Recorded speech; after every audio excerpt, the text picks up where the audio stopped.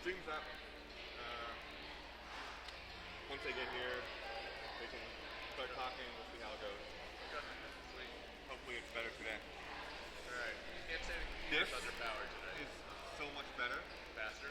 It's just, no, I mean, it's so much faster and easier for you to work with. Yeah. I mean, that's that. I mean, it's not the latest model, but that's a pretty good iPad. I supported the Mastercard at Penn State. We 500. Yeah. Good. I love it. I have the Retina 5K at hookgrip. Okay. I have the Retina 5K, the new version. All right. Happy to go ahead and come forward. We're going to introduce our first session for the second day of the 2015 Spartakiad. Go ahead on up there. Don't be shy. Wrap around the stage there. We've got a lot of people in this session today.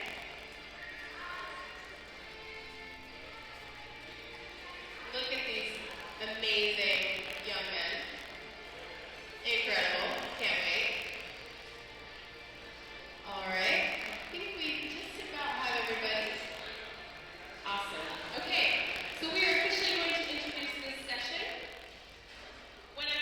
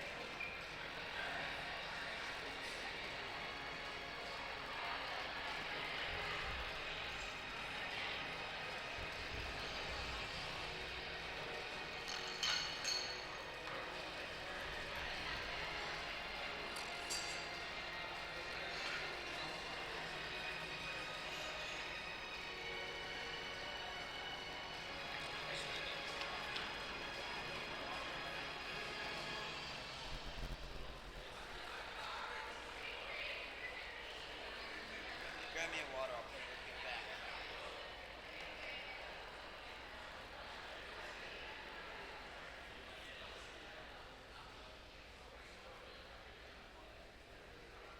It's always nice to find $90 and $10 pile on next pockets.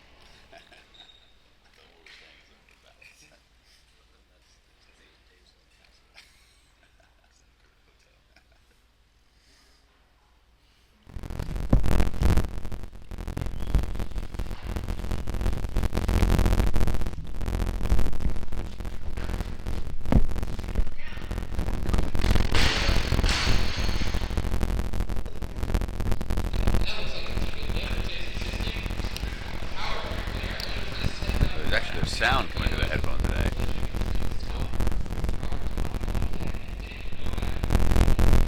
Check 1, 2. I'm getting any sound. Yourself. I'm getting the whole thing. Actually, I need to turn. We turn this headphone down.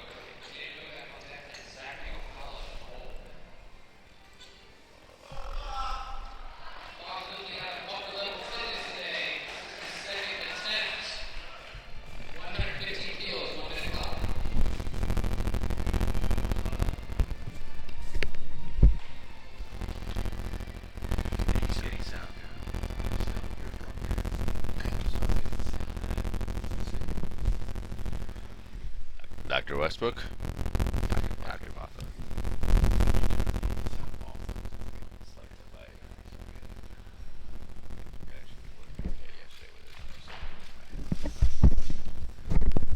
Welcome back to the 2015 hookgrip Spartakiad. We have just arrived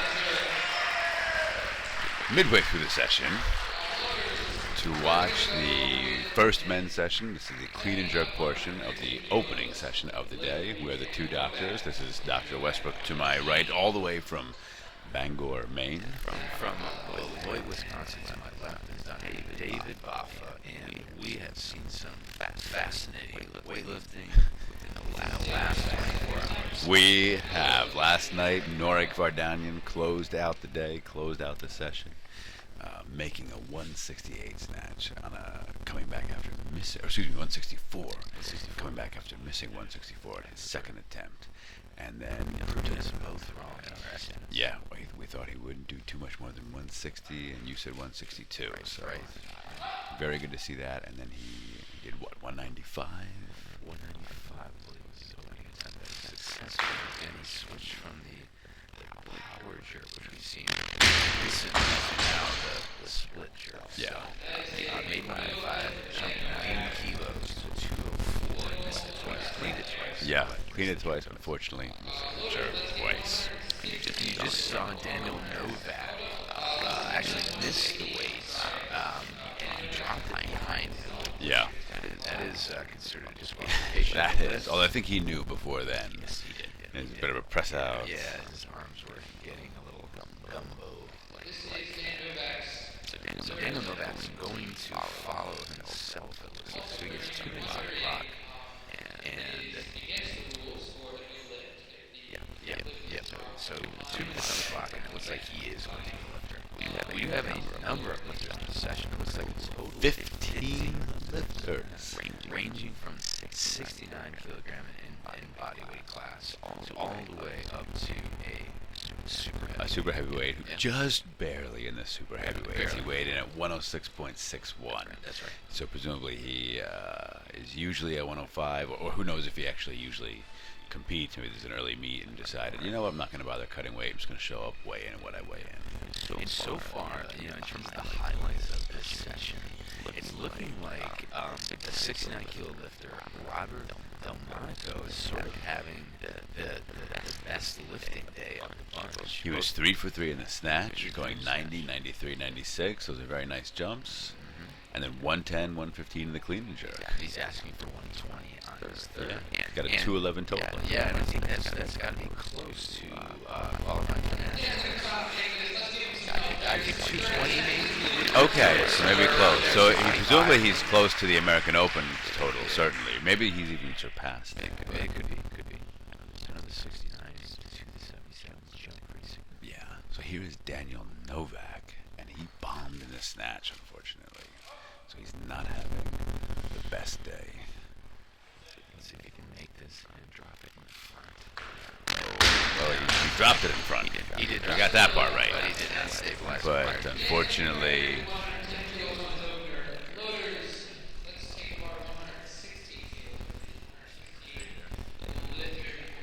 So we've got Zachary Ohala coming up for his first clean and jerk attempt at 116 kilos.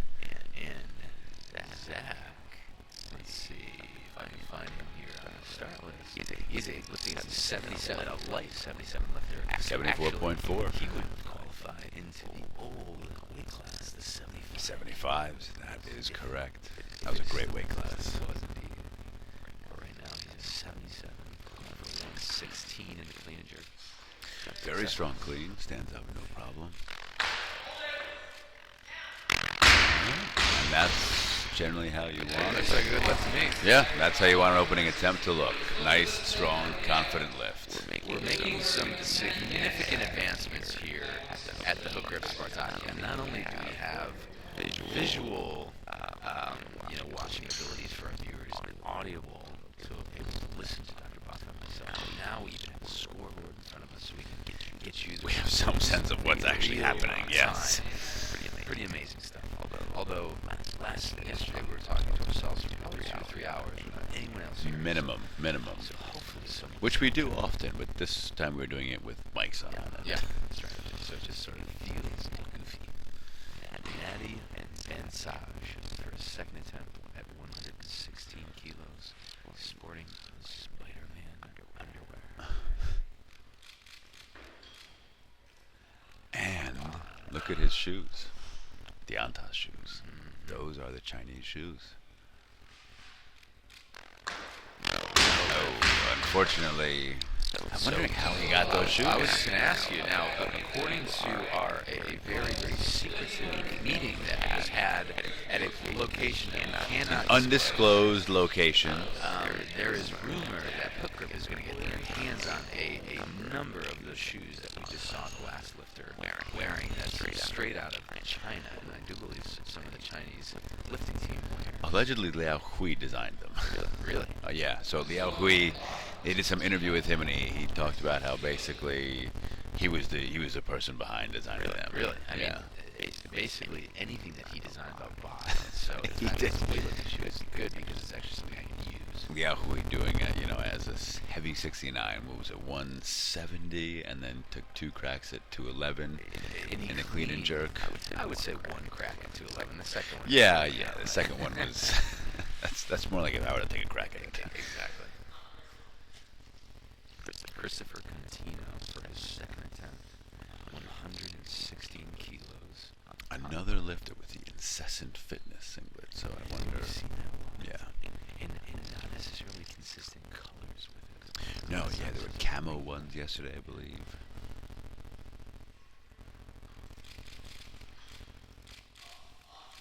Successful in the clean.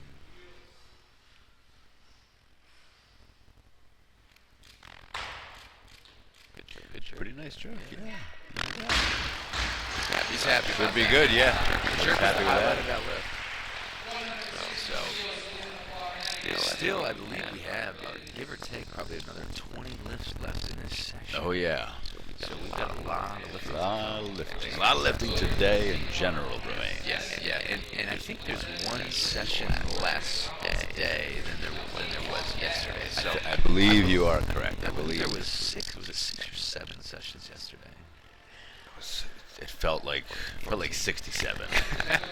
So, but it was 6 or 7, yeah. Yeah, I think it was 6 or 6. And, But and I think today is going to be 5. Of course, with the last session today being the sort of highlight women's session of the weekend. Yeah. With featuring athletes like Jenny Arthur, who's USA's a own world Jenny Arthur, world team member. who will be competing at the Worlds in Houston in just about 6 or 7 weeks. Yeah. So right now, Gordon McDonald, he's coming out for his second attempt at 117. He was only made 1 snatch at 89 kilos, but he was successful at his opening clean and jerk at 111. He's competing as an 85, although he only weighs 79.87. He has the clean. Has the clean.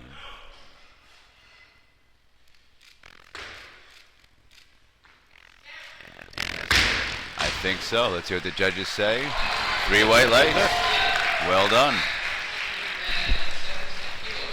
So in all these totals again, just to remind our viewers out there, with the wide variety of weight classes that we're seeing, the reason that they're all sort of piled into the same weight class is because their registered total is within a certain realm. So it looks like it's in the vicinity of around 200 to 200, maybe 10 or 20 kilos. Yeah. There's a few that might be a little less than that. A few may end up being a little more, but that's generally the vicinity that we're at for totals. Let's see. Yeah, I think, although Nick Topfer might end up doing it. Yeah, we might see a 120. Yeah, so he's at 215 right now. Here we have Matthew Parks. Aspire Barbell Club, 118.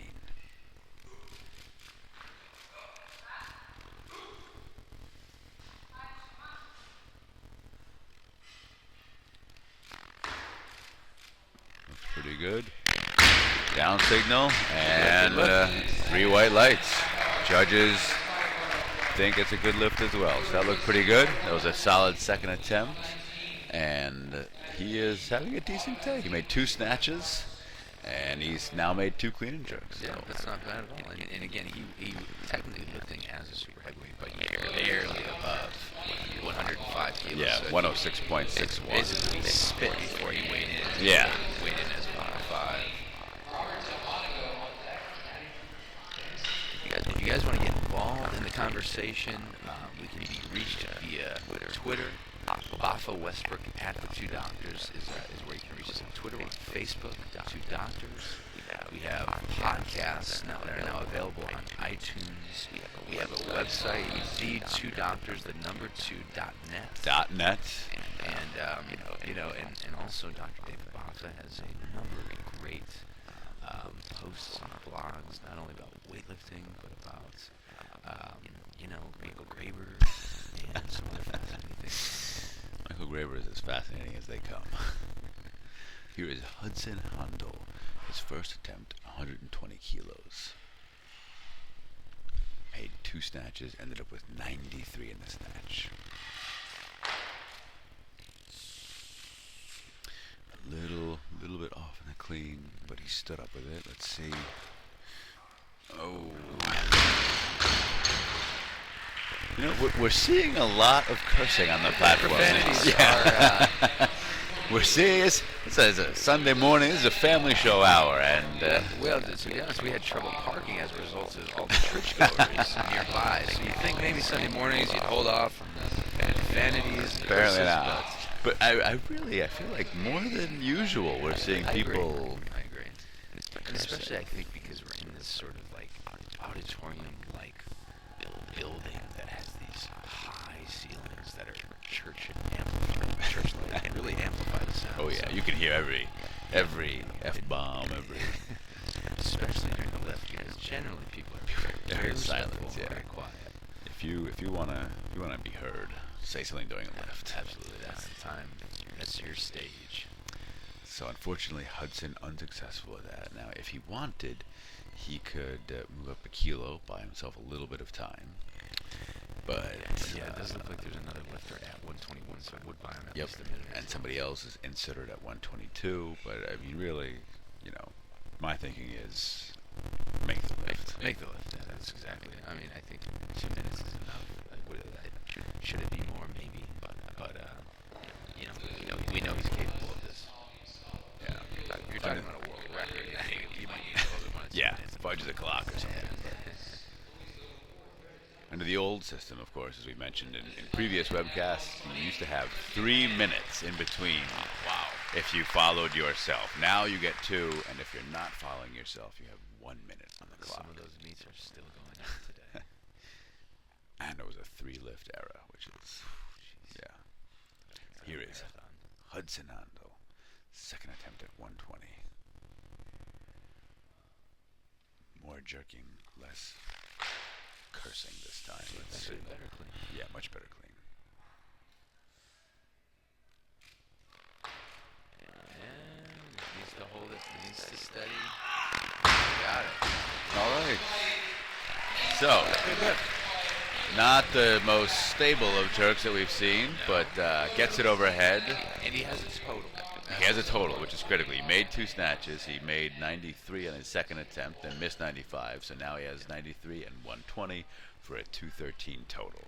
You know what really impresses me about that lift and general lifters who wear glasses while they lift is how do they stay? I have no idea.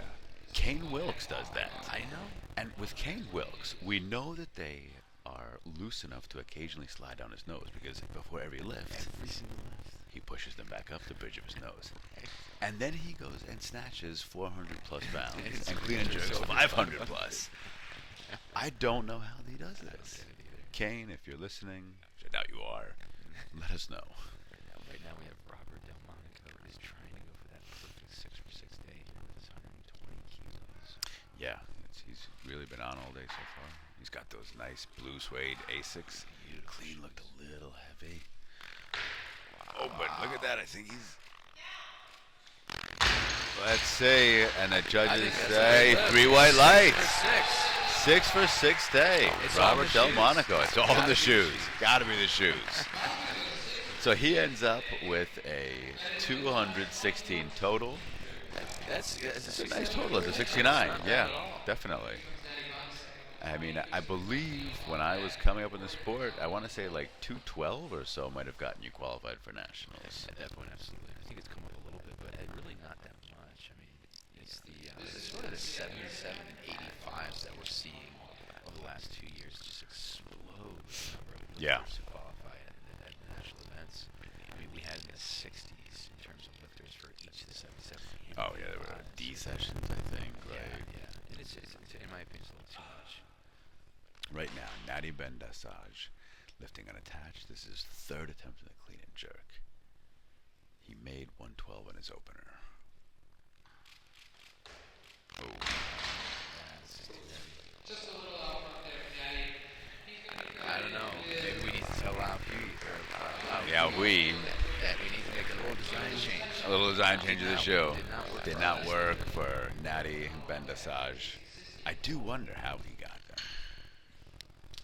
Perhaps we should ask him later on. So right now, we're waiting on Christopher Contino coming out. Yeah, and he's having a good clean and jerk day so far. He's 2 for 2 right now. And he was 2 for 2 in this snatch as well. And it looks like he's decided to take a little bit bigger jump. He went 113 on his first, 116 on his second, so a 3 kilo increase. And now he's taking a 4 kilo increase to 120. 120. And if successful, that'll put him at a 5 for 6 day, which is really Yeah, successful. pretty good. I mean, even 4 for 6s. Yeah. I mean, East Coast. For some of us East Coast guys, yeah. 4 for 6s. It's like a reason to just retire. Say, it's not getting any better. Let's see, he's got plenty of time. Oh, yeah. A clatter of diner plates behind We are us. quite literally, there's a diner on the other side of this hall. It's making me hungry. I'm hungry already. Thank God you got extra bagels.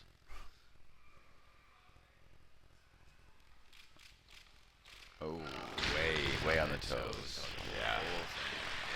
Far on the toes. If you're watching, you saw that, so he caught it. I mean, he pulled on his toes a bit, and then when he caught it on his toes, and the whole body bar unit is shifted way too far forward. Way too far. So, but 4 for 6 day, like we said, not a bad Not day. a bad day at all. And in the distance, I can see David Luke Wearing the old China jacket, the new China jacket. Olympic jacket, from, I know. From 2012. Correct? Oh, that's a nice jacket right there. It absolutely is. And we were to always, I think he has the hoverboard that he's riding. Oh my around God, also. he's He's quite good at it, I'd say. Maybe we should get that for a load. we should get that to walk out to the platform. Save the legs. Absolutely. Save the energy for the lift. So here is Gordon McDonald. This is his 3rd attempt at 120. He made 111, 117, and now he went 20 a little hard. He sort of rounded out off the floor.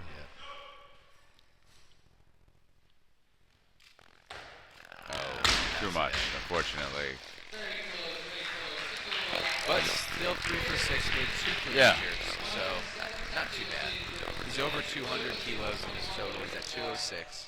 So not a bad day for the 85. And again, he's just barely an 85, just almost 3 kilos above Yeah. a 77 kilo lifter. So next that calls out a 77 kilo lifter, Jason Sisti, lifting unattached, and he was successful. I feel like his snatch progression might be inserted incorrectly. Yeah. Because it says he opened with 77 and then took 95 and then missed 100. Well, it is a local meet. It is a local meet, so you never know. never know. Maybe he opened at body weight and then went to 95. If you were to look at some of James Tatum's earlier meets, a jump like that, He did take big jumps himself, yeah. So maybe. Here he is. He's taking 121. He made 115 on his opener. Nice clean. Yeah, that is. Oh, unfortunately, unable to get the jerk overhead, but he's got one more attempt. And you know, when we talked about the power jerk versus the squat jerk, I mean, technically speaking, it should be the same lift, except for one, you're just sort of dipping lower underneath the bar. So I would recommend if power jerking is your style, you should be able to also squat jerk, even though you might not be doing it. Well, that requires a lot of shoulder flexibility. Absolutely, absolutely. Nicholas Topfer, who was in touch with us yesterday while we were commentating. Yes, he was, yeah. Here he is taking 121. That looks pretty good. Yeah, looks like good. And I think he's wearing a zombie. He's wearing it. Looks like a zombie Zombie singlet. singlet. Now that's the If first time anybody, I've ever seen. oh yeah, if anybody Maybe knows, it's like a Walking Dead type of singlet or something. if you're watching and you know anything about that singlet, let us know. Baffa Westbrook at the Two Doctors on Twitter or on our Facebook page, the Two Doctors. Because Now was it Steven who sent us the correct answer to the trivia question yesterday? Or was that Steven, who's Steven? no? Do you mean Nicholas? I mean, I'm sorry, Nicholas. No, it was somebody else. Maybe whose name was. So yeah. the current trivia question is, who is the lightest lifter to snatch 100 kilos over body weight in history? In international competition. Yeah, in international competition. If you know, send us a message on Facebook, or I think Twitter allows private messaging as well. Yeah. Just so we don't let all our viewers know the answer. Right now, Jason Sisti, third attempt, 121 kilos. Actually, a better clean. Yeah. And better jerk. Let's see. He came back, and a 2-1 majority decision. They give him the lift, so that's a good lift. Absolutely. So we're getting down to just the last, looks like 5 lifts remaining in this That is session. correct. Zachary Ohala has 2 attempts. Nicholas Topfer, Zachary Kaplan, and Matthew Parks each have 1 attempt left. And, you know, we're sort of looking for that above 220 total. And we've got one lifter, Nicholas Topfer, who's already there. And we have a couple other lifters who are trying to get there, it looks like. So next up, we have Zachary Ohala. If successful, we'll get him up to 216 kilos in his total with 1 attempt remaining. So he could be at that 220 or more range if he makes the next couple of lifts.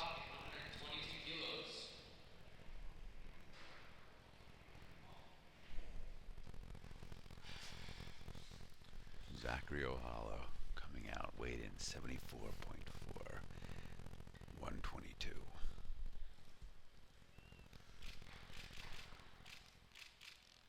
Clean, very solid. Yeah, very solid. Oh. Threw the jerk out front, unfortunately. But he's got one more attempt. He does have one more attempt. Had a rough day in the snatch, only made 1 attempt, 94 kilos. So hopefully he can come back get another clean and jerk and finish with a 50% day, which is Yeah, which, depending on where you're from, that's gonna be very that could be a great day. Yeah. So right now, Zach Kaplan is the lifter. He is coming out, lifting for MASH Elite, also taking the same weight, 122 kilos. Now, during your career as a weightlifter, were you ever kind of weighing in light in a weight class? Were you always just right next to the brink? There were a few times I weighed in light, Really? oddly enough. Yeah, so let's watch Zach, and we'll see how he does and get back to that. Third and final attempt for Zach. 122 kilos on the bar. Struggle with the clean, but Yeah. successful. No. No. Unfortunately, no lift for him. But to get back to your question, so there were a couple national, well, maybe not a couple. There was one. Actually, where I had my best national total, although not my best placement, but 2007 Nationals in Schaumburg, Illinois. I was sick beforehand Really? and could not eat for like a week or something, and lost a bunch of weight and weighed in. That was my lightest weighing in at a national meet, and I was like 74 or 75. Wow. Yeah. So, but that was the only time. It's hard to I believe. mean, there were some local meets where I might have been, and there were a couple of times where I lifted as an 85, and I was only like 82. But Yeah, sure. Matthew Parks right now, Aspire Barbell Club. That same 122 kilos in the bar.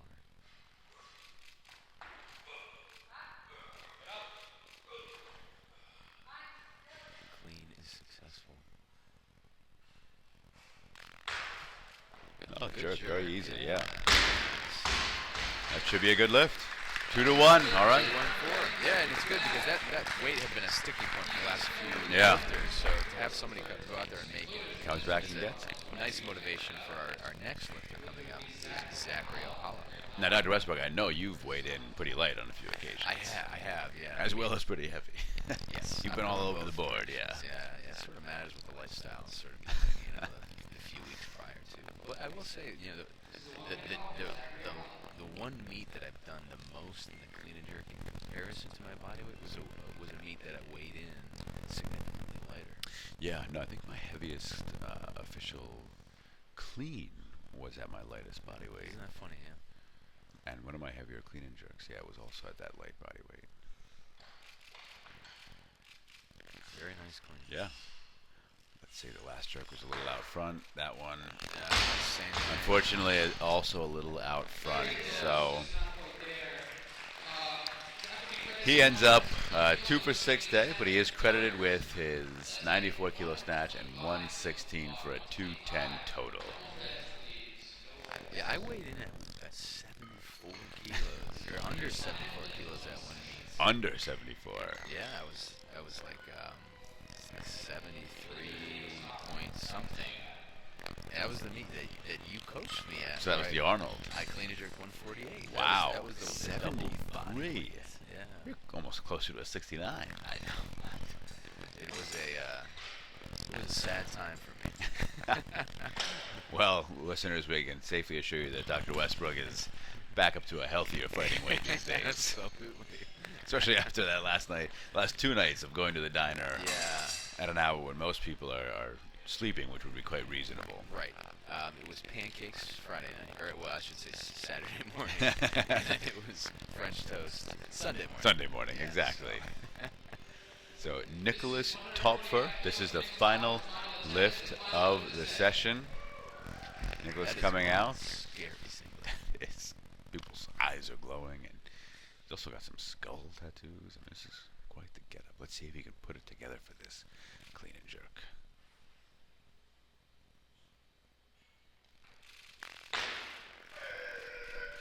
All Makes it right, clean. makes it clean. Oh, I think he does. Yeah, Let's got it. see. His coach is happy. He makes that lift. So 6 for 6 day for Nick Topfer. Yeah. Congratulations. Well done on his part.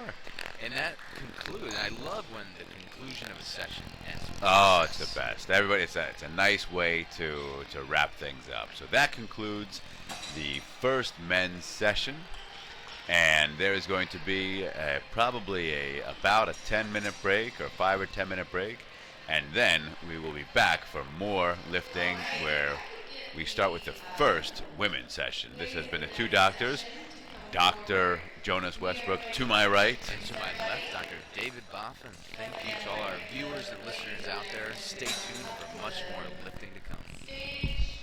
We will introduce you and we'll give you that 5-minute call. Step around up. Step on up, Jeff. Any word from you? Don't waste any time. Stay lovely. How beautiful they are. Wow.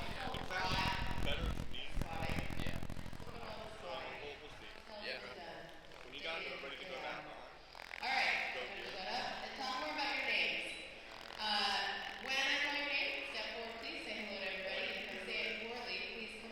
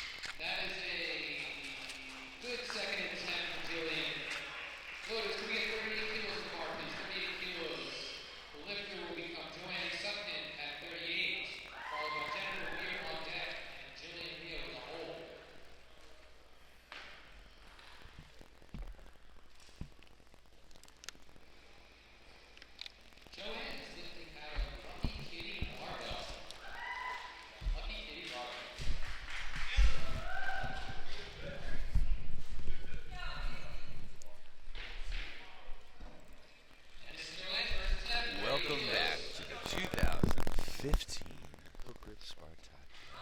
We are the two doctors. I'm joined to my left, all the way from Beloit, Wisconsin, Dr. David Alpha. And to my right, the esteemed Dr. Jonas Westbrook, and we are watching the first women's session of today with Joanne Sutkin right now, making her opening snatch attempt at 38 kilos. She's representing Lucky Kitty Barbell. Lucky Kitty Barbell Yes. of David Look fame. David, absolutely. That's exactly right. What I'm loving so far is that there's been 3 lists and 3 makes. 3 makes, exactly. That's how the way every you want to session see. should start. Yeah. So the first lifter to go was Jillian Leo, and she made 35 and 37. Then Joanne Sutkin came out and made 38. This calls out now another lifter from Aspire Barbell, Jennifer Weir, and she is asking for 38 kilos. Those of you watching, we have a range of athletes from the 53 kilo class, which is the second lightest, up to the women's 75 plus class. And this is Jennifer Weir's first attempt.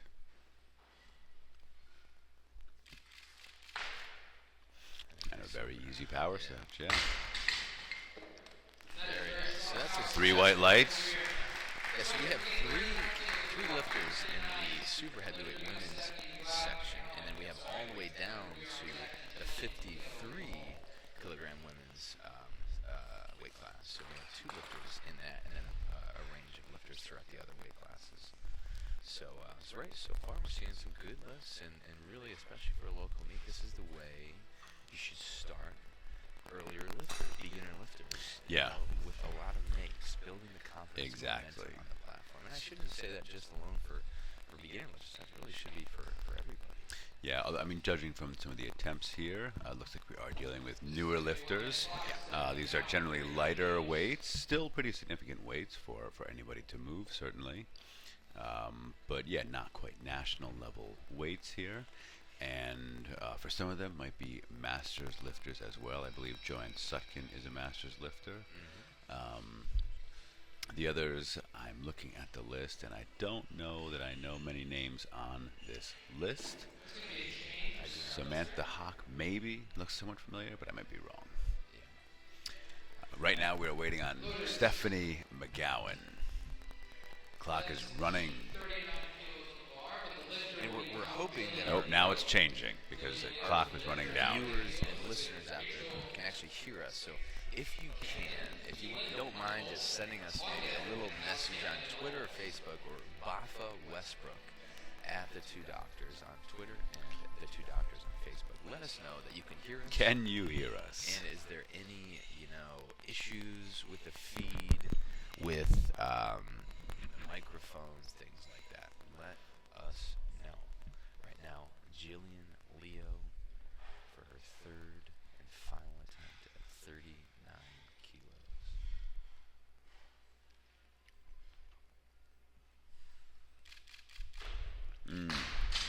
Unfortunately, a little heavy for her, but had a pretty good day. She's a 58 kilo lifter, went 35, 37, and then took a crack at, what looked to be maybe near her best or something. A heavier attempt for her, so well done on that front.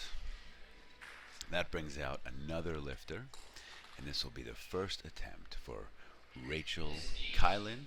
She is our lightest competitor. Oh, no, excuse me. She is our second lightest competitor in the 53 kilo class. She weighed in at 52.96, just under that 53 kilo limit. And now we're putting on the green plates, the 10 kilo plates, which means we're at, since it's a women's bar, we're at 40 kilograms in the snatch. And Rachel is out of the weightlifting academy. Which, do you know where that is? That? I have no idea. I've heard the name a number of times. And who knows? Maybe there's more than one weightlifting academy out there. Maybe there's a whole series of academies. Rachel Kylan, opening attempt. The second lightest lifter in this session. Very dynamic. Looks to be a good I lift. think that's a good lift. She gets 3 white lights. Yeah, very dynamic. Kind of brings in a little aggressive hip contact, a little swing there maybe, but bit, yeah. nice, explosive, and dynamic lifting, aggressive lifting all the way through. It's sparkly. And If you very notice on sparkly. Her singlets, very sparkly. Some perhaps diamonds on that. I've never seen a singlet like that. I don't know. I'm always curious. Where do many of these singlets come from? I mean, We're seeing zombie singlets. we saw a zombie singlet on Nick Tupfer in the last session. Glitter in this session. This is actually a singlet I own myself right now, so I know where this comes from. This is Ali Scanlon coming out. This is her opening attempt, 40 kilos. Little jump forward, but looks like to be I think so. a good lift. Yeah. So she gets 3 white lights. Good opening attempt for her. She is from Broom Hall Barbell Club, and she is a 63 kilo lifter, weighed in at 62.33. And we have 12 lifters total in this session. So good size session. Which is a good size. About- I think that's the appropriate amount. A dozen or less. Yeah, is no, where I wanna exactly. see. Dozen is like the good upper ceiling, because a dozen is not, it's not out of hand. You can still manage it. I mean, 15-person sessions start to get a little, it's a lot of 15 waiting. 15's a lot because, I mean, obviously everyone has 3 attempts. 15 times 3 is 45. Yeah. Which that's, if everything runs perfectly smooth, that's 45 minutes. But really, you're probably close to an hour and 15. Samantha Hawk's opening attempt. Almost loses it behind. 40 kilos, let's see. Oh, and the collar has fallen apart on the one side, unfortunately. Did it pop off? So the part that you use to screw in the collar, again, this is the problem with those Alico training collars. Right. And it's really a simple fix. Just make the thread Make the thread longer. so you have to turn Or- it maybe another rotation. Exactly. Or build them with, so that Loctite is part of the assembly process. Yeah, absolutely. That would solve the problem. So. You know, that really, But again, I mean, in defense of the collars, they are taking on a lot of they vibrational. are. But that's their job. That is their That's job. their job. So here is Jessica Schultz. She is coming out. Also Aspire Barbell Club, and she is asking for 41 kilos. Let's see if she can put this overhead. That looked pretty easy. Let's see if she needs to. Easy left. Very nicely done. And that is a good lift. Yeah. She is successful on her opening attempt. And all makes on the opening attempts. which I- Everybody's so far. opening attempt has been a make. That is correct. In fact, we've only seen one miss. Now, Dr. Westbrook, when we've said this in the past, we've jinxed ourselves. Things can change. Things suddenly go south. But let's hope to see. Again, like you said, this is for newer lifters and really lifters at all stages. Made lifts are better than missed lifts, It's just which more fun it for sounds everybody. basic, but I think it bears repeating sometimes. Sometimes I feel like John Madden. It's like, if you put the football through the field goal, you get 3 points.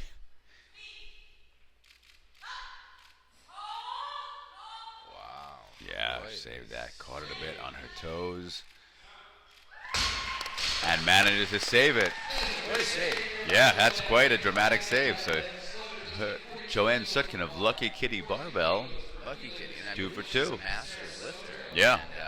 And tell you what, I mean, making a save like that, and I'm not even a master yet, would destroy me. No, I wouldn't risk that.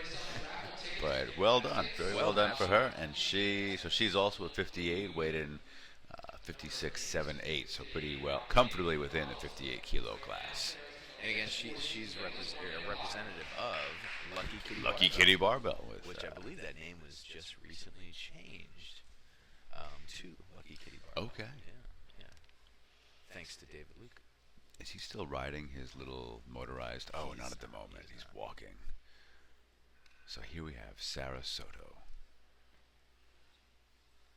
Her first attempt, 42 kilos. That looked pretty good. lift. Yeah. There's a video now that's all over the internet of David Luke using his hoverboard, whatever you call that, around the platform. Unfortunately, it doesn't have epic music, and it's not in slow motion. It should have epic music, and it should be in slow motion. But it's on there. So check out the hookgrip Facebook page or website, and I'm sure you can find it very quickly. I love. We're seeing a ton of green on this scoreboard, and I am Only been loving one miss so far. it. And it's a third attempt miss, Which is, yeah, that's where you want to miss, to be honest. So Jennifer Weir coming out for her second attempt. She is a Spire barbell. She was successful on her opener at 38 kilos, and now she has asked for 42 kilos.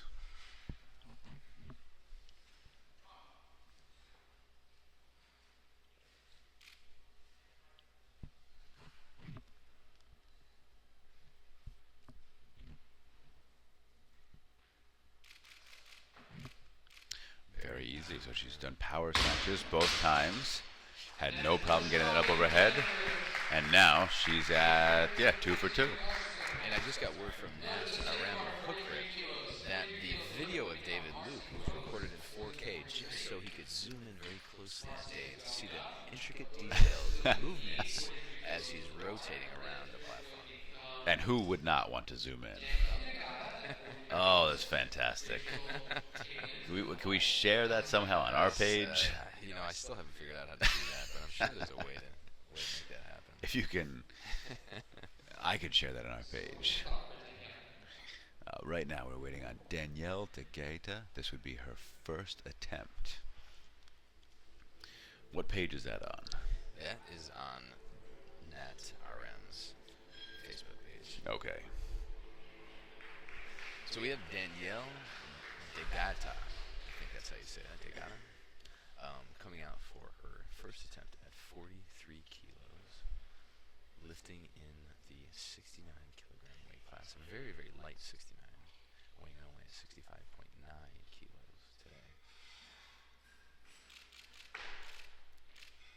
Ooh, saves it. Yes, I sort think of has that Yuri Vardanian. Yeah, the bar out front a little bit. Yeah. But she was able to stabilize it, or it was light enough where she could kind of control it in a way that allowed her to make a lift. So I've got the video here, but I haven't figured out how to share it via the page. Yeah. My personal. Yeah, we are not as tech savvy as you would like for two people who spend a lot of time on a tech-based medium. Exactly. Rachel Keelan, second attempt, 43 kilos, and she had a really nice opener with 40, so I suspect she's going to make this. Yeah, really easy. Good lift. Yeah, so she's 2 for 2. She looks good. She looks good for a lot more, to be honest. Yeah, I would agree. So I think she can take at least another 3 kilo jump, maybe even more. Again, we're looking at a great board right now. I'm excited about good lifting. Tons of makes all over the lifter place. just coming in and hitting these weights. I love it. And of course, now we have Allie Scanlon coming out for her second attempt, also at 43 kilos. So She weighed in as a 63 kilogram weightlifter.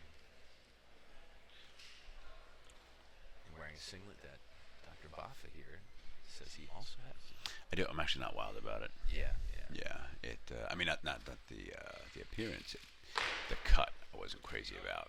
Ooh, she's fighting for it. Come on, Allie. All right, let's see what the judges say. Good lift, 3 white lights. It doesn't seem to have the little extra aesthetic component that a lot of the Adidas weightlifting singlets have traditionally had, like the sort of inward cut, the stitching down the center. There's a few things that are sort of missing on that, but it is a basic, probably a decent training singlet. It's not a bad training singlet, but it wasn't. Again, the really great Adidas singlets have that anatomical cut that just fit a little better, a little extra details. But that's just personal preference on fit. I think. I mean, Adidas makes great singlets. Oh yeah, Samantha Hawk, 43 kilos for her second attempt. Oh, no, she missed. Unfortunately. Only the second miss. Yeah, that's pretty good. Now, speaking of singlets, Dr. Boff and myself were able to look at some secret prototypes of singlets that are going to be coming out at some point at an undisclosed time in the near future that will be sold by hookgrip. That there's a lot of detail into the stitching, the fabric type, the cuts. So it's going to be a very, very good alternative to some of the Nike. I'm looking forward to that being available. Yeah, I agree. Lucky Kitty barbell member Joanne Sutton So she made her opener at 38, made her second at 41. really had to fight for this. Yeah, has now elected for 43 on her third and final. Unfortunately, a little too heavy. But again, we'd rather see the misses come at the back end of the attempts. You make one that you know you're going to make. You make one that's sort of maybe a heavy training weight, or maybe just a little bit more than a heavy training weight, and then you go for something really big. Exactly. She went for it. She went for it, and that's okay. I'm okay with exactly. A third attempt is, it's there for PRs and for those aggressive attempts. Assuming you don't need placement or Right, of course. Positioning or something like that. And we're sort of assuming that at a local meet like this, most of these lifters are basically lifting against themselves. And going, Exactly, trying to yeah. make their own PRs and personal bests. So now let's see. Danielle DeGaida. Second attempt at 44 kilos. She's elected to move up 1 kilo, so made 43 on her opener. I think she kept it a little out in front on the first one. Oh. Yeah. That 1 kilo proved to be just a little too much. Yeah. It's moving off the floor very quickly. Yeah, keep in mind too. So a movement from 43 to 44 is only 1 kilo, but let's say you multiply that by 3, so 143 would automatically turn into 129. So 129 to 132 wouldn't be that outrageous of a jump. So percentage-wise, it's actually that would be the equivalent of moving from 129 to 132. Yeah. As a percentage, I mean, it's a little over 2%, right? Yeah, So not unheard of in the sort of weightlifting jumps we're used to. So that 1 kilo can make a difference. And again, it's moving well off the floor. Just that second pull, the finishing an aggressive punch out overhead is where it seems to be lacking. She seems to be waiting to receive it rather than aggressively. Yeah. Trying to get under the bar. Looks like she's conferring with potentially her coach right now. They seem to be discussing the idea of finishing. 2 coaches maybe. It's tough to tell. Although right now I know that she's standing while waiting, and I feel like my athletes to say, sit down, save the legs, sit down. That's really the first thing, and really not even just the legs, but like the joints. Everything. Why stand there for 2 minutes? Standing is terrible. For Yeah. you. It really is. Sit down. Relax. Enjoy yourself. Jacqueline Stillwell. So they have elected to change. It looks like Danielle will be going up to 45, which brings out a new lifter who we have not seen before. Jacqueline Stillwell, our lightest lifter in the competition, weighed in at 52.16 in the 53 kilo class. From Novum Barbell, which we've seen that team at least once. We have seen Novum Barbell yesterday, a few lifters, I think. And I think that the lifter that we saw yesterday with the Novum Barbell, or representing Novum Barbell, had a lion on her sleeve. Really? Yeah. This is going to be a 1-minute clock for Jack Stillwell. Or maybe it was a tiger. Maybe a tiger. So One of the here's big cats. Yes, One of the big Felidae. So Jacqueline Stillwell, opening attempt, 45 kilograms. Oh, wow, very easy. Beautiful power snatch. And that looked pretty solid as an opener. That's the way you want an opener to look. I still recommend that these lifters don't sit there and wait for the white lights. Assume white lights. Yeah. Enjoy Celebrate yourself. afterward. March off, slap high fives to your coach.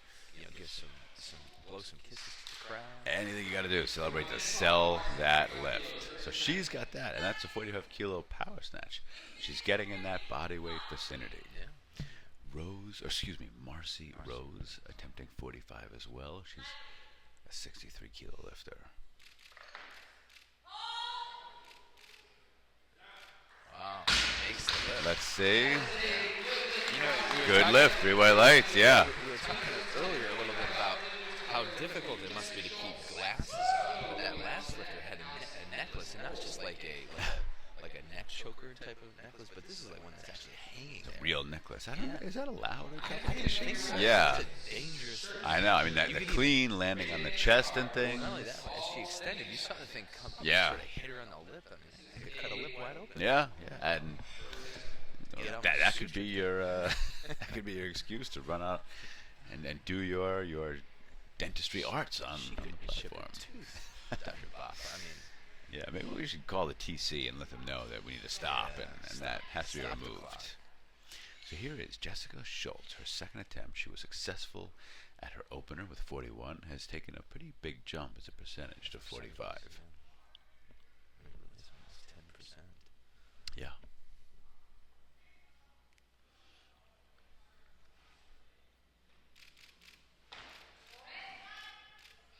And it proves to be Yeah, a good choice. that looks pretty good.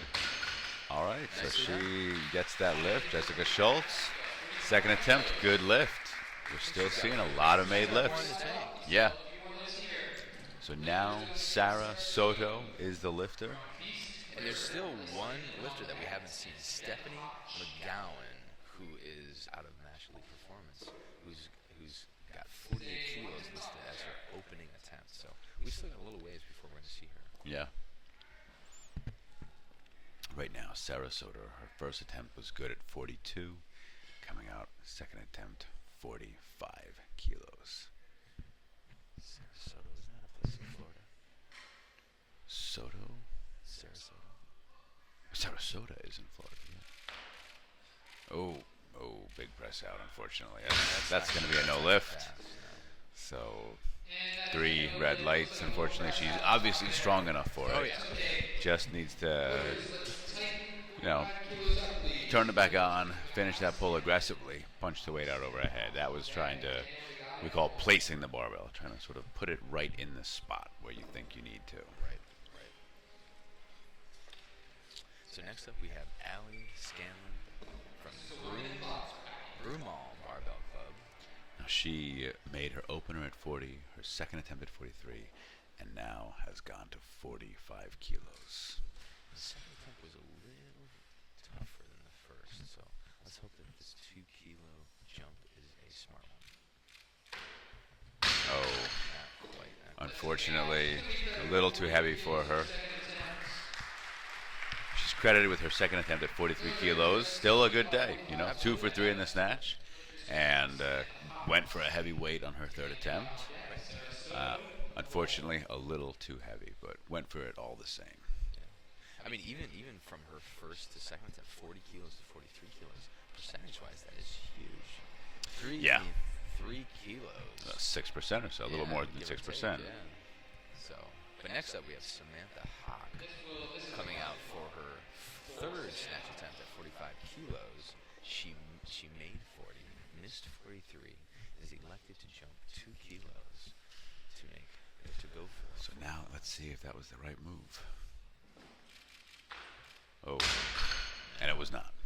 It was not. It was not the right move. Probably should have stuck with 43. Yeah, should have stuck with 42, 43. Make the lift. Doesn't look heavy, but she was rounded off the floor and ended up in kind of a big loop and leaving the bar out front, not the sort of bar path you want. Exactly. So, but she's credited with her opening attempt at 40 kilos. And then next up we have Danielle DeGata, who basically missed 44 and is similarly elected to go up, but only went up 1 kilo. So she went 43 on her opener, which she made. 44 she missed, and now she's saying, I'm going to take 45 and I'm going to try to hit it.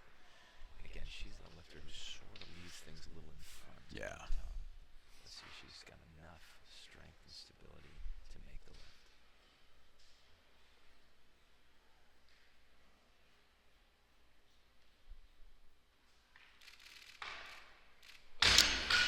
She's strong enough, she's fast enough. She is. The position, leaves that bar way out front. Really looks like she's trying to catch it like Yurick Vardanyan, like you said. Yeah, With the shoulder.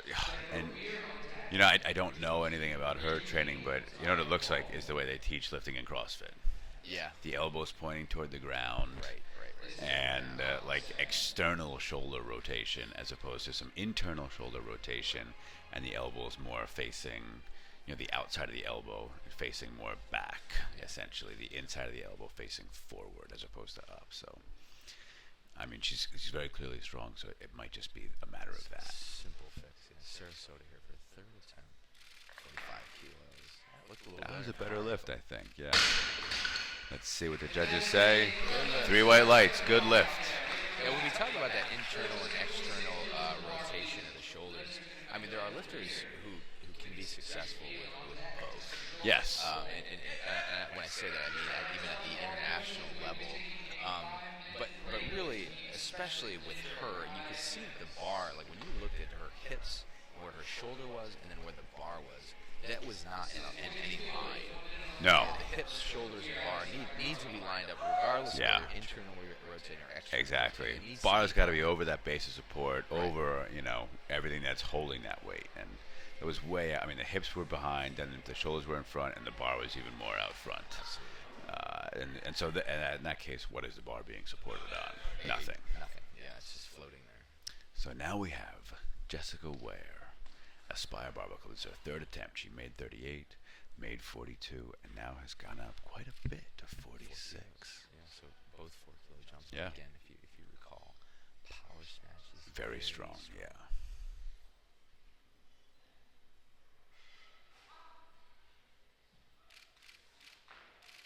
Yeah, and another pretty easy I lift. think so. Yeah. Let's see what they say. Yeah, 3 white lights. So she has a 3 for 3 day. Very nice. that's great. So we're looking like 1, 2, 3, 4, 5. We got 8 lifts remaining in the snatch phase of this session. So we're getting to some a little bit And we're bigger still weights. waiting on one lifter to open up. That's right. We've seen everybody except Stephanie McGowan. Who's looking at the 69 kilo lifter, but right now Rachel, who's really been one of the most impressive lifters out of this session, is taking her final attempt at 46. She's probably moving the fastest of anyone we've seen in this session. Yeah. Trying to adjust the barbell where it is. You can see that it's sort of rolling around a little bit. Oh, and that looks like a good lift too. Yeah. Nicely done. So Rachel Keelan, third attempt. Third attempt, 3 for 3. Made lift 3 for 3. She was so fast I couldn't see the transition, but it could just be a result of those glittering sparkles That's just blinding. a lot of glitter on the singlet. And again, I don't know where that's from. I've not seen that brand. She may have made it. She may have, yeah. Now I know that people are getting involved in custom singlet design and making. Yeah, Heather Sneeden and the Glamlet. There's a lifter out of California, Stephanie Cohen, who will make singlets to order, essentially. Oh, is that right? Yeah. Jessica Schultz, Aspire Barbell Club, her third and final attempt. Smells like the chef's behind us are having a cigarette. Yes, it does. It smells like a cigarette is on his cigarette break. That is powerful. Yes, it is. Jessica Schultz, third and final attempt. A 1 kilo increase from her last attempt. Oh, Proves to be too much. unfortunately, a little bit too much, but a close attempt. By the way, somebody just walked into the room carrying a puppy, and so unfortunately you cannot see the puppy right now. And those of you watching at home unless the puppy starts running around on the platform, probably are not going to see the puppy either. But it is worth noting it is an adorable puppy. Is it? What did you catch the breed? I could not. The breed might have been. It was a mix of adorable and heartbreakingly cute. but more specific, I can't say, to be honest. Well, that's okay. So right now, waiting on Stephanie McGowan. This is a lifter we have not seen yet. First attempt for her, 48 kilos.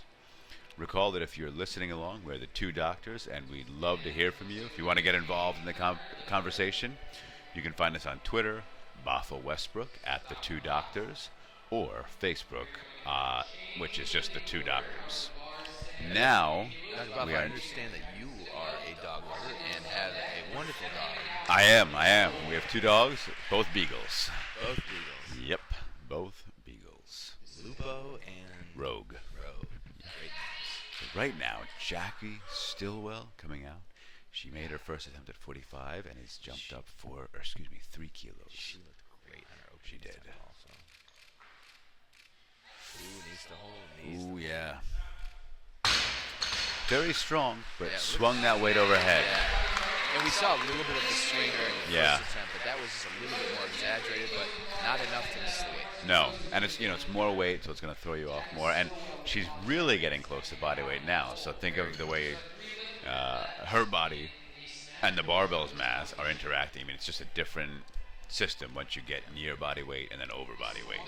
Yeah, that's the body weight snatch is like one of those really sort of big accomplishments. Oh yeah, definitely. Beginning weightlifting.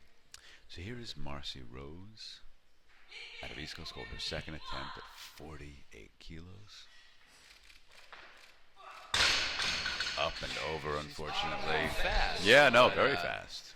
I think she just needs to tighten up during that pull. I think she's almost trying to sneak under the bar. Kind of sneak under it, and we were talking about torso angle yesterday. The torso angle is changing pretty dramatically. She's not keeping that upright torso that we like to see. Might just be a mobility issue or strength issue. But yeah, it looked like trying to sneak under. So she will have a 2-minute clock. She stays the lifter because Stephanie McGowan of Mash Elite Performance has elected to move up 4 kilos from her opening declaration of 48. Going well in the back. You would hope so. Yes. So 5 lifts total. Right now, Marcy Rose. You can tell she's sort of getting geared up. So the hope is that she can stabilize her technique a little bit. That's really what's going to help her. Oh, nope. Good attempt. We've got 2 lifters remaining.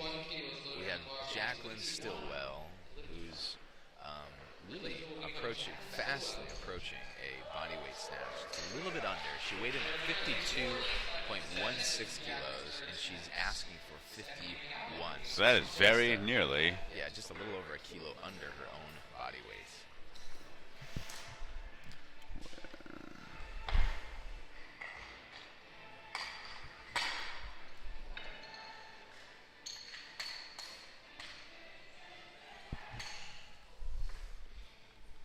So we are now switching plates. We're going to 51 kilos, which for the women's bar means bringing out the big yellow plates and a very small, the half-kilo plate on either side. The women's bar, for those of you watching, weighs 15 kilos plus 2.5 kilos per collar. So the total bar and collar weight is 20 kilos. 51 kilos. Jackie Stillwell, third attempt. Oh, look at that big smile. She is happy. The judges are happy too. That was the best one. Yeah, I thought it looked better than all the other lifts. Absolutely. And that is very nearly a bodyweight snatch. Very impressive. Very, very impressive. So we have only one lifter remaining. Stephanie McGowan is coming up here for her opening attempt at 52 kilos. Now she weighed in at 66.98 kilos, so just barely under 67. So she's well under the class limits. She's going to be following herself.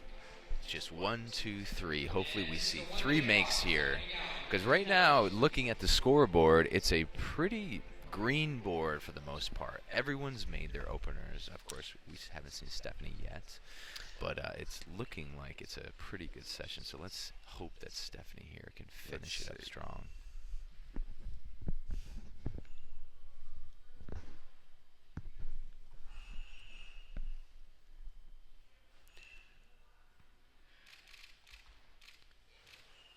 Looks like she's got it. She needs to hold it. A little bit of an elbow movement there. Just a little bit. Yeah, hard to tell And just the how much. judges say, good lift. All right. Okay, so she gets it. So that means every single opening attempt was a made lift.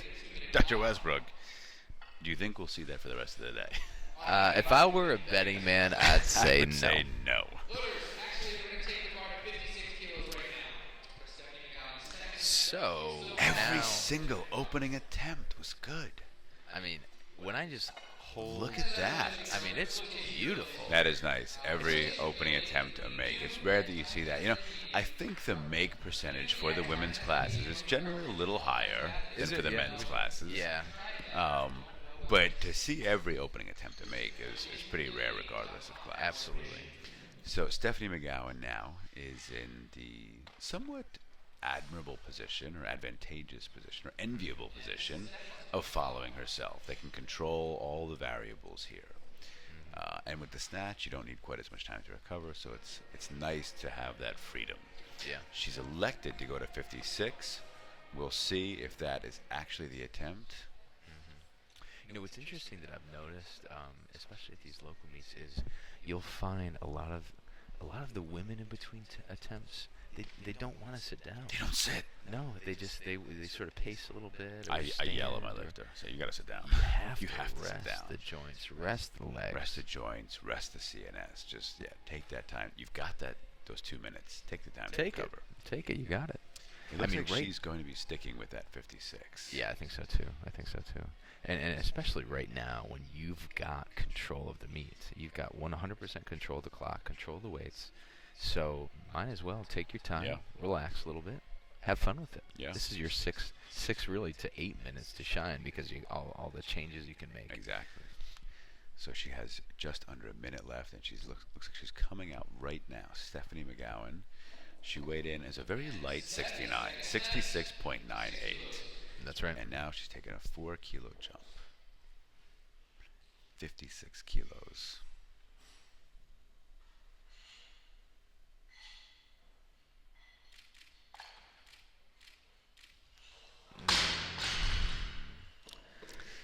Very strong, aggressive, but very bit of a swing. A little torso, swing. as you have been saying, leaning forward. Yep. Was not very upright, and the bar drifted forward. Very hard to recover from that. Yeah, that's right. I mean, I would assume that she'll stick with this weight because, again, she's the only lifter remaining. So even if she increases the weight, It's not going to buy her a lot of time. It's not going to buy her a lot of time. I don't think she needs the time. Just No, needs no. a little correction. In my opinion, 2 minutes, a 2-minute clock when you're following yourself in the snatch is more than adequate amount of time. Clean and jerk is sort of a different story. Clean and jerk, but you want like 20 minutes. absolutely. Let me Clean tell you, and jerk wipes you out. It's I mean, really you gotta- 3 lifts in one. You lift it to your hips, then you gotta pull it. You gotta then front you squat gotta catch it, it, then yeah, front squat it, no then you gotta way. reset, and you gotta jerk, you recover. I mean, it goes on Oh, it and just doesn't on. end. Yeah. So yeah, 2 minutes is just not enough. But for the snatch, 2 minutes. I mean, it was that training day you and I talk about where every minute on the minute we're doing a snatch. That was one of the best snatch days you've ever had. It is 120. I hit that day, and that's the most I've ever snatched. So there's something to be said for that kind of rhythm as you go through the snatch. Now, Stephanie McGowan, it looks like she is sticking with 56, the smart move. Smart move. And if you notice now, she's sitting down. There we go. That So, could be the that difference. Could be the difference. Oh, she's back up. Now she's standing. Come on, coach. Where are you? Yelling at her. Sit down. Save the legs. Right. My coach would have tripped me into a chair. There's no way that would have stood. Yeah. There was a meet once where Dennis Reno was warming me up, and I was sort of doing the same thing, sort of pacing back and forth. He said, just sit down. And even when I was sitting, my left leg was sort of, bouncing back Twitching a and forth. little bit. Yeah, and he takes his hand and just slaps me. Slaps my knees. Calm down. But that's important. Those It are is very little important, things yeah. that, especially if you don't have Oh, a wait. coach. We spoke too soon.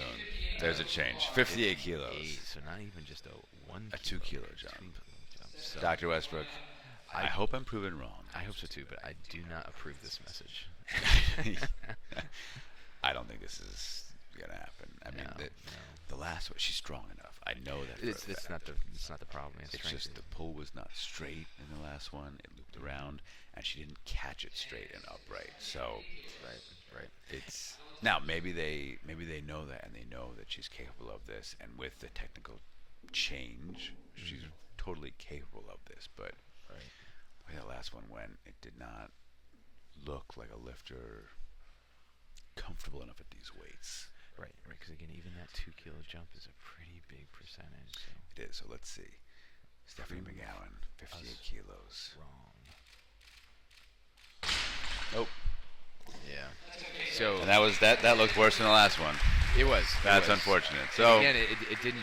I mean, the time it took those loaders to put that weight on was you a saved few yourself. No, and seconds. she didn't need the time. She didn't need no, the time. Yeah. So just make the lift. I mean, a 2 for 3 day is so much better than a 1 for 3 day. Yeah. Yeah. So Well, that rounds out the snatch session of this segment of the day. We have a 5-minute break, and then we'll be back for the clean and jerks. We're going to take a quick break right now. Those of you listening along, we're the two doctors. Dr. Jonas Westbrook to my right. and to my left, Dr. David Baffa. We've got 4 minutes and 40 seconds until the clean and jerk session starts. So get back to us, join in, and we will see you all soon.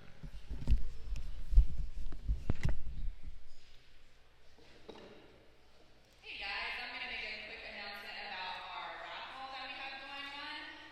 If you take a look up at the front desk, we're selling raffle tickets. The more tickets you buy, the cheaper the price. And the raffle includes gift baskets with some Caffeine Kilos coffee, foam rollers, blender bottles, an Unbroken Designs wig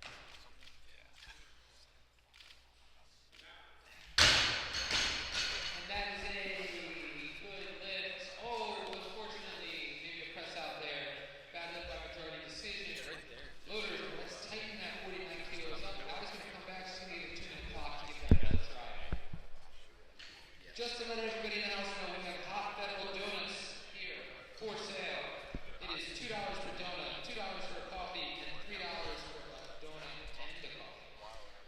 You save $1. You get both. This is going to be Allie's second attempt, 2-minute clock, 48 kilos, 49 kilos. I'm sorry.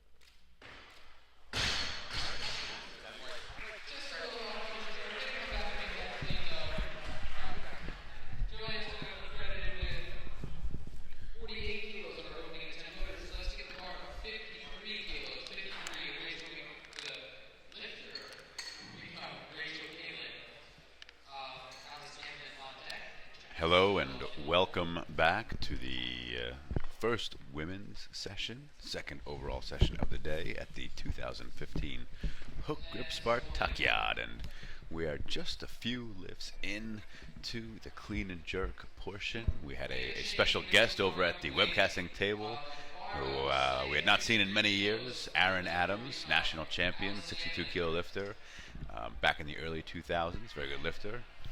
Catching up, he might be visiting later for a guest appearance, and now we are going to watch Rachel Kalin on her second attempt at 53 kilos. We're the two doctors. I am joined by Dr. Jonas Westbrook to my right. And to my left, Dr. David Boffa from Beloit, Wisconsin, catching up with an old New Jersey friend. An old New Jersey friend, exactly. Sounds like a lot of stories could be materialized. Better left off the air. Some things better left off the air. Well, when he many started stories. to describe some of these stories and talking about things that he could bring up at the podcast, this may not be appropriate for a public family forum. show. Yes. Right now, Allie Scanlon is in fact the lifter, and she was unsuccessful on her opener at 49, then took 50, and now she made 50, has made the jump to 53 kilos. Let's see if she can make this. No jerk. So unfortunately only credited with her second attempt at 50 kilos in the clean and jerk. So unfortunately, or fortunately, we saw every lifter make their opening attempt in the snatch, but we're seeing now an unsuccessful opener. Not a great clean and jerk session to start us off. We have 3 made attempts and 4 missed attempts, so Dr. the Westbrook. majority of lifts have been missed in the clean and jerk so far. Not Still early. And really, the highlight men's session last night was sort of a bloodbath. Oh my God. Misses. But right now we have Rachel Keelan, who is actually having a perfect day so far. 4 for 4, made 50, and is now at 54 kilos. Yeah, and she is very powerful. Very easy power clean.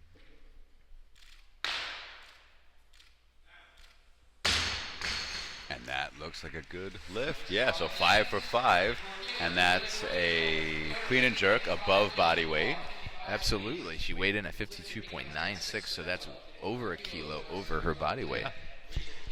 If you are listening and would like to join in the conversation, if you are following a lifter, watching a friend or family member and supporting them, let us know. You can find us on our Facebook page, The Two Doctors, and you can find us on Twitter, at The Two Doctors. The name is Boffa Westbrook, and if you want to listen to some more of our talking, you can check out our podcast, which is available on SoundCloud, on iTunes, and on our website, the2doctors.net. That's the two doctors with the number 2. So right now, Jackie Stillwell, opening attempt at 55.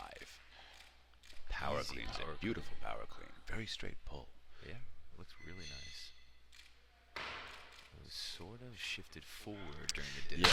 Yeah. So the good lift. The power clean was very straight. A really close pull. Kept like Dennis Reno says, those thumbs along the body, the duration of the pull. But then that jerk, like you mentioned, everything shifted forward a little bit. Yeah. So right from the descent of the dip. yeah, the initial dip, everything forward. drifted forward. But obviously, it's a very light weight for her, and she's probably capable of much more. Oh, yeah, especially yeah. if she refines some of those little technique fundamentals. Right we seeing now. donuts in front of us. Whoa, right now? there are donuts being passed around. Hold on a moment.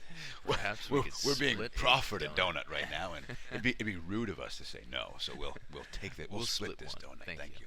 We have a Right napkin now. though. Where the loaders just gave us a donut. Jillian Leo, first attempt, 56 kilos. This donut looks delicious. It's warm. Successful clean, and that looks like a successful jerk. These donuts, I can attest, are delicious, Dr. Westbrook. Oh my goodness. I will have to find out for myself. You think these are from the diner? I don't know. Where are these donuts from? They're fantastic. They're not a sponsor necessarily, but I feel like they deserve a quick shout out. Oh my goodness. Is that not good or what? That is fantastic. Ladies and gentlemen, if there were a way to convey through the magic of audio how good these donuts were, we would be sending you them right now. They're really fantastic. If you're in the Philly area, first, come and check out the hookgrip Spartakiad. Obviously, secondly, get some donuts. And third, bring us another donut.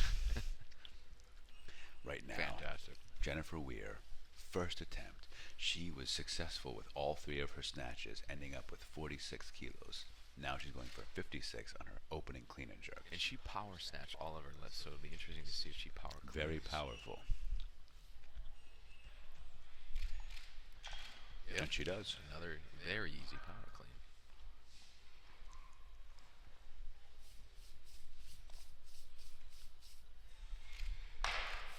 And an easy jerk. Easy jerk. That's a nice opening attempt. Yeah.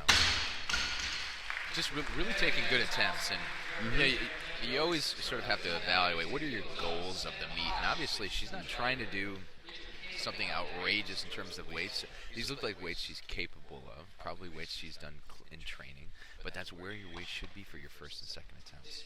And then if you want to go for something a little more special on that third, that's when you do it, not on the first attempt. Exactly. The first attempt is all about getting on the board, getting that confidence built up.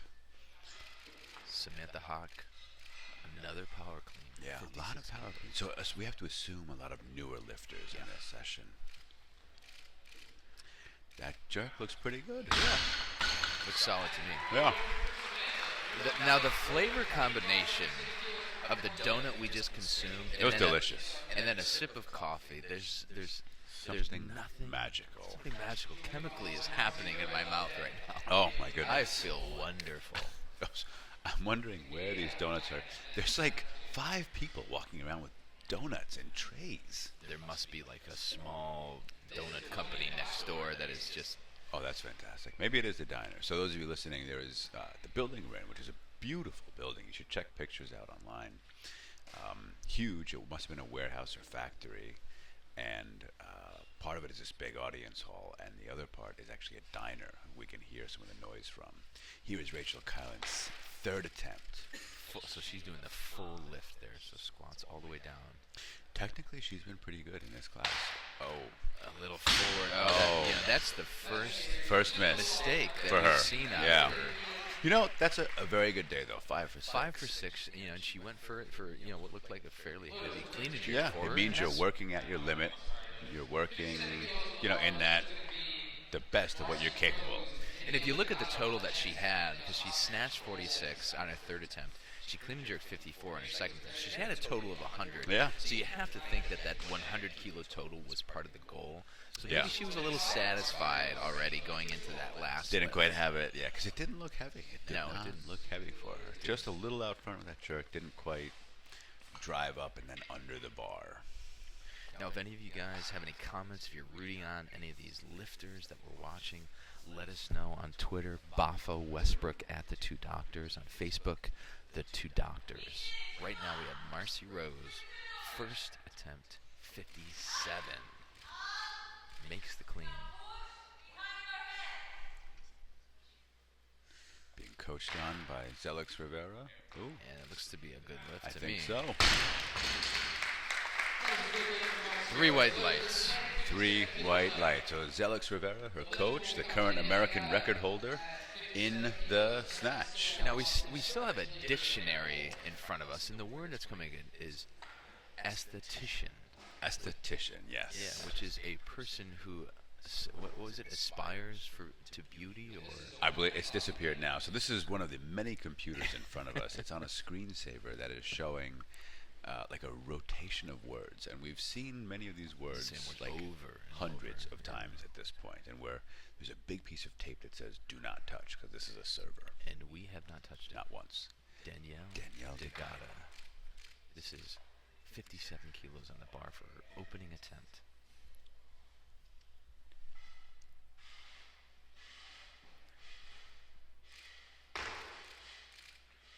Let's see. So And- jerks, like in the snatch, we saw her snatch with that weight a little out front. Yes. Jerks is sort of similar, a little bit Not as out bad, front, but not as bad. Yeah, Still not in as front, bad. absolutely. So that's a successful lift. She has a total. She also is at 100 kilos with that total. Now we call up another lifter who had a great day in the snatch, went 3 for 3. Jackie Stillwell, and her opening attempt in a clean and jerk was very successful. Yeah, she power she cleaned it very power easily. clean that looked like you know, basically a warm up with the empty bar. So this is her second attempt. She's 4 for 4 so far. 3 kilo increase from her opener. So needs to That actually for that pushes one. her down a little bit.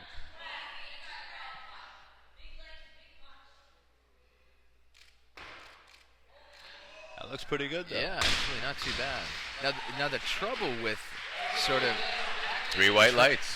transferring or sort of shifting from the power clean to the squat clean as you're on the competition platform from one to the other is, you know, your knees, you know, might not be as warm. Yeah. The positions are just stretching a little bit more, Yeah. so it can maybe not look quite as dynamic. If you And are for gonna- some lifters, the transfer is a little more direct. Direct, But yeah. some lifters, in fact, probably the majority, the difference is significant between power lifts and full lifts. That's right.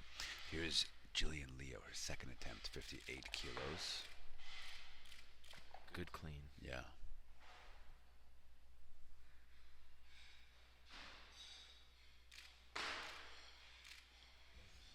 Needs to hold it instead. Needs to Oh, stay. I don't know about that. Let's see if Oh, no, 3 red lights, you know. unfortunately. You wonder if she played it off a little differently, if she Yeah. would have gotten that lift. But she's still got one more attempt, and she had 2 successful lifts in the snatch, which is pretty good. Big split. So her snatch highest attempt was 37, which she made, and then she missed 39. But now she's in the 50s for the clean and jerk. So that's a pretty big It's a split. huge split Yeah. percentage-wise. I mean, As a almost- percentage, yeah, it's very big. Even just in and she's kilos. she's obviously capable. So, and of course, we still in the situation where we don't have a single lifter that's bombed out, meaning who hasn't completed a Exactly. clean jerk or a snatch. I mean, Yeah. we still have a few lifters yet to start, but so far, so good. Yeah, and let's hope that continues. Right now, second attempt, Marcy Rose. She made her opening lift. Her opening attempt at 57. Now she has 59 on the bar. Tough clean. Yeah.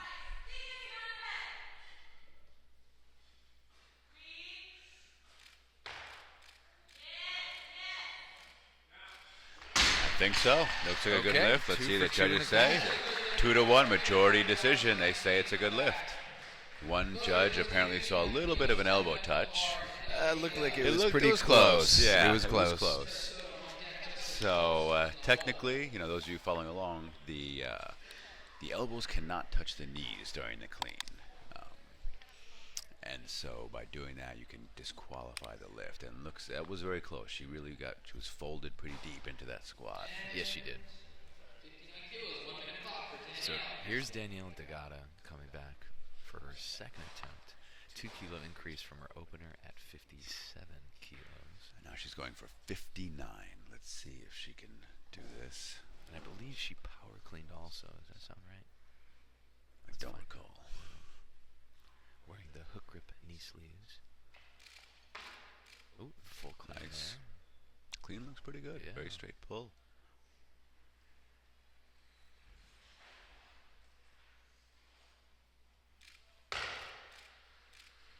Jerk looks pretty Looks good to too. have it, yeah. Now I wonder if she's nursing some kind of wrist injury or something. Because number one, she's wearing this wrist wraps, and number two, when her elbows are a little uneven. They are. as Although she's setting up for the jerk. I jerk that way as well. Do you? I mean, Okay. some people are there's a little uneven, and not that you should by any means Assume that copy that's me. right. But yeah, some lifters too have it could be an old injury that limits mobility or flexibility on one side, which is my case. Could just be imbalances. So yeah, that's not unheard of. We'll say. Yeah, absolutely. And there were, I can't think of their names now, but there were a couple international lifters who were also a bit wonky when they. Is that right? Yeah. Well, I mean, anatomically, like no one's really built all that symmetric. So No. some people. Maybe Lou Cheshire. Well, yeah, he's I think Normal men and He women. was truly built. I think He was actually engineered. he was built exactly. So they just doubled the mold.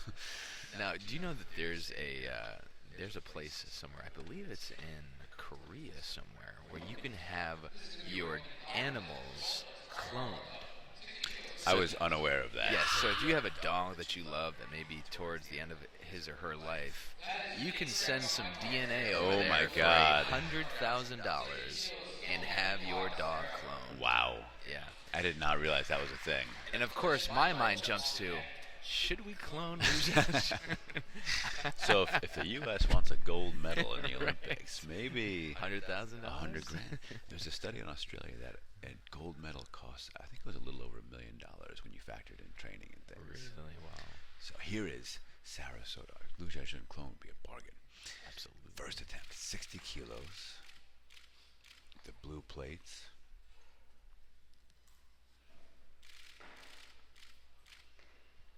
It looks to be a good I look. think so. The judges. One white light, or one red light rather. So 2-1 majority decision. So if you could clone any active weightlifter right now and have them lift for us, would it be Lou Cheshire or would it be someone else? Because you also got to think of the weight classes too. Yeah. Where would you want them to sit in the weight classes? I would clone Liao Hui. Lao Hui. Lao Hui. Wow. Okay. There's no 69 within Yeah, he's like untouchable. driving distance of Liao Hui at this point. But the other question is he going to be competing as a 77 soon, or is he? If so, He could. and he could win there. That's the thing. Liao Hui is competitive across multiple Oh, classes. yes, exactly. Jessica Schultz. Not just competitive. I mean, dominant. Really. Dominant, yes. 60 kilos on the bar for her opening clean and jerk attempt. Good clean. Yeah. She finished with 45 in the snatch. Gets it overhead. Needs to get her feet in line. Yeah, looks like a good lift. I think so. And Judges say yes. 2-1 majority decision. Somebody didn't like that, but she has two white lights. Let's tighten that up. Jennifer Weir is going to become the lifter. Looks like Dave Look is coaching her. And I think Dave Look is back on his little motorized. Oh, is he squatting on it? I too? think he's squatting on Holy smokes. it. Yes. It's unfortunate our viewers cannot see this. Well, now that he's in frame, right, let's see him. Watch when Dave Look moves, how he seems to be gliding, floating around. It's because he's on a little, I don't know what It's it is. angelic, really. Yeah, it is. Would you know the name of that device that he's moving I around don't know, on? I don't know It's- either. It looks like a hoverboard to me, but it's not actually hovering. But Jennifer Wire here, second clean and jerk attempt at 60 kilos, and she's been power cleaning for Yeah, her first. she's had a very good day so far. Made all three snatches, ended with 46, and made her opening clean and jerk at 56, and now a 4-kilo jump to 60.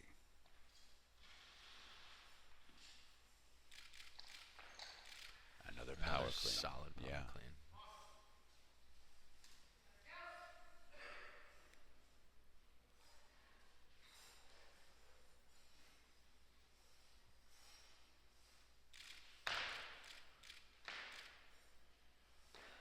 Looks to be a good jerk too. I think so. Now, when you take a quick glance at David Luke, you see, for a moment, you think to yourself, "Am I seeing someone from 2060 or something? Someone coming from the future, bright colors." Obviously China is sort of a dominant country in the world that just seems to be rising and rising. I mean, is he the future? He Wearing is the this China future. suit? Yeah, not walking like the rest of us suckers.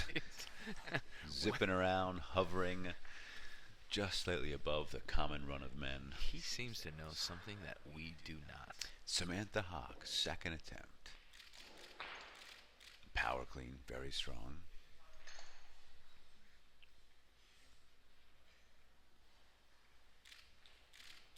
And let's see. Yeah, it's hard to say. So on our side, it looked good, but the judges say It's a yes, good lift. 2-1. Good lift.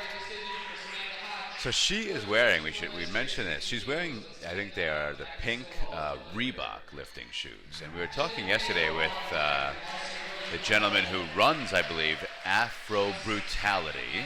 That's the name of the clothing line, equipment line, I guess. And he was saying that Nike should come out with a pink shoe because it would be successful. Absolutely, it would sell And we're like seeing, hotcakes. yeah, I think it would. So she has the pink shoes, and it seems like there's a number. I mean, hookgrip came out with the pink knee sleeves, correct? So And they've it been seems like a flying off the natural shelves. step. Yeah, of course. It seems like a natural step. And Nike, for them to make different colors, should be very easy. Here is Jackie Stillwell, her third attempt. She has been 5 for 5 so far. Actually, even a better clean than Yeah, last. that was a nice clean. Let's see if she can get this overhead.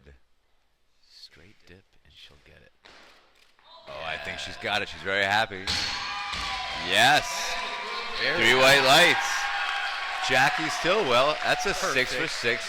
day. Perfect performance. 109 kilogram, or excuse me, 111 kilogram Yeah. total, 51 snatch. And she's our 60. lightest lifter.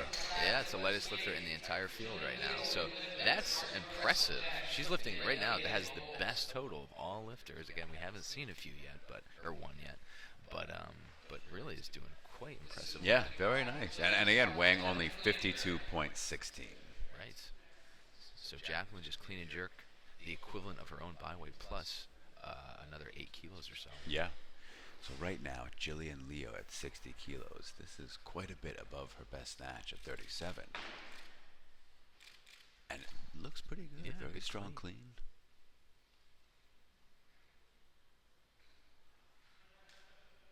A lot of time, though. If she can stabilize, Yeah. I think she's got it. I think, yeah. Look. Oh, no. I couldn't quite see. Press out, Yeah, I guess. couldn't That's see what it the from our announcer angle. said. And it was all 3, so it was unanimous. Yeah, unanimous decision. Yeah, So it must have been a press out, we can assume. That's too bad. Looks very strong. over here at the area we're sitting at, we've got the profile view, which is very difficult to evaluate elbow bend and some of the other disqualifications. Exactly. Great for viewing the pull, the trajectory of the barbell, torso angle and whatnot, but yeah, very difficult to see the elbows clearly. Here is Marcy Rose, third attempt, 61 kilos. 2 kilo increase from her second attempt at 59. Really has those hips shoot up right off the floor.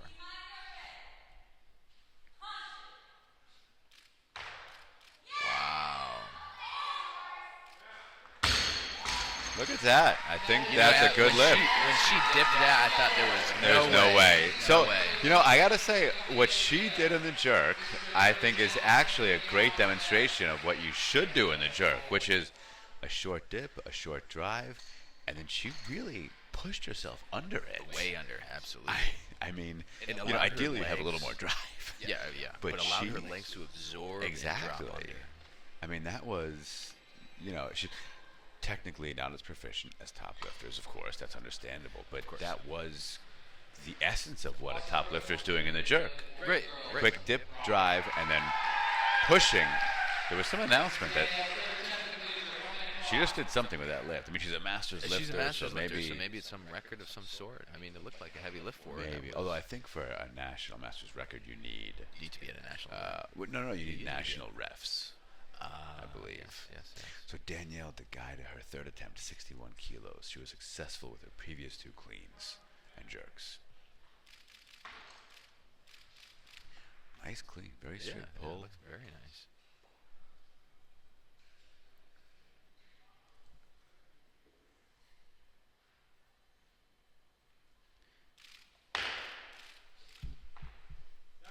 That looked pretty good. Let's see.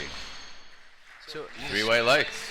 Speaking of records, I had a question for you, Dr. Baffa. So I was looking over the European records, and I noticed that the Europeans can break European records at world events.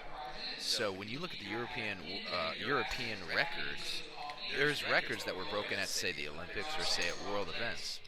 So is that also true for the Pan American Games? So if a Colombian or an American broke a record at the world event or something, or a Olympics, would that count in addition to your own country? Would it count also for that continental event? It's a good question. I do not know. I don't know. And I don't know if that works for the Asian Games either. Right. I didn't think it worked for the Asian Games, but I might be wrong. I don't know how those continental records work. I thought it was interesting that the Europeans do it that way, because I sort of thought it was, this is the European record, meaning at the European championships, but that's not what it is. Must be just all Russians that have those European records. If you look at the women's, so what is there, 7 weight classes? There's 21 records. 14 records are Russian. Here is Stephanie McGowan. She is our last lifter to open in the clean and jerk with 62 kilos. Has the clean. A little out in front. It looks like she's looking over. So the computer there shows the lights. Right. She was looking at the lights while mid-lift. Yes. Really, you want to be looking at the head judge, waiting for that down signal, and then don't even look for the lights. Then don't even look at the lights. Celebrate. Yeah, celebrate. So she gets that lift. She gets on the board. Yeah. And that means we have no bomb outs. Yeah, and the other That's thing great. too is we started a little poorly in the clean and jerk, but it's really been a reversal. It's right a now ton of it's green, great. Yeah, a lot of eights. green. We have 2 athletes who've gone 3 for 3 in the clean and jerk. That means Jackie Stillwell, who had 6 for 6 on the day, which is amazing. Great accomplishment. Marcy Rose also 3 for 3 in the clean and jerk. And so, 3 lifters. Danielle DeGaida also 3 for 3 in the clean and jerk. Right now, Sarah Soto. Nice clean. Looks pretty good.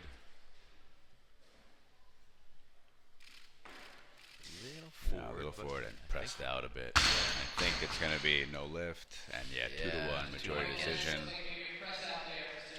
I think that left arm, a little bit of a press out. Yeah. But again, still, I'd rather see a miss like that versus a really sort of dramatic clean that throws somebody against the head judge or something like that. Exactly. So remember, if you're following along and want to get in touch with us, if you're watching and supporting someone, if you have questions or want to share a bit of trivia with us about a lifter or lifting in general or anything, get in touch. Yeah, we are happy to hear from you. You can find us on Twitter, Bafa Westbrook, at The Two Doctors, or on Facebook, The Two Doctors. And feel free to check out our podcast, The Two Doctors Podcast, which is on iTunes, SoundCloud, and on our website at thetwodoctors.net with a number 2. So here is Jessica Schultz, second attempt, 62 kilos. She's representing Aspire Barbell Club. And cleans it well.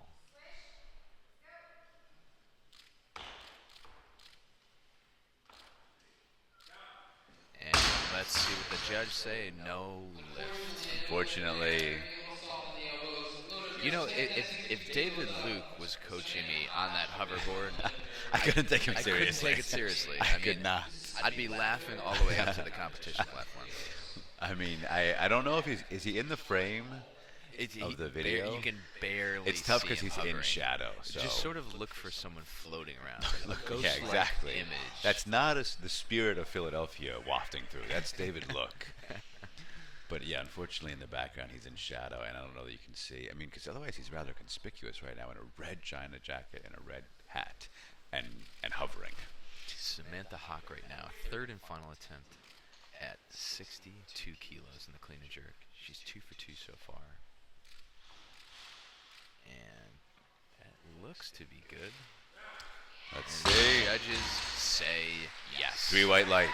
All right, so another 3 for 3 day in the performance. She had a shaky start in the snatch, only making 1 over 3 lifts, 40 kilos, and then missing 43 and 45, but came back for a 3 for 3 performance there. It's nice after having just, really being disappointed after a 1 for 3 snatch performance, coming back and hitting all through your clean and jerks. Yep. That's going to make you sleep well tonight. Oh, yeah. This is a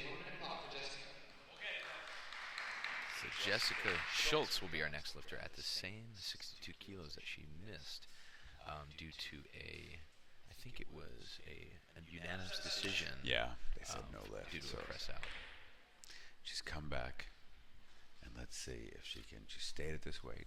Smart decision. I agree. She already had another lifter in between her attempts. Had some nice time to rest.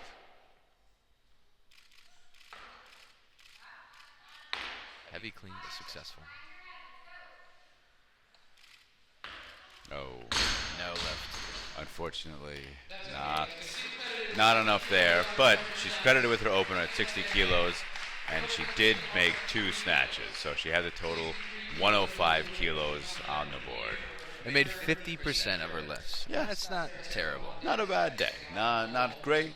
Not what you want maybe, but again, made a total and made half the lifts. And in the clean and jerk looks like she was working with pretty heavy weight for herself in the jerk at least. Clean it very strong, but the jerk is difficult. The jerk, as we both know, as any lifter knows, is not easy.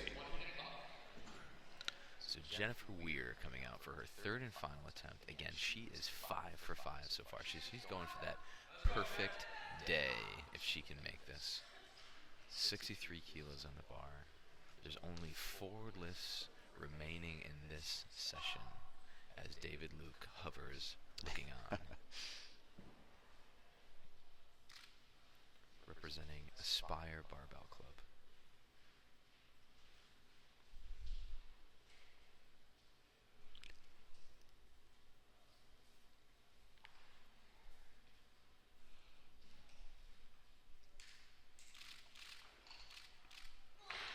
Heavy clean. Yeah.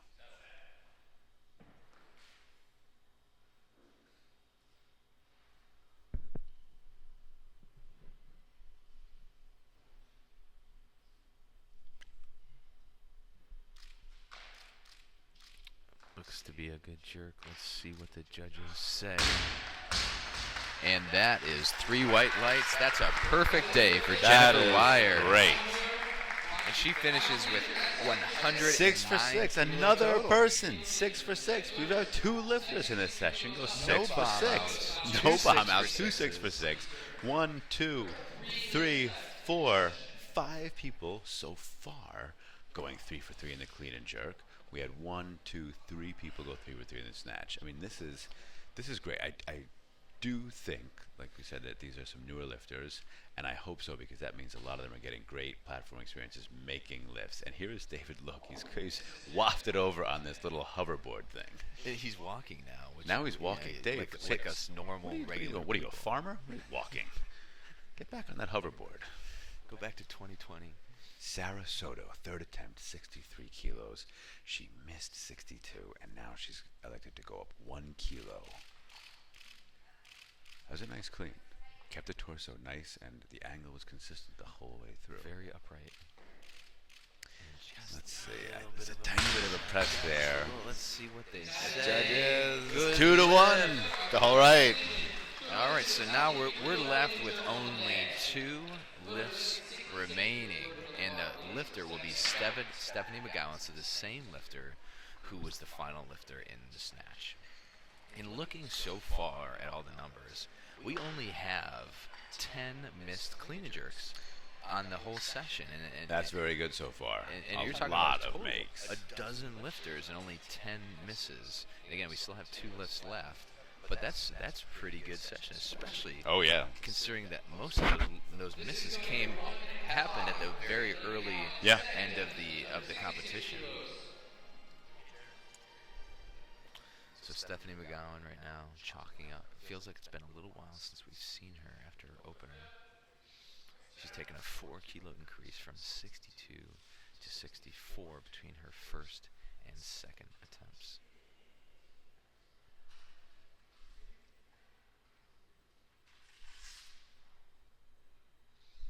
Making sure that belt is tight.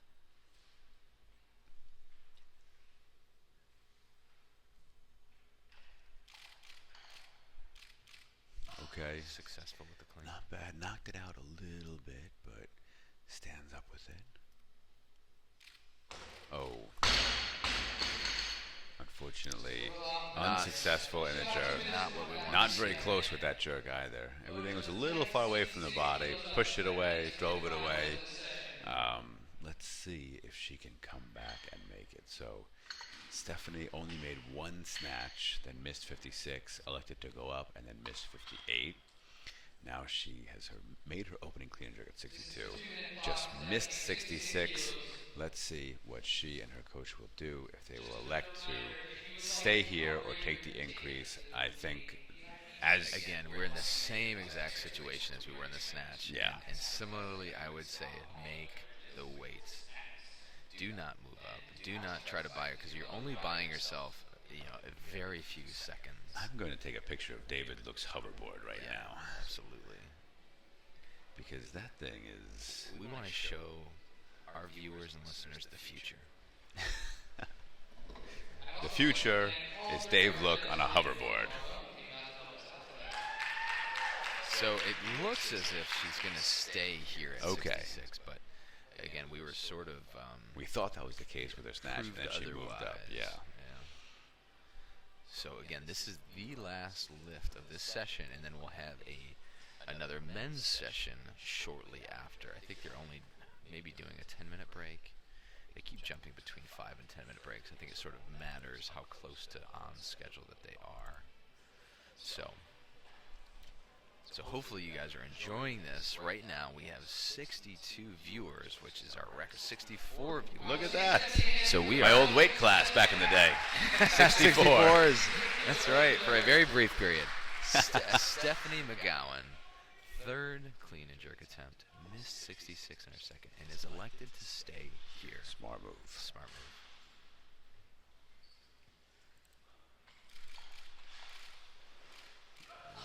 Tough Right, a little bit on the toes in the clean. Needs to drive this straight up. Let's see if she can do it. Close out the session on a good lift. Oh, she holds it. Let's see what they say. A good lift, 3 for 3. She made the right decision. Made the right. It makes you wonder if she had stayed in the snatch, would the same thing have happened? Right, exactly. So she ends up with the highest total in the session, 118 kilos. Very nicely done. Yeah. Very nicely done. So generally, especially the clean and jerk session, turned out to be quite a resilient Oh yeah, session. a lot in of its made pace. lifts, and no bomb outs, and several people, Jennifer Wire and Jackie Stillwell, and those two, they went 6 for 6, and then a couple people went 5 for 6. So really nicely done overall. Absolutely, absolutely. So We're going to take a little break. I think there's about 5 or 10 minutes before the next session. And we're the two doctors. This is to my right, the one and only, the incomparable Dr. Jonas Westbrook. and to my left, the esteemed Dr. David Boffa from Beloit, Wisconsin. We are the two doctors. We're going to be back here in just a few minutes for more lifting, more fun, and more weightlifting discussion. Stay tuned. Okay, great, awesome. All right, so when I call your name once again, just step forward. And if I am saying your name wrong, let me know, okay? Nicholas Milton of Incessant Fitness. One still half the corner. Thank you, Mike. I know there's a lot of people in Incessant Fitness here. Aaron Schnetzler of TC Strength. Matt Herndon of Incessant Fitness. Gabe Pressman, lifting and attached today.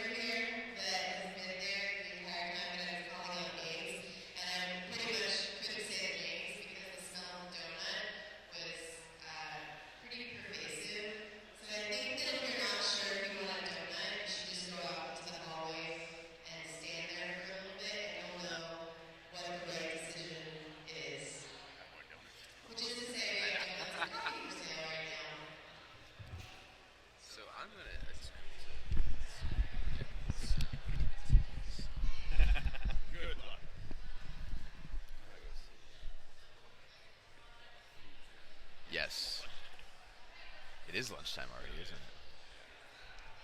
I mean, we could even maybe do a to-go order from the diner or something like that. That might work, yeah. Yeah. So is there? This is the third I don't know session. if that might still be on, by the way. Earlier, Brennan, that you could hear people talking in the background. When we were talking to Aaron. Oh really? Which you could hear. Okay, that's good. I think it's going good. Any news? Not really a whole lot of feedback. Yeah, hard to see. It sounds like it's going through, though. Yeah. My girlfriend texting and saying she could hear, and at one point there was some echo, but then it got fixed. So it seems like she's been able to watch no problem and listen. Good sign. Liz, can we do a little bit of extra prep here? Is that okay? Yes, but also specific to the barbell. If we can put a Got good barbell news. in front of the No, stage, we're good. Thanks. and then just do a little bit of brushing, that would be awesome. And hey, judges,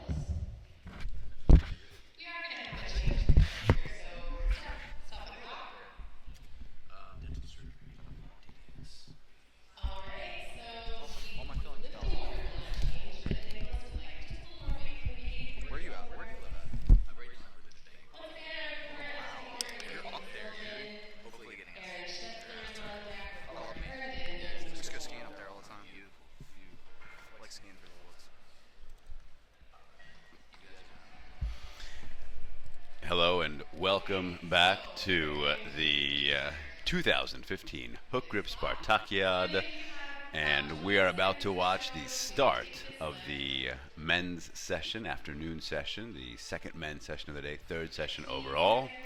I'm Dr. David Boffin. I'm joined at this moment for a little interview and some conversation by Aaron Adams. Hey. Good to have you on the show. Let's watch Nicholas Milton right now take his opening snatch attempt.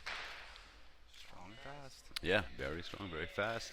A little bit of a swing there, maybe. It's all right, though. He's got a good lift on the board. He's a 77-kilo lifter, listed at 75.64. Now, Aaron, you were a competitive weightlifter whose career spanned how long exactly? Probably about 10 years. About 10 years. So 13 was my first, it was scholastic back then, but now it's just It's youth. called youth, yeah. So that was my first youth national meet. Okay. Won that one.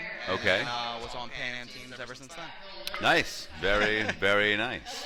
Yeah, it was So It's a long at career, age 13, and then so at about age 23 or so is when you stopped lifting yeah, my last competitively. official meet was Collegiates 2011.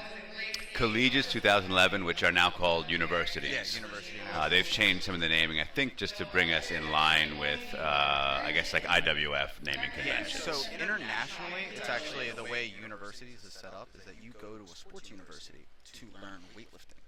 Now in America, we don't really do that. No. So sadly, actually, It'd be great if you did. really, Yeah. really nice. Oh my goodness. So they would get university credits. That's why it was changed from collegiates to universities. Okay. Interesting. Because Interesting. we just had to be on par, I guess, with everybody else. Yeah. Even though we're not quite. We're not. Yeah, we're not a sports university for weightlifting, at least in this country. So 13 to 23, as you mentioned, national titles. You were school-age national champion. Yep. You were senior national champion, A correct? few times. And this was primarily in the 62-kilo class, right? Did you ever compete in other classes? I competed as a 56, a 51 as a youth when they had Yeah. that weight class. Won nationals as a 56, I believe. Yeah, won nationals as 56, juniors as a 56, and then moved up To the when I was 62s. actually a true junior. Okay. So all those 56s were when Uh-huh. I was actually still a youth. Still a youth. So and youth is 18 and under, right? Yeah, when I moved up, I was 18, I believe. So. Okay. Here So goes my buddy Sean. there you go. His Sean lifter. Hutchinson is serving as coach for Gabe Pressman. Sean Hutchinson, another lifter who's been around for quite a while, national level lifter. Yeah. Recently represented the U.S. internationally at the IWF Grand Prix in China. He lifted here yesterday, and this is Gabe Pressman, a 94-kilo lifter, opening snatch at 88 kilos. Interesting back position. Yeah, very rounded. Very rounded off the Rounded. floor, but very powerful. Gets that weight overhead. But yeah, Dr. Westbrook and I were talking about how we like to see a really straight, flat back throughout the pull and an upright torso as much as possible Yep.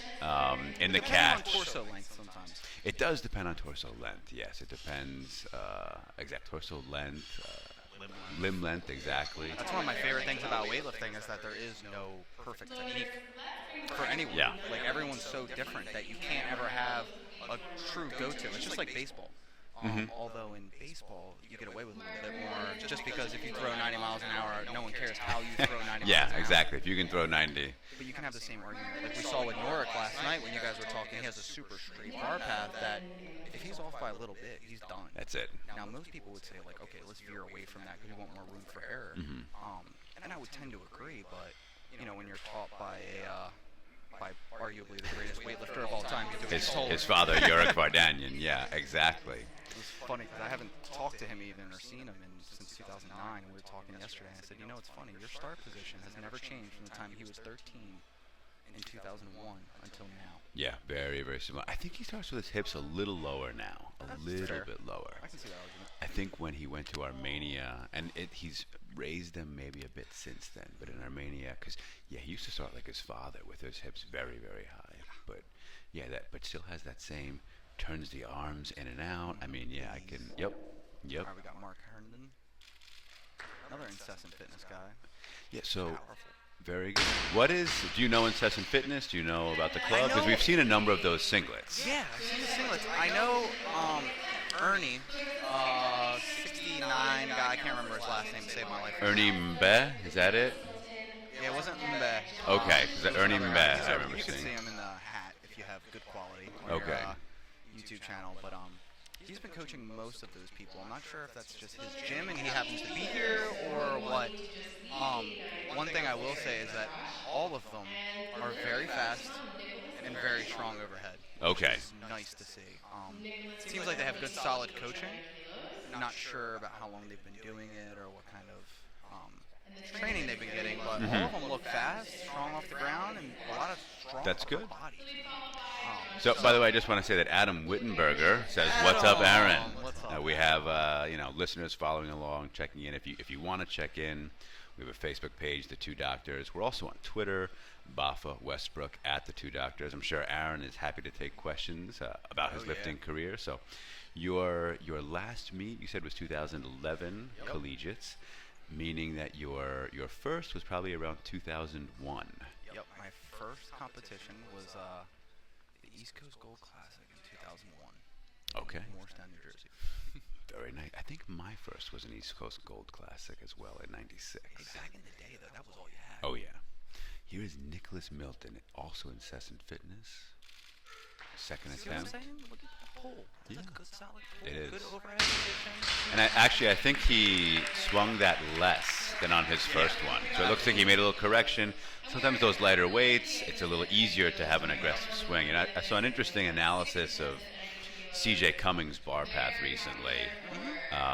And bar path analyses have their own problems, but they can tell you something. And, it looked at him from about 40 kilos up to 90 or 100, I don't recall exactly. And it basically straightened out as he got a little heavier, which some would say is not ideal. You want a more consistent, like somebody like Norick. I mean, his bar path doesn't change. Well, I think you guys were talking about it yesterday about how more of the Europeans catch enough power and ride it down. Yeah. I think it's almost the opposite of Americans. Yeah, there's a focus on catching it in that bottom from the start on, which, Especially now. yeah. Now the CrossFit came in. So John Shishido, first attempt, 90 kilos. That was very nice, yeah. That was really pretty. That was a nice lift, yeah. Wearing the very nice blue suede Asics shoes. They used to be impossible to get. I know, and now I actually have a pair. I don't have the blue. I got the red, unfortunately. It's a very nice shoe. It's a handmade shoe, which I really like, and it's a shoe that has not changed in design since before I think either of us were born, to be perfectly honest. Seriously. Kyle Pierce, actually, at LSUS, coaches Kendrick and all that, he had a pair that I found in a locker in the back of his office. I swear to you, they were from the 1960s. Really? 1970s. They were so beat up. So we took them out to a cobbler and got them redone and everything and gave them to Kyle. And That's he was cool. Like, what are these? He didn't even know he had them. Oh my God! Was he a lifter? Were they his shoes? Yeah, Kyle, dude, Kyle was a decent lifter. Really? As tall as he is. Kyle, you gotta understand, guys. Kyle's like He's about 8 feet tall. He's gigantic. He's huge, but for a 150 clean, He'd stoop in 40 here. years old. That's great. Yeah. Here is Aaron Schnetzler. TZ strength, his opening attempt, also 90 kilos. He's an 85, a very light 85, 81.69 he weighed in. Dominican singlet? Is that what he was wearing? It looks like one. I don't know. I sometimes wonder how people get some of these international singlets. Oh, nice. Yeah, pretty solid there. It looks like he's gonna have that. Could have power snatched it. Oh yeah, yeah, Dominican singlet, exactly. Very, very nice. I know back in the day we used to trade singlets. That was back when USA Weightlifting used to outfit for every single competition. Did they really? Oh yeah, dude. So we would get USA stuff with everything. We would Nice. go and we would trade hoodies or warm-up jackets for singlets. And I have 2 Colombian singlets, a couple Oh, Japanese okay. singlets. The Colombian singlets are quite nice. They're, Dude, they're back in the colorful. day, they were so wild. Oh. But at LSUS we used to have the Colombian national team come train with us. That I once a recall. year. Yeah, which is very cool. That was fun to be able to As train with recently as Oscar. 2011, I think, right? Like the Indica brothers were down there. That was the last time I was down there. Was when I trained with them. Okay. And that was that's an intense environment. So Evan Nathan, Upper Level Fitness, he's coming out for his first attempt, also at 90 kilos. 90 kilos looks like it's going to be a pretty popular weight for a number of these competitors. Right at that 200-pound mark, 2 pounds less. Than Yep, just under 200 pounds. Solid. Yeah, it's pretty solid opener. Looks like a newer lifter. Yeah, we were talking about this earlier. I think in these sessions, a lot of the lifters are newer lifters. What when you're coaching a newer lifter at a meet, what are your goals? 3 for 3 in the snatch, 3 for 3 in the clean and jerk. Okay, Dr. Westbrook and I were saying the same thing. Yeah. The point is, have a good day, make lifts, and get accustomed to the feeling of making lifts. So Every now and then I'll get an athlete that's a little bit more difficult that wants to take more control.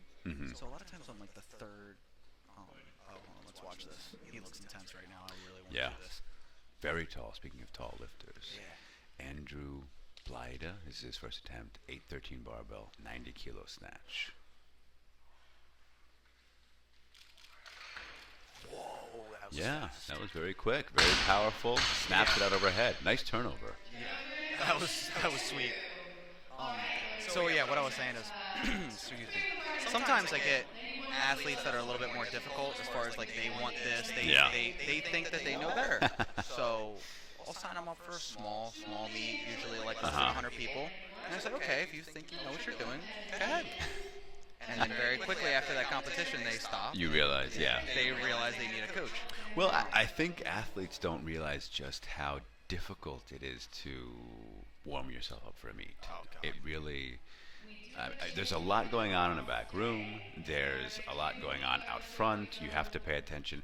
Even just as a coach, there's a lot going on with one athlete. I mean, if you watch, like really the ideal situation is two coaches, I'd say. Somebody counting and somebody focusing on the lifter. Yep. And mistakes still happen. Oh, all the time, dude. I had 2 mistakes happen yesterday. Yeah. I'm like, feel like I've been doing this for a while. Yeah. And I still make mistakes. It's Well, it happens at the international level. oh man. The internet. The reason that I like the way this meet's set up, as far as like, putting people in the same weight class that have the same kind of openers and stuff like that, is it mimics that international competition. does. And people don't understand how much the game changes. When you Totally have to wait different. 15 minutes Yeah. between your first and your second attempt, that's normal, everyday stuff in international competition. Well, and at a national meet too, very often. Even now that Now it there's is. It used to not be the 500 case, but people in yeah. the competition. I mean, dude, I remember being the only one in my weight class. Yeah. So what do you do with a 15-minute break? Do you train for that? What do you have an athlete do? What are your thoughts? I was always really good at taking weights cold, like we were talking about earlier. Okay, I was a little bit more efficient than other people, but now what I do is I make them go back, maybe take a light snatch or clean, maybe a pull. Yeah. But you just gotta stay warm. Yeah, got to do something. Alex Weglow of CrossFit Crown. This is his opener at 93. He's a 69. So for a 69, this is a pretty good weight. Yeah, a little jump forward on there. Yep. That's a good lift, yeah. So right now, I hate to jinx it, but we have yet to see a miss. Here we go. Yeah, exactly. Dr. Westbrook and I often say, as soon as one of us calls attention to it, you invite disaster. But right now, we've seen a lot of good makes, and it's nice to see that. Yeah, that's one of the things that I hate seeing at competitions is people with lots of misses. It's terrible. Were you at Nationals this year? Did you watch any of them? I watched Nationals. The 85 kilo class, there It was were depressing. fewer than a third of the clean and jerks were made. It was crazy. Gabe Pressman, his second attempt at 93 kilos. Very rounded back, but he was successful in his opener. Tight hamstrings. Yeah. And actually, that looked better than his opener, Yeah, I think. that I mean, was his much back was better. still rounded, but he kind of used it to, like, whip himself up and whip the bar overhead. I think that's more of a hamstring flexibility issue from the looks of it. When Yeah. he hit that bottom of his squat. Yeah, I think you might be right. Yeah. And that's one of the things about starting later in life. And I say later in life is, I started at 13, 12 years old, so it's a little different Yeah. in my case. But let's say starting at later than 18 is late. You sit down a lot in life. Yeah. And your body responds to sitting down a lot. It does, and you often have, though, if you spend some time working on that, though, if you're patient, and it's not even too much time, it's amazing the strides you can make. Nah. And people think it's like, that's part of the workout sometimes. It's It just should be. stretching. Yeah, it should be.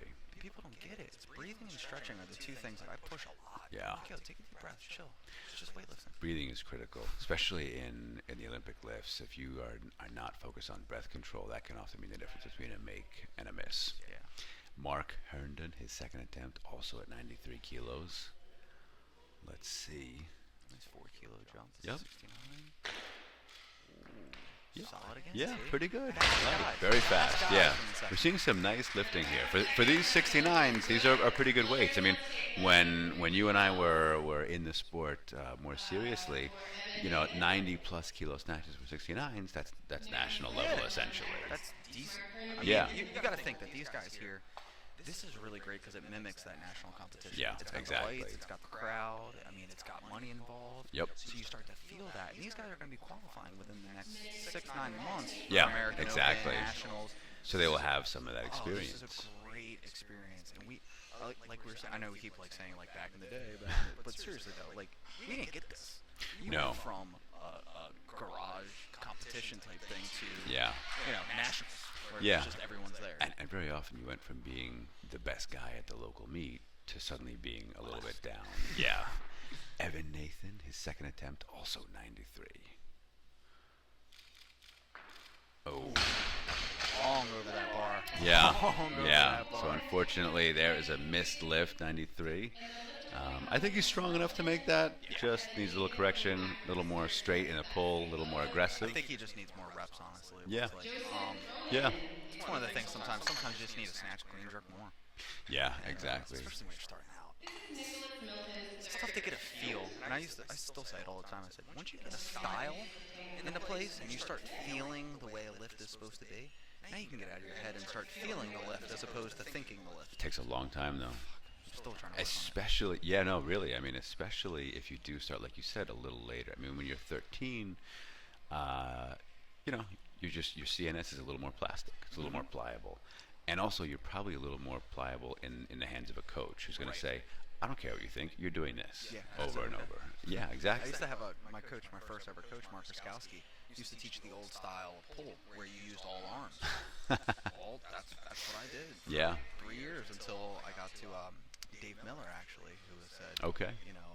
Hey, stop. So I did. Yeah, and that's there's as much as that arm pull is not great, there's something to be said for having the coach and listening and learning to listen and take feedback. Nicholas Milton, his third attempt. Little hippie. Little hippie, yeah, a little bit much with the hip, swung it out and over, and then a little soft getting to that bottom too, kind of sinking in there as opposed to aggressively turning over and punching. I think. I say a lot. Put the bar where it's supposed to be. Yeah. It's not just going to magically land in the spot. No. You got to be aggressive, and yeah, I mean, and that is tough to teach though. And I've sometimes talked about this because put the bar where it's supposed to be is not the same as placing the bar there. Yeah. You're doing a very fast, very aggressive movement where you're always acting on the barbell to get it into that spot, not pushing it there with just that, like your arms, like you were saying. I mean, the arms do a lot of work, but they're not the only thing working. Hey, Adam, who commented, I hope you hear what the doctor is saying right now, because I've only told you that 500,000 times. Well, it's not just me. It's now that, and we've both transitioned into coaching more now, and it does it make you think back to all the times you wish you had listened more, trying to get your athletes to listen? All the time. Evan Nathan, his third attempt. That's it. A little press, yeah.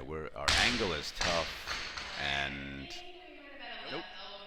Unfortunately, no lift. 2-1 majority decision. But yeah, so it makes you think about when you did not listen and wish you had.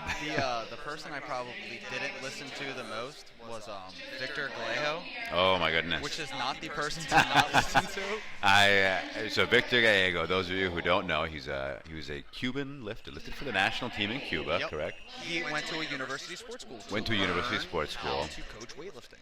And I mean, and he's coached. He's been the national coach at several international meets for our country. He coached the Barnes brothers. Coached for the a long Barnes time. brothers. Really got them. Jerry Lee over. Vega right now, Yep. right? A great coach, very nice guy, and definitely somebody who you would want to listen to. But when you're a lifter, and I think you do, and tell me if this was the case for you, you get to a point as a lifter where you think you know more than you do. Yeah. I get that way as a coach all the time. Yes. It's I call it like a spiral.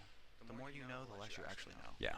And then eventually you become to the point where you know nothing and you know everything all at the same time. Becomes very zen. Yeah, it actually does. Mhm. I say it all the time. I said, weightlifting is the biggest meditation experience you'll ever handle when you do it properly. Yeah. It's insane. It's really hard and fun. Yeah, it is. It is, and I imagine you can remember certain lifts and the state of mind you were in for some lifts. Like I still remember some of my PRs and where I was mentally, and then later on wishing I could get back there. You know, some lifters can with the flip of a switch. They can turn it on and get back in that zone. That was one thing I practiced a lot. Okay, actually. that's actually very smart. The one of the more famous lifts I guess I have is that 150 clean and jerk from juniors as a 62, and that record stood for a long time. That was one of those moments I still remember. I mean, that's a huge lift as a 62. Yeah, it was. It's okay. well over double CJ, body weight. CJ kind of tore that from me. CJ's in another zone right Oh, now. dude. I mean, CJ's like a Naeem for our country, essentially. Kenneth Britannia, this is his opening attempt. So a new lifter now. We've not seen him. He's a 77, and he's attempting 95 kilos in the snatch. Frank Murray coaching in the background. Wow. Yeah, that was actually very nice. So strong. Very strong. Pretty good. Pretty explosive too. Pretty snappy under that bar. Yeah. One thing I feel like goes missing a lot of time in coaching now is that shrug. Because there was so much argument, I remember, for me personally, about shrugging up versus shrugging under versus do you shrug at all, do you stay flat foot, blah, blah, blah. I think what it comes down to is active shoulders and pulling under the bar is essentially what you're trying to do no matter what. It's just what route are you taking to get there? Exactly. His was amazing. His full extension at the top was something to model. This lifter. Yeah. So Kenneth, yes. Yeah, Kenneth. Yeah, well, and I think, you know, one of the things that might have been missed in a lot of that debate was the fact that that big extension, that big pull, that big shrug and finish can, when done right, be part of getting under it. That contributes to getting under the bar. That is the same thing, exactly. Especially, and this does change with body weight and bar weight. So this was above body weight for him, meaning that he can act on something that is greater. The bar's mass is greater than his mass. So when he is doing that big upward finish, if his feet are leaving the ground, he's not pulling the bar up anymore. No, he's pulling pulling up, himself but down. pulling himself down. Yeah. And I think some of that was missed. I mean, at a certain point, you can't launch the barbell anymore. No. You have to. You're still thinking about that, but the end result is more you moving. And Andrew Moritz. Arm bend. Yeah, arm bend and a gonna bit be of a tough to swing. Yeah. I think it was a little press, but let's see. Oh, nice. They gave it to him. 2-1. Yeah, 2-1 majority decision. He snuck into that one. Yeah. Oh yeah. I'll take 2 whites over. Oh, yeah. for That's that. all you need.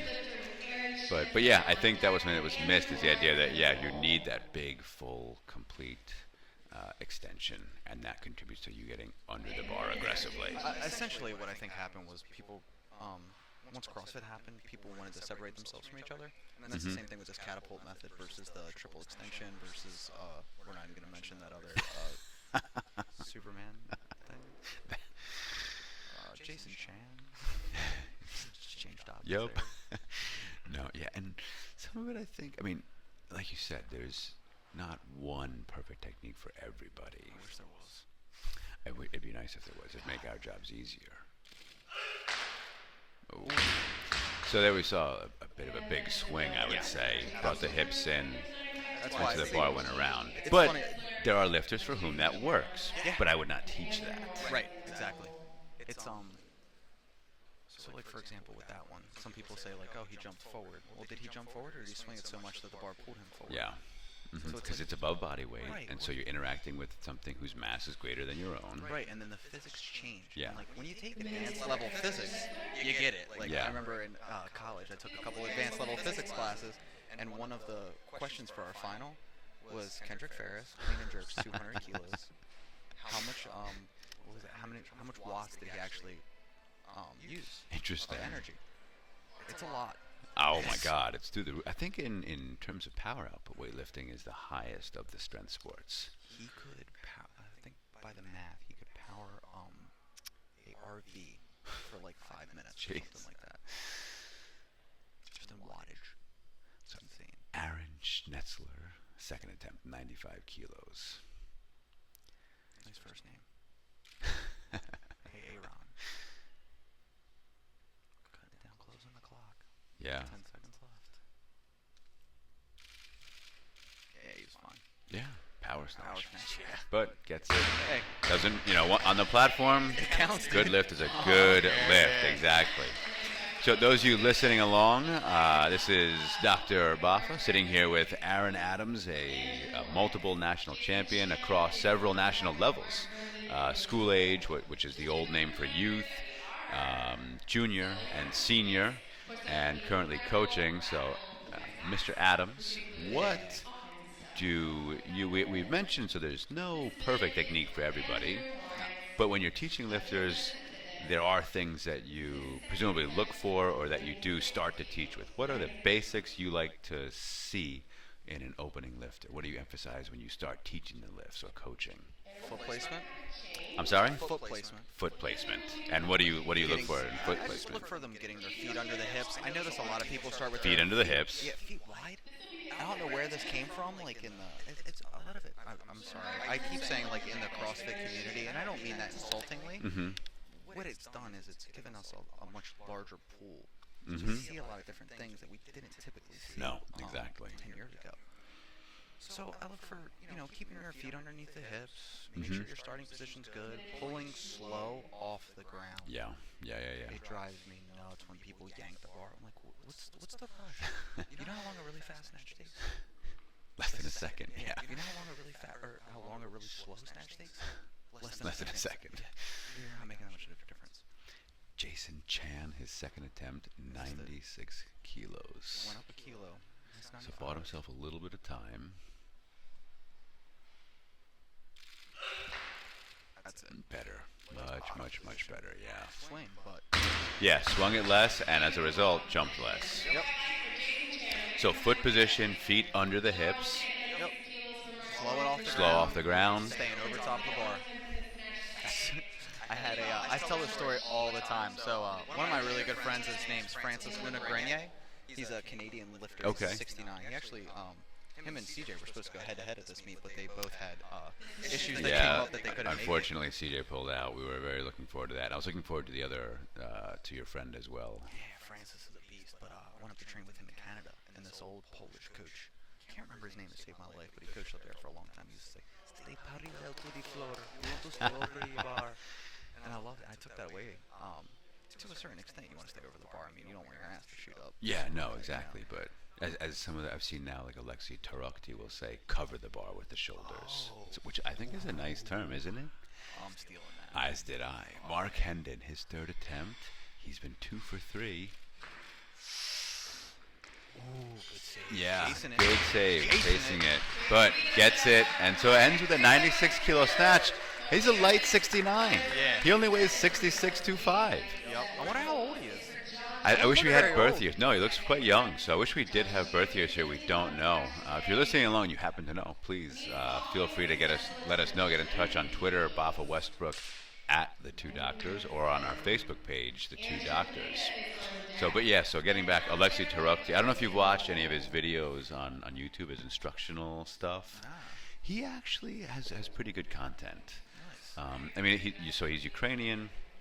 He teaches a very classic Russian style of progression. Yeah, I would expect that. But he, and it's translated obviously, but the terms he uses that in the translation are very good and quite helpful.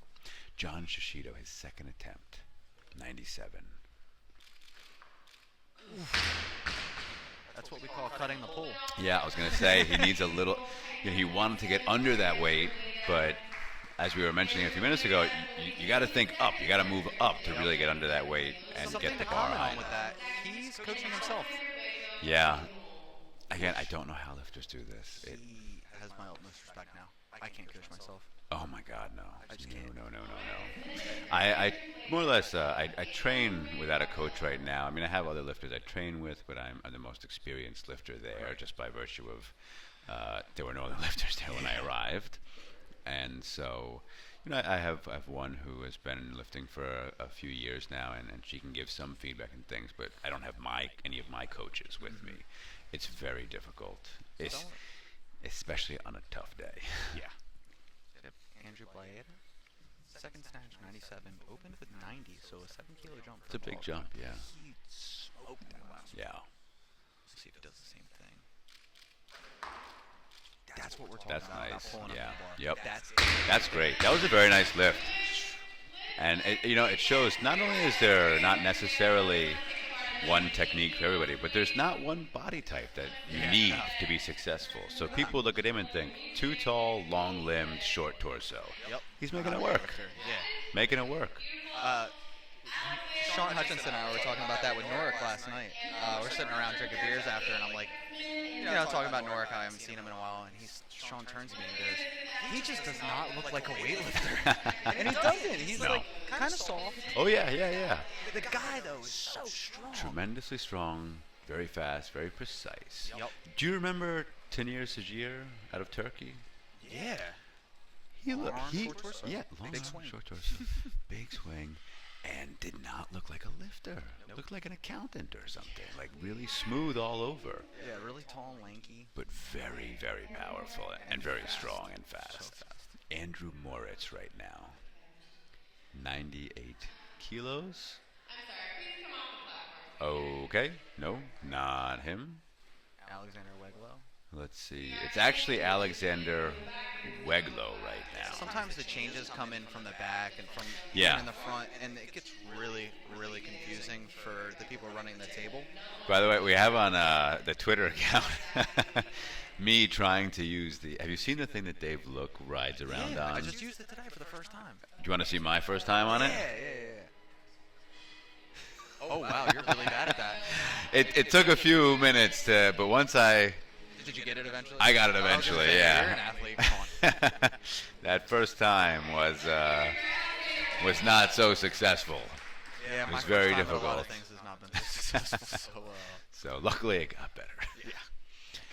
Alexander Weglow, CrossFit crowned, his second attempt, 98 kilos. He's taken a 5-kilo jump. He was successful at his opener at 93. Oh, cut the pull. Yep. And I think that's pretty, when it gets a little heavier, when you start to feel that heavier weight, I think that's pretty common. There's this sense of, I got to get under this right now. Yeah. I don't trust myself. Which is the opposite, I think, in my opinion, of what you should think. Yeah. If anything, I mean, when you watch really great lifters, I think one trait, so you had mentioned things like breathing and so on, and that's important. Another element is overlooked. Patience. Oh, The man. patience that, like, great lifters, whatever may separate them, which a lot does, body types, techniques, and so on, they're patient. Yep. They're patient off the floor very often, especially like the classic Russian technique. Yeah. I'll tell you a funny story about Alex Lee after this lift, actually, and the way his technique changed over the years. So this is Andrew Moritz of Incessant Fitness, his second attempt. Again, 98 kilos. Took a conservative 3-kilo jump from his opener. Stroked it. Yeah. All right. Good lift. Yeah. He was saying Alex Lee, one of our best 69-kilo lifters right now, and is currently a world team member going into Houston. Yeah, I'm excited to watch that, actually. Him at Worlds. Yeah. Because Alex is trained internationally. Yes, for in quite South a while. Korea. Right, and in Mexico. And in Mexico, People okay. forget that the first 2 years that he left America, he went to Mexico for a while. Interesting. I did not know that. Yeah. So he was in Mexico City training with them. Alex, when he changed his technique towards the end of his American stay, I want to say, he started pulling off the ground so slow that it was terrifying. Really? But he was so patient, and now that's turned into I just ease it off the ground. Nice. Where it's supposed to be. Gabe Pressman, third attempt. Very rounded, but Oh, what? didn't hold on to it. Why'd you drop it, bro? Right? Sometimes your body just doesn't do what you know it should be doing. Yeah. Yes, very slow. So where did he learn that then? Did he learn that here? Yeah. So he used to train with Joe Michela. Okay. Arizona. And Joe, I know Joe. He actually is from about 10 minutes away where I grew up. That's South right. He's a New Jersey guy. And went to Ocean City High School, I believe, which is one of the rivals of my high school. So he trained with him out in Arizona, and right around when Alex was 17, I want to say, he started trying to change his first pull because it was honestly really suspect. Okay. Here, real quick. Alexander Reglow. Let's see, this is his third attempt, 98 kilos. He missed his second. Finish. Nope.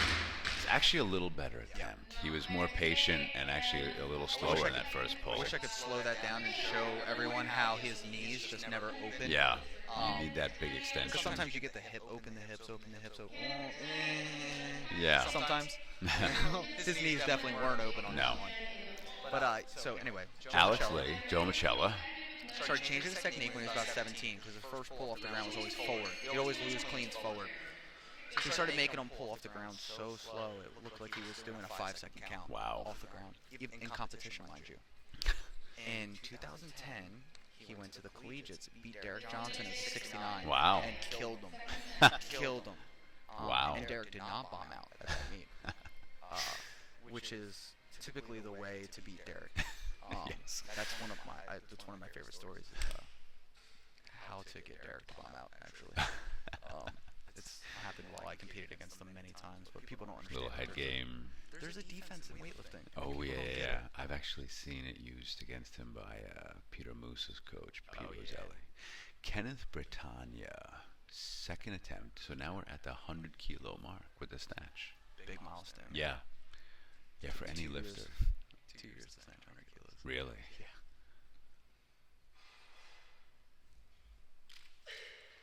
Oh. I can still watch him. I like that he all looks day. at the hand. That's a very international lifter move. Look at that. No matter why the lift went wrong, shoe fell off. Look at the hand. Yeah, it was this thing right here. It didn't hold on. Just there. So they started with Joe Michela, and then and it seems to have worked, obviously. Yeah, he carried that through, I believe, to and a lot of this is conjecture from what I know that Alex and I have talked about, and kind of what I've gained from conversations with him and other people. Moved out to I don't know if he moved or he was just training in Mexico City. Moved down, was trained there.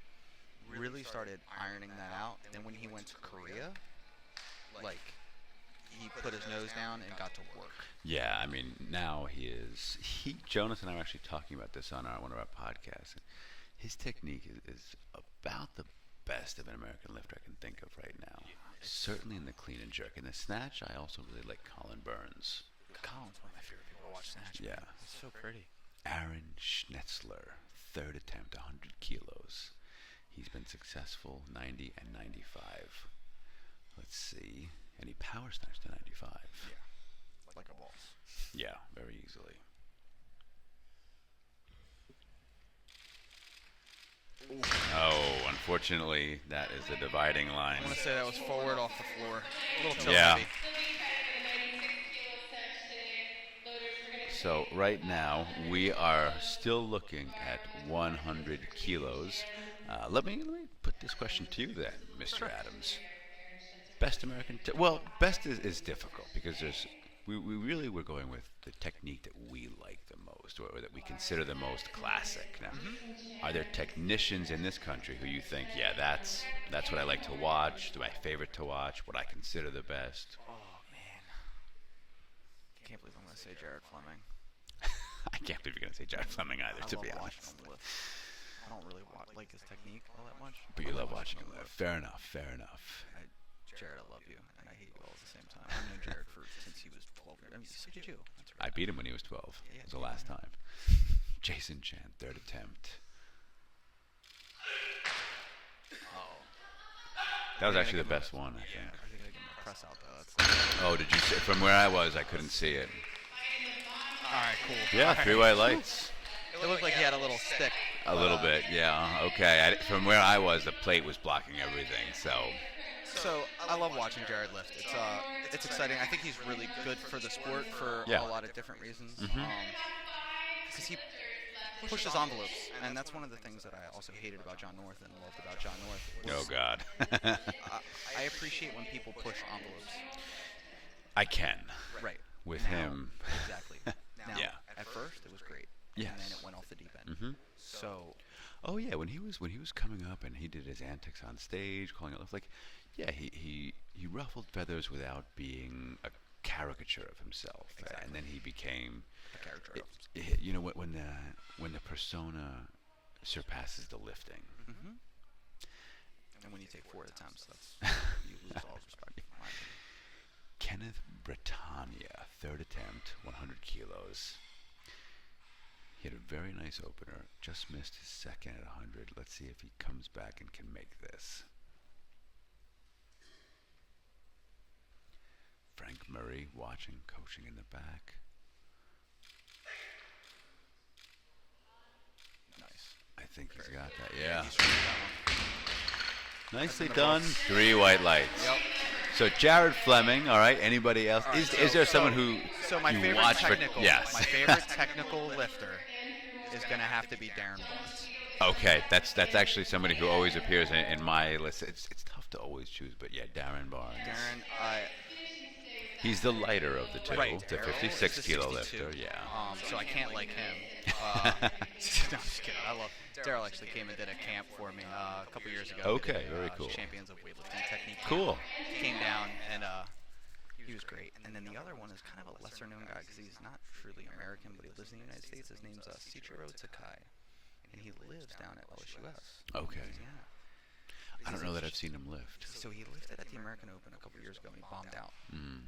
However, if you ever get to watch this dude on YouTube, look him up. Okay. It is he lifts the way you would coach. Okay. Like he does exactly what he's supposed to do every single time. That's great. I got to check him out. Yeah, dude, it's one of my favorite people. Andrew Moritz, Incessant Fitness, his third attempt, 101. So again, a 3 kilo increase from his second. Oh. Swing, swing, swing. Yeah, got very aggressive into the bar with the hips, and really those hips into the bar that aggressively. Some lifters are able to translate that into upward movement. Most, Larger lifters. yeah, some large, exactly. So one of the For things I most was going to lifters, say it just actually bumps is out. I tend to look more at the lighter lifters as far as technique-wise. Yeah, yeah. Because it's different. As you Very gain weight, different. it becomes so like when I would look at Kane Wilkes. Now, personally, I think that his lifting technique is meh. Yeah. Not the greatest, not the worst. Yeah. Now, does it work? Is he awesome? Yeah. Oh yeah, yeah. Tremendously strong, and it works for him very Right, well. and that's the point. It works for him. Mm-hmm. John Shishido, third attempt, 102. Went up after missing 97. Jumped 5 kilos. Oh.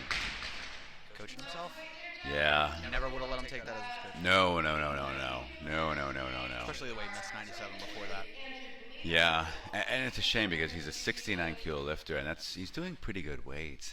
And I mean, maybe his coach isn't here, who knows, Evan, but you just want to say, with a coach, like you could be doing 102. You should be doing 105. I mean, he looks very strong, very fast, does a few things right. I mean, the first attempt we saw from him was great, but a coach makes the difference. It's one of the things I do is remote programming, and it's not my favorite. Mm-hmm. But what I do is I always make a deal with the athlete. Here's what we're going to do. Mm-hmm. And I think that's important. It is. When you don't have somebody there every day, there has to be some kind of setup that's agreed upon. Yeah, absolutely. Andrew, third attempt. oh man, no finish. No, yeah, and he really, his first two were very good. Yeah, easy. They looked excellent. That one, again, I think when the weight gets heavy, the body reacts and doesn't want to finishes less. You want to just get under that weight, which, as we've said, is exactly the opposite of what you have to do. And it's funny, I was going to call it my instant reaction was like, he's a rookie, he'll learn. And Yeah. I'm thinking to myself, like, no, I did that throughout my Oh entire yeah. career. I mean, I still do it, and that's Now- why it's nice to have a coach here to say you need to finish that. You didn't cut that pull. You snuck under that one. So with remote coaching, that's one of the things I do a lot. Is I say, I don't care. I don't want to see all your videos after. If you're snatching and you get a video, you better send that to me within 30 seconds, Yeah. so that I can get back to you 30 seconds from then. No, exactly. And that's That- the agreed upon thing, so that there's no live coaching, but there's some form of it. Instant feedback or near instant feedback. Yeah, that's very important. Like, okay, I'm training at 2 o'clock. Awesome, I'm available at 2 Yeah, o'clock for yeah. you. I think that's And that's, I'm not a huge fan of just throwing programs out to people like, pat you on the back. Good Yeah, job, yeah. do your thing. no. I mean, really, because you and I came up in the age of coaching in person was it basically, that's all you and had. and there's real, as you know, tremendous value in that. And as much as you can, you want to replicate that. Yep. I'd rather have a Joe Schmo off the street coach me than have no coach ball. Oh yeah. Just an eye. Joseph Ronan, Incessant Fitness, 110. First times. And he's a very light 77. Looks like he's probably a 69 usually because he weighed just over 71 kilos.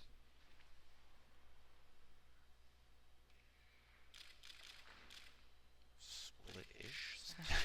So Slot? just jump forward a little bit on one side, but that was a pretty nice lift. Yeah, So that was a good opener. Might be watching Kendrick Ferris's old tapes. Oh from, my back God, in the day when Kendrick he used to Ferris is squat old jerk. jerk. I remember seeing that when he introduced that style. And you might know more about this than I do, but I got the sense that he made that decision on his own. So, all right, Kendrick's jerking. That sounded fun. My favorite quote from Kendrick, and we were 14 or 15. I was really young. So my first international meet was the Young Louis Cyr meet in Canada, and Kendrick was my roommate in 2001. Okay. So this is a couple years after that, and I remember asking him because he switched from split to like the squat technique, split squat. I asked him, I said, what are you doing, dude? Because he would do split jerks in the back the whole way, and then go out and power jerk. Oh my God. And I remember him telling me, favorite quote, "Hey man, I push the bar up, my feet do what they do." So I remember asking. Is that how you Kyle- teach the jerk? Yeah, that's exactly how I teach the jerk. So I remember asking Kyle years later, like, what do you do with that? I let him do what he do. Wow. It's like, have you ever tried to argue with Kendrick? Yeah, that's what I used to hear as well. Is that he was a bit headstrong. Yes. He had particular views on how he wanted to lift, and Yeah. And granted, he started lifting when he was 8 or 9 years old. with Kyle, is that correct? Yeah. Kyle taught him how to lift, and for the most, like, Kendrick lived in Kyle's house for a long time. Okay. Kyle helped Kendrick become the man who he is today. I heard that. Yeah, I forget who told me, but yeah, Kyle really has played a big role in Kendrick's life, a Played a formative big role. in a lot of people's lives, and I think it goes unnoticed. I mean, He's a great guy. Derek Johnson went down to school at LSUS, lived with Kyle. Kyle bought all his books. Wow. Paid for all of his classes out of pocket. Wow. Because Derek didn't want to go to LSUS. He wanted to go to Southern University, which is a traditional black university.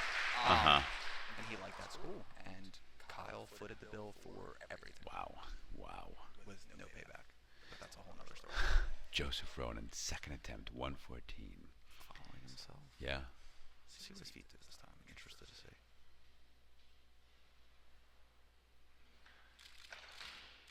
Yep. Same thing. Jumps forward a little bit with that right foot. Yeah.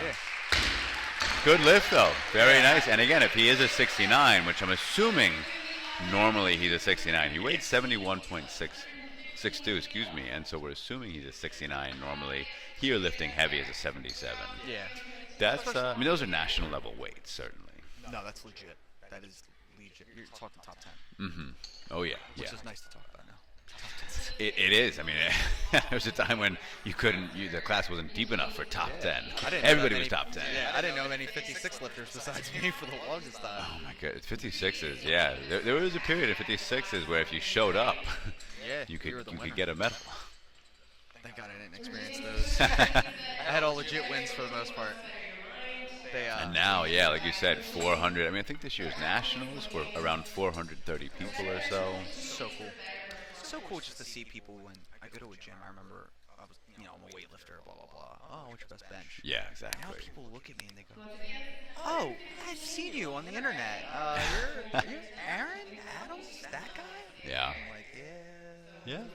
And they know what a lift is. They know what a snatch is. They know what a clean and jerk They is. know my numbers better than I do. I'm like, I think I hit 151 at that meet. They're like, "Oh no, you did 149 and then you missed 152." Oh, that's great. Really? Why do you know that? And why do I not? It's funny. At some point, I think we all forget some of the, like, I still can't remember a lot of my best lifts officially. Like, I remember my best official snatch, but not my best official clean and jerk. Nah. I remember big landmarks, milestones. I remember training lifts more. I remember yeah. lifts that I missed more than I Oh, God. than I made. Exactly in competition. I at bombed least. out one time. I can tell you that whole story from I beginning to end. I bombed out once. Was it snatch or clean and jerk for you? Clean and jerk. Me too, which I never thought would happen. know, right? I always figured if I Suck at bomb, snatch. I figured I'd bomb in the snatch. And it was Bombed at at Junior clean and Worlds jerk. in the Czech Republic. Oh man, that was the internet. That was when the advent of the internet coaches Okay. hadn't even become internet coaches. It was just like the peanut gallery. That was Go Heavy. When Go Heavy was so yeah. Go Heavy was the Blitz, only man. forum back then for Olympic lifting online. Really. And everyone was on there. Everybody letting knew, me know yeah. How I did. It was brutal. Different now. Much different now. It is. It's very different, and it's the sport. The lifts have not changed, but the sport in many ways is totally different from what we were used to in many ways. I love change. I'm really excited with most of it. Yeah. Joseph Ronan, Incessant Fitness, his third attempt. He's been successful with his first two. Now 118. Oh, that's when it catches up with you. Yeah, Right there. yeah, I was yeah. wondering when he was gonna get popped out. Yeah.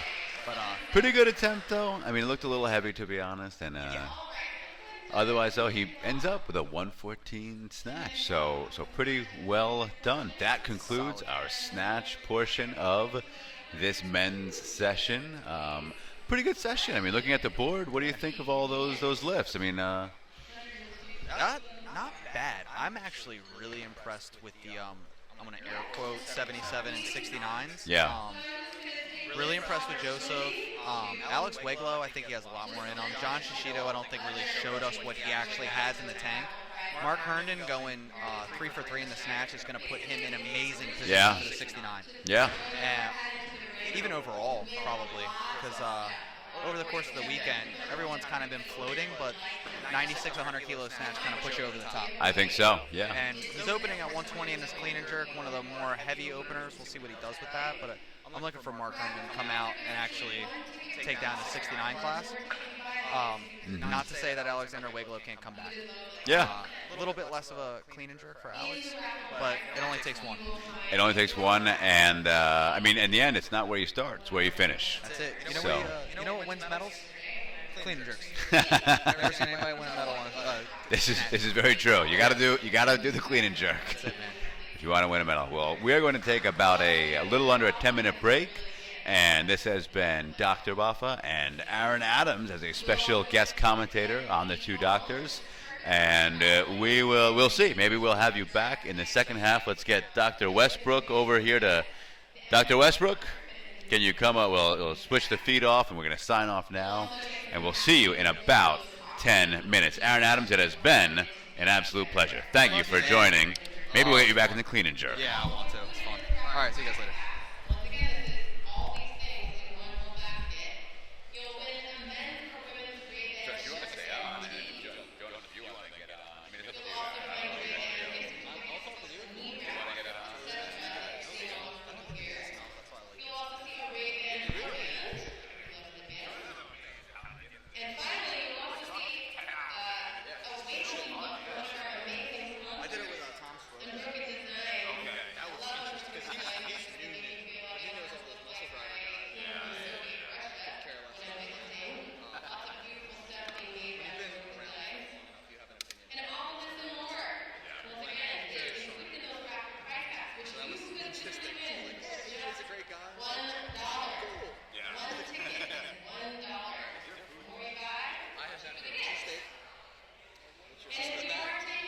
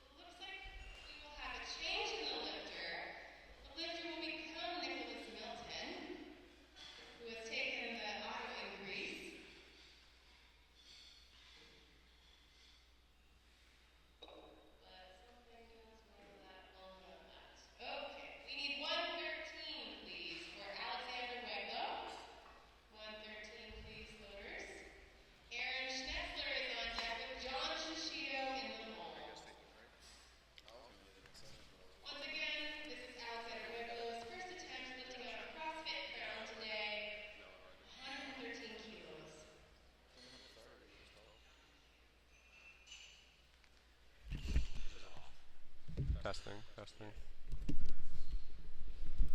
Let's see if I can remember what he did.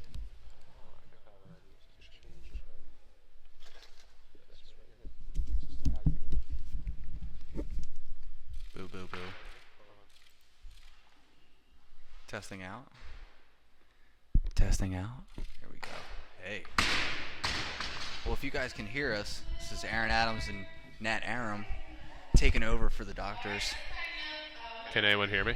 If you can't hear me, then don't worry about it. But if you can, shoot me a text message and say, hey, Aaron, we can hear you. Especially you, Adam. I know you're watching. Is this headset supposed to be working?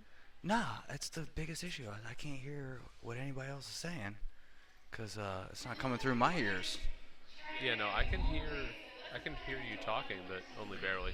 Yeah. This is a good setup. I like our live stream. Yeah. So what's going on in this session? No, man, it's pretty good. So, saw this dude, Mark Herndon, who I think is going to make the comeback to win the 69s in this division. That's who I'm excited to see. He looked good on his last couple. Went for 3 for 3 in the snatch. So that's cool. Have you seen him lift before? Not since today. It's another incessant fitness guy. Do you know anything about their club? I don't, but I've seen a ton of them here. Yeah, I don't know where they've come from. They all have really nice singlets, and they all move really fast. They look like the Resto custom singlets. Ah, maybe that's it. Yeah. This guy is actually wearing our custom, or not our custom singlet, but this is a singlet that he got from us. Oh, so it's not an actual Republic Dominican. national team. Okay. Now, do you guys get those from the actual teams and then sell them, or? We got them from the company that the teams got them from. Oh, So it's sweet. all the same company, yeah. Yeah, I was telling him, David Baffa, that we used to trade for him back in the day. Yeah, that's normal. Yeah, that's how we used to get them. There's no buying singlets. It doesn't make any sense to buy a singlet. Nah, you get them for free. I like this dude's first name, Aaron. Another Aaron. Yep. I don't know if he's an Elsa's expert though. He's not an Elvis expert.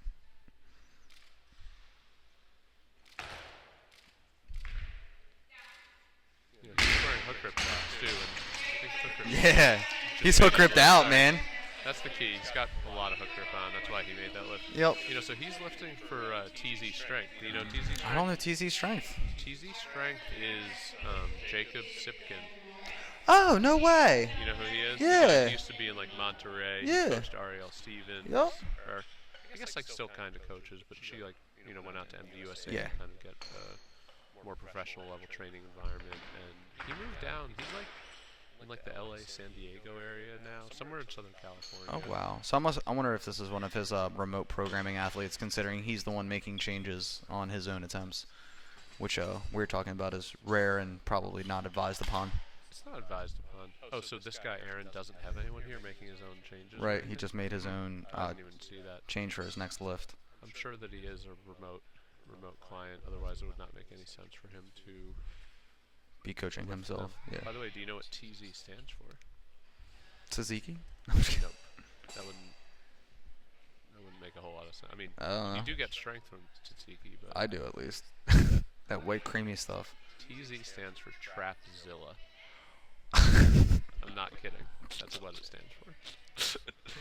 Is that a is that a coaching technique? We're gonna need to Trapzilla you right now and It could be. get your traps on Zilla level. It makes a lot of sense. I think it was actually named after, I'm not. Well, let's see. Gabe Pressman coming out here, coached by Sean Hutchinson. Yeah, man. Sean is 62 kilo lifter who just came back from China. He lifted yesterday. Did pretty well. His coach is a good-looking guy. He's got dreadlocks, kind of pretty. Yeah.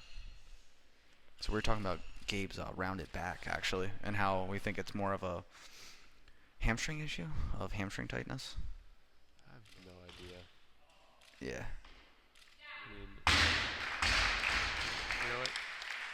He's actually wearing what looks to be like an Aces. Do you know which area he's from? So he's from around here.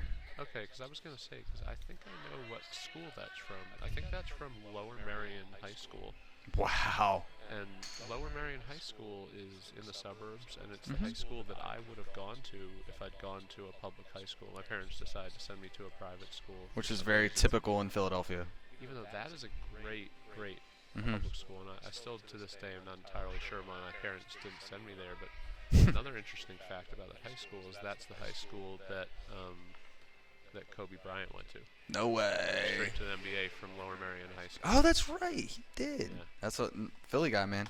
Yeah, 1996 graduate. That's Kobe Bryant's school. So I'm guessing Gabe did not know him. Well, when did you graduate? Did you graduate? Me? Yeah. I graduated 2000. Okay. So I actually wouldn't have ever gone Seen to him. high school with Kobe, even if I'd gone to a public school. Do you every now and then when you're throwing trash into the trash can still yell out Kobe? I've done that, yeah, but I would say it's like less and less with every year. You know? Do you start just dropping stuff and yell out Ilya or Yeah. Rizazadeh? Yeah. I do that. Here comes Nick Milden, another incessant fitness guy. Well, that's so. What I keep noticing is how fast these guys are. How fast? Fast. They all pull into the bar really quick. Especially for beginning weightlifters, which it looks like most of them are. Yeah.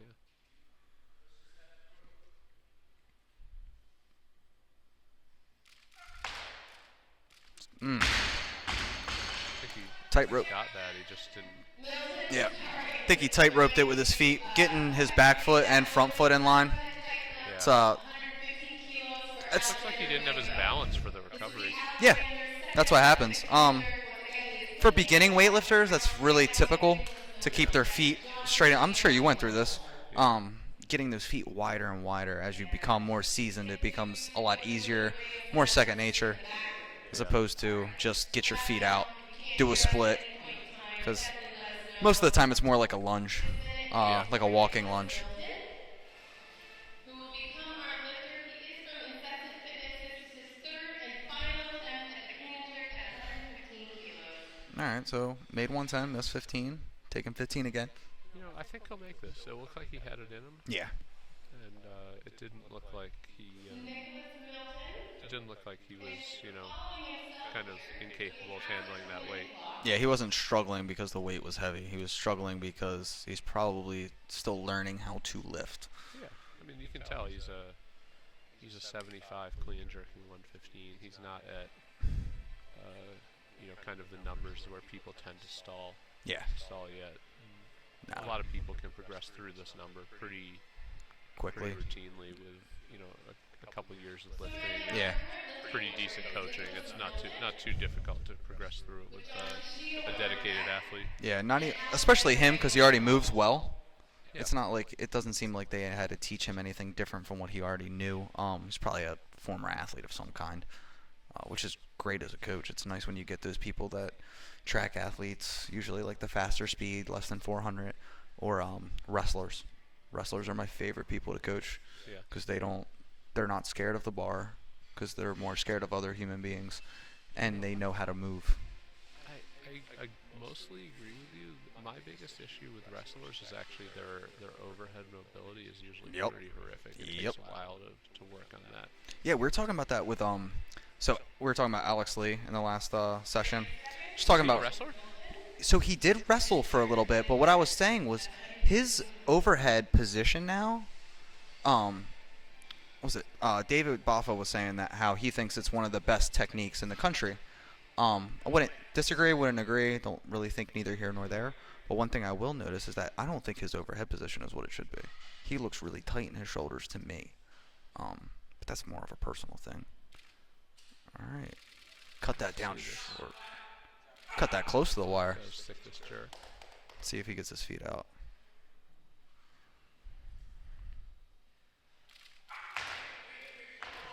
There it is. There we go. Nice. Perfect. Yeah, I think that's what I thought that's what the second lift should have looked like. Yeah. He was definitely good for that. It was- One of my favorite things to say for a new lifter is, "Don't worry, you'll never have to take that weight ever again." Yeah. So the next time he sees 115, it'll be in the warm-up room, not out here on the platform. Yeah, I mean he's he's going to be able to progress up to like 25 with just a pretty solid training cycle. Yeah. Couple lifts in the squat rack and he'll be just fine. This guy's wearing the Asics. Oh yeah, that's what I was telling David. It's like Japanese last name. it used to be so hard to find those shoes. It's not hard to find the shoes. Yeah, 10 years ago it was hard to find those shoes. 10 years. Yeah, now it's easy.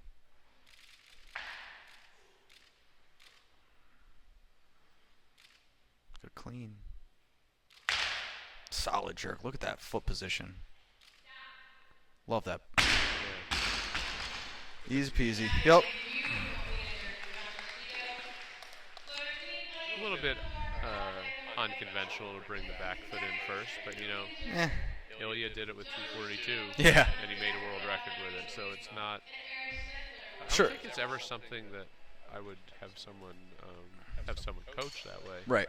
But it does happen with certain lifters, especially on heavier attempts. Like with a guy like Ilya, if you look at, actually we put up a video of him in the training hall maybe 5 days out, and he went up to 220. And if you look at that, he brings his front foot in first. Mm-hmm. So he goes as heavy as he possibly can, bring his front foot in first, and then once he gets up to the world record, Get it up. recover the way you can recover. Yeah. Get it overhead no matter what happens. Alexander Wieglow. Ooh. That's the second miss. Missed 113 and then jumped up to 118. Is that right? He's Yeah. going to do the miss and move up, miss and move up. Not exactly the most advisable thing to do, but One thing that, and I feel like I can say this now because he had a really good nationals, but there was a lifter actually from the Reading area who went to the American Open last year in DC, and he did move up on all 6 attempts.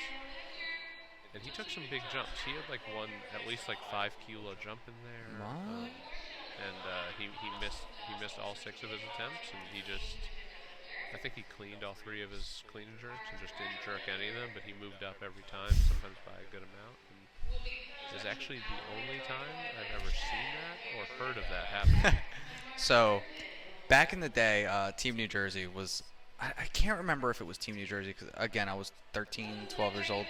But they used to have this theory that you opened up with whatever you thought you were doing for that day, and you got 3 shots at it.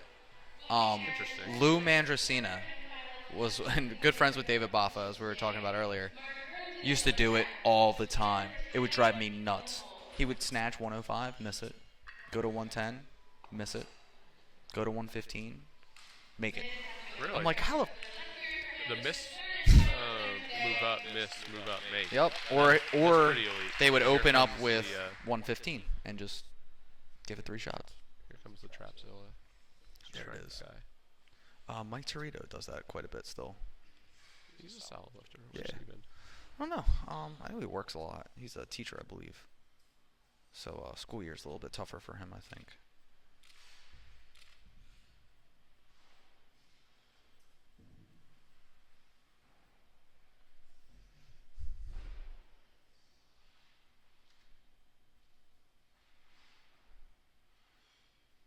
Cutting it down close with time. Got about 15 seconds left. It's his 3rd attempt at 119. Made his first 2 clean and jerks.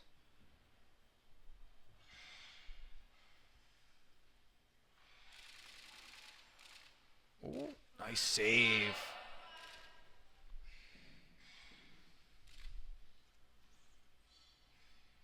Uh-oh.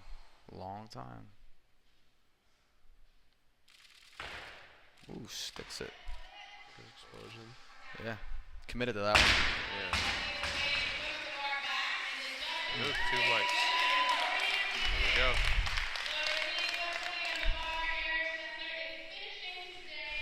So if I The saw strength that, from those hook grip socks, those kind of, I think those helped him really rocket his feet out on that split jerk. yeah, it seems like the hook grip socks allow you to stay anchored in your actual shoe, as well as have your feet move faster.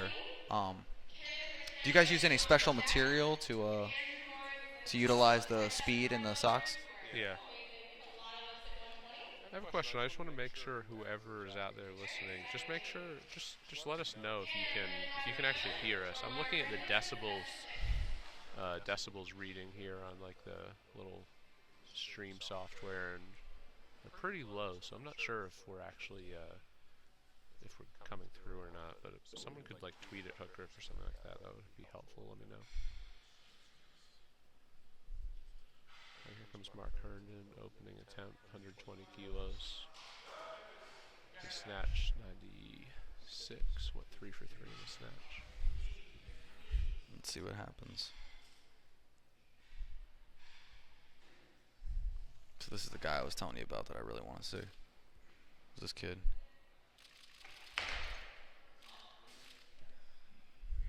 He's light. Yeah, 69. That's pretty good. Whoa! Ooh. Breaks the collar. You know, actually, he didn't break the collar. Nah, What happens with those unscrews. collars? Hold on 1 second. Mike, they have to screw the sticks in every time. Nat doing some Alright, sweet. sorry about that. So those collars are actually powerlifting collars, and that's because our Laco competition collars broke. That's Actually, not it the was first time I've heard that. It was actually the first time we've ever used those collars, and they broke. So we're using these powerlifting collars, and the little stick on the end of them, it tends to work its way loose. It actually needs some Loctite on it, so you actually have to screw that little stick in. Every And time. if that screw just, you know, if you don't kind of tighten that up every once in a while, eventually the little cap will work its way off. The whole thing unravels. Yeah. Yeah, that we had a Alico and a Works on set, which, 5-10 years ago, the Alico and Works on sets were pretty much exactly the same. All right. So, hold on a second. I'll let this guy go.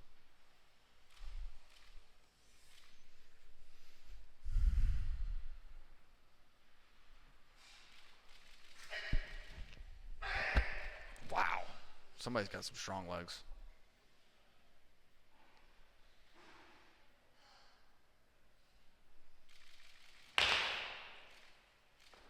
Tighten up. There he is. Good. All right, so, hey, Ron, I got a couple tweets at me saying that the audio is low and we should talk a little louder. So, thank you to Josh and another Josh for tweeting at me. Let me know. So I need So to speak more like this? Well, what I can do is I can move these levels up. We can't really talk too much louder without disturbing the athletes. But what I did was I just dragged them up a bit. So why don't you guys tweet at me and let me know if what I just did about 2 seconds ago improves the audio at all. That would be good to know. Again, we got Aaron Adams here, Nat Aram next to me, the hook grip guy. Okay. That's what, I guess. that's what I heard. Word on the street, man. Yeah, another incessant fitness guy. Yep. Andrew Moritz. Moritz. First clean and jerk, 120. 85 kilo lifter, weighing in at 83. Made a 98 snatch. Forward, right off the floor. Passed out. Man, it was a gutsy clean. Ooh. Forward on both lifts. You know what? I think that maybe that the clean took a little bit out of him. Yeah. Because of the bar being forward, having to pull it back. Oh, I yeah. think he is going to hit that. I think he just maybe just kind of had the bar come off of him a little bit too early in the clean, and I think he'll come back and hit that. Yeah. No, you notice a lot of these incessant All right, fitness guys they tweeted, jumping Josh up. tweeted at me again at Mr. Kelly and said way better. Awesome. So hopefully dragging that up a little bit helped. If you guys have any questions, I guess tweet Nat because I'm not cool enough to have a Twitter yet. Yeah. Hey, Ron doesn't use Twitter. No, I just got on the Instagram kick, man. At that team. I haven't been on Instagram yet, but I'm just basically Twitter only. I like words. Yeah, we don't use Instagram. Whoever's running that hookgrip Instagram is not us. I'm kidding. Here we go. Jason Chan, 120, first attempt. Oof. See how this rolls.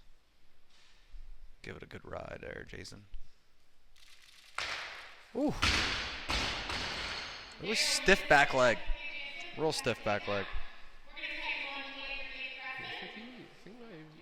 put it a little bit too far behind his head. A lot of people have the opposite problem. They put it way in front. He just looked like, Jump especially through if it. you have a real side view here, just looked like he wasn't the center of gravity or whatever of his body. The bar was a little bit behind it.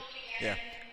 And like you said, I think if he bends his back leg a little bit, it'll kind of fix his body position to get under that bar. All right, here we go. Gabe Pressman, second attempt. Here we go. Kobe's classmate. That's it. Staring at his hands. We were saying last time it's a very international move to look at your hands when you miss. Yeah. Easy clean. Yeah.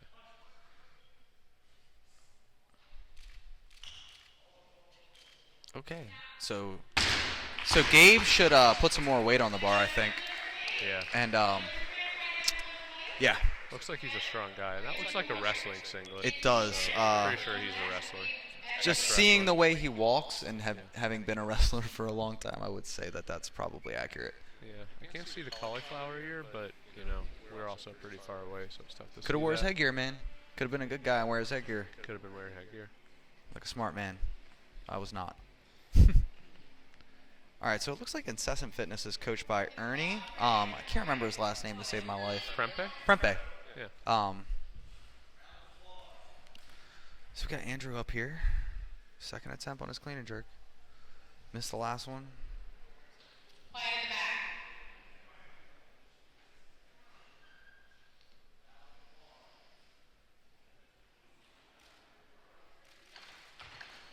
Low on the thigh. Grinds it out. Very See low, if he yeah. can make it this time. There it is. Much better. You know, he still came off his thighs super early, but just something about the way the where the bar landed on him, it made his standing up a lot easier, and I think he looked like he had a lot of reserve power left for that jerk. Yep. It's interesting to see how much a quarter inch or an inch can really kill your energy. Because when you have to pull that thing back and stand up from a dead stop, even when you see them bounce multiple times, that's still a dead stop. You don't have the same whip of the bar. You don't have the same tightness in your hips to catch it and rise right out. Yeah. It's Jason Chan. Not to be confused with Jason Chen. Yeah, Jason Chan lifted earlier. The legend. His nickname is King. Yeah, he's a king of weightlifting of kinds. Yeah. I saw his credentials said that. Nice. That's easy.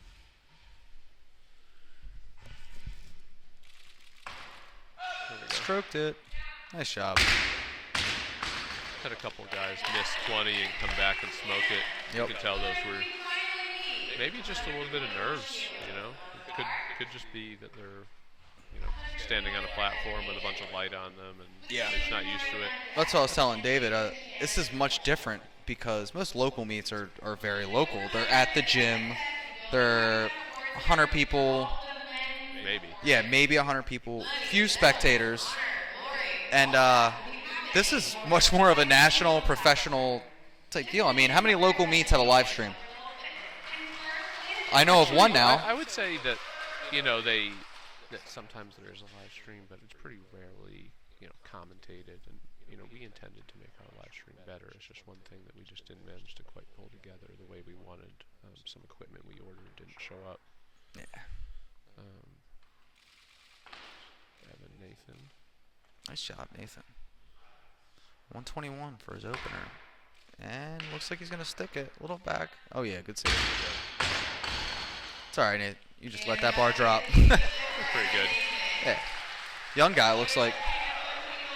You know, so what you were saying about the whole, like, local meet atmosphere, I mean, what we were really going for here was we were going for what I would say is basically the highest level local meet that's weightlifting only was really kind of the goal that was in my head. Mm-hmm. You know, I wanted to go big banner, I wanted to go race platform, I wanted to go actual scoring system with a TV, I wanted to go professional lighting. I did want to do a multi-camera live stream that would have, you know, switching angles and this and that. Mm-hmm. The problem with it was that basically, like I said, you know, we had equipment ordered that just never showed up, and we weren't able to basically get it, you know, tested and working in time. Right. So it's something to learn. I think actually the biggest weak point of this whole meet has been the live stream. I think it's better today now that what happened yesterday was we basically had an underpowered computer. Yeah. And the live stream was having a lot of problems, so I apologize for that. But we brought in a better computer today, and it seems to be gotten a lot less complaints today. Put it that way. Yeah, Here's Mark Herndon, second clean and jerk. 122 kilos. Interesting 2 kilo jump. Yeah, young. It looks young. Looks like a young kid.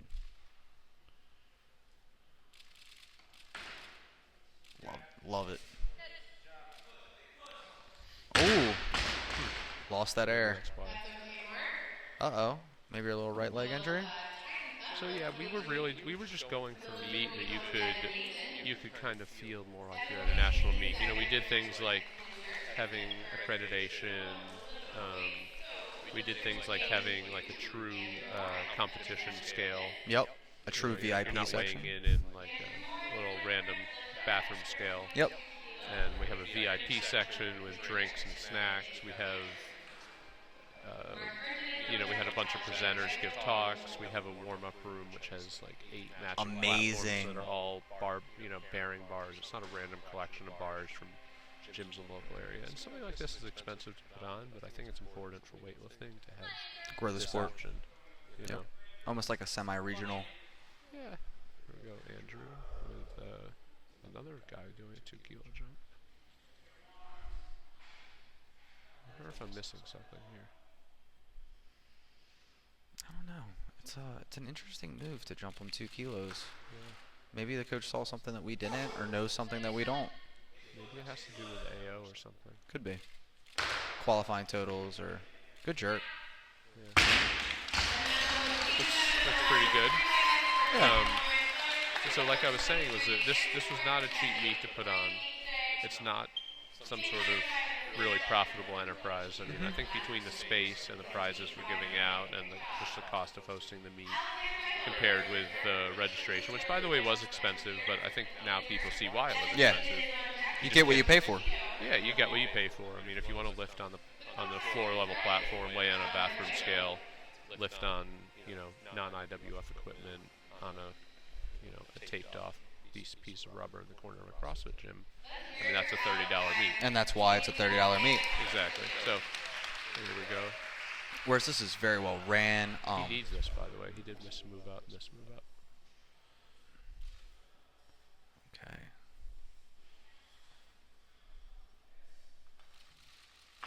Oh, that's a bad day. Go ahead and have it.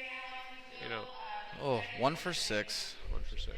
He just didn't have his best day, but we appreciate him coming out. I guess he's saying something was wrong with the bar. Blood on the bar probably. Yep. Blood on the bar. I wonder if it's from him or Excuse me. maybe it is from him. Well, I can tell you one thing from experience. Blood on the bar doesn't make you miss lifts. Blood on the bar doesn't make you miss lifts, but maybe he put the blood on the bar and he was just alerting them so they didn't take Yeah. another lift with it. And he is holding out his hand, so maybe that's it. A true international move. Yeah. I will say one of my favorite things about being at this meet is the location and how well it's ran, especially with the live stream. I enjoyed being able to run home last night to go watch Norik lift because I wanted to see what the live stream looked like. Yeah. Granted, when I got home, I watched it on my phone, but Did it work? Oh yeah, it worked It great. was working? I was Okay. hanging out, listening to the doctors do it, and it's different, and people don't get the transition between local and national, and they're trying to do that with USA Weightlifting with this regional thing, but it's not working to the same extent that I thought it would. Well, they're not really holding that many, or at least they're not scheduled yet. Right. I mean, they've held one. I have not heard about a second one being scheduled. Which And I drives think me it would- nuts. As a coach and as an athlete, I would have been flipping out. If you're going to set a standard, follow through with that standard. Well, Don't. did they set a standard? They Did said they ever that- say, hey, we're going to hold this many? That's what I heard. See, I never heard any sort of announcement on that. I don't even know. Like, all I knew about regionals was they just said, okay, we're holding a regionals. And I think at one point they said there were going to be 3 of them last year, and then Yeah. there ended up being 1. I didn't hear anything definite on that. But what I would say is that whether it's run by USAW and it's regionals, whether it's run by hookgrip and it's the Spartakiad, whether it's run by Mark Canella out of the Arnold. Yep. I think that there needs to be a middle level meet that goes somewhere in between your on the floor local meet. And don't get me wrong, there's nothing wrong with that, and there's nothing wrong with your average $30, $40 meet. Yeah. It helps to raise funds. It helps people get meet experience. You're still weightlifting. You're still putting bars over your head, this, that, and the other. But I think it's important for the sport to have these kind of intermediate level meets, because there's lots of people who can't make it to national level meets. There's people who can't qualify. Yep. There's people who maybe if you're not at university, like if you're not in school anymore, and you're not a junior, well, all of a sudden you've got to qualify for seniors. Yeah, or the American Open. And Or American Open. That's And it. some of those can be difficult. If you have a full-time job, if you've got kids, you don't have a ton of training time, but you kind of want to kind of get some bigger meet experience and stuff like that. Yep. I mean, I think right now, pretty much the only thing out there is the Arnold. Yeah. And that's great. I love the Arnold. I go there every year. Mark Cannell is a great guy, and actually this platform, or basically the phone which goes under the platform, is owned by Mark Cannell. Oh, well, thanks, Mark. He rented it to us for an extremely reasonable price. Good luck, Mark. This is a big key to holding this meet. All right, we got Evan Nathan. 124, 3 kilo jump. Stroking the clean.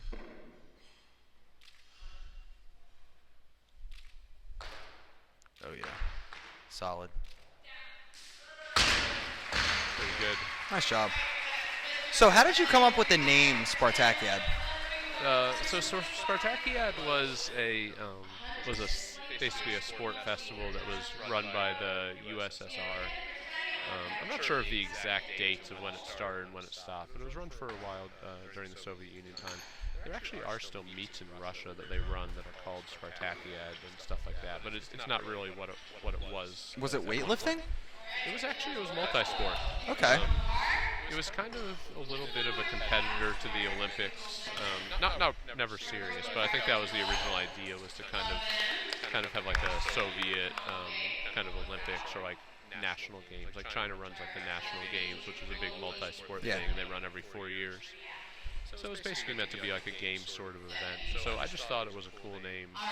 No one had at Spartakiad on Instagram. No one had the domain name Spartakiad.com. And I'll let Sean go into that a little more. All right. Second clean and jerk. Took a 8 kilo jump. He looked good on the first one. Let's see this. Cut that pull a little bit, but A little tough, but I think he's got it. Back foot again, but Yep. you know what? The one thing is that if you can do something consistently well and you can get the weight over your head, then it's probably not, The worst not thing. a big issue. Yeah. And maybe if he ever wanted to progress to the point where he was clean and jerking 160, he might need to change it. But who knows? Yeah, there's a guy last night that lifted that recovers with his back foot forward. A guy named Norik? Norik Vardanyan, that's Norik, it. Yeah, there we go. I don't know. So, I don't remember his name. So Spartakiad, what do you think? Where do you think this is going from here?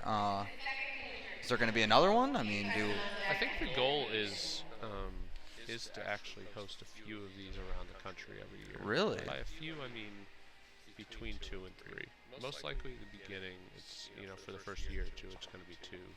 So sometime in the spring, I'd like to host another one somewhere else in the country and call it the Spartakiad 2. Next fall, in theory, we'll host another one in the Philadelphia area, Spartakiad 3, and we'll see what we can do. I actually have a bunch of ideas after this weekend for how to go forward with this, and I'll talk about that more in a minute after Ken goes. Second clean and jerk, 125, 5 kilo jump. looks sharp on his last one. Solid. A little forward. Nice and easy. This jerk was suspect last time.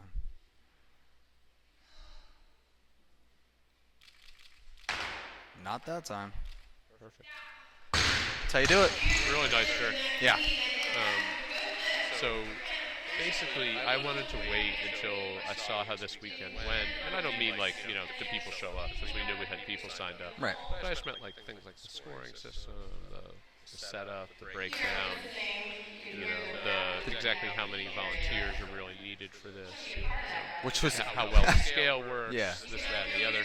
I kind of just wanted to get a feel because we've never run a big meet, and to be fair, I'm not even the one handling a lot of it. There's a ton of volunteers here who have all sorts of jobs, and I've actually had a pretty relaxing weekend on the whole. Considering yeah. Watch you walk around talking with all these great athletes, hanging out, and stuff. I have not had a really intense weekend. I mean, granted, I've not gotten a lot of sleep, but I've not been working incredibly hard. But overall, I wanted to get a feel for what it took to run a meet like this. What was bad?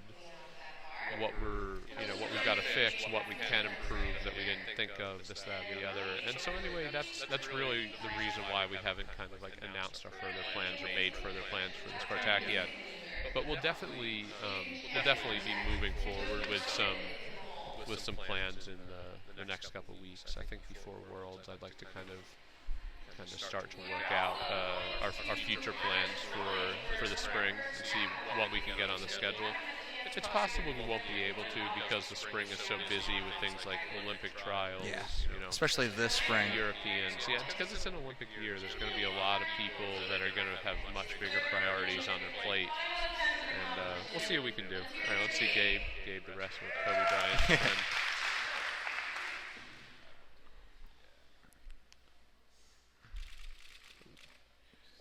Wow. Oh my I God. cannot believe he made that. Not normal positions, but he managed to stand up. Wow. That's one way to do it. You know what? Not every lift is going to look perfect. You can tell that was good. I mean, he went 3 for 3 in the clean jerk. He did 15, 20, 25, and was that perfect form? No, but it was. Did he make it? It was a good lift, Yeah. and you should not have every training lift look like that. No. That is for sure. But every once in a while, sometimes your third attempts look a bit weird, and that's okay. He made it. He went 3 for 3, 218 total. Body weight of just under 91. Not bad, man. Pretty solid. So I was talking to Sean Hutchinson, who's coaching him today. I'm not sure that he has a regular everyday coach, even, Yeah. which is shocking to be able to do that. All right, Jason. I think there's a lot of people dealing with that. There's a lot of people who get remote coaching now, and I think a lot of people just try and make do. You can't. It's hard to find a good coach in some areas. Yeah. Well, there's a lot of. Third attempt, 125. Come on. There he goes. Pretty strong.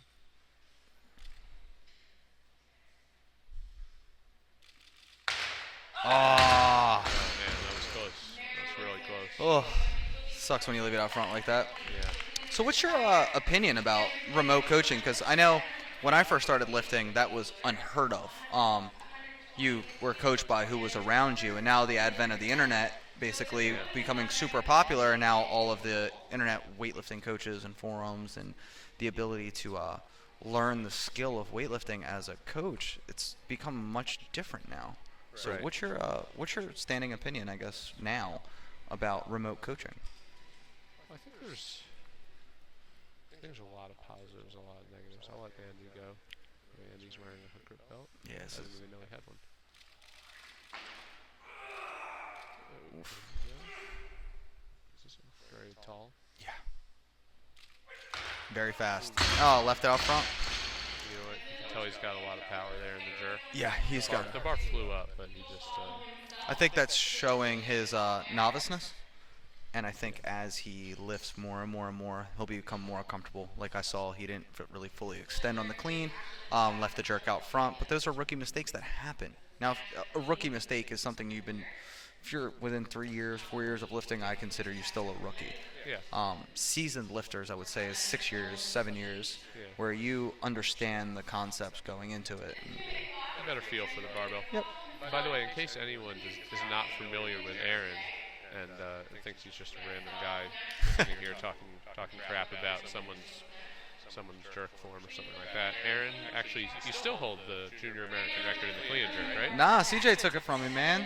Oh, CJ. Sorry. I So if completely I'm gonna forgot lose a about CJ. record to anyone, it's gonna be Okay, CJ. I so- still have the collegiate national record in the clean and jerk with 151. I think. Right, well, until CJ made 153 for the senior and junior and youth and probably a bunch of other records when he did that at the 2014 Nationals, Aaron held the clean and jerk Yep. record for the 62s for the juniors. He did 150 kilos. I don't know, what year did you do that? 2008. 2008? How do you remember that? That you did it? Yeah. I mean, I wasn't there, but I mean, I knew about it because I remember seeing it on the American.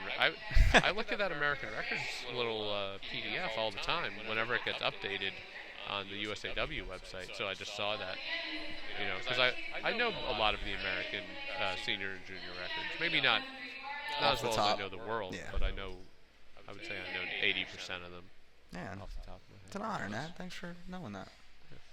All right. Andy again, back with 126. I think he's gonna smoke this one. Yeah, he's got it. All right. It's a long way to go, man. Nice. A lot of Stuck power it. there. Yep. The clean looks like his limiting factor. It's actually most lifters in the U.S. It's the opposite. There's a lot of people who can just clean a ton really routinely, and then they get out there and then they throw the jerk in front of themselves, or the jerk really isn't even close, or they just don't know how to recover, or something like that. But Jerk's tricky. It's technical. the jerk is It's very just like a technical. snatch, I think. I think a lot of people don't give the jerk as much technique work as it probably deserves. No, I'm guilty of that as a coach. Yeah. I ignore the jerk more than I ever should. For me, because honestly, as an athlete, it was never really an issue. I mean, I Yeah. jerked 170 kilos off the blocks, weighing 62. That's crazy. That was easy. Yeah. The clean was a little bit tougher, but the jerk was always kind of my forte. I loved it. If I Yeah. could stand up from it. Harvey Newton was a coach. I know his name. Yeah, so he was an Olympic coach actually a couple times, assistant or maybe a women's coach. Really good friends with Kyle Pierce. And he used to say, jerks are 80% mental, 20% strength, and 10% do you want to make it? Yeah. And that probably goes into mental. yeah, it's tough, man. If you commit to it, you can make a jerk. I honestly believe if you can dip and get it above you, like get it up to eye level, you can make it. It's just committing to it. I think that's true and not true.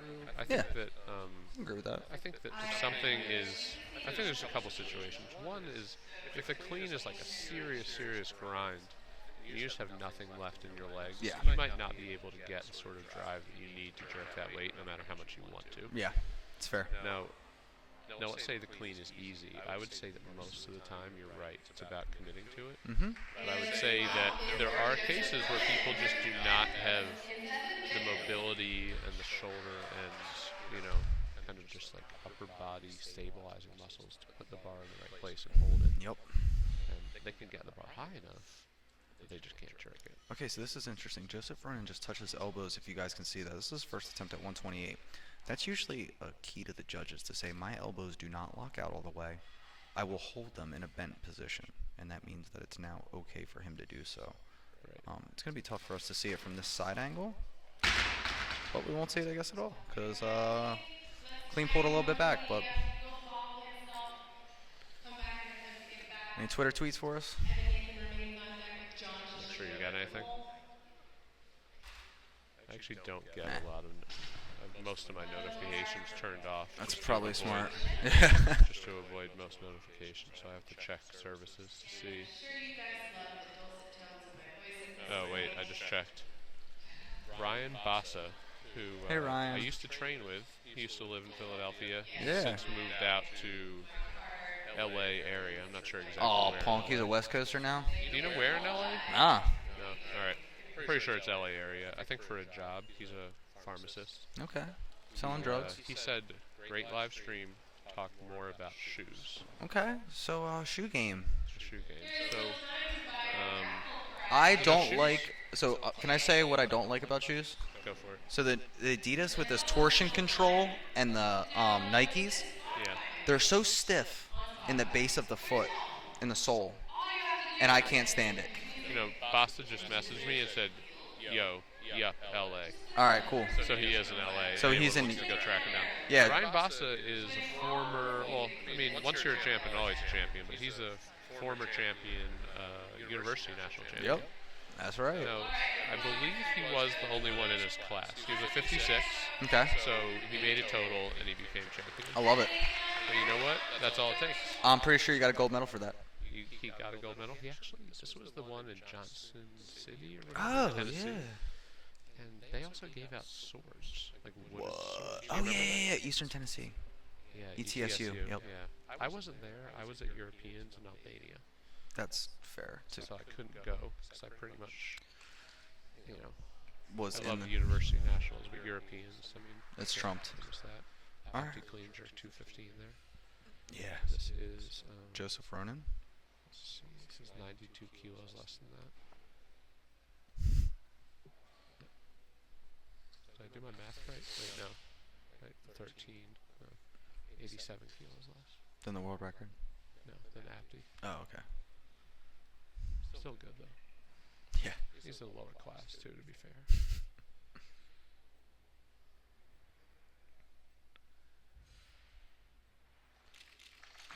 There it is. All right, now here's what I'm interested in. Is this lockout? See how bad it is. Not bad.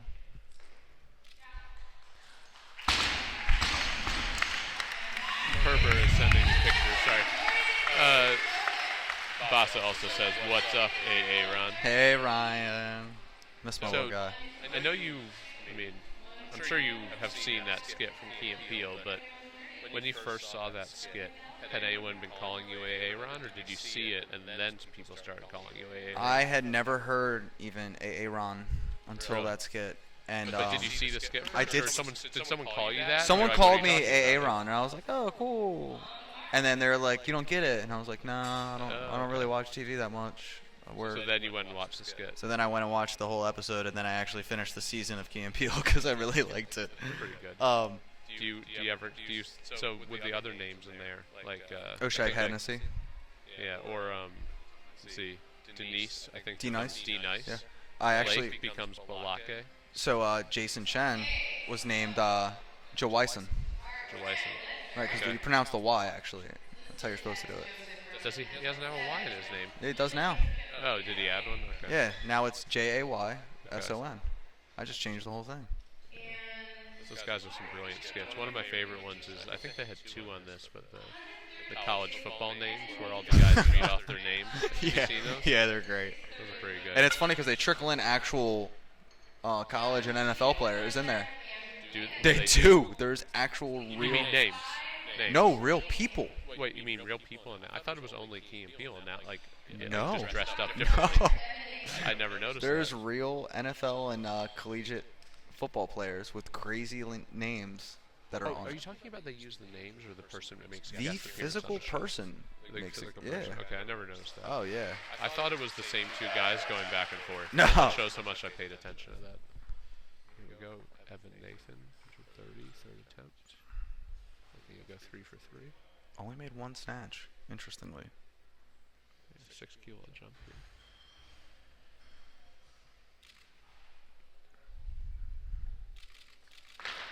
Solid. Cut it high.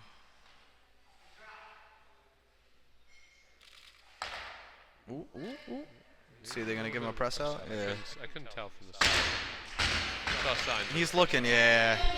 Okay, so one thing that I mean, frankly, he was probably gonna get red lights anyway because it was obvious. But if you drop a bar like that, you know, don't look at the judges. Yeah. Don't look at them like you're not sure if you just made it. You're not convincing me. Yeah.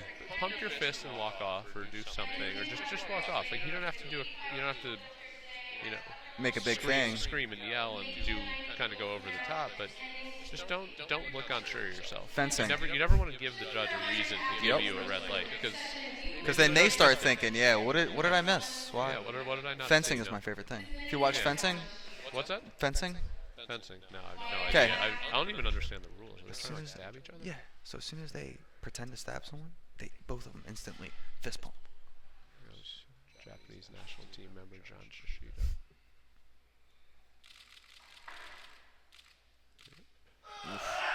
Tough clean. See if you can get it. See if back foot recovery.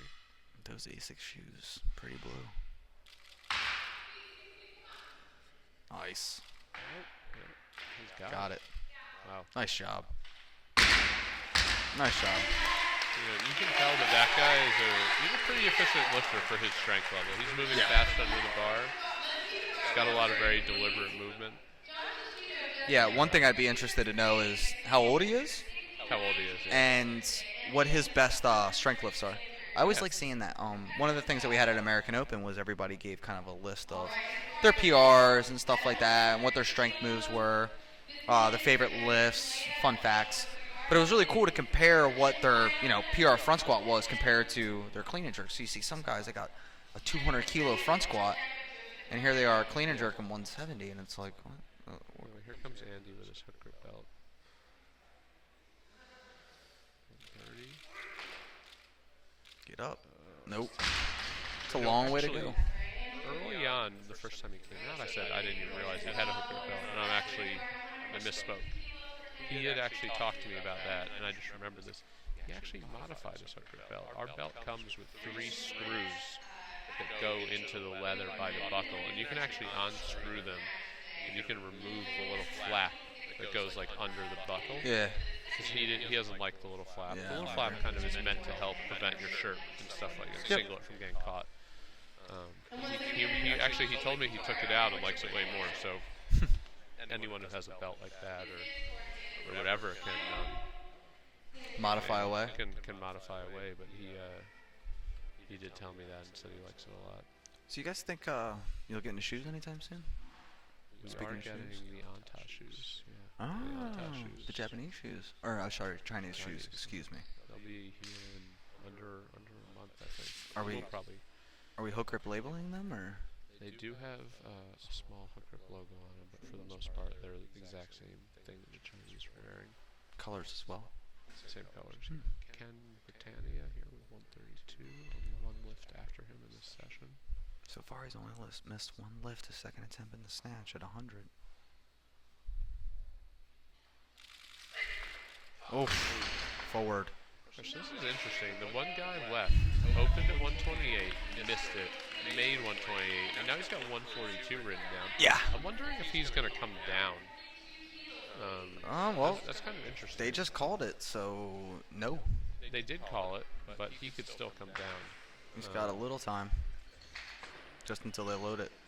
Maybe it's placing, maybe it's for the money, maybe it's for the total, maybe it's a qualifying total. I don't know that there's much money in this lift for him.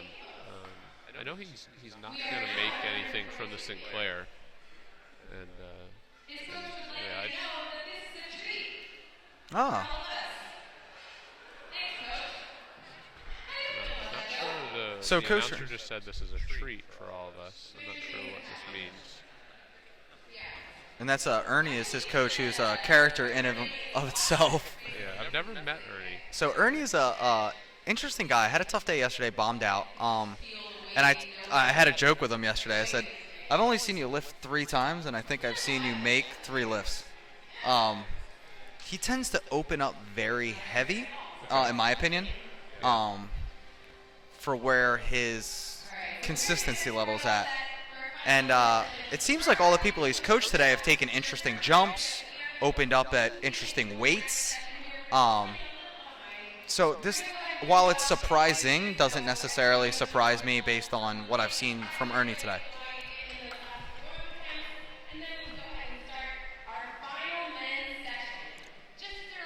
So is this actually happening? Like, I guess this is happening. It's a very interesting jump. I very rarely see 14 kilo jumps at this Yeah. level of weight. Higher. And 14 kilo jumps is maybe a super heavy in the clean and jerk from opener to second I've seen. Yeah. It's still rare. Even then it's rare, but it's almost unheard of at this level Yeah. of like Competition. weight. Not even this level of competition, just this amount of weight. I mean, you don't see. That's a even if high this was like percentage of weight. a very high percentage. You know, if he's doing 200 kilos and jumping 14, it's a little different. It's still high. Yeah. It's still really high, but it's very. The largest jump I ever took was 8 kilos. I saw a couple big jumps at the Russian Nationals, but that was because of just the way the guys were lifting. Like Alexei Lovchev, I think, did 220 and 245. Still just way under his ability at 220, so it wasn't really comparable. So I want to see if he actually gets a clean in it, or if he clarks it.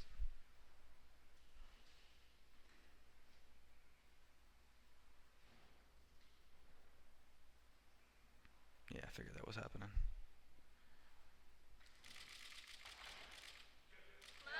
So I think he ran out of time. Yeah, he did. He did. Yeah. So I guess he was just coming out for the clean. So I think that would have been a no lift no matter what if the judges noticed the time, which hopefully they did. I'm not sure why there wasn't a buzzer there, but I guess maybe... Usually the center judge gives the down signal.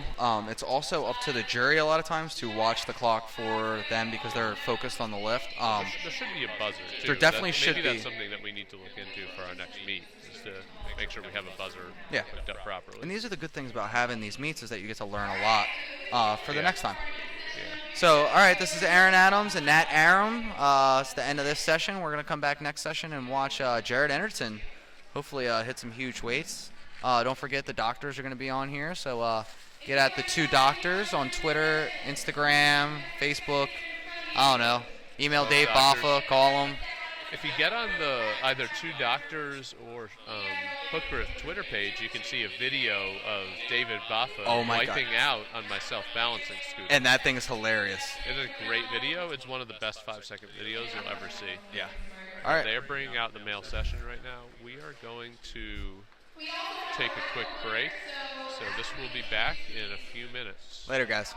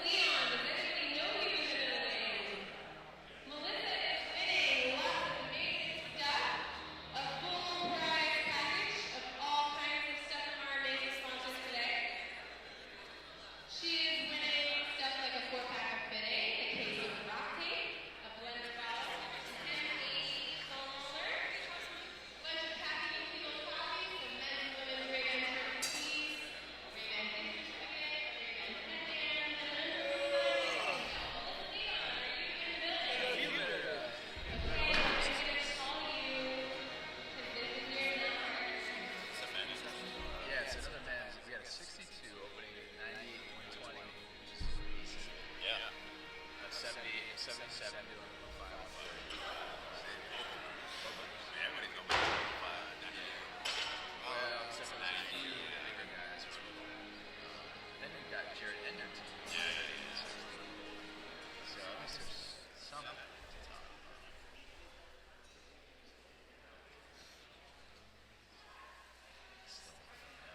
Besides Enderton, I don't really know.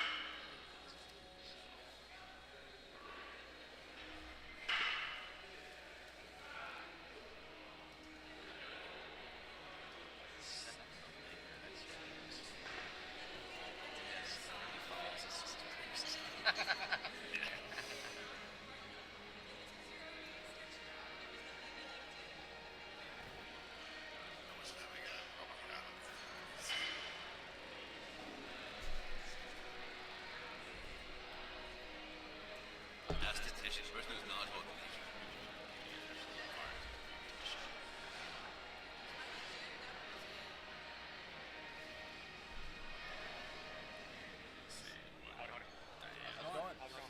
Not bad. We actually should do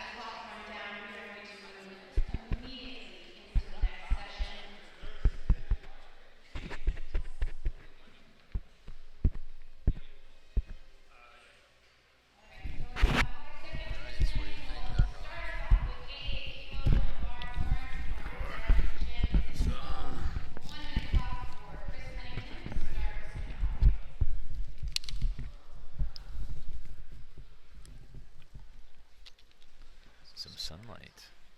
Wow.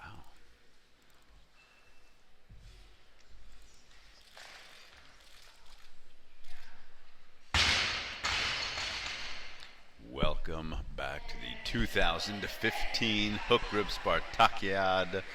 We just watched the opening snatch attempt of the last men's session of the day, correct? This is the last. There is men's one more There's session only after one this, a more. women's That's right. session, but this is the last men's session of the day.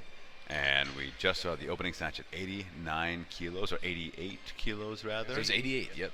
And we are waiting for an increase almost certainly. We have the two doctors here. I am joined to my right all the way from Bangor, Maine, a city whose time came and went 100 years ago, Dr. Jonas Westbrook. And to my left, all the way from Beloit, Wisconsin, the esteemed Dr. David Baffa. And we're here like Dr. Bob just mentioned, this is the last men's session, meaning that after this session, they're going to be able to hand out medals, which each weigh about 10 pounds. And then The hookgrip also- medals are enormous. They're enormous. And we're also going to be able to hand out, not us, but someone else. Someone will hand something out. Yeah, hand out some prize money, some checks, some cash. I don't know exactly how that's going to happen to those top lifters who have earned it. Supposedly, there's $11,000 worth of cash prizes to be given away. How much of that goes to the webcasters? Well, not enough. Not a Dr. dime. Boffo, not enough. But right now, waiting on a 90-kilo snatch.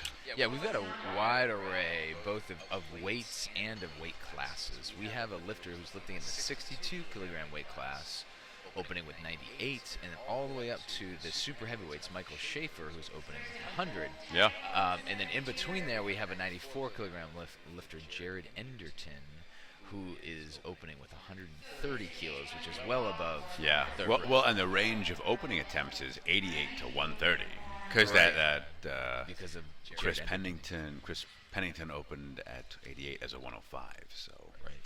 So yeah, 88 to 130. That is quite a range.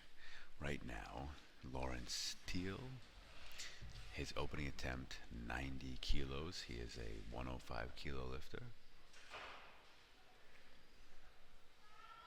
Let's see if he can put this overhead. So far, the first snatch of the session was successful. It's always nice to see that. Power snatch. Power snatch, yeah. Looks good to me. And let's see what they say. They say good lift. Absolutely. So that makes two good lifts to start off the meet, which we love to see. That is what you want to see. This has been going on. This is a local meet. It's going on for 2 full days now. Yes. I believe there was 6 sessions yesterday. I think 5. I think it might be sessions. 6 today as well. Oh, is it 6? Or maybe maybe it is only 5 today. I think it's only 5. Okay. Yeah. Because we've done 3. This is the 4th, and then there's At 5 one so more, 5. yeah. Yeah. So 6 yesterday, 5 today. So 11 sessions of around 15 or so lifters in each session. So a lot of weight lifters, a lot of weights being lifted and dropped. Yes. The previous session was also a men's session. We saw some pretty good lifting. The session before that, a women's session, was exceptional in terms of the amount of made lifts. the No whole bomb time. outs. No bomb outs, which is Yeah. very rare. Chris Pennington coming. His second attempt, he opened at 88. Now he's taken a 4-kilo increase, and he is going for a 92. He is also a 105-kilo lifter.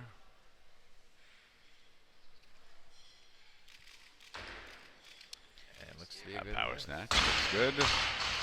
Now, Dr. Baffa, we're starting to see a little light. This is the first sunlight There was some sunlight coming through. shining through the window. It was amazing how much it changed. I mean, I'm just realizing. So actually, here's a little art historical term for you, Dr. Westbrook. Okay. That up there is a clerestory. What is A it? clerestory. A clerestory. We just went over this in one of my classes. So that Describe what that is. that middle section of the roof right there is slightly raised, you see, Yep. and it allows you to build basically an entire wall of windows along either side to provide light. To allow light to. Yep, exactly. Was that something designed into buildings prior to electricity? I imagine. Oh yeah, that goes back to ancient Egypt. Really? Ancient Holy Egypt. smokes. Yep. Wow. They that's one of the first places you see the clerestory. Clerestory. Clerestory. Yeah. Oh, interesting. So yeah, that we just had a ray of sunlight. It actually was nice. I kind of forgot what the sun. It's been gray the It's whole been time. gray. Here. I Yeah. mean, the city of brotherly love has been rainy and gray this entire weekend. But right now, in here, it's been bright all weekend. Lots of Absolutely. lights. Great setup. Fantastic platform. Webcast. Worked a few kinks in the audio out on day one, and things seem to be moving along quite smoothly today. Well, smoothly outside of one instance, and that would have to be Dr. Baffa's attempt to learn how to use the hoverboard. This is David Luke's correct. hoverboard, David yeah. Luke visited the future, came back, brought a hoverboard with him, and I thought, well, I'll give that a whirl. Give it a try. Oh my You've goodness! seen Back to the Future. You know what to do. Exactly, and let's just say it was it made Marty McFly's first time on a hoverboard look graceful. So after that, I will say it gets remarkably easy. It's amazing how intuitive that thing is. Yeah, it's literally you almost once you get used to it, you think about Yeah. the movement and it just goes. Yeah, the easiest thing to do, I think, and we've had very little experience on it, but is to not really think about the body, but rather where you want to go and what you want to do. And I think the body on maybe very subtly moves, and that thing responds. Yeah. So Right now, Lawrence Teal, for his second attempt at 95 kilos, a 5-kilo increase from his opener. And he was somebody who basically just power snatched his opening attempt pretty easily, too. taking a 5-kilo jump, and the way he did that first one, we should expect this to be pretty similar. A local lifter from Philadelphia Barbell Club. That looks And pretty another good. easy lift. Very nice. And he's got some excellent weightlifting shoes. He does the classic 08. Classic 08s, that's right. They're Adastar. Adastars, Adastar 08s, yep. Yeah, that's right. A great shoe. And when you see that, I used to, like, the last couple of years, I used to see somebody wearing that shoe, so you automatically assume they've been in the sport for X amount of years. But now you have to be careful. Yeah, very careful. Because, organizations like Hookgrip do sell those shoes from many, many years ago, sometimes even brand new or used. And so you can have a fairly new lifter who's wearing a shoe from 10 years ago or longer. Yeah. And that shoe, now you never had that shoe. You I've had never the worn it 04, before. the classic silver shoe, also That's a right. great shoe. Yep. I had it and lost it, gave it away, sold it to somebody. They were destroyed. I was leaving Italy, and I was like, you know what, I'll leave these. I'm going to get a new pair of shoes when I come back to the States. Wow. And another Italian kid there, a newer lifter, said, "Oh, I'll take these." And I said, "You can just have them. Just use them anytime you're in the gym." And he said, "Oh, I'll buy them for like €40 or something like that." Really? And He got a deal, didn't he? yeah, then he quit weightlifting like a month later or something. I know, sitting on a gold mine of shoes right there. Some of the best shoes, maybe the best, in my view, perhaps the best shoe ever made. Here is Jim Calciano, Bridgeport Barbell Club. His first attempt, 97 kilos. And again, also in the 105 kilogram weight class. A little bit of a jump. Yeah, forward, jumps but forward, a swing, come forward, but looks like a lightweight for him. Yeah, still took it lightweight confidently. otherwise. Look at all the sunshine now. This is really Beautiful. tremendous. Yeah. I mean, this I mean, has changed the whole literally, aspect. It's amazing how much light is truly coming through here. So we can see why the Egyptians were using this. They way were, back and when. you see this in cathedrals as well. Yeah. In fact, that's a reason for side aisles and that taller central nave. A clerestory. Clerestory. Clerestory. Clerestory. Close enough. On an exam, I would have. I'd mark you correct. Okay. Especially if you were a weightlifter. Chris Pennington, third snatch, 97 And so kilos. far, things have gone quite well in this session. Another power snatch. So, Looked pretty easy to me. I think he knows he's got a lot more in the tank, but that's fine. That's where you want to be on your third attempt, knowing that you're going to be going after more at your next competition. And Dr. Baffa, right now we have 81 viewers. look at that. Supposedly, if this information is correct, that we're viewing. I believe, by the way, one of our viewers is John Bros, who's fantastic. We've messaging a bit back and forth right now, and we have been raving about the Bros thumb tape. he's probably gonna bang his head in frustration when we hear about how much we've been talking about it. It's by far the best adhesive thumb tape for weightlifting.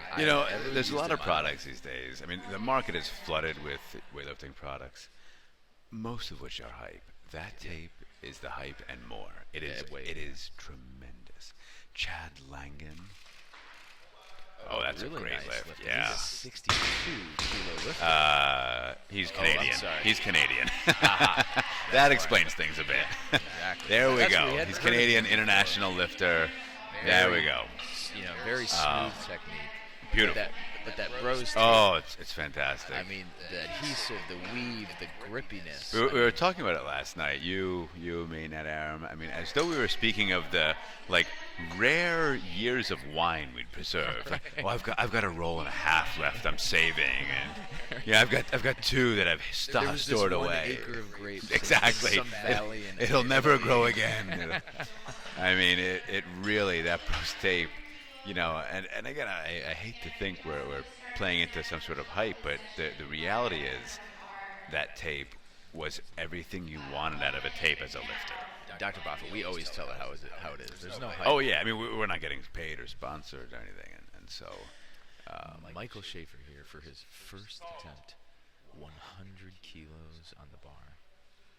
A nice nod to the audience there. I like that. Nod to the judges, nod to the audience. You and I are big fans of that small nod or bow. Let's see if he can make this opening attempt. Ooh, Looks power pretty good. snatch. A power snatch. Very good. That's all right. Yeah, so he's got that. Very good. Now, if any of our viewers or listeners want to get involved in the conversation, you can get a hold of us. Join into the conversation on Twitter via Boffa Westbrook at the Two Doctors, or on Facebook, the Two Doctors. We'd be happy to give any shout outs to any lifters you might be cheering for or watching during this session. And this session is probably full of at least a few lifters who are vying for that prize Oh, yeah. money, that will be handed out after this session for the men's classes. Lawrence Teal is coming out for his third attempt. He went 90, 95, 100, very reasonable. Increases 5 kilos between each lift. I believe he's been power snatching all the way up.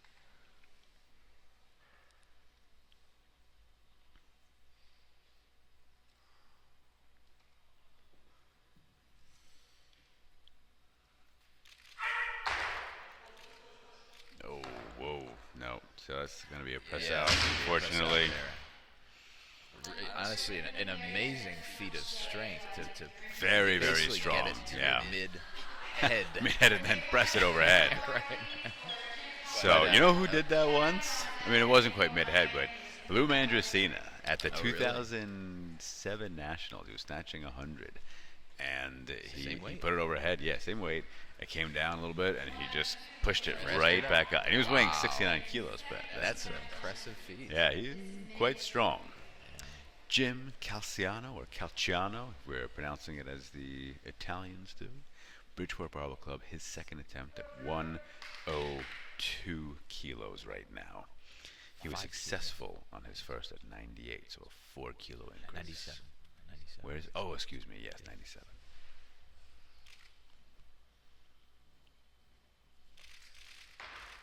And he's So had a little we bit saw, of that yeah, jump forward we saw the last jump time. forward the first Yeah. time. It was more exaggerated this time, Right. and unfortunately too much weight to hold on. So a bit of a swing took the bar for kind of a ride. It is funny how, even though there's a wide variety of increases that you can make, the 5 kilo increase is still very typical. It is. It is. It's even, or not even, but a round number. Generally, the weights add up very easily that way. But 3-4 kilos is perfectly acceptable. Yeah. Chad By the way, Conway. Joshua Redacted on Twitter says he's down to 3/4 of a roll of average bros tape, and he switched to elastic to preserve it for me. Savor that. Yeah. Chad Langan, the Canadian lifter, 62 premium class. Oh, beautiful. Technician. I mean, that's really nice. That's That's really nice technique. just what we're looking yeah, for. Exactly. And that's a weight that's over 50 kilos above his Yeah. body weight. I mean, it's a 62. That's a really nice snatch. Excuse me, 40 kilos above his body weight. Math is not our strong suit. We're not doctors of math, so anybody listening would do well to double check us. Yes. But yeah, no, Joshua, I've done the same thing. I'm down to 2 rolls that I've preserved. It's probably like 1.8 rolls in the extremely unlikely event that I ever return to the competitive platform. It's going to happen. Dr. It's going to Boffa. be with the bros tape, and so yeah, I've switched to I don't even know what it is, but something I bought the a poor biggest- substitution. Yeah, I bought the biggest box I could. Oh, we did too, and then we thought it was endless, and using it willy nilly. I'm going to auction them for about $1,000 a roll. I might get in on that auction. Jim Calciano, Bridgeport Barbell Club. Swung it, jumped forward. Let's see. Yeah, same thing, I unfortunately. mean, boy, if he can just get rid of some of that swing and jump Yeah. forward, these would be light. Yeah, very light exactly. weights. I mean, we talk about the importance of up, of staying vertical, That's right. of thinking up with that weight, with the barbell, and Eliminating the horizontal forces that you exactly. put on the bar. I mean, now there are some lifters who do jump forward very slightly in a lift, but it's generally a result of them using so much weight in relation to their own body weight Right. that even though they're thinking up, pulling hard on the bar, they're pulling themselves down into it and a little forward. And Tanner Sajir actually had just a little bit. Tanner Sajir, again, this is somebody who is snatching 100-ish kilos, nearly 100 kilos over body weight. Same thing with, I'm blanking on the 85 kilo Iranian's name right now, but a little bit of a hop forward. Here is Nicholas Orion from Broomall Barbell Club, his opener at 104. Looks pretty good. Yeah, good lift. So with that Waiting for attempt, the he weight. gets on the board with 104. Yeah. And he's also in the 105 kilogram weight class, weighing very light. Very light, just 100 barely over kilos, 100.57. I feel like the 100 kilo class was a great class. Yeah, The 100 and 110, yeah. Absolutely. Those are classes I would like to see again. Well, we've discussed this at length before, but not even a 110, but maybe even a 115. Yeah. class. I mean, because 110 kilogram man, which is in pounds, 242 pounds. Not very big not anymore, that no. big anymore. No, it's just not. And I mean, Especially when you're talking about Western countries. Yeah. Well, and consider at one point, as you mentioned yesterday, heavyweight was 90 kilos and above, Yeah, that's hard to believe. which is crazy. But And that's really what the women heavyweight. at class minimum, it should be yeah, 90 and above. Yeah. I don't know if they're going to change anything. Presumably now would be the time, changing it prior to the next quad. But I don't, Right. haven't heard anything. I doubt it'll change, to be honest with you. Yeah, no, I think you're right, which is unfortunate. And I think I've heard there's some hesitance to make a heavier top men's class because they'd fear that those weights would exceed the super heavy. Really. I don't know. I don't know if there's any Makes a truth to whole lot that. of But sense, yeah. John Boylan, this is his opening attempt, and the bar has now moved to 105 kilos.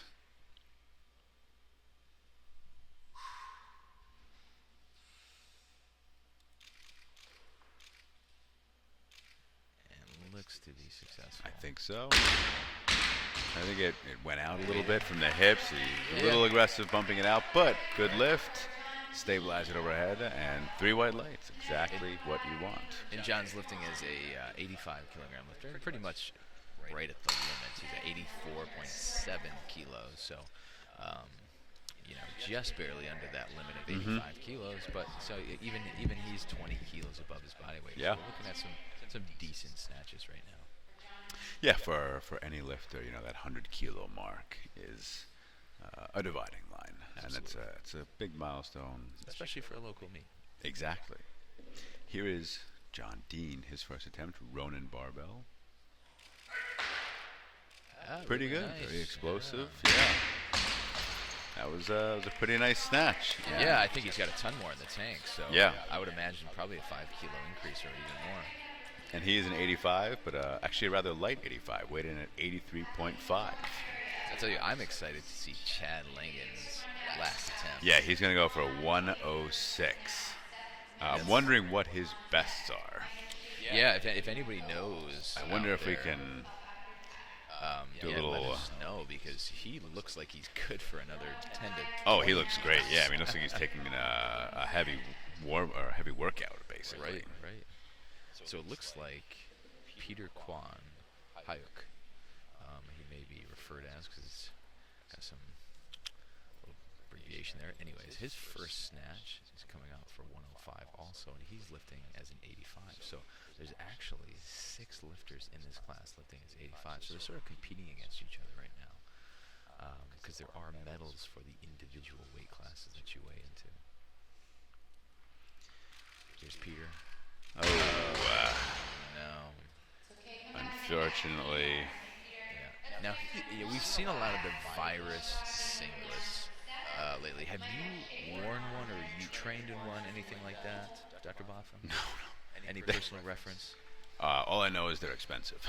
They are very. That's they are pricey. about the only thing I know. And Right. there is, as somebody who's in the sport in the era of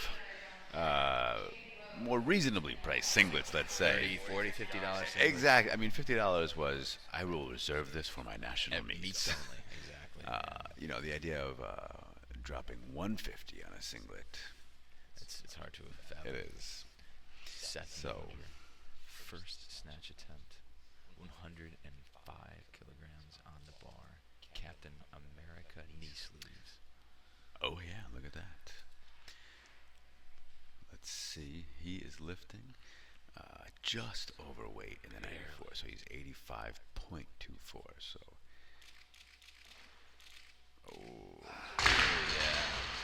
He wanted to keep holding on to that, but I'm glad. yeah, I'm glad he let go. Yes.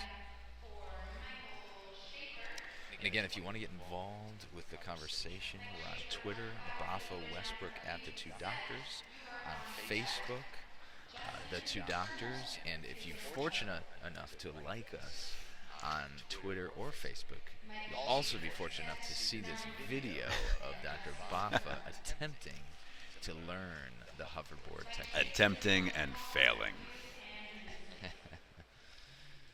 It was a good attempt. So here is Michael Schaefer. Second attempt, successful with his opener at 100 kilos. And it It's a was classic 5 kilo jump. Yep, that's exactly right. And he was around a power Yep. snatch for the first one. Oh, didn't finish. Cut the pole a bit, it looked like. So we have another question from Joshua Redacted. With the exception of the 105s that fail to make weight, have there ever been elite supers that compete under 120 kilos?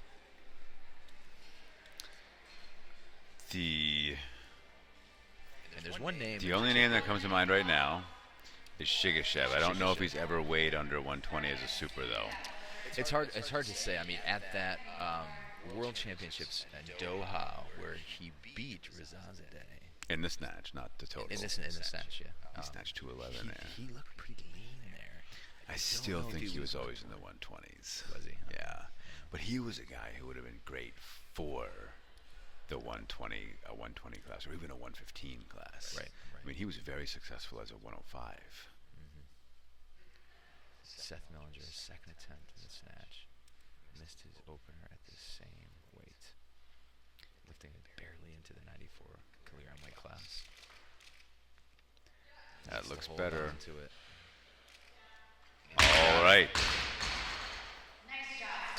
So those of you, if you don't know the lifter we're referring to, his name is Evgeny Shigashev, and he was lifting for Russia. Lifted as a 105, and then moved up to the super heavies, and was lifting neck and neck with Rezazadeh, the great Iranian super heavyweight. And it's quite a different body type. Oh, Quite a yes, different body type. very, very different body types.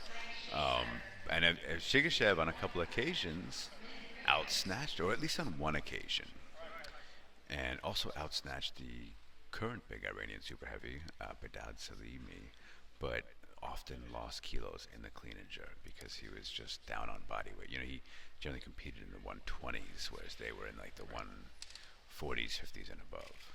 Michael Schaefer, third attempt, missed 105 and going for the same weight on his last and final attempt. And not quite there. You know, the thing about Shigashev too is he was always in the shadows of other lifters. Yeah. Whether it was Rezazadeh, and then of course the German super heavyweight beating him Matthias Steiner taking that monster Oh my goodness. clean and jerk Clean and jerk. jump at the 2008 Olympics in Beijing. The other lifter who comes to mind historically is, oh my goodness, I've just blanked on his name. Where's he from? Russia, of course. Oh, Russia. Super heavyweight. Great mustache, very muscular. Oh, Pisarenko. Pisarenko. Yeah, of course. Pisarenko, I think, was another guy in that 120-ish range. Yeah, In the 120s. but an enormous human being. But proportionally so, not just a Didn't look like your round- classic super. It looked Right. like It didn't look like a boulder like we're no, doing today. exactly. Justin Frimmel, this is his first attempt. First time we're seeing him out here. He is lifting as an 85, weighed in at 84.87, and this is 106 kilos on the barbell.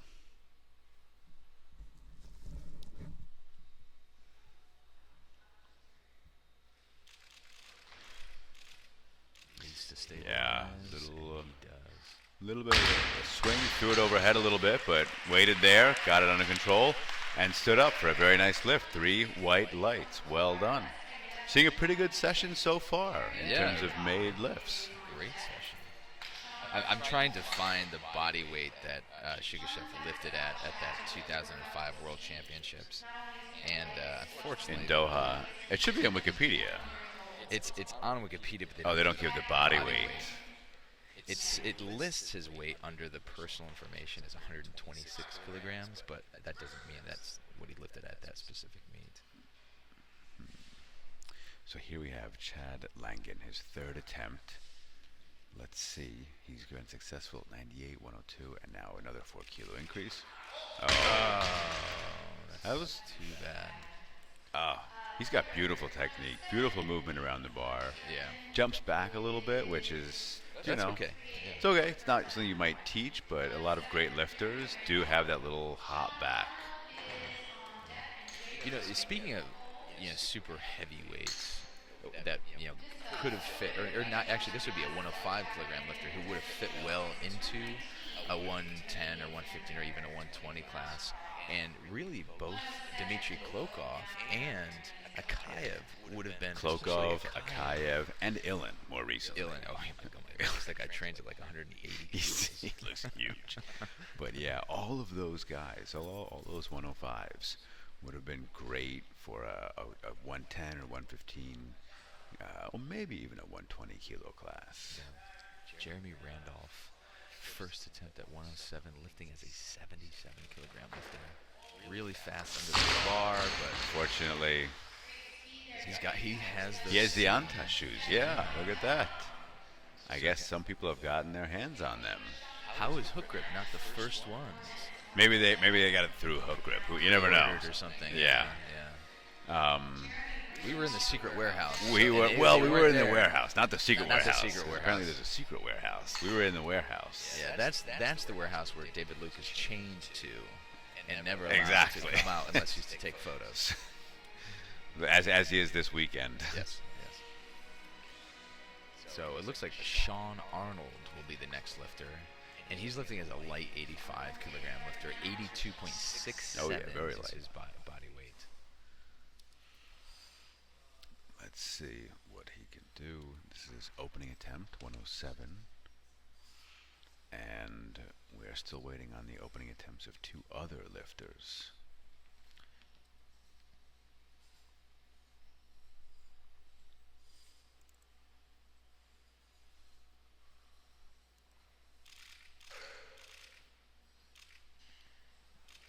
Good save. Yeah.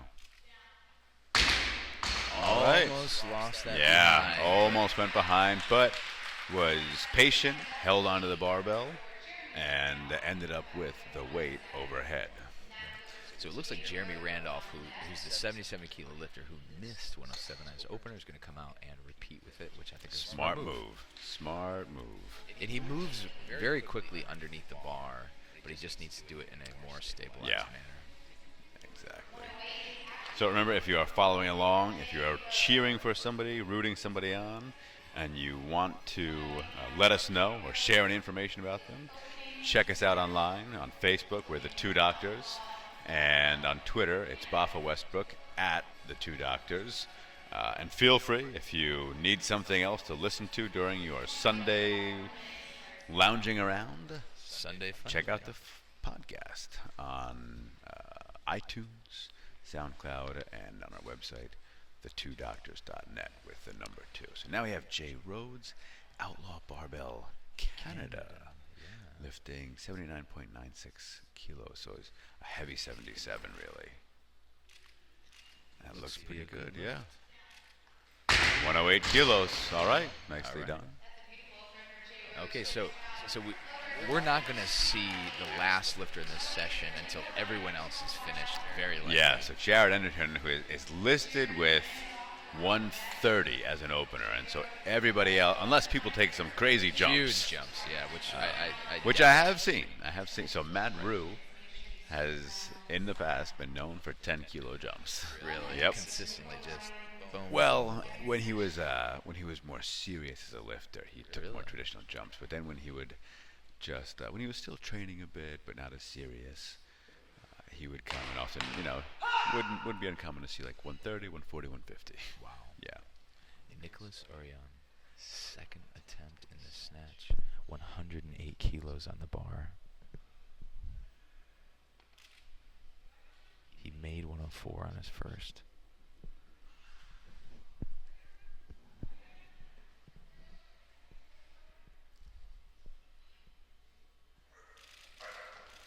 Oh.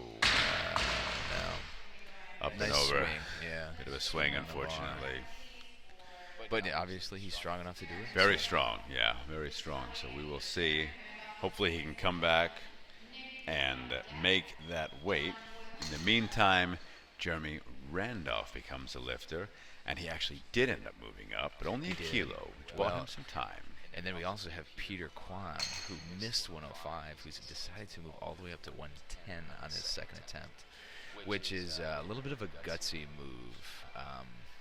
I know he's probably got certain goals in mind for this meet, but making lifts needs to be the priority. Man, have you, in snatching, missed your opener and then moved up? I have. I have done that. How did it work out? Actually, it's worked. Has it really? Yeah, I wouldn't recommend it, but it has worked out. That looks better. Yeah, there. very Yeah. fast, very powerful. Let's see. That 3 white lights. Yeah. All right, so Jeremy Randolph. that 1 kilo, giving him the extra time. It paid makes off. yeah, I think, at these weights, so that 1 kilo is less than 1%, just under 1%. It can, the trade-off can be worth it. A little extra time, a little more weight. It can often result in a better lift. A 5 kilo jump or more, first to second, can be a little risky. Now, did you know? I didn't know this. According to Wikipedia, Shigashev competed in the 2000 Summer Olympics as a 105 lifter, I think I do recall ranking 5th too. seeing as a that. 105. He was a 105, yeah. I would like to see photos of that. What he You looks can like. see footage of him lifting as a 105 pretty easily in 2003 when the World Championships were in Canada. So if you look for Shigashev, if you look for the 105s in 2003, and I believe he wins there. Really? And interestingly, with some of these heavyweights who then go on to become super heavyweights, their snatching often is not that much more. I mean, the increase in their weight that they're doing is often not as much as you might expect. So like when the great German super heavyweight from the 2000s, whose name is escaping me right now as well,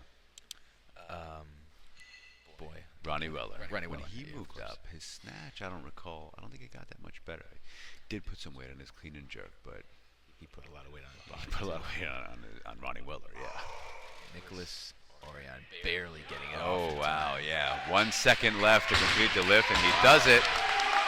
So, 109, 3 white 104, missed 108, and then came back to make 109. Wow. So it looks like the bar's going to move up to 110, and we're going to have at least 6 lifters lifting this weight, provided there's no increases. Of course, one of these lifters has not made a lift yet. So, Yeah. and that's Peter Peter Kwan. Hyuk Kwan needs to make, so he missed 105 and has elected to move up to 110, a 5 kilo increase on a miss. That's a bold maneuver in my view. Bold when you is- don't have a lift on the board. Right. But sometimes fortune, as they say, favors the bold. So perhaps in his case, it will work out. John Boylan coming up for his second snatch attempt at 100 kilos and taking a reasonable 5-kilo increase from his opener at 105.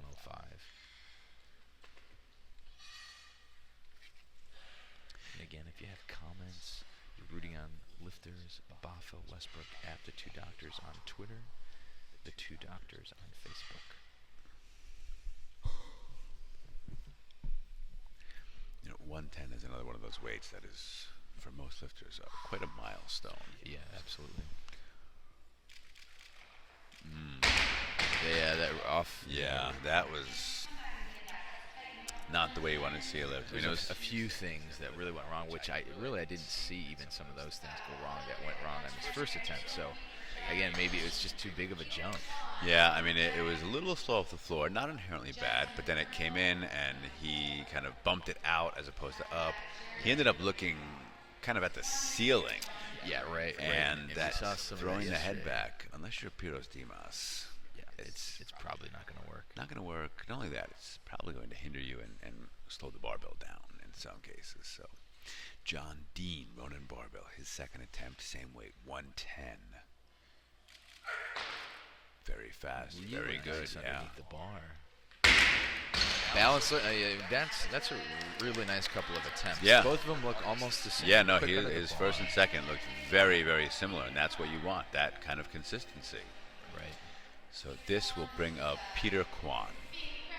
Now this really has been an impressive meet in terms of the amount of volunteers, the amount of space. There's like that's a small necessary. army of and they all- volunteers. You can they all invade a have country. Headphones and They got microphones. headsets, mics. It's really, you know, It's as amazing. far as well-coordinated meets, it makes me wonder, do they have headsets at nationals? I don't think so. I don't recall. Not in the ones of my youth. Whether they have them now, I can't remember. But in retrospect, it's sort of like, wow, of course. Like, anytime you have a large meet where people are communicating over vast distances, Right. mics and headsets. Most of the weightlifting meets in our youth, they were using. So they're actually using Carrier pigeons, carrier paper airplanes with notes attached. hearing aids more so than microphones. Exactly. If anything was in somebody's ear, it was a hearing aid for some of the more senior judges and coaches. Peter Kwan, 110. Wow. So he made the right That choice apparently was the right move. Yeah. on moving up from 105 after the miss to 110. Wow. So All right. Not often that you see that work. No, not often at all. But that did work. And he also looks like he's coaching himself. yeah. Really, you know, Aaron and I were talking about this a little bit, but to me, that is unthinkable. It's so difficult to manage, especially when you're dealing with weights that are so close to one another in a competition. To manage that, to manage your How can you, warm-ups, I to don't try know, it- and stay calm and focused when you're trying to worry about all these things. And some of these lifters that we've seen are actually relatively good lifters, Yeah. meaning that they could be eligible for some of the prize money and placements. So you generally have your coach worrying about that sort of thing, Exactly. too. So are you back there doing calculations on your phone? I don't know. It's a lot to worry I about know. all at once. I mean, well, some of them too, you wonder if they had a coach, what more could they be doing? yeah, that's right. Right now, Justin Frimmel, second attempt, 110 kilos. Although maybe some people just like to be busy. Maybe.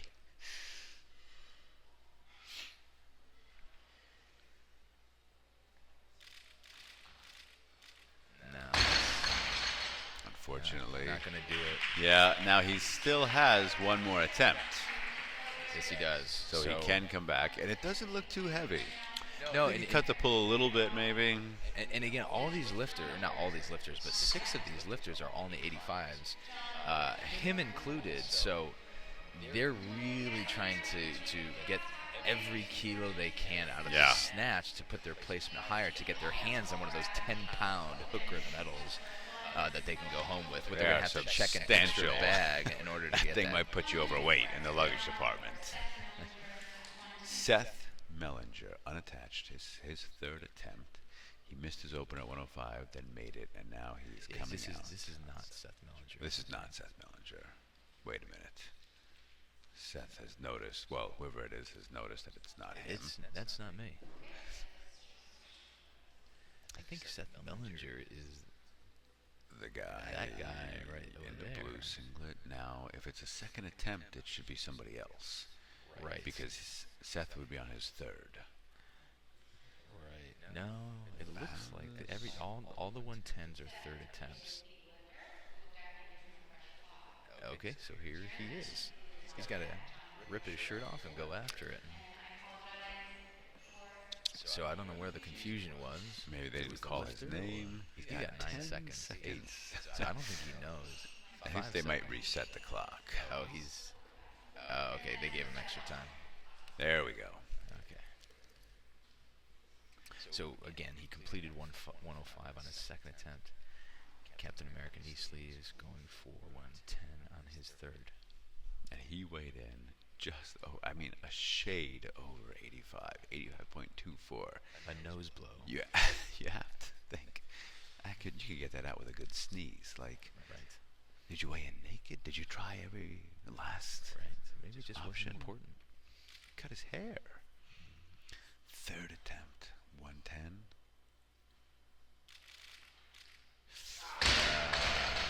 No. So he. I saw a very early arm bend off the floor. Yeah. Yep. Yeah, and the armband's an interesting topic that I feel like comes up so often, and it's one of those things that, especially with beginning lifters, you kind of get overwhelmed with so many little intricate things, and I think really teaching just feeling the weight on the body and really removing the arms from the equation really sort of helps. Yeah. But which is tricky though, because you then have to teach the pulling under with the arms. Right. And so I don't know, but I think especially with beginners and with beginning men more so, you have to focus so much on negating all the arm pull that if you just get it under control, you're in a good place. Jeremy Randolph, his third attempt, 110. That looks pretty good. Yeah. Very nice. That was actually the best of all his It attempts. was, yeah. So yeah, the arm bend is really an interesting, and like you said, male lifters especially, who generally think they're a lot stronger than they are. Exactly. wanna And just proportionally, rip their and rip upper it. body strength is greater than that of women's upper body strength Sure. overall. So it really is a tricky thing to teach, and there are lots of cues. I mean, I think with a lot of things, when you're teaching something, you have to spend part of your time hiding the truth or lying about certain things because you want to avoid.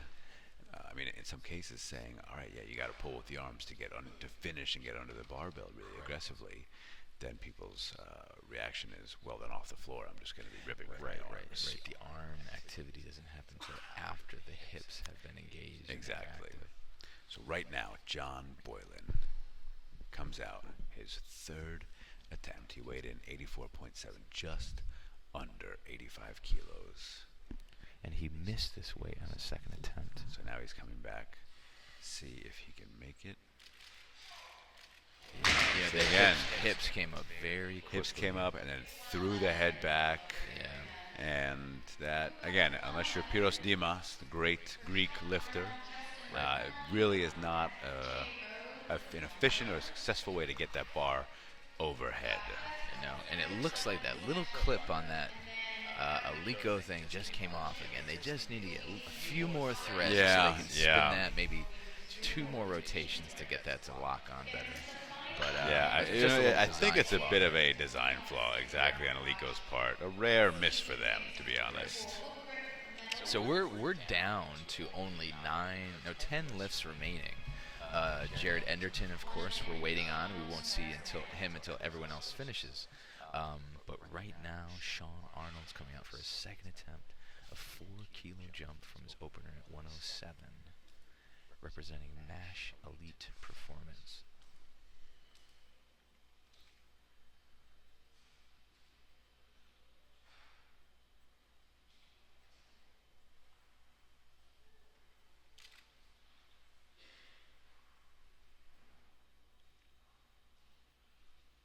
Seconds.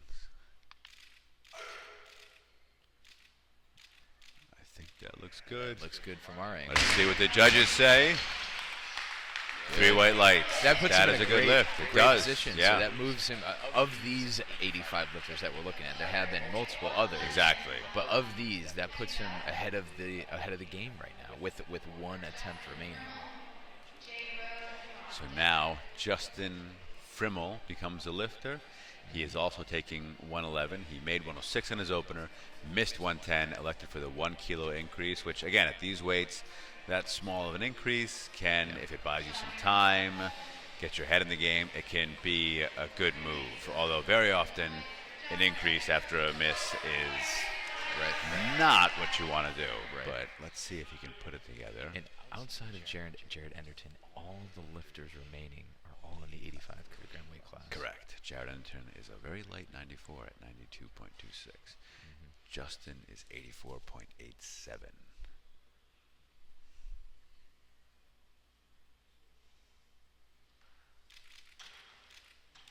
No, not today. Unfortunately, not quite there. Cut the pull a little bit, I think. He did, yeah. So very strong. The weight is moving very quickly off the floor, but not today. So that brings up our next 85, a Canadian lifter who really is probably a 77. He weighed in very, very light. Yeah, he weighed in 85. 79.96, which is probably a pretty typical training weight for weight, 77 kilo lifters. Right. And he made 108 on his first, and because of so many lifters in that 110 range, it's been a while since we've seen him. I forget what he looks like. I think it was yesterday we saw him last, right? And now he's had to come out, warm up again. We can only assume he's done something to stay somewhat warm and loose, although what you do is a topic that we've returned to over and over. It's not easy. No, it is not.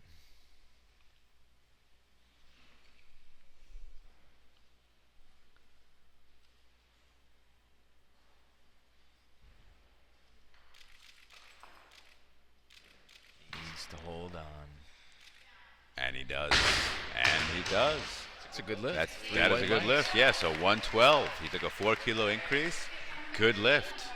So that puts him ahead of all the other 85 kilo lifters. Yeah, in right this now, session. that is the best snatch for the 85s. We're still waiting. And now he's got just third attempts. And that's where, I mean, as a coach strategizing, if you have to be a gambling man, you can often think, all right, it's less likely to see makes in those third attempts. Yep.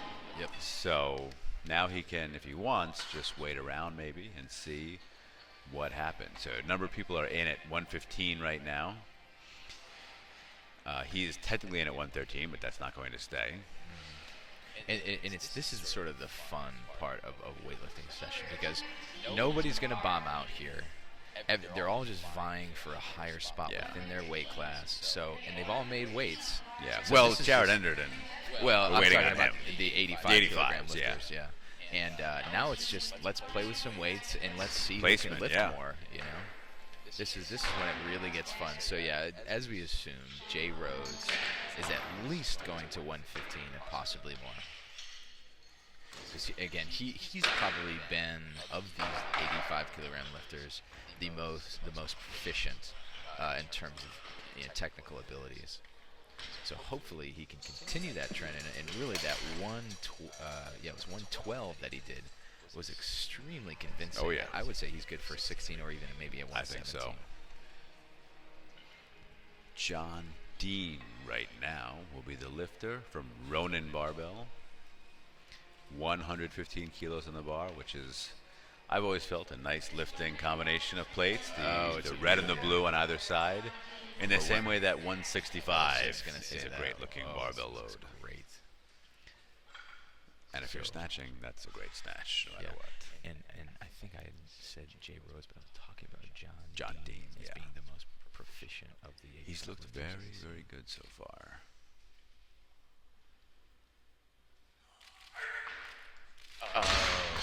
That was a fair attempt. He just jumped forward a little bit, and the bar was where it should have been. He was not where he should have been. We are infamous for jinxing people Yeah. over and over again. Maybe we should just Stop. Yeah, stop anticipating a make or a miss. That's too bad. Well, was right there, so there's no doubt that he's capable of that, and probably more. This calls up Peter Kwan for the next attempt.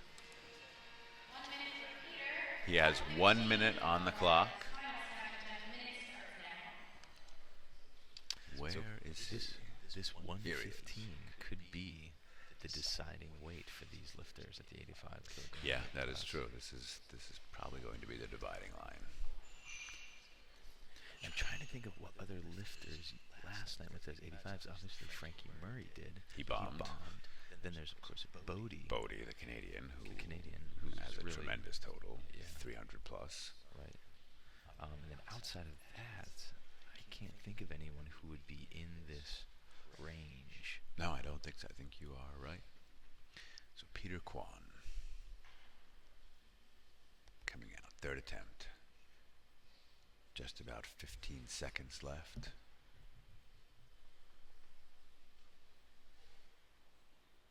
Keeping an eye on the clock.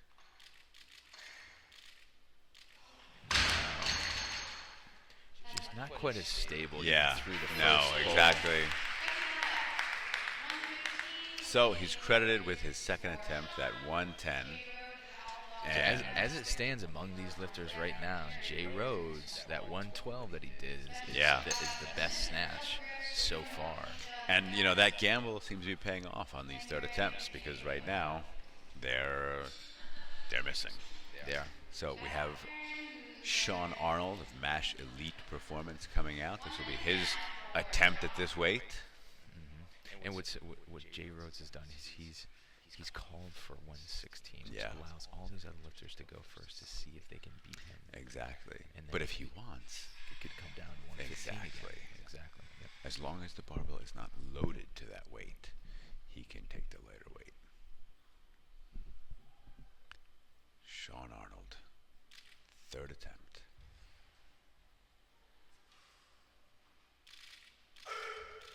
No.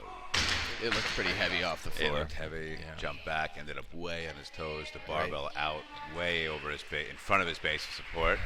So now, if Jay Rhodes. if he wanted to right now, he would have to say it quickly, but Yeah. he could take the 115. But it looks Looks like he's going to go 160. Well, I mean, he's got the best snatch of the 85s in this session right now. Might as so well go for a little extra. Go for that 116.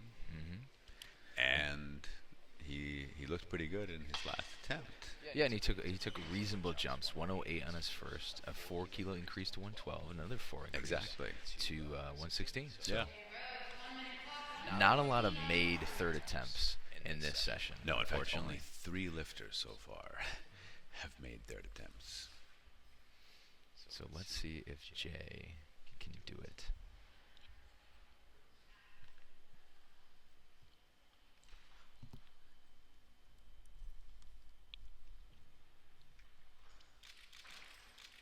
Nope. Unfortunately not. Looked a little heavy. It did look heavy, yeah, but Especially still, into the second pull part. still has that 112 Exactly. in the bank. So now we have our last lifter, last male snatcher here at the 2015 hookgrip Spartakiad, and he's calling for 130 kilos, so well above the rest of the field in terms of a starting attempt. And he's probably the guy who's capable of at least 140 or so, I think. I would think so. We'll see what kind of shape he's in today. Yeah, absolutely. And I think he's got a USA singlet, so I would assume that he's represented the U.S. I believe he has, some internationally, world, yeah. international team. Let's see. And he's his team is called Enderton Strength, I assume, after Jared Enderton. After himself. Yeah. Unless there's a father or brother or sister who's involved, which I don't know. So 130 kilos, which, again, as we think of lifting milestones, 130 in the words of my coach, is basically a good snatch no matter what. Like that's No matter where you fall. That's a weight where you really need technique. Yeah, yeah. It's not just a suggestion; it's a necessity. So And now he's gone up. actually going to 132. It looks Yeah. like. And he has got a serious beard going too. He I mean, that does. It's sort of got a lot of girth to it. It's got quite a fair amount of Yeah, mass. it's not like the long sort of samurai-like beard, but No, just it seems to be growing in a variety of explosion. directions. Yeah, it's like hair has just, blown up out of the bottom half of his face. Or perhaps it slid down from the top half of his head. Could be what happened there. So he looks pretty ready to go. Yeah, he wants the crowd involved. So he is somebody who likes some enthusiasm. Coming out, let's see. He's got about 16 seconds left.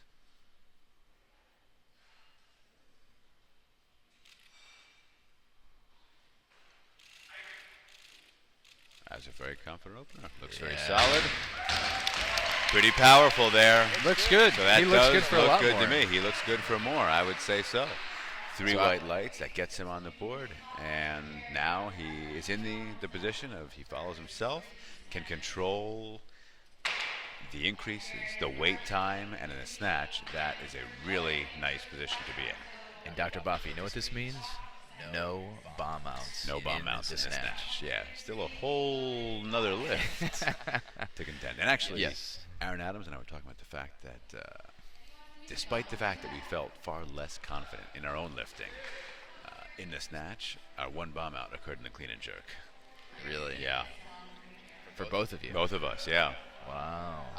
Now I've got a number of bomb outs in a number of different areas. I probably was bombing out in the press if that existed still. So Jared, I imagine, is gonna move things around a bit to buy himself some more time and sort of get the crowd involved here. Probably. Right He now, has the it. automatic increase is 1 kilo, and he's got that on the bar, but he's not going to take that. He has quite the size in back and arms. Oh yeah, he's Very developed very upper thick, body. very well developed. Didn't he drop down from being a 105 at one point? I didn't know he was a 105. I thought he was an 85 at one point, though. I think he went from being a 105 to being an 85. Really? Yeah. That far of a drop? Holy smokes. I'm going to, and listeners, if you are following along and would like to share your knowledge of his lifting career with us, we are available on Twitter, Bafa Westbrook at the Two Doctors, and on Facebook, the Two Doctors, and we're gonna look into what we can get on Jared Enderton's lifting. And Oli Stats is really one of the best It websites is. that we've seen for a lot of these, for a lot of the sort of so he's previous gone up heats. to 136. Wow. Jared Enderton's best snatch was 150. Wow. Best official clean and jerk was 183. And he's lifted. So let's go back to some of his earliest competitions. Competed as 93, competed at 101.85. So he has been a 105. But it does look like most of his competitions were in the 94 kilo class. With the exception of, 101. So never quite a full 105, but did get up to the high 90s or around 100 at some points, and then down to 85s for a little period. But, so really, he's bounced back and forth between being an 85, a 94, and then a light 105. It does take a while to find where your body sort of is, where your lifting is Exactly, maximized. yeah. Because not only do you want to lift most weights, but you want to be lifting most weights in comparison to other people. So it also matters what other people in the country are doing. Exactly. And where ideally you want to get medals at nationals and ultimately make world teams. So depending on where other good athletes are, or what weight classes they're in, you're going to kind of either avoid or try to be in. And those it's weight not classes. always the case that adding more weight results in more lifting. No. More weight on the bar. I mean, sometimes a lifter, they put weight on and they find that they've slowed down too much, or their body just doesn't get in the positions they'd like anymore. I mean, you have to, anytime you change weight, you have to adjust to that new body weight, or losing weight. I will say, every time I've gained weight, the squat always Oh, the goes squat, up. yeah. I mean, the squat is like a sledgehammer of Yeah. lifts. It's like, yeah, just you need more Just eat more more and sledgehammer, you'll just squat more. more weight. But the snatch is like a scalpel. I mean, that Yeah. just adding more weight to that is not necessarily going to improve. Clean and jerk, somewhere in the middle. It can really benefit from more weight behind Yeah, it. yeah, absolutely. So here's Jared coming out for his second attempt. Jared Anderton, second attempt, 138 kilos.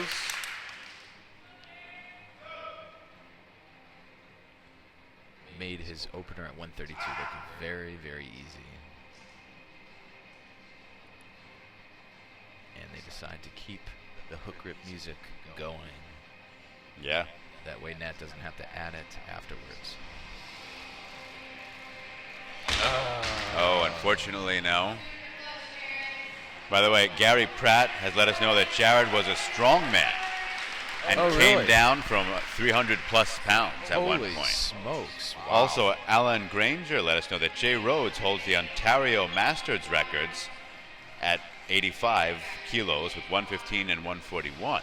Wow, so 116, I don't know if it would have counted here, probably not, would have PR. been over his But now, Masters record. yeah, but now Alan, who's let us know, you said that his Masters records is in the 30 to 34 category. Do they have an Does extra do they have an Masters? extra Masters class? Can I 'Cause- be a Canadian Master? Exactly. What and if so, I'd be in the second category of Canadian Masters. Yeah, double master. Because here, my first year as a master this year is master starts at the year that you turn 35 in. So I will turn 35 this year, and so that's when they begin. So Alan, if you're listening, let us know when Canadian Nationals Jared master is- starts. Jared is going up to 140 kilos. 140 kilos. So we know he's done this. His best snatch officially is 150.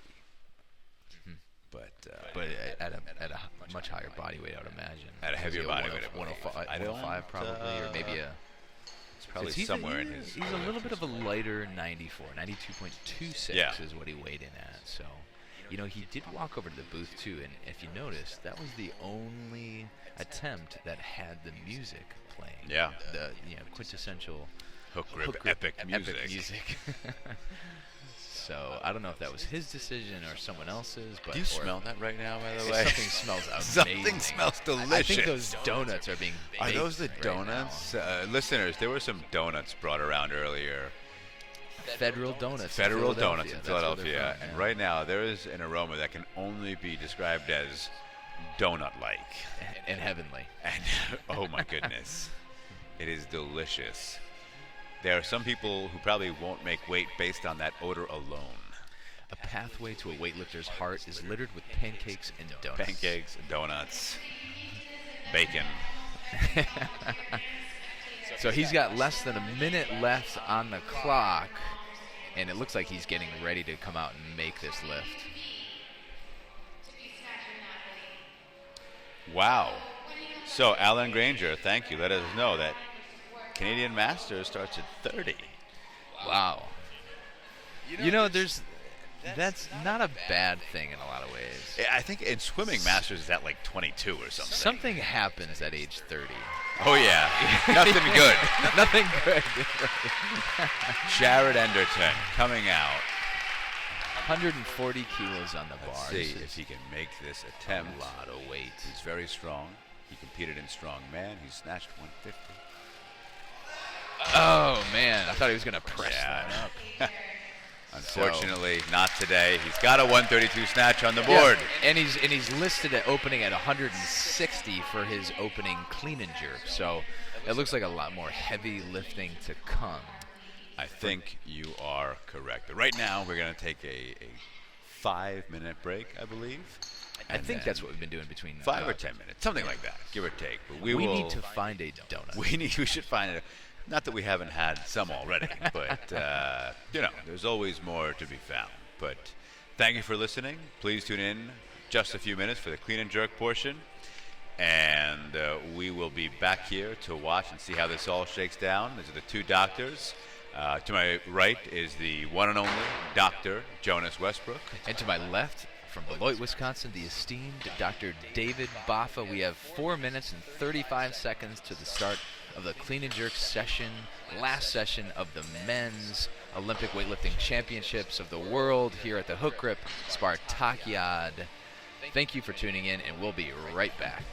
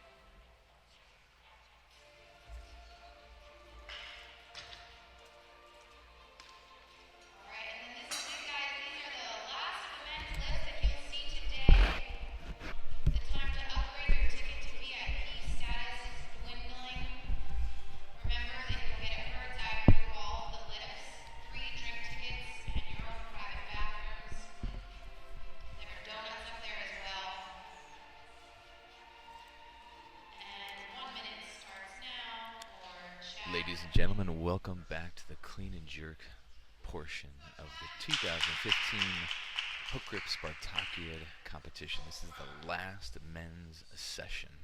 Right now we have Chad Langen coming out for his opening attempt. He's a 62-kilogram lifter, so this is just barely under double his body weight for his opening attempt. Very nice clean.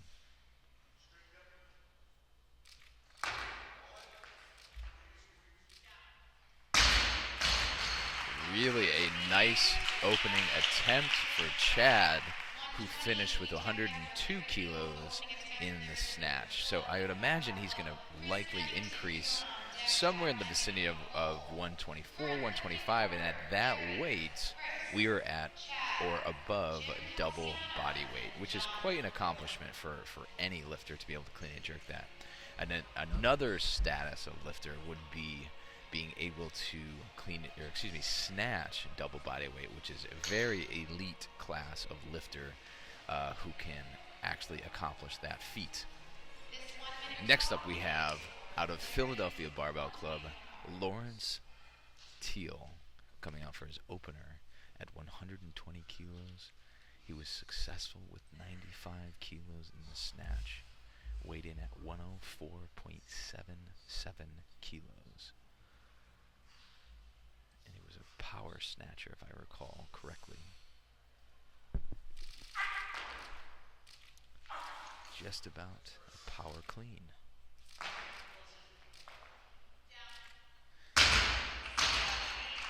And looks to be a successful first attempt in the clean and jerk. So in terms of opening attempts in the clean and jerk, obviously Jared Enderton's going to be the largest of the bunch at 160.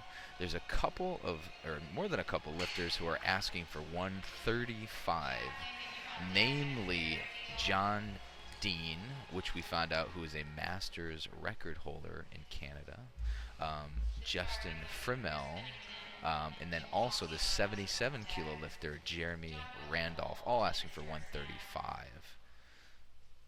But for right now, we have Chris Pennington, unattached, asking for 120 on his on his second attempt after completing 114 on his first. So far, perfect on the day. Easy clean.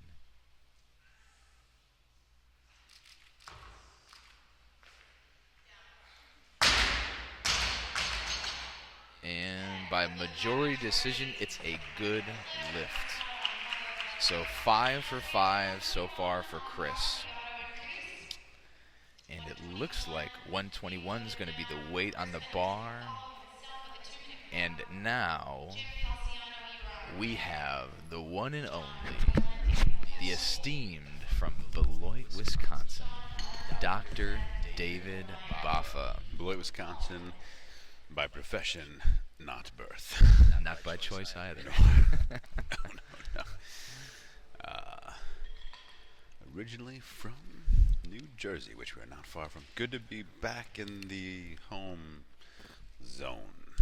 Well, we stayed in a transient house. We did stay in New Jersey the last couple of A nights. strange location in New Jersey.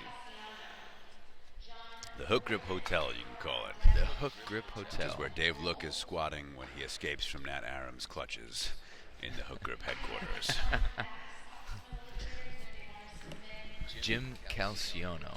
Calciano. From Unclear. Bridgeport Barbell Club, coming out for his first clean and jerk attempt at 122 kilos. I wonder if that's Bridgeport, Connecticut. Could be. Yeah, There's probably a few Bridgeports out there. probably. If you know anything about the lifters, want to get in touch with us, check us out on Twitter, Baffa Westbrook, at The Two Doctors, and on Facebook, The Two Doctors.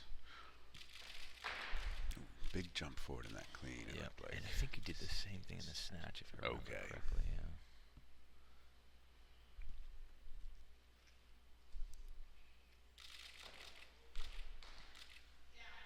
And let's see what the judges think.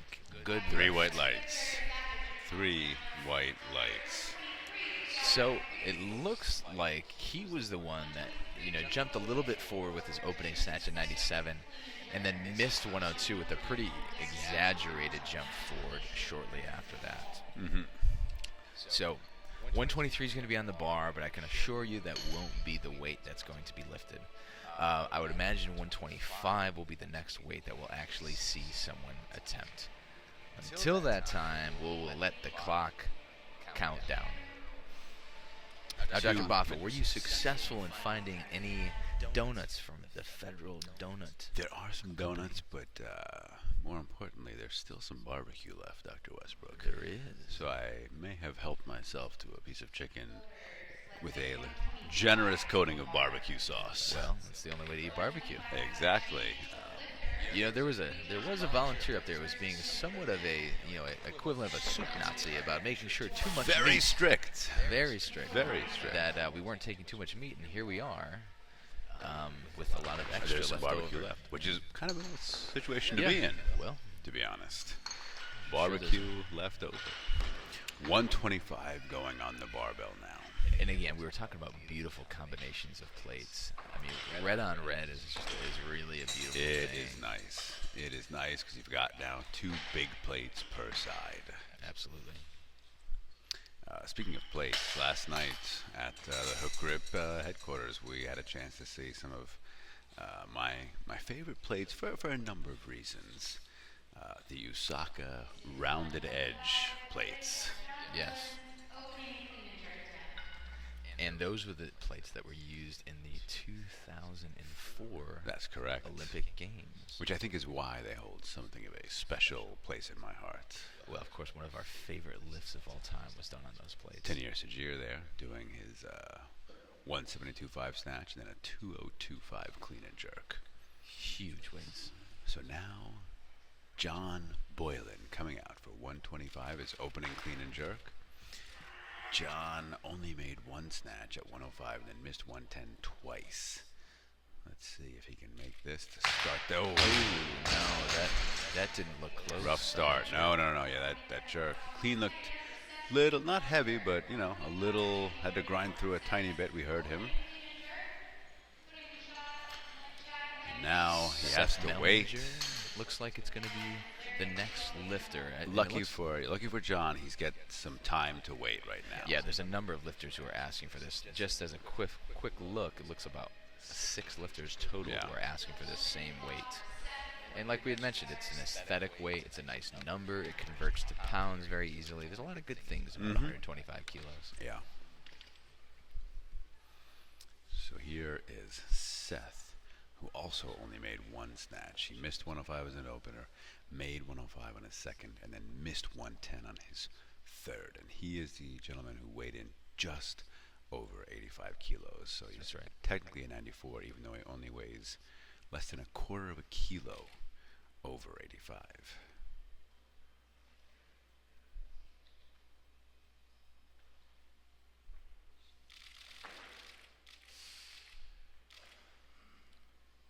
Makes the clean.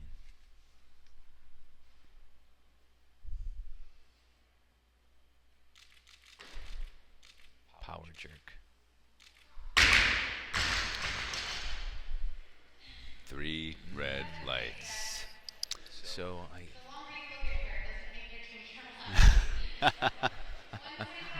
He seemed to stare down the judges. I guess so. I And, don't know if they were waiting for the down signal. I don't know. Or maybe he wasn't extended, so she didn't want to give it. I'm not really sure. Yeah. But that announcer did not hesitate to tell To him call how him it out. is. Yep. Put him in his place. Yes, All yes, right. indeed. Yes, indeed. And yeah, I don't know what that was about. The issue is you want the judges on your side, so it usually is in your interest to be polite, respectful to the judges, assuming no great problems. So here is Chad Langen coming out. His second attempt, 125, Canadian lifter. Beautiful clean. Tremendously strong, very fast. Nice technique. Oh, just Really nice jerk. beautiful. And that 125 kilos is above twice his body weight, weighing in just That's under correct. 62 kilos. That is correct. So that's a double bodyweight clean and jerk, which is a significant milestone for any lifter. Any lifter, We've talked about the goals to aspire to for a lifter, ones that are impressive. Double bodyweight clean and jerk is impressive. Now, do you know who the heaviest double bodyweight clean and jerk was done by? Ooh, that's a great question.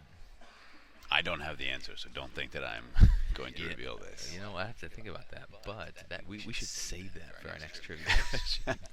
We have to find the answer first. Right. I have no idea. Lawrence Teal, second, clean and jerk, 125 kilos on the bar.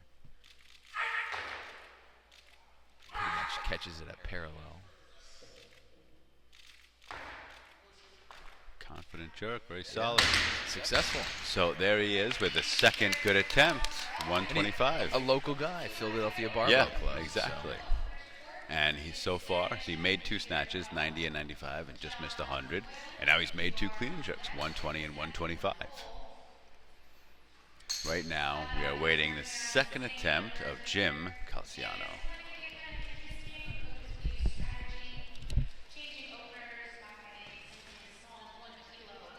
And I believe Dr. Westbrook is going off in search of some donuts or maybe some barbecue. Those of you listening along who want to get involved, check us out. Twitter, Bafa Westbrook at the 2 Doctors. Let us know who you are rooting on, who you are cheering for. Michael Wilkinson enticing in to say staring down the judges is a terrible idea. Michael, I could not agree more. Jim Calciano right now, second attempt. Whoa, that did not go well. Looked pretty heavy off the floor. Everything pulled him forward a bit. He was on his toes right from the start. So now, John Boylan becomes the lifter. The gentleman who stared down the judges on his previous attempt. I believe it's him. And they are giving a nice round of applause to the judges. Oh no, Seth was the individual who stared down the judges. Right now, John Boylan, he missed his opening attempt. And he is coming out, hopefully, to make his second attempt. And Dr. Westbrook is back. I thought I smelled donuts. There are some donuts somewhere, I believe. Yeah, but those smelled freshly baked. Oh my goodness. Within just minutes. John Boylan, second attempt. Really gets away from him. Yeah, I was going to say it's a bit wild in the pull. Oh. This looks a little heavy for an opening attempt in the jerk, Well, to be honest. that was his second attempt. Yeah. and, Yeah, well, it's his opening weight, rather. Opening weight, right. It just looks heavy. It does. It does. And that's when lifting becomes not very much fun. No, now you're in a do-or-die situation. He only made 1 snatch. He needs a clean and jerk to get a total. So Seth Mellinger, it looks like a screw just came off. Oh, he's got it. He's got it. Yeah, these collars, these illegal collars, as we mentioned, the training collars, it's really a design flaw. The screws in the end are not threaded long enough, or they haven't included an adhesive to keep them on, because in a competition you're getting a lift every minute or so, every 2 minutes. In training, consider it's a lift every perhaps 30 seconds. I mean, if you're sharing a bar, and Absolutely. you can end up spending most of the time with your hardware. So here is Seth Mellinger, who stared down the judges, and one of our commenters on Twitter said that that's never a good idea, as we would agree. No. Let's see if he can come back. Now, he missed this on his opener, or rather, it was turned down on his opener. The center judge looks on with an very, very intense eye. Oh, yeah.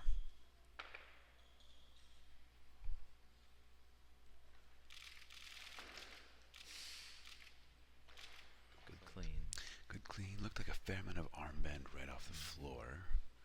But he made the clean. Stood up with it, no problem.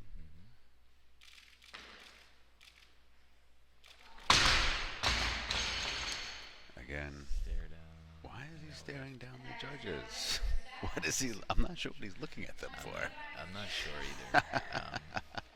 He definitely wasn't. Was he waiting for a able- down signal? Yeah, It he was was waiting not. for a down signal. He was still staring at that. So I think we need to have personal security for that. Center judge might want an escort out of the building. The announcer is. The announcer is. Looks like they're getting into a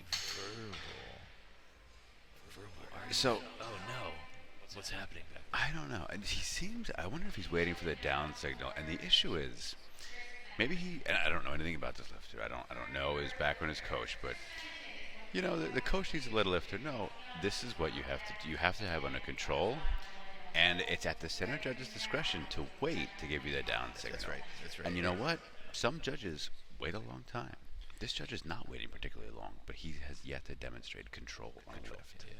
That the entire lift, he never truly has feet aligned. And the Feet whole need to be time aligned. Bar can't be moving. Right, it was sort of coming backwards. Chris Pennington. Very easy. Yeah. bar clean. This is his third attempt. And that's good, I think. That gives him a 6 for 6 day. That is great. And he's the only lifter who has that option right now.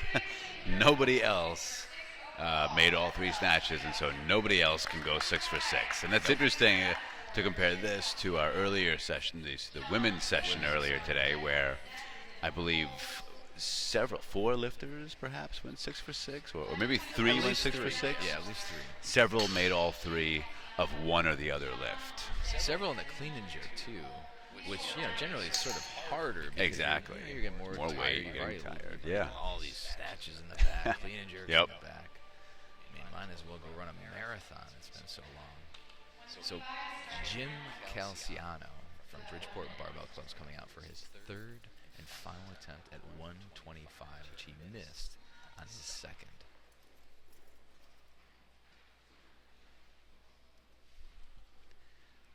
Plenty of time.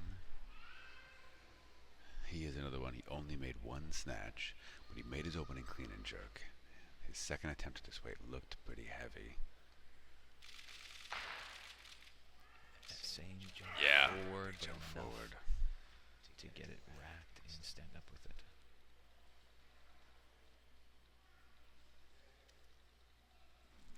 Let's see. Ooh, he almost pressed that. But it should count. 3-way legs. That was pretty slow, interestingly. What happened was, or what it looked like happened was his front foot came out, and actually his heel hit first, and then slowly came down onto the toe. That was interesting. Yeah, I've never seen anything like that before. Yeah. And not the sound that you want to hear. You almost want to hear like a gunshot. That was soft. It was too soft. It's like Yeah. falling into pillows.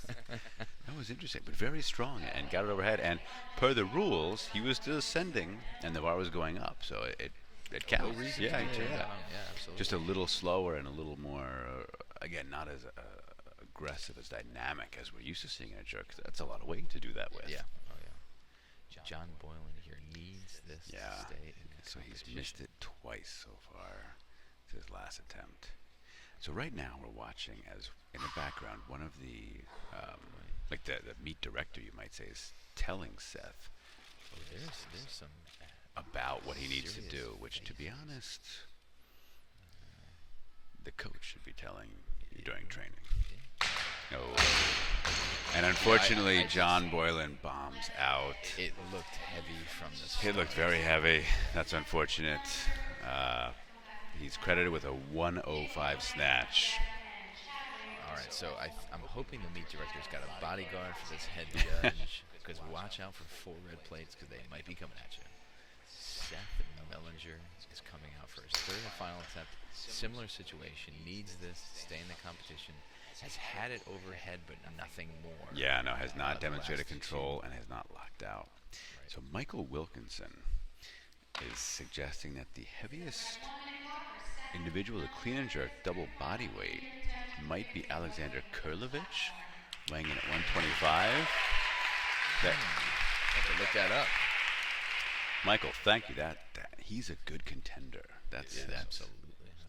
So let's see if Seth Mellinger can put it together and make this 125 and get the weight under control overhead. He's been able to clean it pretty successfully.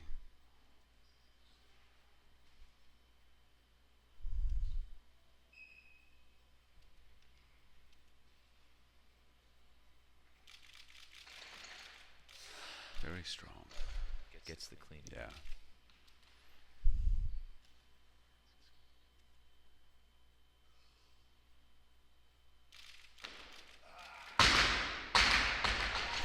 Well, Didn't stare the judges down that time. at least there wasn't a sort of stare down. An altercation with the judges. Yeah. Right. No violence as a result of a missed lift or a turned down lift. So again, the cleans looked very much within his capabilities. The jerks looked heavy. They all look heavy. Never got them under control. And he does the power jerk method, which, perfectly acceptable, but it does take a little bit more flexibility and, It does, yeah. and stability to be able to do that. Yeah, and generally less margin for error. Yeah. The thing I do like about it is a more balanced lift, meaning from left to right. It is, yes. So whereas the split jerk, you're putting different sort of stresses on different areas of your body, whether it's your left side or your right side that uses your front foot. So let's see. Oh, Nicholas O'Ryan really getting himself up for this lift. 127. This is opening clean and jerk.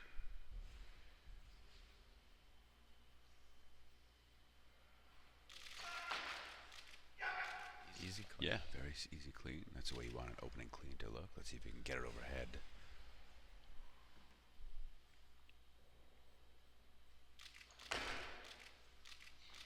That looks pretty good to me. And that looks to be a good lift. Yeah, that looks good. All right.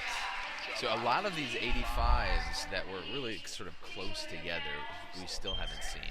And they're opening at weights between 130 and 135.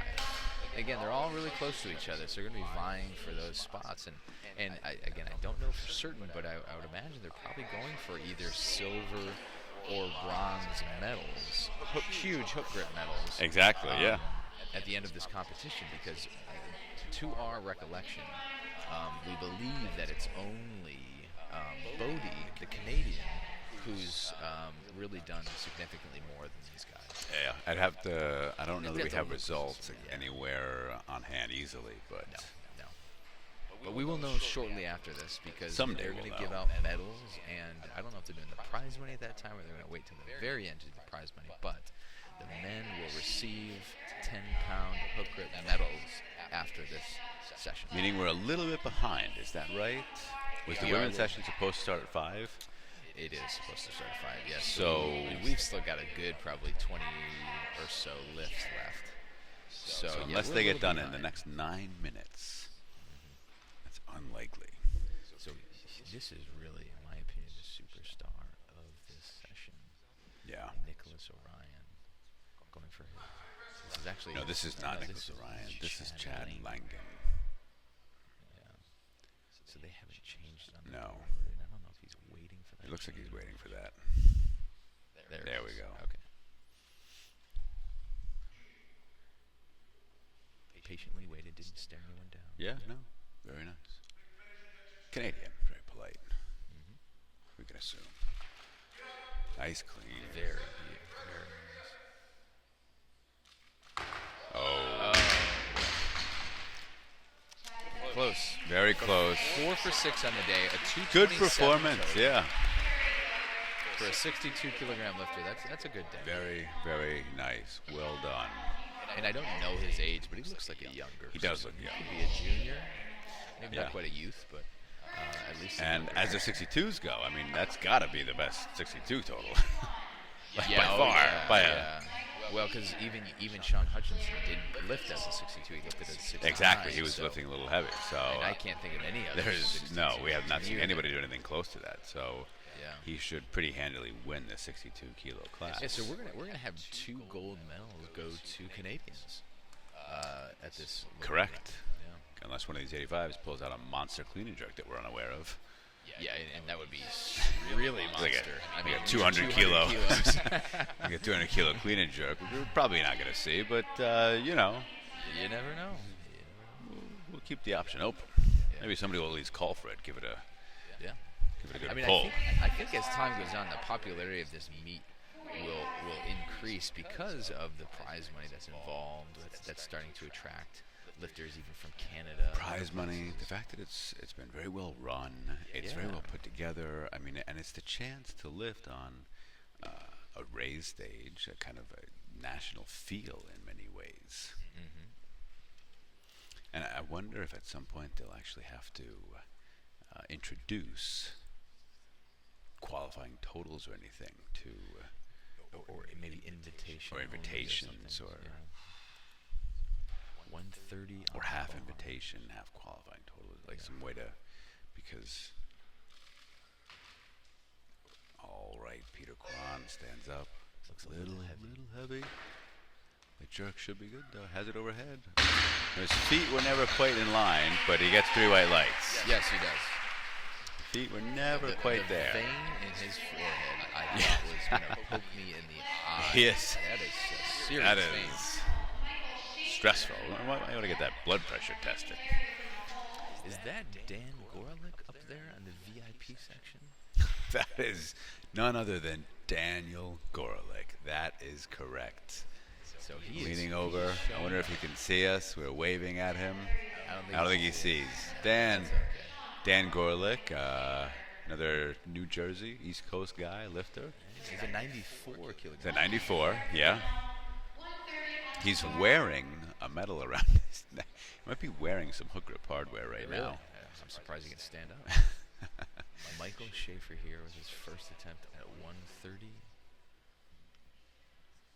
And this is not Michael Schaefer, actually.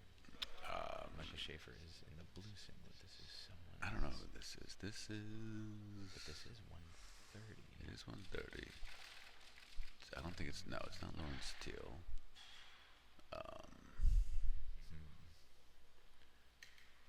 Let's hope that this is the right weight. Oh. Well, Well, this is, it's hard to say unless somebody moved down and it didn't come through on our scoreboard. Okay, so it's maybe this is Mike Schaefer. Mike Schaefer is definitely a lot bigger. Okay, yes. And, Mike no, Schaefer's that's body what- weight is 130.38. Right. So that gentleman, unless he's hiding, maybe he's wearing a hook grip medal when he weighed that in. could be it. That could be explaining. But he did not look like 130. So now they actually They have put to a go 2-minute back. clock for him. Well, they're gonna have to stop the clock There's a here bit of a- because they've got something. And Schaefer, somebody needs to. Do you think they'll notice that this is not the same guy? Honestly, I don't know. This is not Arnold Shawn. So I think the guy we just saw was Arnold Shawn. So now we're seeing Michael Schaefer, who unfortunately has a miss on his record that he did not, of course, take. Right. I guess if he misses, this will make everything a lot easier. But Presumably this is why. Ooh, well, he actually does have a miss now. yeah. Okay, so now it looks like they have it. So 130 should go back to Sean Arnold. Yes. Now we've got it right. Okay. Yeah, the start board was a little bit confused for a second, and you see why now. I guess that, and I don't like the way they do this at international meets, but they have numbers on them because you're not going to know all the lifters very often, and so they have those.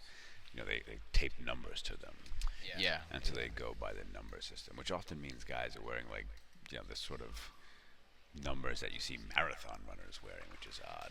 Right. It is. Can get in the way. I remember like Rybaku snatching and having his number fall. like hitting it and having it fall out. Yeah. Having to come back to the platform to pick it up. Yeah, I mean, this does happen every so often. At international meets, guys leave their numbers on the platform. It looks more frustrating than anything else. To be It is, honest. but although now, of course, it has that connection in my mind with high elite lifters. So I think if you've got a number on you, you're doing something. You're probably lifting well. Maybe that'll be the next step for local meets is they go by the number system. That's right.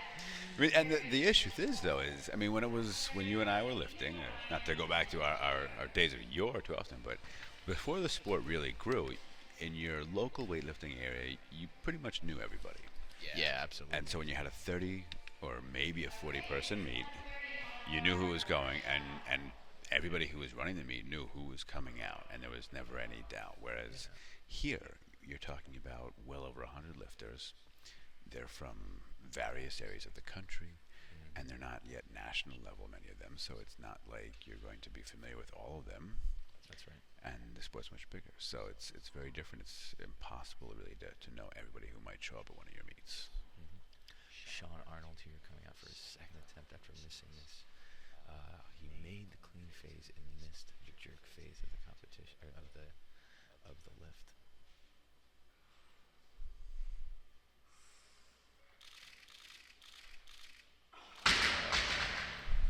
Feet stayed very planted the whole time. Yeah. And his bar path wasn't bad. Right. It's just that with the feet planted, the bar went back a little bit, which is good and normal, I would say. So it's hard to have an active catch if your feet stay Exactly, yeah. And if the bar is going to go back a little bit, the feet have to go back a tiny with bit it. too. Exactly, yeah. So, And there's been some interesting hook grip photos that I've seen also where lifters almost come on their heel. I mean, we're talking about elite lifters coming onto their toes a little bit during the pull. At least it looks that way. oh yeah, no, some lifters do. Really, the weight is more on the side of the feet, and yes, some of it will be sort of on the toes, but a lot of it is on the side. Some of the Chinese style, they teach pushing through. Well, they teach pushing through the balls of the feet. Some of them even, yeah. So pushing almost onto the toes pretty early. Here is Michael Schaefer. Second attempt, he missed his clean the first time around. Let's see. He's very strong. See if he can get this put together for this attempt.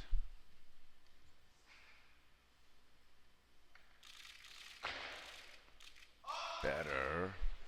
Racks the clean. Yeah.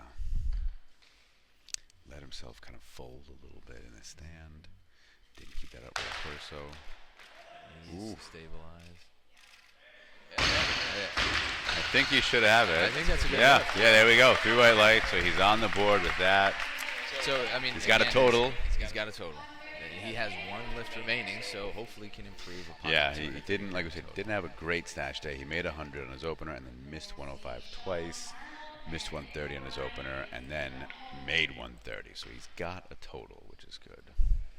So out of Philadelphia Barbell Club, Lawrence Teal is coming out for 130. So 120 was a make, 125, and now 130. And it seems like it's been a long time since we've seen Larry. It has.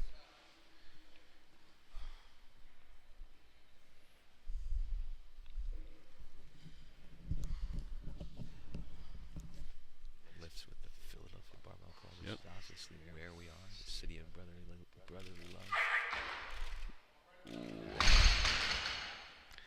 A bit much for him. I mean, it was actually moving quite well. He just, I believe he was nearly doing power lifts for some of his earlier ones, and that one forced him down into a Hard squat. to transition in that between your competition. Mhm.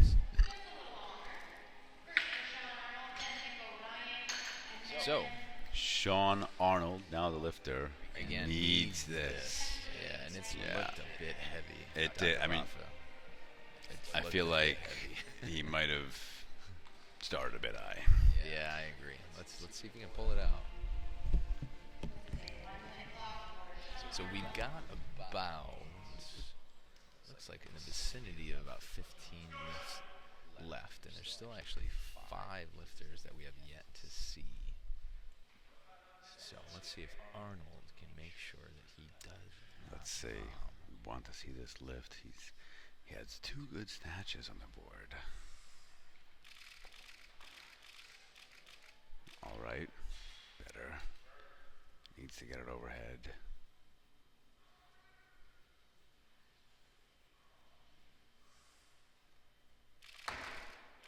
Oh. A lot better. So, let's see. 3 white lights. You wonder why did not that happen on the first attempt? Yeah, that's a good question. But Might have just been, ultimately, warm-ups he might have made gone it. poorly, any number of factors, but he came back, and the important thing is, like you said, he made it. So he gets a 241 total, 111 in the snatch, 130 in the clean and jerk, weighing in as a very light 85, 82.67. Dr. Baffa, up until this point, what has been one of your highlights of this weekend? The donuts, the Marlton Diner, Yes, two times. the 2 times Marlton Diner, riding on the hoverboard. Otherwise, I mean, training with you, I must say, is a It was highlight. a brief training session. A brief training session. Norik Vardanyan, seeing him lift. I always enjoy seeing Norik lift. Yeah, of course. And Bodie was really the standout for me. And the Canadian today, Chad Langdon, also really great to watch. Nicholas O'Ryan right now, his second attempt, 131. He was successful at 127 on his first. Brumal Barbell Club. Just about 30 seconds on the clock remaining.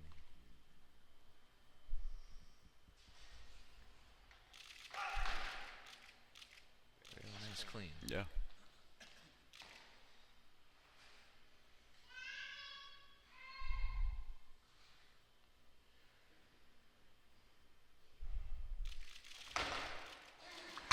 Took a lot of time. Yeah, a lot of time. You can see sort of a little shaking up top there.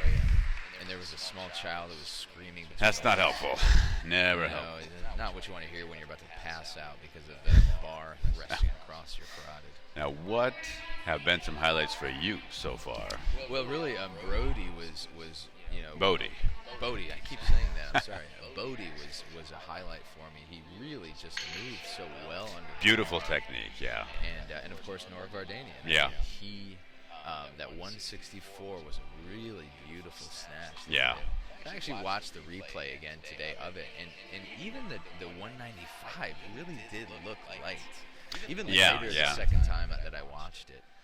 So I wasn't a huge supporter of him taking a 9 kilo jump to 204, but it was a lightweight. You want to make sure you got something on the board and then take a bigger jump. So Yeah. bottom line is you didn't bomb. Exactly. You hit 3 out of 6. So not a great performance for him, but not a bad one either.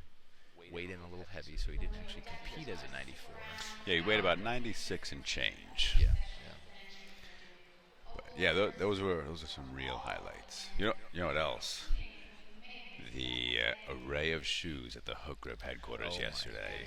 Yeah, I mean, and not just shoes, but I mean, I could have just jumped into these boxes full of singlets and shirts. This was a lifter's paradise. It was like being in a candy store. It really was. It really was an experience. I didn't fall asleep until about 1:30 just thinking about the Hook Grip headquarters and all the fun weightlifting things that were there. And I mean, honestly, for somebody who is a weightlifting aficionado, somebody who loves the sport, who just, loves every aspect, the gear, the strange paraphernalia, the stuff that goes along with it. You sometimes look back and think, I'm getting excited over knee wraps right now, or a jacket, or shoes from the 1980s. shoes from the 1980s. I'm getting excited over a Converse weightlifting shoe, but it is exciting. It is very much so. Nicholas O'Ryan, third attempt, Brumal Barbell Club. 131. Clean. It's Better pretty good, clean, yeah. Actually.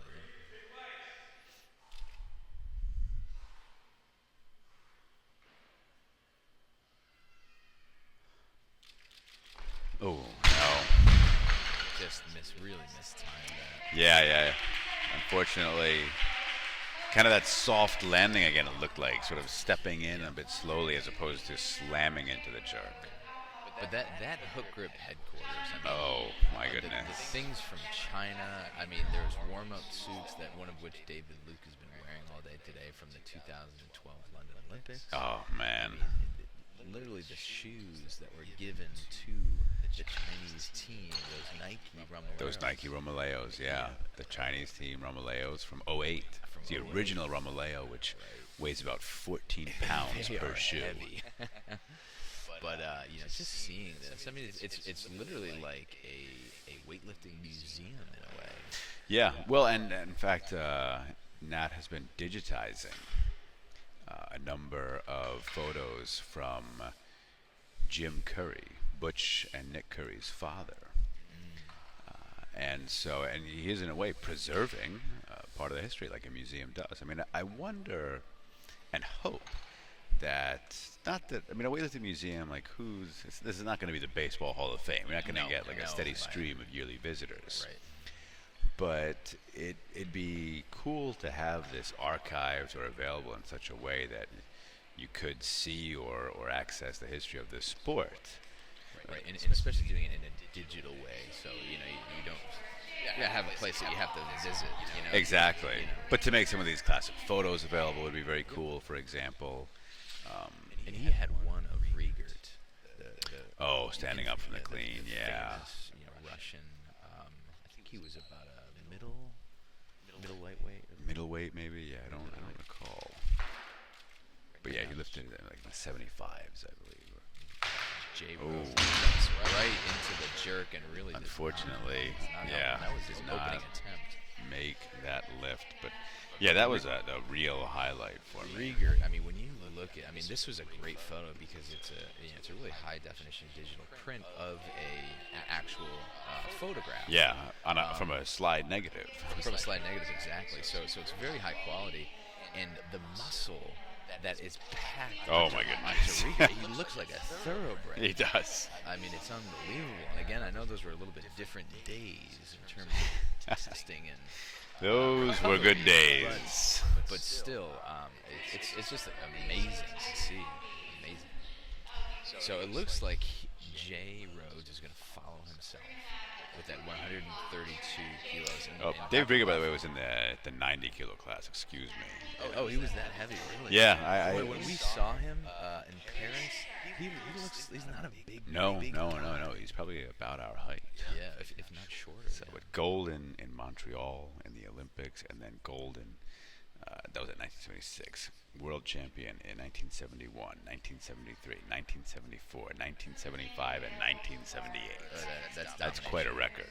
And of course, he's been coaching for the Russian. He was the team Russian and national team coach probably for many years. Soviet team before that, I would imagine. Yeah, and I think only recently he's retired. Is that correct? I think he was told to retire. Yeah, pushed off the team. I think after, I want to say it was after London, when the Russian men did not win any gold medals. That there wasn't a single gold medal won. Wow, I didn't realize that. No, yeah, there That's was a not. rarity. Jay Rhodes here, 132 kilos on the bar.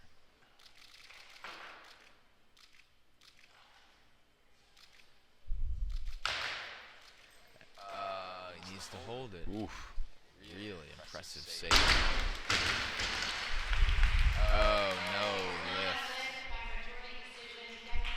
So he's going to have to make a decision here to take that again or move up. Yeah, Russia did not win any gold at the 2012 Olympics, Summer Olympics. So 5 silver and 1 bronze. if there's a reason to fire somebody, I guess that's it. Because if you look at the history of Russia and Russian weightlifting, I'm also including, of course, the Soviet Union in that. I mean, it's just been pure dominance. Yeah, since about 1960, where they won, I think, 5 or 6 gold medals. And 1960 was the last time any of our men won a gold medal in weightlifting. In the Olympics? In the Olympics, yeah. Now, Tara Knott, for the women, won gold in 2000. The first woman to win Olympic gold in weightlifting. That's right. But no, our men have not won Olympic gold. Chuck Vinci, 1960, the last lifter to do that. Wow. Yeah. And Cheryl Hayworth, of course, won a bronze medal Correct. at that same 2000 Yeah. Sydney Olympics. But since then, we haven't gotten any Olympic medals at all, right? That, I believe that is correct. Cheryl Hayworth, I forget what she lifted in Cheryl Hayworth did 2004. lift in the 04 Yeah. Olympics, but I don't think she won a medal. No, yeah, I don't believe so. Let's see, yeah, bronze in 2000, and then bronze at the World Championships in 2005. In Doha, which is where Shigashev took the silver. Took silver in the men's 105 plus, yeah. But took Gold in the snatch, yeah. And so that was Doha, Qatar, of course, in the Middle East.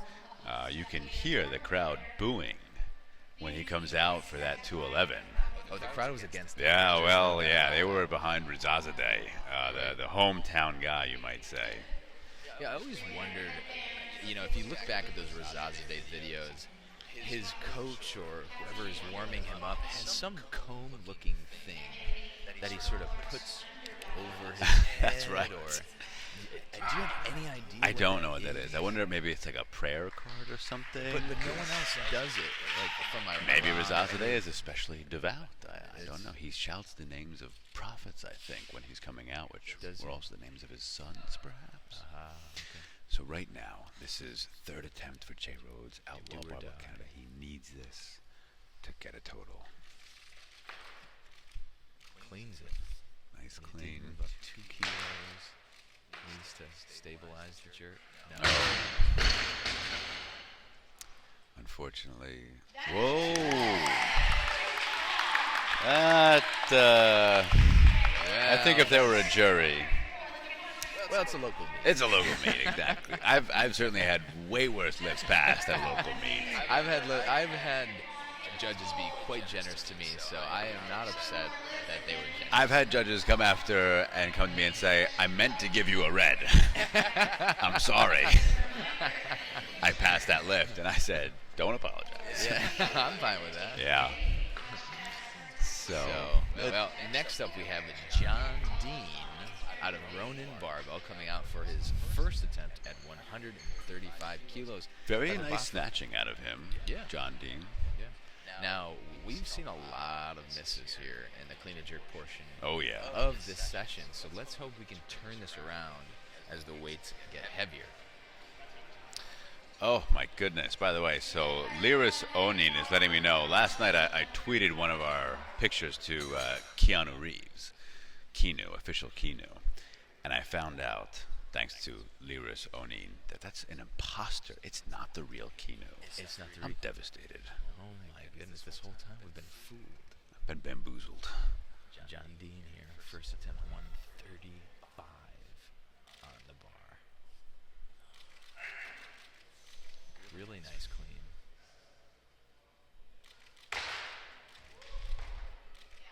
Good. And we have better technicians in this class.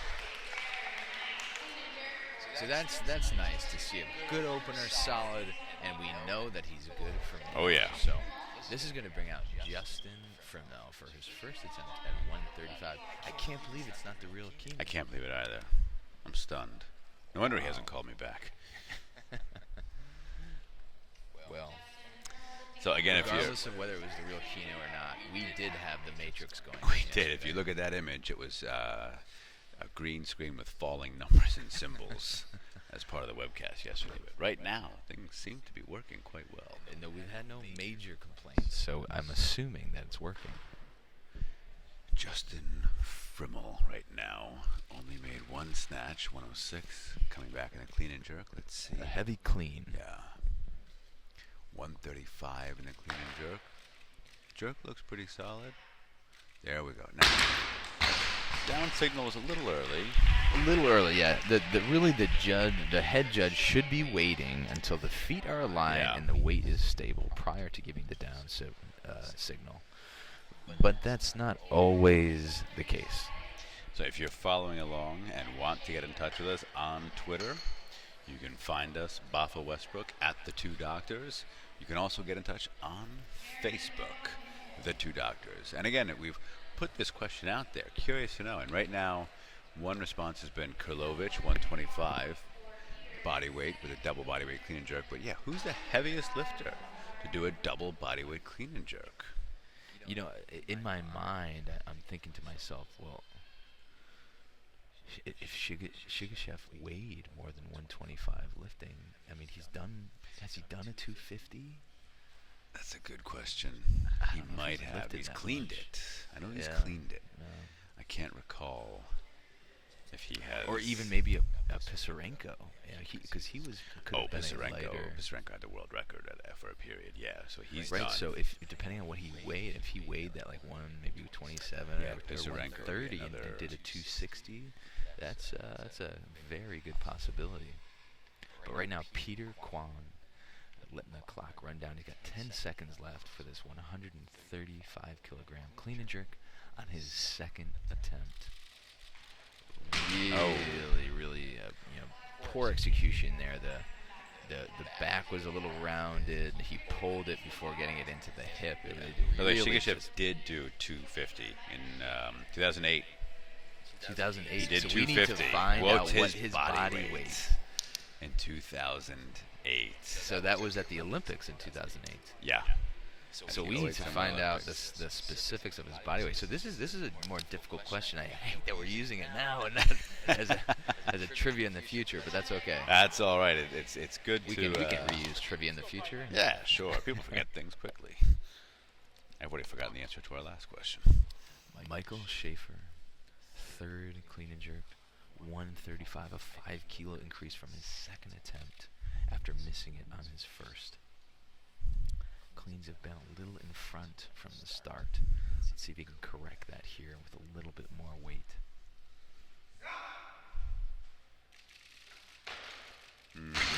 No, unfortunately. Yeah. He's Too obviously much. strong enough, but he just needs to get that barb into the hip a little Yep. bit better and keep it a little closer, and that would be very light for him, I know it. So that's going to bring up Peter Kwan once again for the same 135 kilos, and really was not convinced during his last attempt. Pisarenko, by the way, did 265. Holy smoke! So that means he could have weighed as much as what is that? 132. Oh my goodness! So that, if we can, so that means we'd have to get our hands on his these body weights at those times, which would be difficult to do. But I know someone who probably can get his hands on Dennis that. Reno. Well, Dennis Reno won, and of course the other one being, his name has escaped me at the moment. He's the one I confirmed the answer to the other trivia question. Bruce Clemens? Or Bruce Clemens. Clemens, of course, yes. Yeah, great weightlifting photographer and a bit of weightlifting historian as well. Yeah, I was just going to say, a great historian of weightlifting and a lot of great posts. You should like him on Facebook also. Yeah, Bruce Clemens. I think it's Bruce Clemens. I mean, if you just search Bruce Clemens, Klemens, classic weightlifting photography or class something. And before the days of hookgrip and all things gym, it was really just Bruce Clemens that you were looking to get a lot of the international weightlifting photographs. Bruce Clemens, Jim Schmidt, right? Jim Schmidt did some. Dennis Reno would be at these meets. Bud Charnaga has been to a number of photographing and getting information from abroad as well. Yep. So Peter really needs to tighten things up. Yeah, in order he's to got get this. 15 seconds. He decided to jump 2 kilos to 137, which puts him over the 300-pound mark for this clean. 5 seconds. Oh, my goodness. Yeah. That was that's not even in the No, ballpark not of even- close. not even That looked close. tremendously heavy off the floor. Well, I mean, you could see the technique was breaking down. Oh, his back was. Yeah, it's. Oh, you know, yeah, that was so. as a coach, you know, if I saw a lifter lifting that, I would say just put it. Yeah, down. just stop. No, yeah. There's- The moment that weight moved off the floor, it was pretty clear that was not happening. Nothing to be gained, even if you did somehow miraculously Get pull that to your shoulders. Yeah. You're right. So now we have Jeremy Randolph, who we have not seen yet. He's the only 77-kilo lifter in this weight class, and he's opening with 138 after snatching 110 kilos. So this is already, if he makes this weight, is a pretty good total for a 77 It lifter. is, and it's a total that gets you, I think. Is it a national qualifying total? Nationals Not quite yet. is 250, right? So yeah, so it's just under that by 2 kilos, but it's definitely good enough for an American Open total. yes, American Open total I think is only like 232 230 or or so, something. yeah. And he's a very fast lifter, and we saw that in the snatch. Yeah.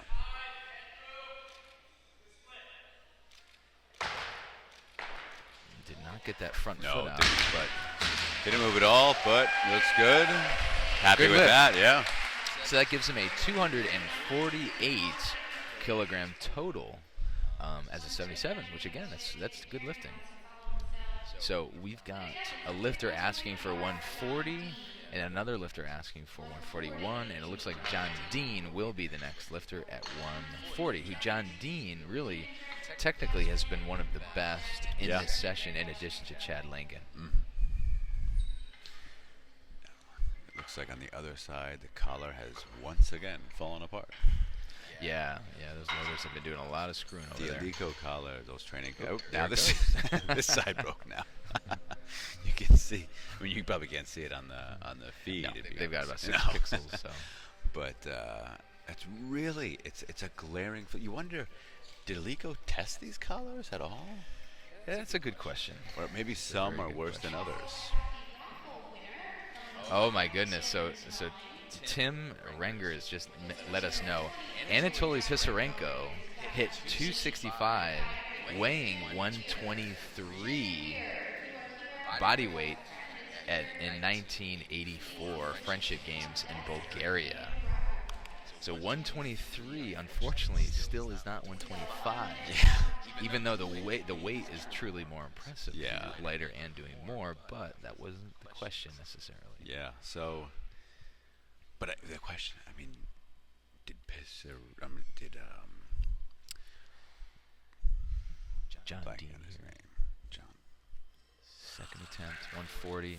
Really nice clean. So did Karlovic actually weigh 125 though, making him heavier? Because maybe Pisarenko is the heaviest. Maybe. We don't know. 123. 123 is a heavy body weight to do double body weight. It's going to be in that 123 to 126 or 7 range. We just got to figure out exactly who, but it could be Pisarenko. So Taranenko, Michael Wilkinson notes that Taranenko probably did not do a double body weight clean and jerk, even though he had the record. And yeah, I think Taranenko was a big guy. He was a big boy. He was Yeah. the big guy. Yeah, and there's a video of him, what is it, 265? Is that what he does? Taranenko 260. 265.5, I think. 0.5, yeah, something I like think that. that's what it It is. was at like a record breakers meet where Huge. or no, maybe it was the Friendship Cup. Friendship Cup, yeah. There was Justin. something like 30 records broken there. Justin Fromell, second attempt in the clean and jerk, 141, 6 kilo increase. He's lifting as an 85 kilo lifter. He's upset about that. The weight shifted forward during the pull, of course, ending forward during the catch. So he's upset about that. But fortunately, he has one more attempt.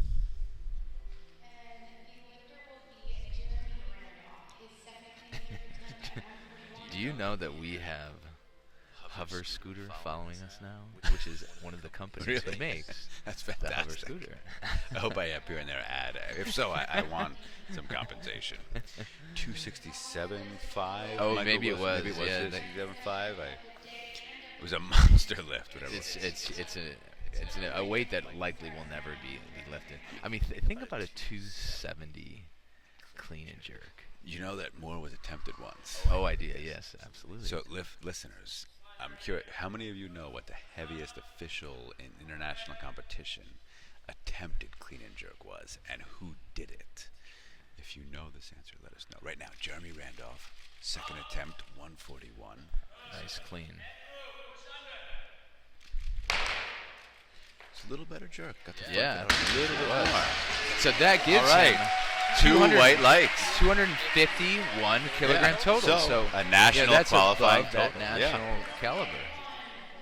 And that for a 77 and a 76 kilos, not even at the max of the body weight, a pretty reasonable, very nice good total. lifting. Yeah, Yeah. that's good lifting right there. Yeah. You're probably I would say in the vicinity of a Sinclair, around maybe 320-ish, maybe even 325. And that's, above a 300 Sinclair is good lifting. Very much, yeah.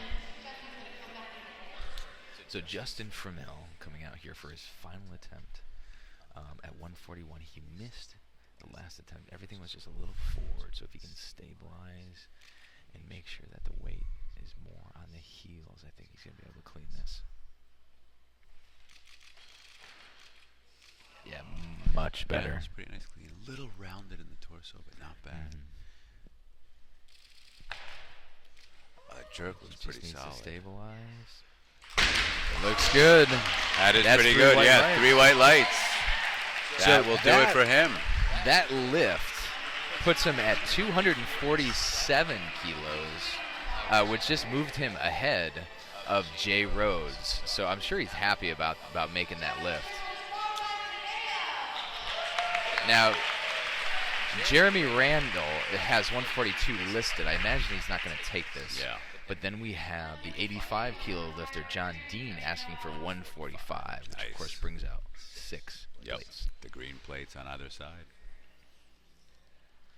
So again, if you're listening, following along, and want to get in touch, Baffa Westbrook at the Two Doctors on Twitter, the Two Doctors on Facebook, and again, let us know if you know the heaviest, kind of a two-part question, heaviest clean and jerk called for in official international competition, and who called for the weight and attempted it, and the year. How about that too? Oof. Asking a lot, Dr. Baffa.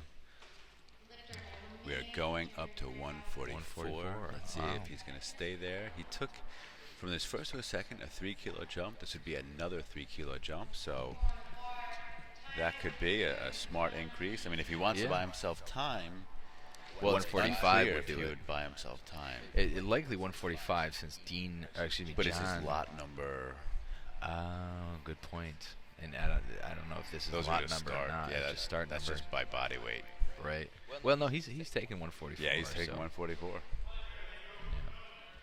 And again, this is one of those weights where sometimes 144 feels heavier than 145 just because there's all this junk on the Exactly. side. That's and that big 6th outer plate gets you really excited. Yeah, good clean. Oh, Just no. a little forward. The clean really looked like one of the Clean best looked good. cleans Yeah, he that was his did. best one, I think. I think you're right. But he ends up with a pretty good day. 4 for 6, Yeah, 251 total.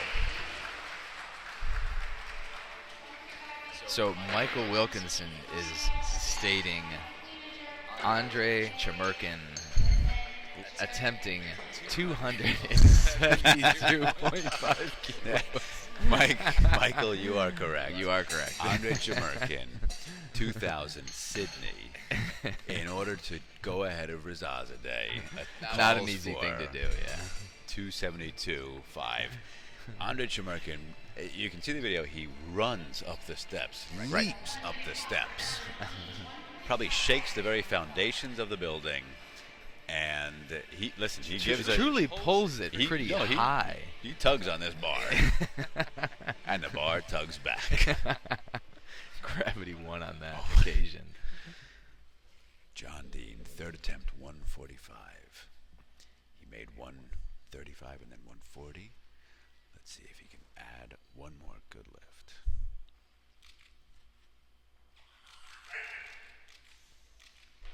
All right, that looks Good pretty clean. good, yeah. Oh, that's too bad. Yeah. Close. Yeah, unfortunately. But again, I really liked his attempts, even though he went 4 for 6. Yeah.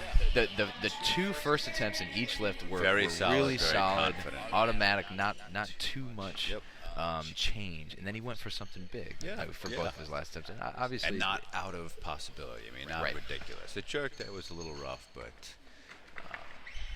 So now we move up to 160 kilos for the opening attempt of Jared Enderton. Now, if it's similar to the snatch, he could be asking for a little bit more. Yeah, It's in the hard to say, snatch, though. He had 130 listed and then ended up bumping up to 132, making it. And then unfortunately he missed his next two at 138 and 140.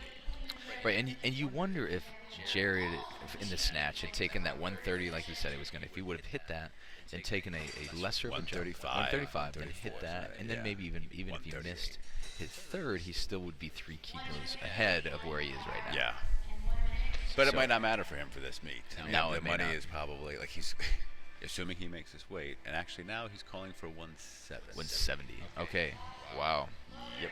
So he wants to jump to a 300 kilo total right off of his opening attempt, because this will put him at 302 if successful. Well, he's on quite a deficit down. I mean, for the overall money, I mean, Bodie and Norick are really in the lead here. Yeah. And so Yeah.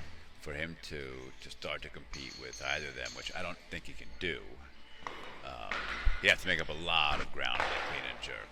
But, Yeah. but Oh, he yeah. should be pretty automatically positioned behind them, those two You lifters. would think, although Chad Langen, it's always hard to tell just without doing formulas and things Exactly. off the bat. But ultimately, if you're doing it over a double bodyweight clean and jerk, it puts you in a certain realm of Yeah. quality that hopefully would at least be competitive with these lifts that Jared's doing. Yeah. But as we know, the lighter you are, technically by formula, the easier it is to do a double-body clean and jerk. So, and that's why the question was so interesting, because who's the heaviest to do that feat? So here is Jared Enderton. First attempt, 170.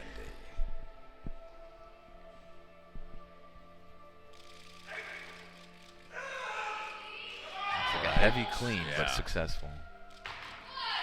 And the jerk looked much better.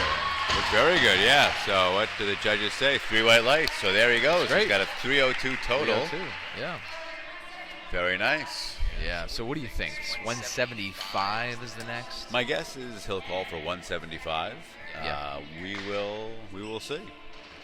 I mean, you have to assume, a lifter is capable of the 170 to 180, and I think we found out that 183, I think, was his his best. best clean and jerk. Yeah. That 175, having the 6 red plates on the bar is going to be your next go-to attempt. It's just so aesthetic in the It's a photographs, nice looking bar. and the videos. Oh yeah. Holding that overhead. So we've got some epic hook grip music chanting away in the back. And now they're putting on 175, but that's his first change. So maybe he's going more. He could. I mean, he took a 6 kilo increase In the from snatch. first to second in the snatch. So, as a lifter, it's funny. One of the biggest insults when you have like a local meet is to not change to the weight color plate correctly. So instead of going, like if you had just put a 5 kilo plate on the end of that, Drives you'd me been nuts. No, I was at a meet in Italy once once where they just kept adding change plates. Somebody was taking, and it was a local meet, and I've been at other meets where they loaded everything very, usual, professional, and so on. But this place, guys were snatching like 70-odd kilos, and it was like a blue with just a bunch of change at the end, or nearly 80 kilos with just a bunch of change on top of the blue and the collar. And this was a meet. This is a competition in Italy, yeah. Wow. But other competitions in Italy, they're usually much more. They're like this, a little more. Well, not like this, but. Right. 179 is now being called for. Dr. Westbrook, should we make some predictions? Well, I hate to predict in the negative. Yeah.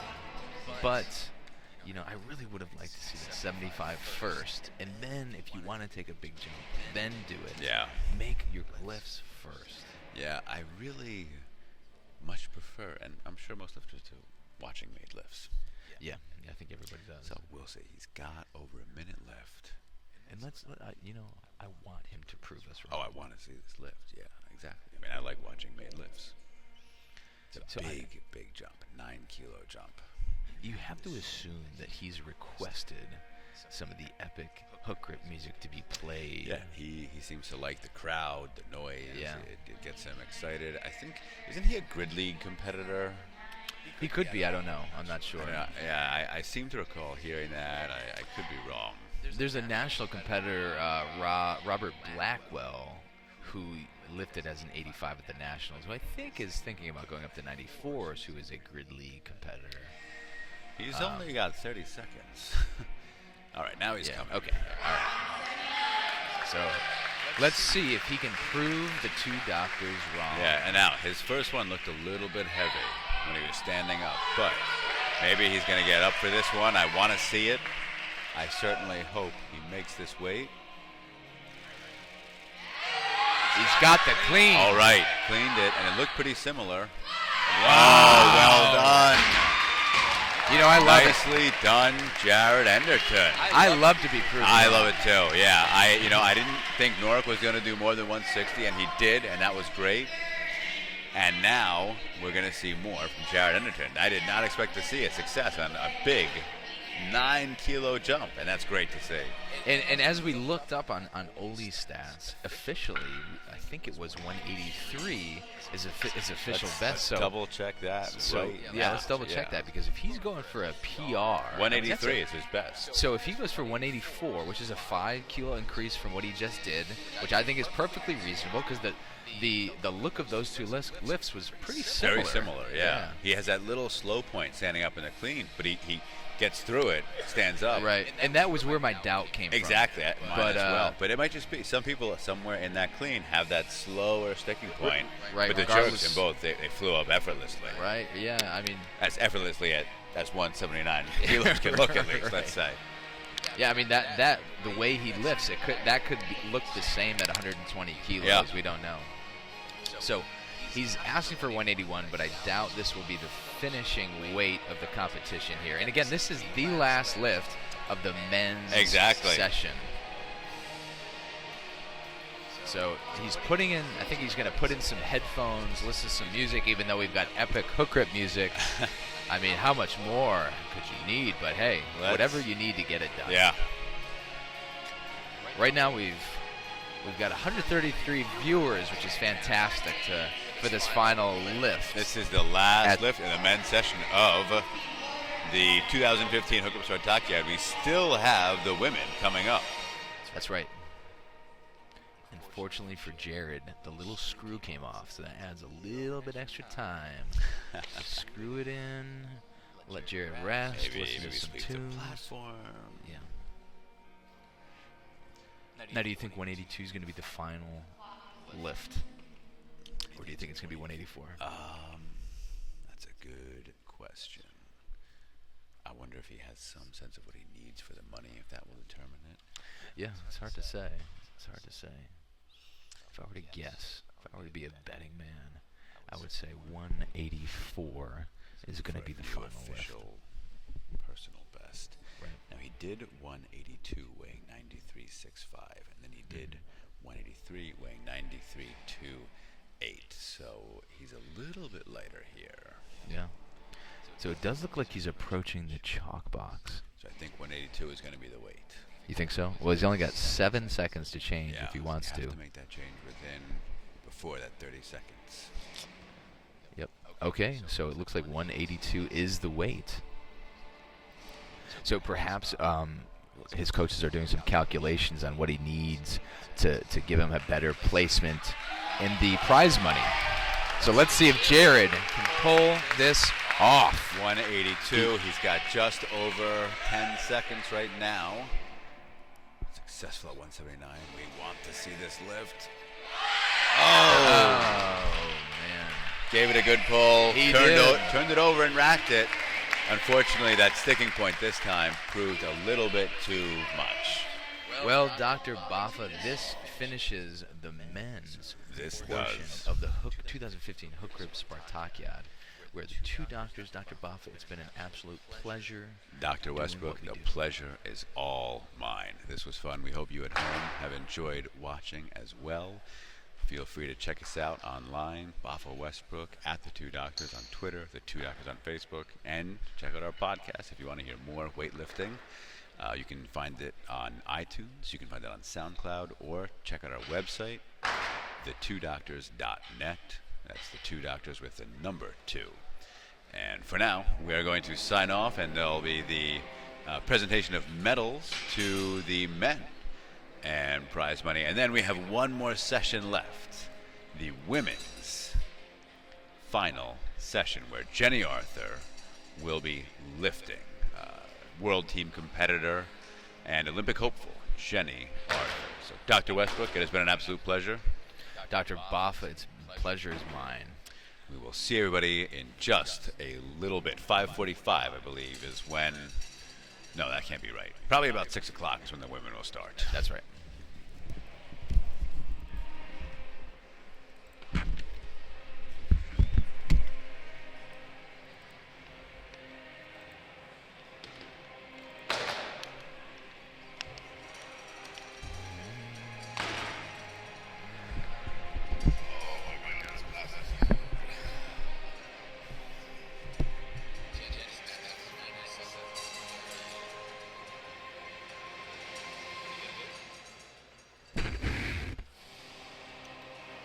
What time have you leaving? Well, flight's at 8:55. 9 o'clock, basically. Yeah, this is 9, so we gotta be there. Which means I gotta be here around 6:30 latest. Absolute latest. This is the night.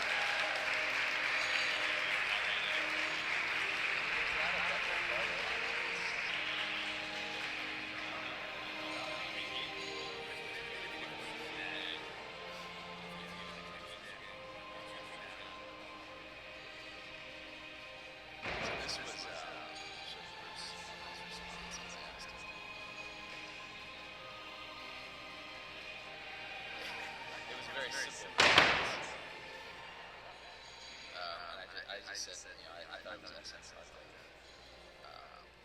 All right, ladies, please sit back. We apologize for the delay. We are talking right now. We're very excited to get this session started. I don't know. Please come forward so we can announce the session. We will be back by 5 o'clock, I promise. I need all my fresh loaders, awesome judges, in place. This is it. Final session. We did it. We made it.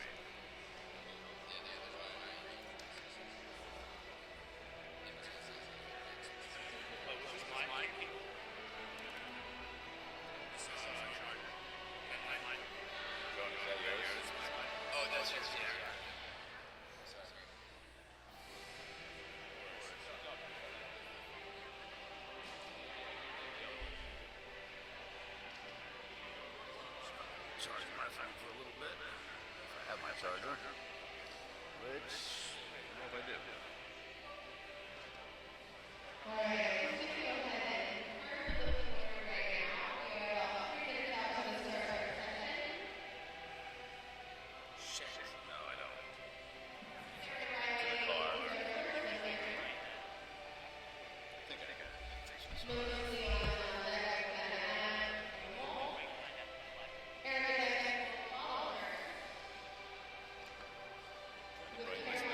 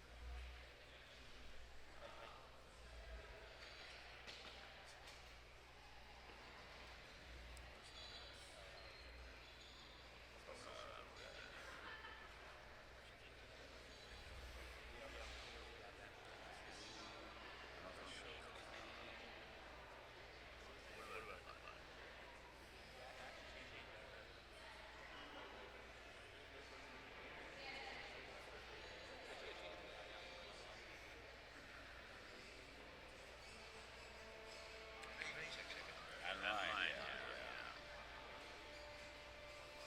Here we go.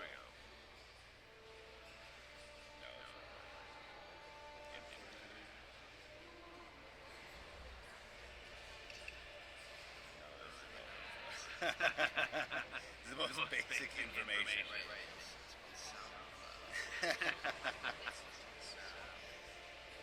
If you go to the website, I think if you just go, you'll see. So we go to SoundCloud, 2 doctors. This app is fucking terrible. All right, we have my fillers in place. Bar Sarah Riley is lifting out the laptop to make it close up. There we go. Melissa Leon and Bailey on deck. With Anna.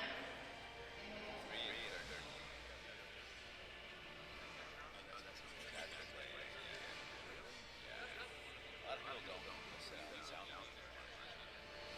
think once we got, yeah.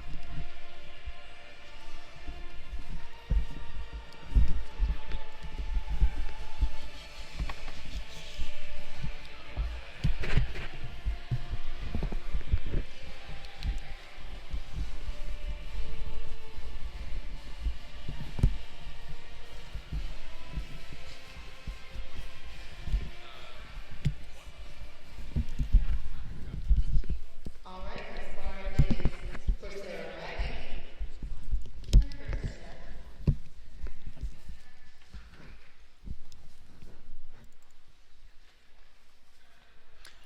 Welcome everybody to the final session of the 2015 Hook Grip Spartakiad Weekend Extravaganza Championships. We are about to witness the opening lift in this session by Sarah Riley. We're the 2 doctors, and I'm joined here by Dr. Jonas Westbrook to my right, all the way from the Great White North of Maine. And to my left, Dr. David Baffa. Let's watch Sarah make this first attempt of the last session. Looks good. Yeah, pretty confident opener. That's how you want the session to start off, I would say. Absolutely. She's coached by Aaron Adams over there, who was on the webcast earlier. Aaron, a very good lifter, a national level lifter for around 10 years or so. Yeah, at least. Yeah. And started out winning school age, which was the name for youth back then, and eventually became senior national champion as well. Yeah, that's right. That's right. And we've got some pretty good lifters in this We class. do. We do. We just finished the last men's session, and actually gave out the medals to the individual weight classes shortly after that. So all the medals have been given out. They're going to wait on giving out the prize money until more calculations can be confirmed at a later time. You'd rather give out the wrong medal than the wrong check. So it looks like we've got some really competitive lifters here. One of the highlights, world team member Jenny Arthur. What do you think about Jenny, Dr. Baffa? Jenny Arthur is one of my favorite American lifters to watch. I think she's really, technically, she looks very sound. She's very powerful, very explosive. And especially since being out at the OTC, I think things have looked even better. I recall seeing her in 2012 at the American Open, where she broke in the 69 kilo class back then the clean and jerk American record that Danica Roux had held previously for many years. So I am really looking forward to seeing her lift. Right now she's listed with an opening snatch attempt of 97 kilos, and her body weight is quite low, 73.76. So comfortably below that 75 kilo upper limit. That's right. There's 17 lifters in this class, so Dr. Baffa, it's going to be a while until you see Jenny Arthur. Yeah, no, it's not anytime soon. But the women's sessions do tend to go a little bit faster in general. And that's true. The last women's session we watched, there were a lot of made lifts. That's right. And so we that helps a meet run fast as well. Now, are there any other lifters you are excited about, or are you particularly excited about Jenny Arthur as well? Yeah, I'm very excited about Jenny Arthur. There's also Karis Chan. I'm not quite sure if I'm getting that first name correct in the pronunciation. However, she's a very light 58 kilogram weightlifter, weighed in at 54.3, so she probably could make the 53s if she really wanted to. And she's opening with an 83 kilogram That's snatch. pretty impressive. Pretty significant. And then opening with a 97 kilogram clean and jerk. So that's another lifter that I'm really excited to see this evening. Yeah. Lacey Vander Merrill, Outlaw Barbell Canada, 86 kilos listed as an opener. And then Crystal Narlim, I think is how it's pronounced, is a very light 75, 72.33, and she has 90 kilos listed as her opener. That's right. And in fact, there's Sylvia Hoffman as well. She's listed at 85, lifting barely overweight as a 69.21 over.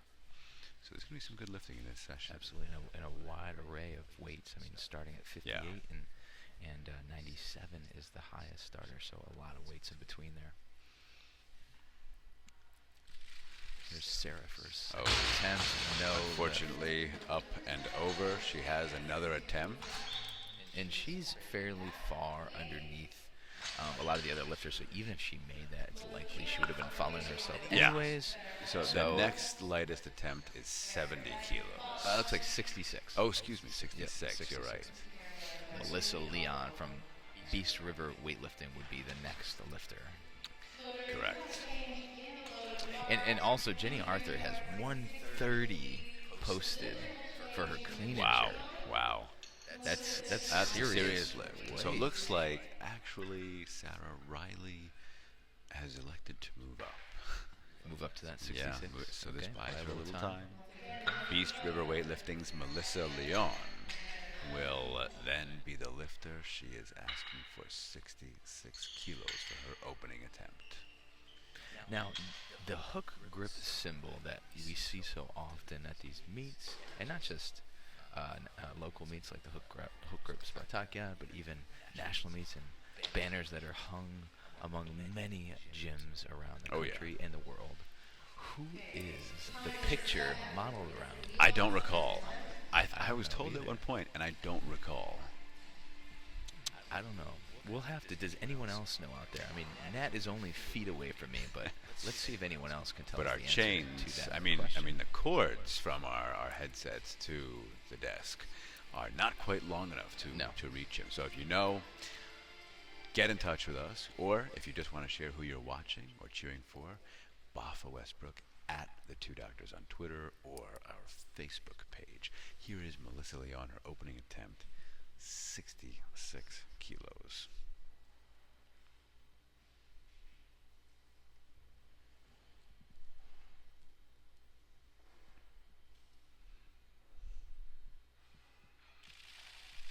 Oh, no lift. Unfortunately, that is not successful. Now, I believe the old USA weightlifting icon, I guess you would call it, was logo was a silhouette of Wes Barnett. Correct. So, and maybe the hook grip logo is a fictitious human being. I don't know. No, it's somebody. I forget It's who. gotta be. Oh, okay. I forget who it is, but it is somebody.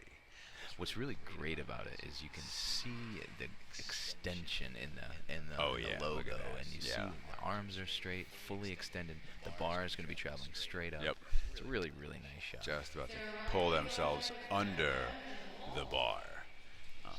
Yeah, you know, there were some reasons why we switched to a new logo in USAW, but I did like that old logo. It was classic. Logo. Yeah, it was very classic. Hopefully, in years to come, that'll be used as like a throwback jersey logo, or you know, USA weightlifting suits of some kind, something like that. And the new one is pretty cool. The new one's not bad, but the old one, again, had something of that 80s or 90s flair to it. Yeah, absolutely. Classic. So now we're waiting on Melissa Leon. It's her second attempt. She missed her opener, unfortunately. And so now the clock is ticking. She gets 2 minutes because she follows herself. Now, this is not the way we want to start a weightlifting competition. No. Half of the, or more than half of the lifts. Two-thirds of the lifts. Only 3 have lifts, been 2 of which missed have been missed. so far. So let's see if that can change right now.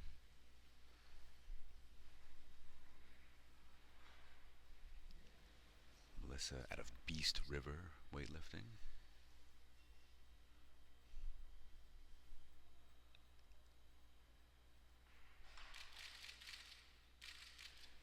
That should be good. Gets the down signal.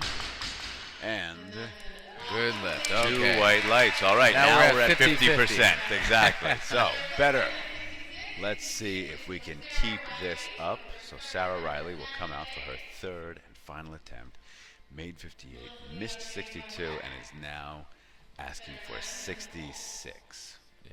Now it looks like every other lifter that's yet to start that is not a super heavyweight will be starting their snatches above their own body weight. Yes, yeah. So this is all pretty impressive for lifters. I mean, a bodyweight snatch is impressive, and above body weight is also pretty impressive. And some of this does depend on body weight as well. I mean, if your Shingiz, I mean, If your Shingiz doing half body weight would be pretty impressive. Absolutely.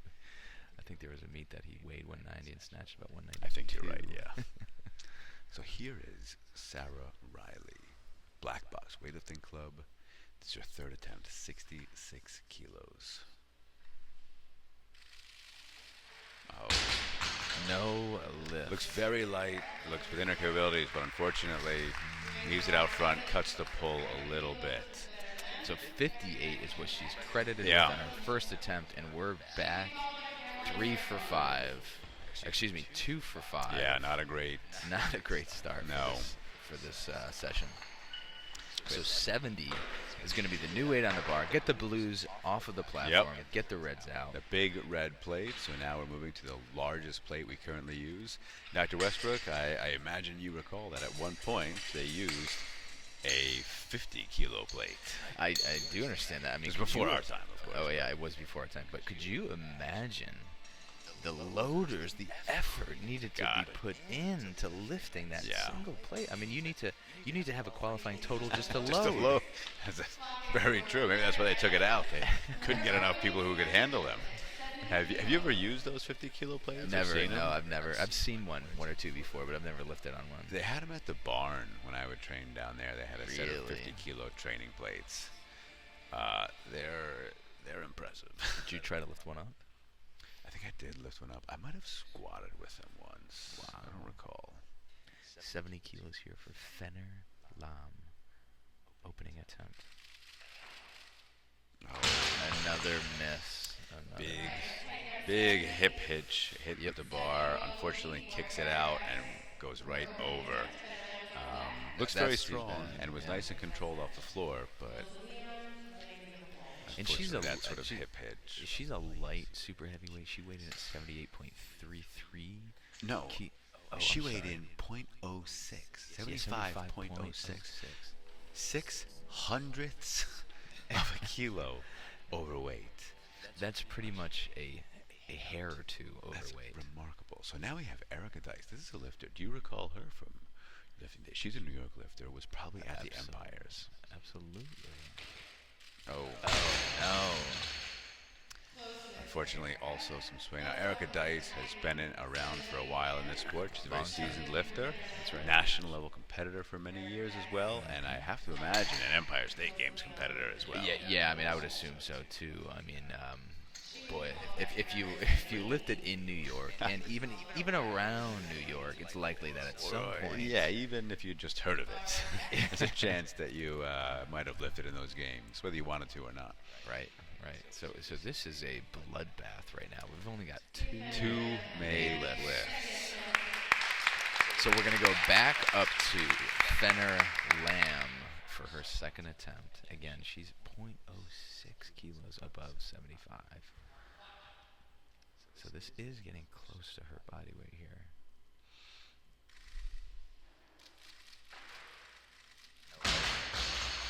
She's putting a little bit too much horizontal force on the bar, which is basically causing her to really loop it from front to back. A little more control, a little more upright pull is going to get her to complete that lift successfully. So it looks like we're just going back and forth between this lift and this lift. At least they're different lifters, because then the competition's still moving along. But this is not a good start. So it's gonna be Erica Dice now. Weighed in at 78.33, still a very light super heavyweight. So by the way, Michael Wilkinson is asking, is the logo Ilya Ilin?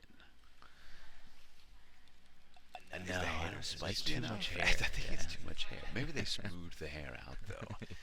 It could be. Erica Dice, second attempt. That's the way to That's yeah. much better. That's some of her experience coming through right there. So, yeah, we got to find out now. This is spiked my curiosity. Much like his hair is spiked. Who is? I'm trying to think who has a haircut like that.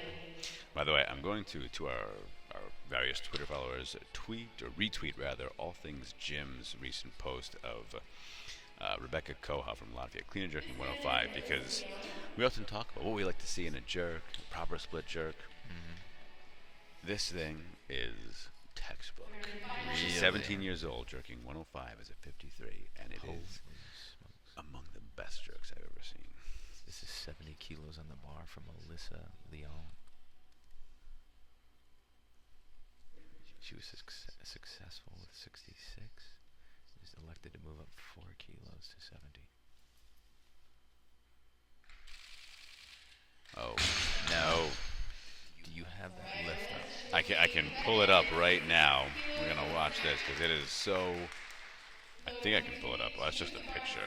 This technology still confuses me. You gotta click it. There we are. Yeah, there we go. It is really... Again, if you're listening and following along, check out this jerk that All Things Jim has just posted. This is from the European Junior Championships and Under 23 Championships. And for some reason, it is not loading on my phone. Technical stop, blood on the bar. So we're gonna go ahead and clean that up, dab it off, Yep. disinfect, and then we'll get back to the lifting. Again, we've only got 3 successful lifts so far. And you know, generally we do see more makes on the women's side of the field than we do on the men's. So this is a little atypical. Oh, I would say so. I mean, but you know, it's late. It's Sunday night. it is. Been a It lot is. of lifting That today, said, maybe. they knew they were lifting around this time. We're Right. about an hour behind schedule. A little more, maybe. But all right, she needs this lift to stay in the competition. She's gone up 2 kilos. Bought herself to a buy little herself some time. And again, she weighed in just a hair over 75. No. No. That was close. Again, It still was the swing, a closest lot of one. hip motion in there. She's very strong, very powerful, and quite explosive, but with that sort of swing, I mean, it can be difficult to control the bar going up and over. The unfortunate thing about the swing is when you time it well, it actually It feels great. really Yeah, good. you think you're doing a great job. but for this instance, Generally, it's detrimental, yeah. Exactly. You can't be consistent with that kind of a Yeah. technique. Well, You and just once you can't. get to those, your 90 plus Dagger waist. percent, exactly, it's simply not going to work. But yeah, when you're doing power lifts and you loop it, it feels like a Oh my million goodness, bucks. it's like jump roping with a barbell. Right. Right now, we move up to 73 kilos for Carolyn Dardini. She is coming out. She is outlaw barbell. And she's lifting as a 58 kilogram lifter tonight. That looks pretty good. That looks like a good opening looks attempt. like a good lift, and so maybe the tide is turning. We have one good lift now. That makes 4 completed snatches. 4. That is the hope is that statistically things sort of even themselves out with a lot of makes in the near future. Michael Wilkinson says he is willing to bet that it's Ilya Ilin. Really? I go, Are you we don't betting? condone gambling, but what's on the line here? If you're talking maybe Are we talking a pair of shoes? pair of away out stars, maybe 2 pairs. What sizes do you wear? Let's see. Let's say others out there listening, if you want to weigh in, or if you know for certain, let us know either on Facebook or Twitter, Bafa Westbrook at the 2 Doctors, or you can check out our website where you can also find podcasts, the2doctors.net. That's the number 2 Doctors. Erica Dice here, 3rd attempt. Oh, very nice. 73 kilos. All right, well done. So came back, improved on that 70 kilo snatch. Now she has 73 kilos. Erica Dice is a master's lifter as well. And again, a very seasoned lifter, has been on the national scene for a number of years, and now I know does some coaching, I believe, down in the South Jersey area. I think. Really? Yeah. Well, it's good. It's good now that I think that's 3 makes in a row, which is really what we need to see now. So let's hope that this trend is turning. Yeah. Uh-oh, it looks like they're worried about either blood on the bar. On the bar or some sweeping maybe. They're checking the spin. Oh, somebody's getting in trouble. Oh boy, it's like going to the principal's Oh, office. I wonder, greased thighs or something? I don't know. She leaves some lubricant. So, listeners, if you've not tried the greased thigh approach, we warned you. It's Things move. things move. Angel Revy here for her first attempt at 75 kilos, lifting today as a light 63 kilogram. Yeah, just lifter. barely, 60.72. Oh, There's that loop again. again, yeah. We don't have any statistics, but I feel like we see a lot of this now. Yeah, now in more the past so. few years. Yeah, a very aggressive hip bump, and Could the Superman pole have anything to do that with might be it. That I don't know. The way that some CrossFits emphasize the lift, the idea of getting the bar really into the power position and then violently getting the hips Right. through, I think that might contribute it. Right. So I and also don't like know. generally the lift almost does look like it's hitting harshly even the really good lifters off the Yeah. hips. But that's not really what's happening. No. It's just all happening at the same time. Here is Marissa Gobb, East Coast Gold, 75 kilos. That was much better. That was a pretty nice lift. It was a tiny bit forward, it looked like, when she received it over her head, but Yeah. not much. too bad. That was a pretty solid opener right there. Yeah, I agree. The weight was really moving off the floor. Jordan Nail's going to be our next lifter at 75 kilos, lifting as a super heavyweight tonight. And, it really does feel like nighttime here. It's dark in here. It's dark in here. This is, this is actually quite romantic, Dr. Westbrook. If you're in town in Philly looking for a place to take a date, the hookgrip Spartakiad is not a bad option. The lighting is very intimate. All sorts of sweaty, scantily clad individuals around. Might set the right mood. Shenandoah Barbell's Jordan Nail with her opening attempt at 75. Unfortunately, Doctor, I mean, is it contagious? Is this? It must be. It must be not what we want to see at all. And again, like you said, it's late. Maybe lifters. I mean, it's hard. It's really not ideal to be waiting around all day. No. We've been fortunate most of the time being a light lifters as we compete. We're either competing first Very thing early in the middle on. of the day, Exactly. which is I prefer that. Waiting around is sometimes the worst thing you can do. So Angel Revy here for her second attempt at Missed 75. her opener at this. That looks better. Successful. All right, there we go. Still a bit of a loop Yeah, there, but yeah. not significant enough for her to lose it. So that gets her on the board, which is nice to see, and adds one more speck of green in a field of red. So that'll bring up, of course, the lifter we just saw before her, Jordan Nail, for her second attempt at 75. So hopefully she can come in here and make this. Michael Wilkinson is willing to bet a hookgrip shirt that it's ill in. Wow. Yeah. Okay. Are you going to take that bet? I will take that bet.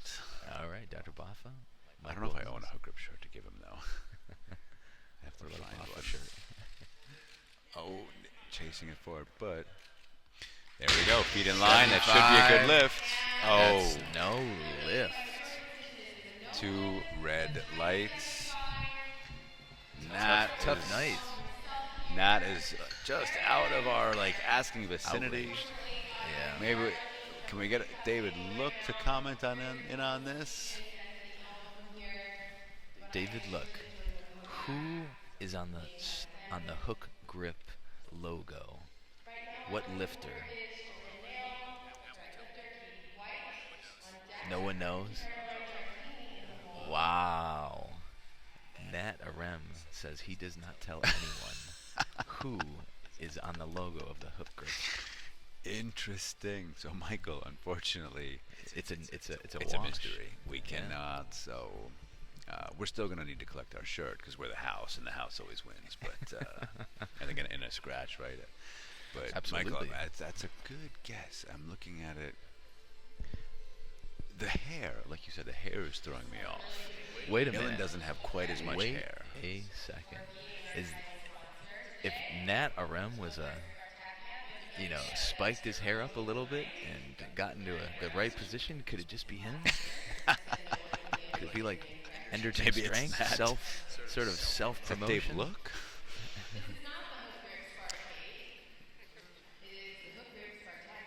So, Michael, we don't actually. Now, if others want to weigh in and have guesses, let us know. Baffa Westbrook at the Two Doctors on Twitter or on Facebook or our website. Let us know if you have any guesses. It sounds like Nat's going to take this one to his grave, though. Jordan now, third That and looks much final better. attempt. Very And the best of the bunch. That's a good lift for Jordan.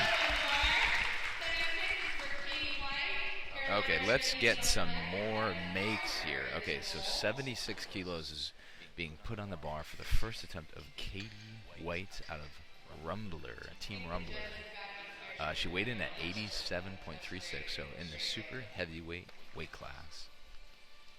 All right, this class has been set for Katie White.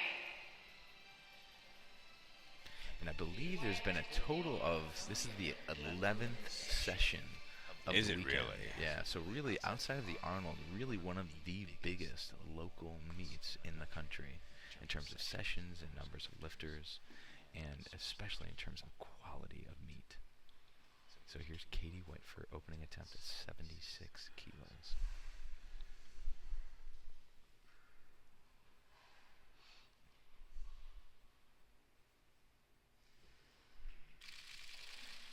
Oh, okay. That That looks like a pretty good lift. Katie White. Should be a good lift. Rumbler weightlifting.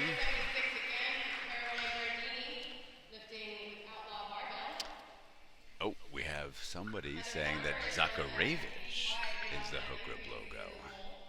Zakarevich is what? The hookgrip logo. Really? Tony Architect on our Facebook Yuri page Zakarevich? is saying Yuri Zakarevich. Well, we have to assume that it was taken from a photo. So the only way for us to know this for certain is for someone to find the photo, The actual that image. it's based on, and then show the silhouette right on top of the logo Yeah. to confirm it. That's pretty much the only thing we can do. Carolyn Dardini, Outlaw Barbell, 76 kilos. Nope, unfortunately not. I did like that she was patient off the floor. She and was. waited until the She bar was was. really well into the hip. But again, then a kind of an the aggressive hip hit Yes. bumps the barbell out. And on a number of occasions, top-level lifters, when they see that stuff or when people ask questions about that at seminars, the face sort of screws up in disgust. And they, Yeah. the real emphasis is on vertical, a big straight pull, a long straight pull. Now she's got 2 minutes on the clock.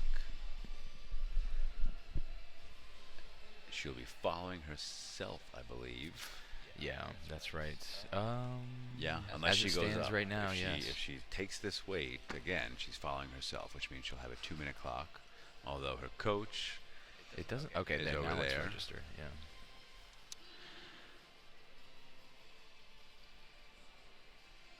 And they seem to be conferring around there and perhaps are changing the attempts. Now, unfortunately, during our weekend here, we haven't been able to really experience or enjoy the city of Philadelphia all that much. Is that it? That looks pretty close. So we're looking at a photo right now of Ilin, Can we share this? Okay. of Ilin and the hookgrip logo. Okay. It's pretty close. It looks pretty close. fantastically close. They were kind to him on the hair, we could say. Yeah. You know what I'm actually looking at most closely is the shape, the negative space shape that's made Between in the between legs. his legs. Yeah. And it looks pretty. That's pretty dang close. Close. Is this your phone? Whose phone is This is not my phone. Okay. And yeah. I mean, with some editing modifications, I think this has got to be it. So, Dr. Baffa, you may owe something. Oh my goodness! No, Michael Wilkinson posted. Oh yeah. So I guess it was shared with Wilkinson. Wow. Look at that. Yeah, that's Mr. Wilkinson. We owe you a hooker T-shirt. From Met Elite right now, we What have size are you, Mr. Wilkinson? Heather Farmer. First snatch at 77 kilos. Lifting as a 69-kilogram weightlifter.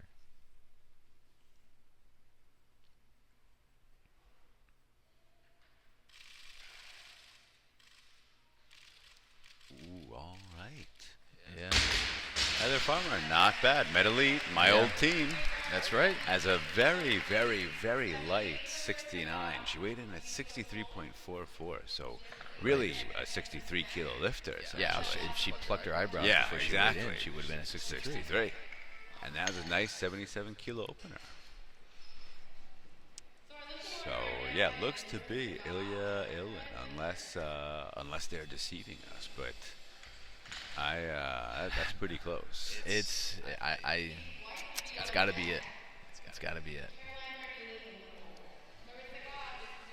So right now we have Marissa Gom coming up for her second attempt at 78 kilos, a 3-kilo increase from her opener at 75, representing East Coast Gold. Second attempt.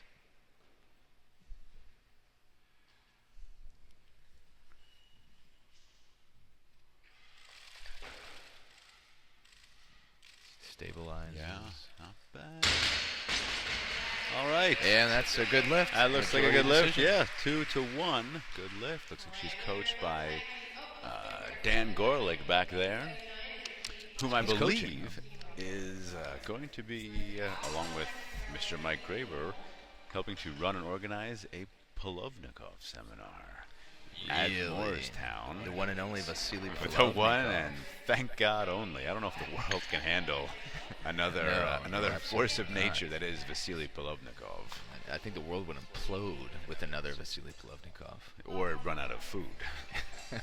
So Vasily Polovnikov, yeah, allegedly, and I don't know how public this is, so or confirmed, but yeah, there's talk of a Polovnikov seminar around Morristown sometime early December, I believe. So keep your Fantastic. eye out for that. Right now, Katie White, her second attempt, 79 kilos. Successful on her first at 76. A good 3 kilo increase. Actually better than Yeah. her first attempt. Nice. Yeah, All right. so 3 2 for white 2. lights. Yeah. Very, very nicely More, done. more made lifts. Yeah. More made lifts. That's what we like to see. So 80 kilos is going to be on the bar. And this brings up our second lightest lifter, who is Caroline Dardini, who missed 76 and is elected to jump 4 kilos to 80 for her third and final attempt. Our lightest competitor, Karis Chan, is opening at 83 kilos, so almost 30 kilos above her own body weight. That's pretty impressive. Absolutely. Right now, Caroline Dardini, she's got 50 seconds, 80 kilos on the bar. She has gone up despite missing her second attempt at 76, is that? 76, yep. So we will see.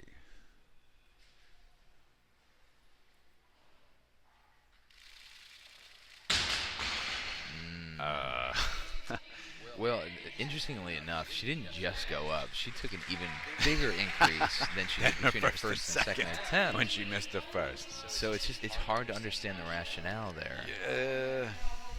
You know, and again, at Gotta these say weights, that's it's a coaching. huge- That's it's a a coaching huge error. percentage too. It's you know, you're enormous, talking and about. I believe, is it Rudy Nielsen? That's the coach back there.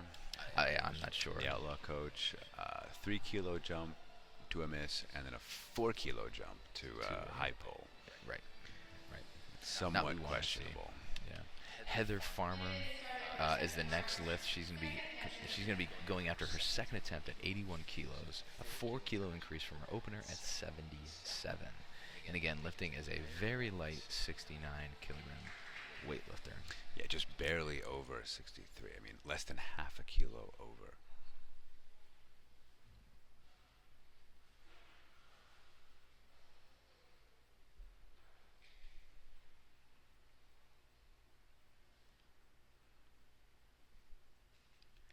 Let's see.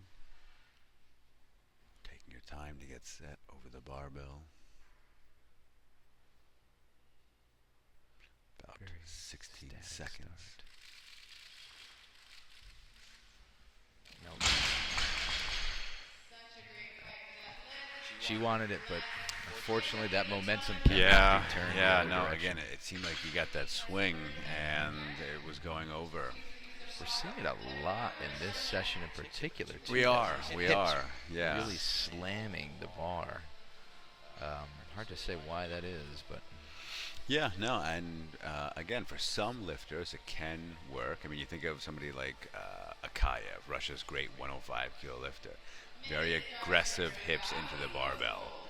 Worked for him, but it is not something you would generally teach. Now, for him, it obviously worked, but the emphasis should generally be up, up, up. Here is Marissa Gabb. She made her first, made her second. Trying to improve on that with 81 kilos right now. Yeah. Now that was a very straight pull. it was. That and actually. her second attempt was a bit of a struggle, so I would have been surprised if she were. If That she was were able not to make not that. a bad attempt, but No. looked a little bit a little Just more heavy. a little more finish maybe. I think she could have that. Yeah, Looks yeah. within her capabilities. Just You know, when it gets heavy, sometimes the tendency is to want to rush under the barbell, to cut the pull, to rush under the barbell. When really, what you got to do is keep pulling. And you got to finish that pull. Absolutely.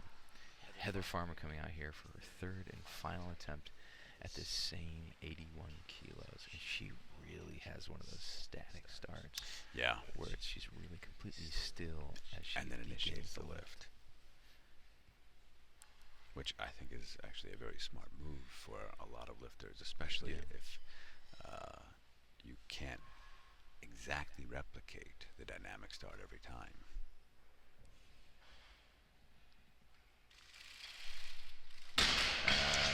It's too Left bad. it out front. That is She's too credited bad. with her first attempt at 77 kilos. But now we're moving up to 82 for the final attempt of Katie White from Rumbler. It doesn't say Rumbler Weightlifting or Team Rumbler, so we're just going to call it Rumbler.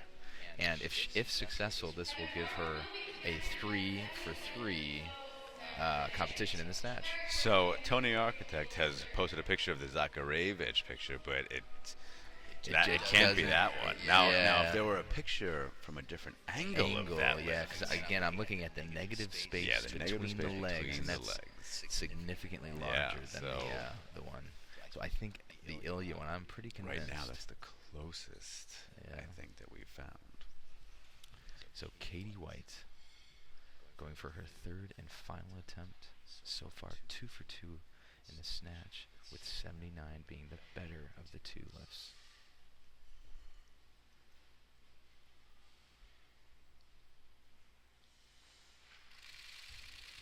No lift. So unfortunately, that's a no lift, but she still has credit for her second attempt at 79 kilos. Now this brings out our lightest competitor in the field. Charis Chan. Charis Chan weighing 54.3 kilos out of Max's gym, which we saw Max Ida here earlier, kind of wandering around looking for something to squat probably. And here comes Karis. Is that Karis? Is that how you say it? Yeah. I don't actually know. Yeah, for her first attempt in the snatch, this is a huge weight for a 53 kilogram. Yeah, or 83 54. kilos. Yeah. Let's see. She's getting ready. She's got plenty of time. Plenty of hair as well.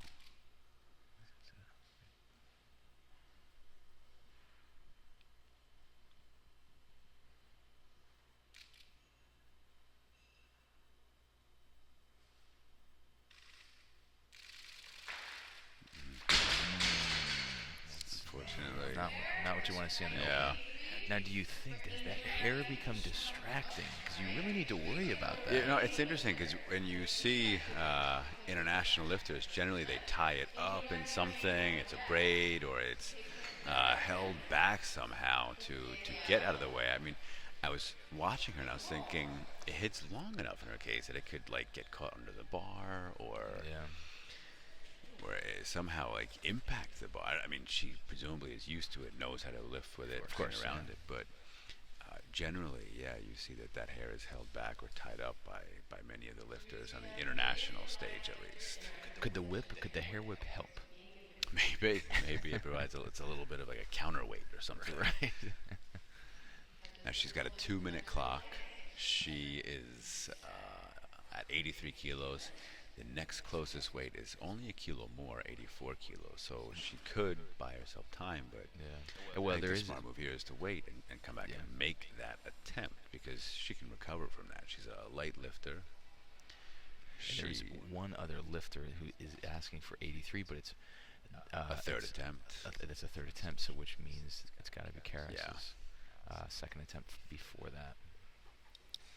So again, luckily for this snatch, you just don't need as much recovery time in between lifts. So she's not even utilizing her whole 2 minutes here. And She I doesn't feel think she needs she's might be another grid league competitor, or I don't know this for certain, but or maybe it was just a very good CrossFitter as well. I feel like she's had some competitive history. Yeah, you could be right. Something fitness or strength related.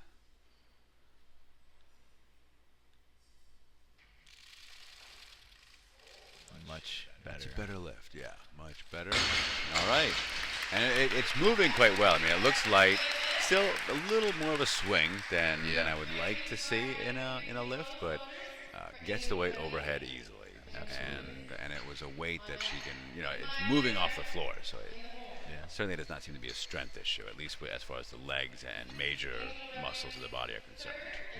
Now, Jessica Lucero is somebody who just snatched 91 kilos. Correct. Which ties the record, and that's in the 58 kilogram class, correct? Or is it the 53? I forget. Might have to look this up right now. Yeah, we may have to look this up because as a 58 kilogram lifter, Karis is, probably getting somewhat close to the records, the American records. Not that one could be broken here, but just good to keep in mind. But right now, Angel Revy for a third and final attempt at 83. This is an 8 kilo increase. Oh. Yeah, that's a really, really big jump between her second and third attempts, unfortunately. So 84 kilos for Danielle Hughes, coming out of East Coast Gold, weighing only 70.11 kilos. So she's very light within the 75 kilogram weight class. Probably could cut to 69 if she really wanted to. Oh yeah, very. But, perhaps just didn't want to for this meet. So she's coming out for her opening attempt. Danielle Hughes.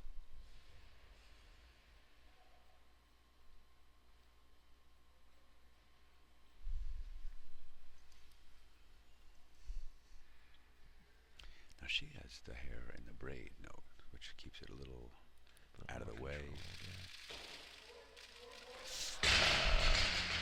Up and overhead, unfortunately. A brief profanity and no lift. Yeah, unfortunately. So we had a little stretch where there were some made lifts, and now it's back to a lot of misses, unfortunately. And the hope is that will change.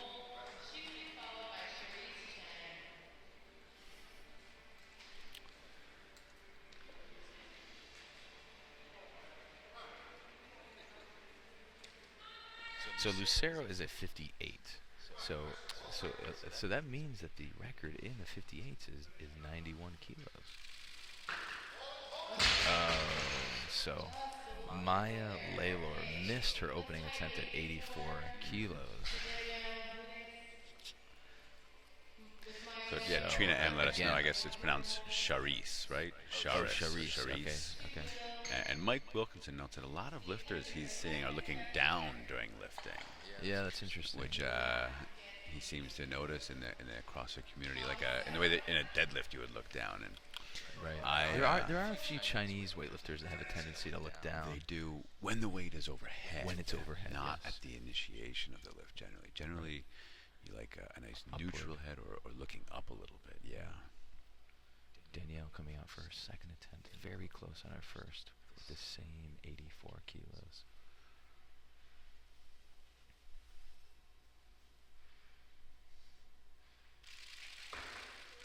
That was a much better lift. That was actually a pretty straight pull, I thought. It just went over that right side started going over. Yeah, that's too bad. That is too bad. Dr. Baffa, I have some more too bad news to tell you. Oh boy. Your wingman has to leave. Don't say it. It's true. Oh my goodness. One of the two doctors has to leave the building due to catching a flight to make it back to Bangor. Oh, the white Dr. tundra Westbrook. of Bangor. What am I? It's like a void in my body and soul. I feel it An too. absence and emptiness here.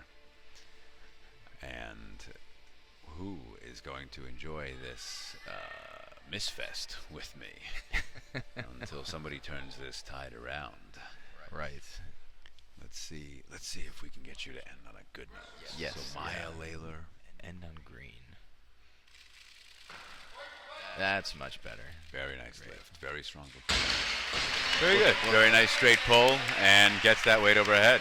Well, Dr. Baffa, it's been a pleasure. Dr. Westbrook, it has been a real pleasure as always. I look forward to the next events, or even before that, the next episode The next of the podcast. So those of you listening, if you want even more weightlifting audio pleasure, check out our podcast, the2doctors.net. 2 is the number 2. There are all the episodes archived there. You can also look for the Two Doctors on iTunes, and the most recent episodes are on SoundCloud as well if you search for the Two Doctors. So, yeah, we will probably, I'm hoping at least, record another one this week. I hope so. A little review of the Spartakiad. Review of the will be Spartakiad and a preview, or actually probably review the European Junior Championships That as well also, that are going yeah. on right now in Latvia. We don't want too many agenda items here, Dr. Buffa. We've tended to run the clock a bit and go a little over our planned time. So, Dr. Westbrook, it has been an absolute pleasure. The pleasure is all mine, Dr. And now I need to see who I can rope in next to me. Thank you to all our listeners, and Buffa's going to take it from here. As best I can. Right now, Sylvia Hoffman is coming up for her first attempt, 85 kilos. Let's see what she can do.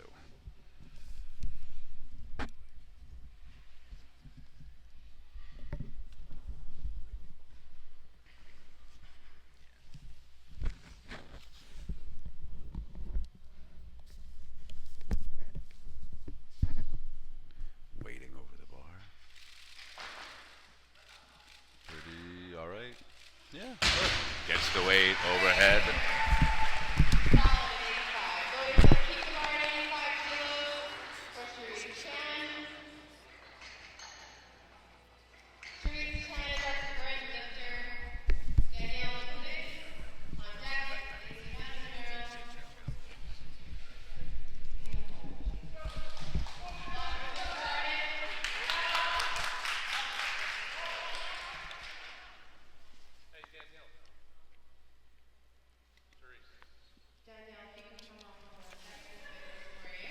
So,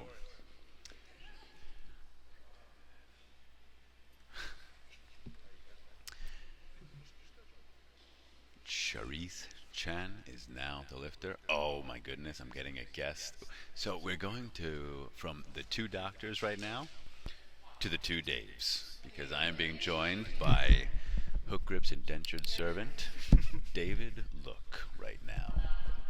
Hi, how's it going? Hello, David Look. How are you doing? I'm good. Good to have you on. So right now, Charisse Chan, her third attempt, and she has been successful with 83 and is now looking to improve with 85 kilos.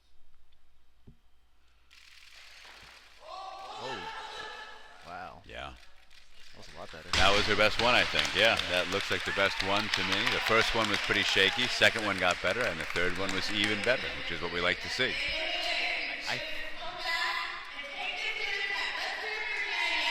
I'm pretty sure that qualifies to win the prize money. I mean, she is quite light. So she's 54.3 kilos, the lightest lifter in this session. And so, yeah, that should put her in good position, right? Oh, and it's based on percentage. So Danielle Hoods coming out. She needs this lift to stay in the competition. This is 85 kilos. Let's see if she can do it.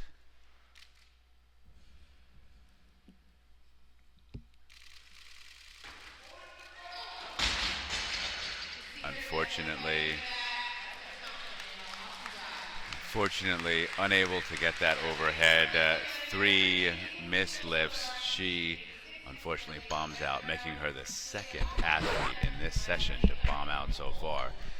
Dave, it's been a bit of a bloodbath in this session, has it not? Yeah, everyone's going for big lifts. Everyone's going for big lifts. People are perhaps going for prize money or personal bests, but we've seen a lot of missed lifts so far, which is really unfortunate. Yeah. Now, how have you been enjoying yourself this weekend at the 2015 hookgrip Spartakiad? It's been pretty good. I've been trying not to work as hard, so. It's a mini vacation for you. Not really, but I was going to say, considering you were working till about 11 p.m. last night, what is working hard for you?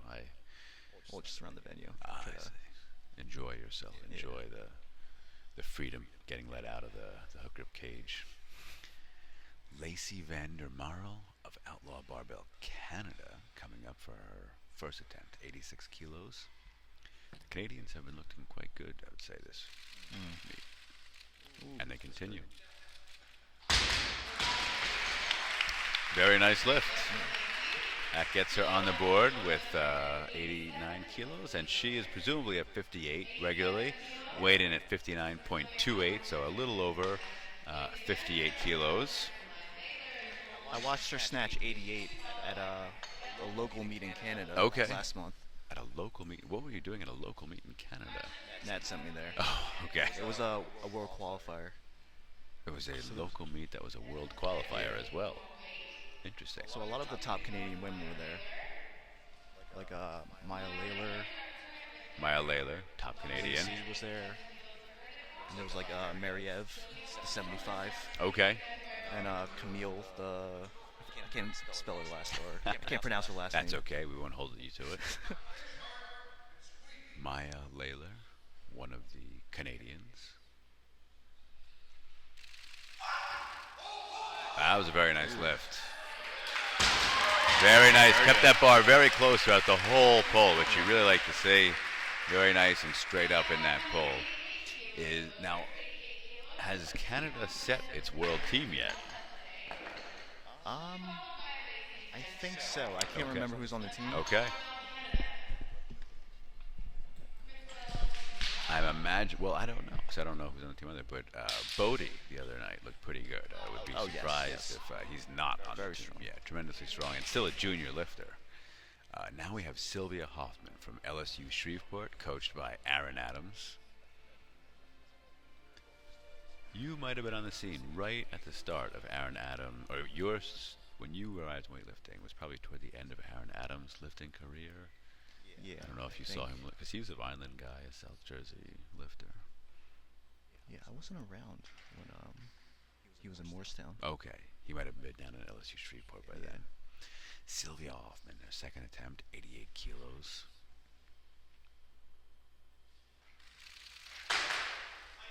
Wow. She caught that almost in a power snatch position. I mean, you caught that pretty high and then sunk a little bit. Looks strong enough, I think. Just needs to a little more finish maybe and get that overhead. Yeah. So what can you tell us from the vaults of the Hook Grip warehouse? Any exciting news coming out of the Hook Grip world? What's the next thing that's coming out? This is the most exciting things would be like the training pants I showed you. Oh, that's right. We didn't even mention those. So the Hook Grip is coming out with a pair of training pants, and unlike most training pants that you buy, which are really not designed for weightlifting, these are designed for weightlifting and have a special fabric woven in, and it's been impregnated with David Look's tears as he cries over the fabric, thinking of his family and friends that he's left behind to work for Hook Grip 24 hours a day. There's so much grief in them, it makes the fabric indestructible. And so it's only on the thigh area, so it will resist, the tearing that you get with a normal pair of stretchy pants. But we were lucky enough to, Dr. Westbrook tried on the pants last night, and the material seems fantastic. So I'm looking forward to buying a pair of those. Any idea what the time frame is? We should be getting the next round of samples next week. So hopefully, once we test that out, okay. We should be able So to within a couple weeks, then maybe. It's gonna be Okay, longer so than within a month or like- two, yeah, maybe like something like that. January. Yeah, maybe like that. I guess it takes a lot of David Look tears to make all those. I don't cry often. So Sylvia Hoffman coming out for her third attempt. I think she's strong enough for this. Let's see if she can put it together on this. Aaron Adams, her coach, looking on. Do you know her best snatch? I do not know her best snatch.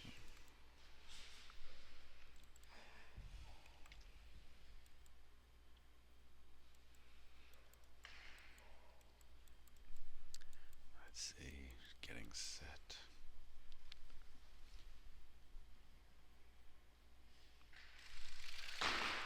Oh, Really, really That was close. quite close, but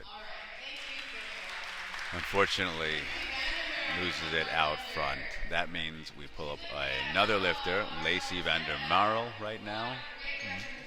And now, were you able to find her best snatch? We have another web browser up, so now we can start looking at these things. Now, David, look, you have been a national level lifter as well.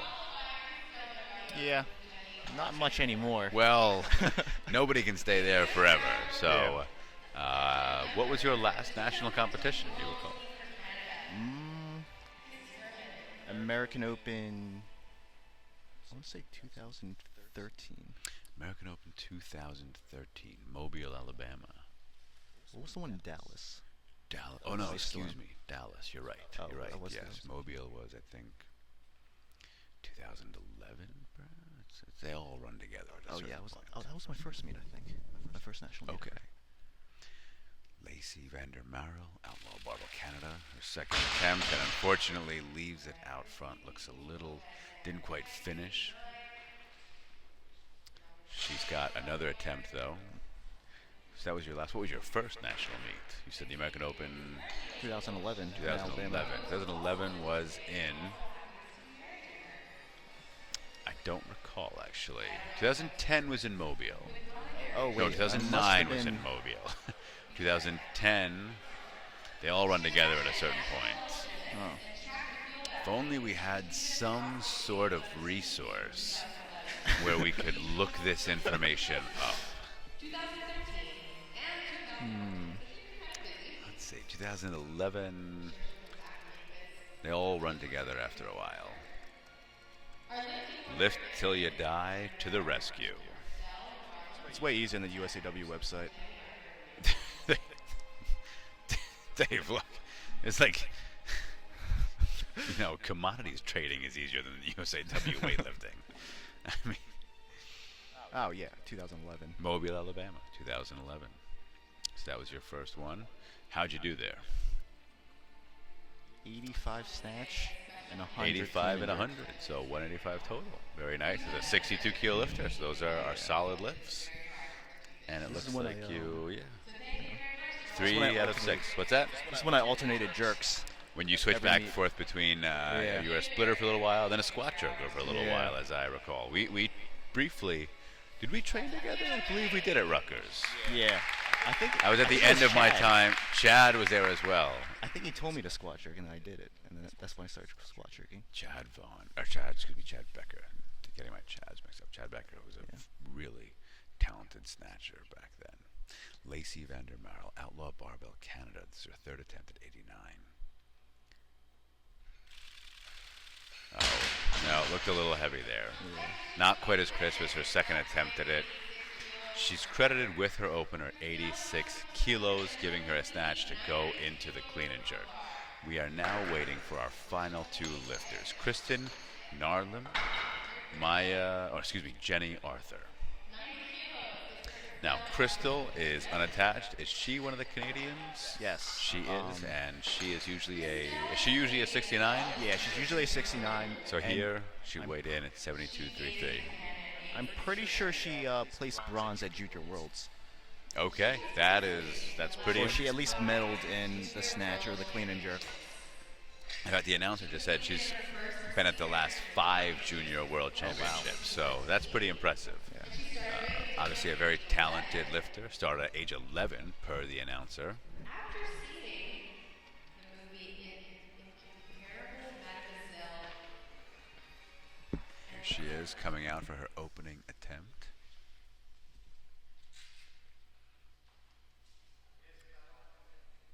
Now, it sounds like her coach was speaking French. Is she from Quebec? Is she French Canadian? So that's where a lot of their really good lifters come from. Let's see her opening attempt, 90 kilos. This is a very impressive weight. Oh, A little bit behind. yeah, up and over, a bit of a swing there, and then goes up and over, unfortunately. Now, very, very strong, but needs to not send that quite back behind. Those of you listening along, if you want to get in touch with us, you've got Dave Look chained to the table right now. So if you have questions for him, for the hook grip indentured servant here, get in touch with us. The Two Doctors is my Twitter handle, Bafo Westbrook, at the Two Doctors, and you can also check out our Facebook page as well, the Two Doctors. And I imagine that David Look has his own Twitter feed, although I don't know that. I have no clue what. I've never been on Twitter. David Look has never been on Twitter. I might have been on it once or twice. I just never used it. So in that way, Nat is kind of like China with you. He sort of controls your internet access, and Yeah, pretty much. doesn't allow you. That's good, because then you might see things like the outside world, or concepts of freedom and other jobs where you're not required to work 24 hours a day, and you can't have that. I mean, that's the engine of Hook Grip is not going to run on that sort of labor. 92 kilos. So now Crystal Narlem has elected to go up 2 kilos. We'll see if that's the right move. Actually, I should look up what she needs to actually. I only knew the Spartakiad website. The Spartakiad website, when I was on it on my phone, was not terribly useful. But maybe the mobile or the full site. Here it is. The full site is a little more useful, yes. Oh wait, she can only win the Sinclair because she's not a U.S. resident. Oh, so So to she be just needs to to win win. those, you have to be a U.S. resident. Okay, so she needs Sinclair. Oh, and she's going up again, 93 kilos. So misses the opener behind, goes up to 93 kilos. So a 3-kilo jump from her opener. Let's see if that was the right move.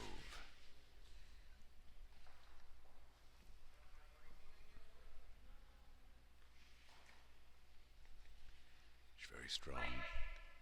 She has lifted at the Junior Worlds 5 times. Oh my goodness. One behind, one in front. We have to hope that the next one is right down the middle, Mr. Look. I hope she jumps up again. You're hoping she jumps up again, so you're taking a rather cavalier approach to attempt selection. Whatever she does, I'm hoping she makes a lift. Yeah. That's what I really like to see. Now, how long have you been at Hook Grip, Mr. Look? About 2 years. About 2 years. Yeah. Interesting. Were you Nat's first employee? Yeah. I actually started helping out Nat when he had to hook everything in his apartment. Oh my God.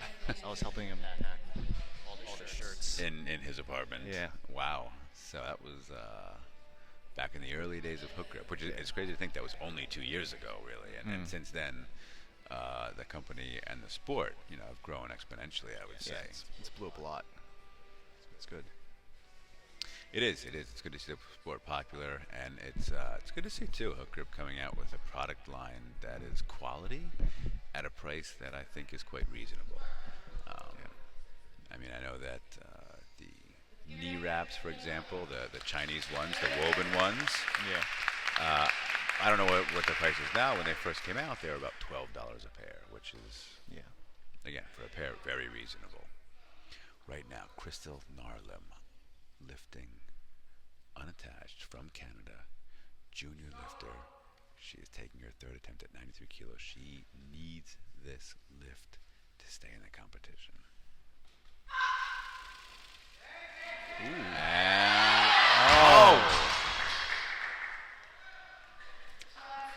Unfortunately, I think she was a little bit on her toes, a little bit forward, didn't quite have the weight over the ideal base of support, and everything went a tiny bit forward. That's really unfortunate. We have now seen 3 people in this session bomb out. Just never. Have you bombed out in your lifting career? Just recently. I'm sorry.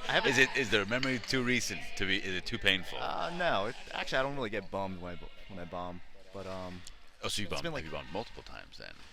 it was the East Coast Gold meet. Recently. The previous 2 years. Both years. Yeah, I injured my elbow Oh. on the first meet, and then I came back the next year. And I didn't make anything. Bad. Well, that's all right. Jenny Arthur right now, opening at 97 kilos. She is on the U.S. World Team for Houston this year. She's represented the U.S. internationally before. Norik Vardanyan looks on, both OTC residents. 97 kilos. Ooh, that's a beautiful Very lift. strong. Now that is a nice lift. Really, really good. That is really, I mean, I was watching her train yesterday. Dr. Westbrook and I were in the training hall, mostly just dropping weights in an effort to train ourselves. And Jenny Arthur was there snatching. Looked great. Very crisp, very precise.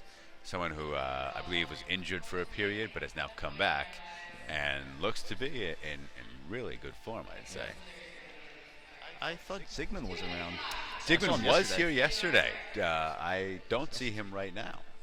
Maybe he left, had to go back, but Zygmunt was here yesterday, definitely. But right now he is does not seem to be here because Norik is the one handling coaching duties and changing weights for her.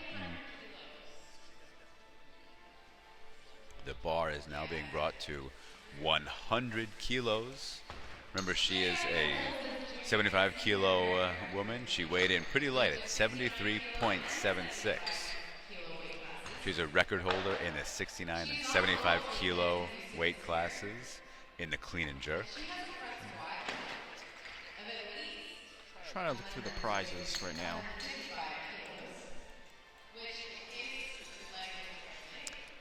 Let's see. So, So if what is someone- on the line here?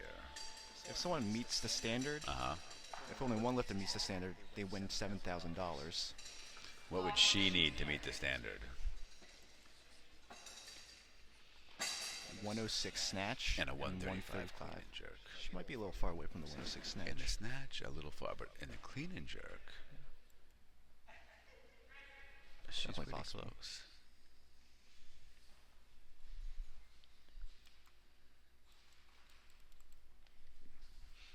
Now, let's see if she can come and make this second attempt. She made 97 quite easily. Looked very precise.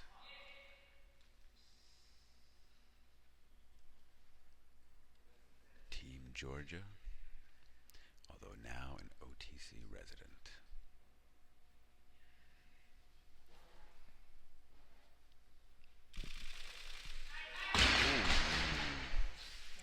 Unfortunately, lost it behind her.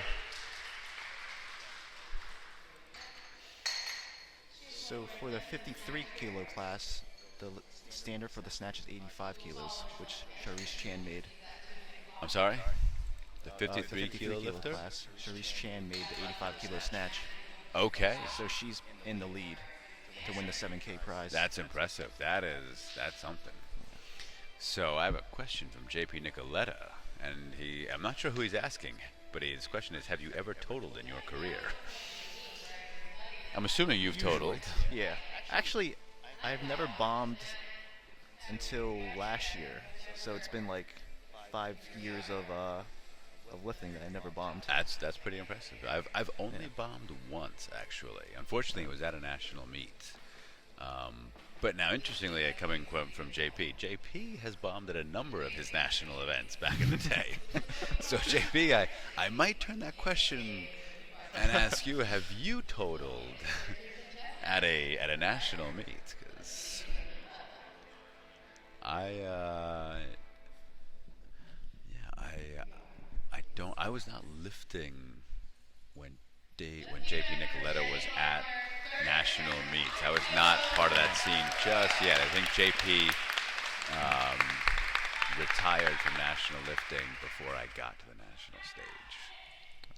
Jenny Arthur, Team Georgia, OTC resident, world team member, and multiple American record holder, taking her third attempt in the snatch at 100 kilos. Missed it on her second. Let's see if she can do this.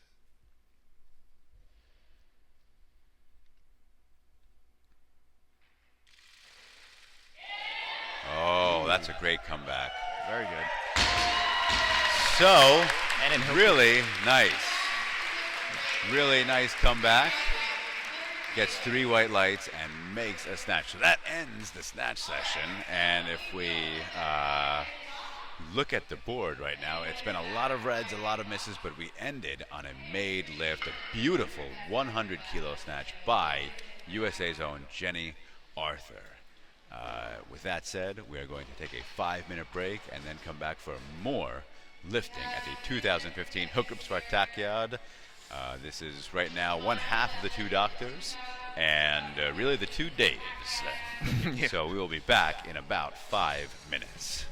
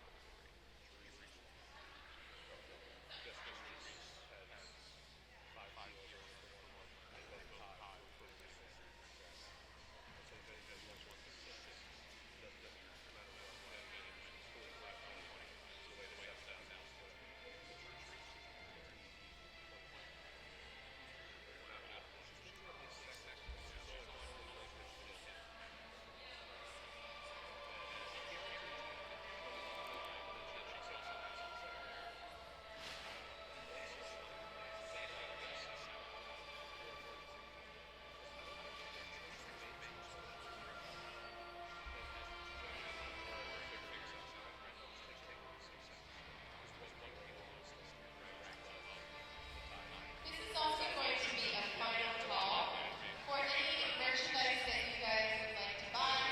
We do have a couple snacks sitting out there, drinks, that kind of thing. This last session will probably take really the same amount of time as snatch is maybe even a little bit longer. And so if we do think you'll get hungry or thirsty, or if you're looking at a t-shirt, now is the time. We will be closing down our merch section at 8 p.m. sharp. You have 20 minutes. We have 90 seconds left on the clock here, and I am going to make some changes. So if you are in the back and you're looking for your phone,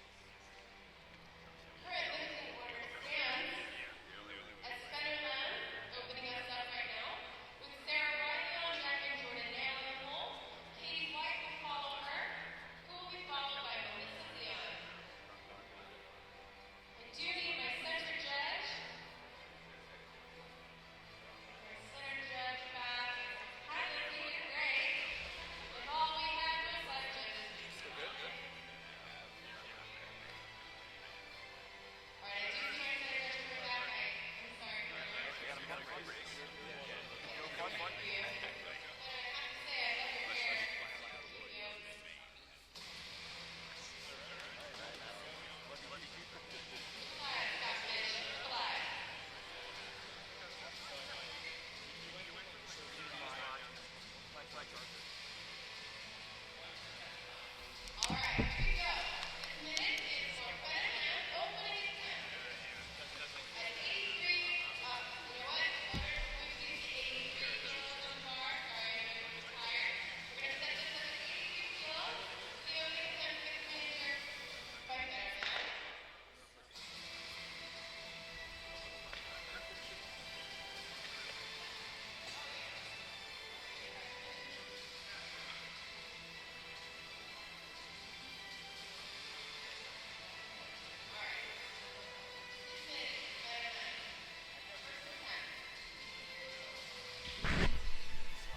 do we get back on? I turned it off. Oh, okay, it's wrong.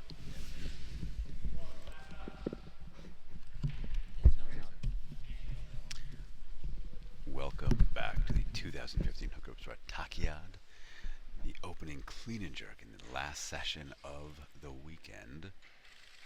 And we are now watching Fenner Lamb, who I bombed out in the snatch, unfortunately. But a good opening lift and a clean and jerk, and I am joined by Dave Look of hookgrip fame and hoverboard fame. Hi. Dave Look, hoverboard racer extraordinaire, Yeah. I try my best. and you succeed your best. So we are, for the moment, the two Davids, since the other half of the two doctors, Dr. Westbrook, had to leave. And Dave Look, in an extraordinary act of bravery, has jumped in to the second headset, probably to get a moment of freedom from the rigors of working for hookgrip.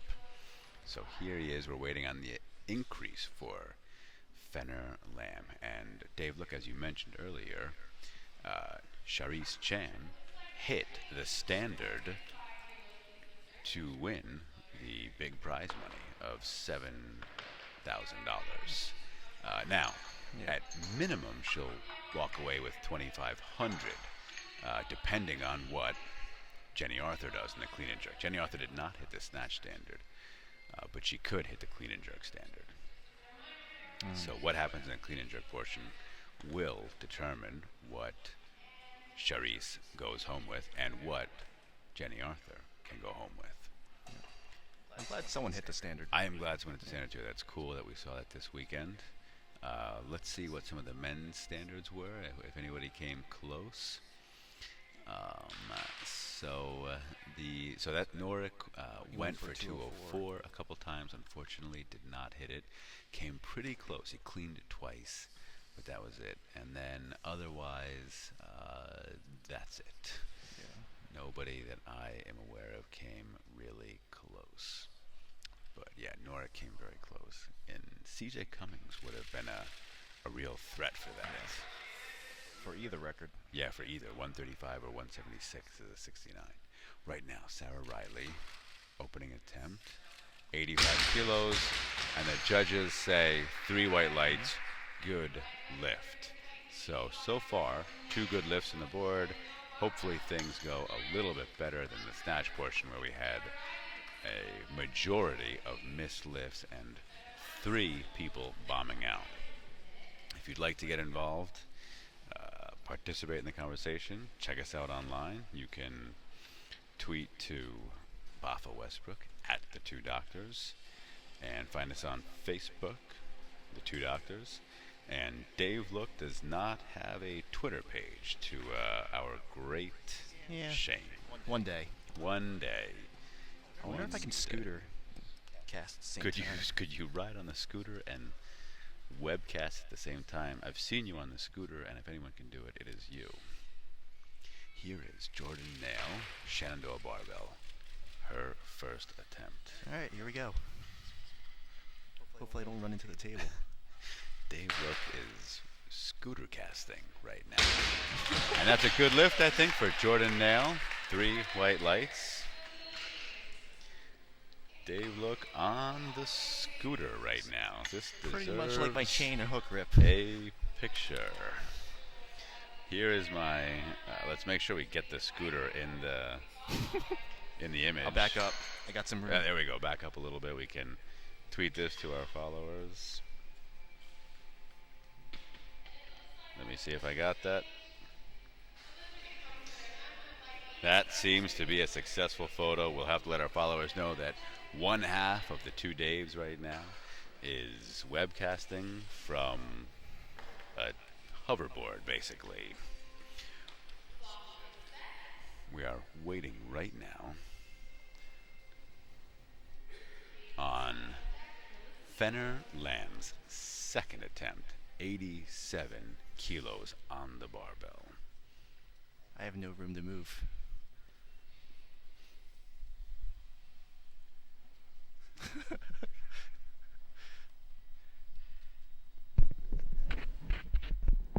Oh, shout out to Mimi. Where is she? Home already? Good. Clean, I think, stands up with it. Well, I'm glad she likes the podcast or the stream, the webcast. Where am I? I don't know. Oh, the jerk. Maybe. Let's see what the judges say. And she gets 3 white lights. Good lift for her. Dave, look, how long did it take you to get comfortable on the hoverboard? It actually doesn't take that long. I was going to say, Yeah. I tried it out earlier.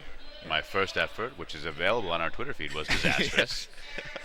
But then I was surprised that really it's tremendously intuitive. Yeah. It's sort of scary how well it knows where you want to go. It's almost if you just sort of think about where you want to go and don't think too much about where your body directing it. Yeah. It Pretty moves. Do you find that you now have a close mind-body connection with your hoverboard? Yeah, I'm pretty much one with the bar. You board. look like you're one with the board. Do you feel a bit low rent when you walk places now? Do you look down upon those of us who still rely on our legs for locomotion? It's pretty much useless these days, except for squatting. White. Well, and you're squatting on it right now.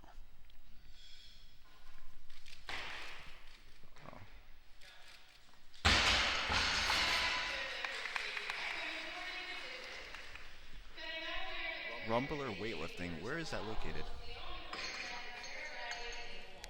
I have no idea.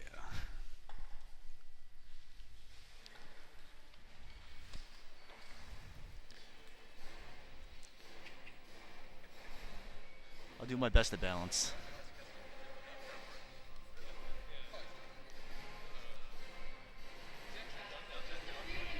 Right now, waiting on Melissa Leone, her first attempt at 89 kilos, so the bar moving up to 89 kilos, while Dave, look, continues to scoot around.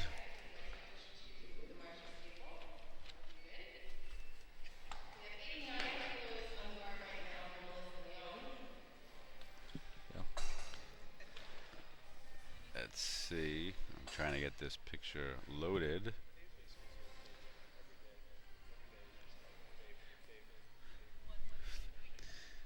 And now he's actually sitting on the scooter, and still he's controlling it with his butt, which is probably not what the inventors had in mind, but it's very certainly working. We're waiting on the increase. Oh, we have the increase, 89 kilos. Melissa Leone is the lifter right now.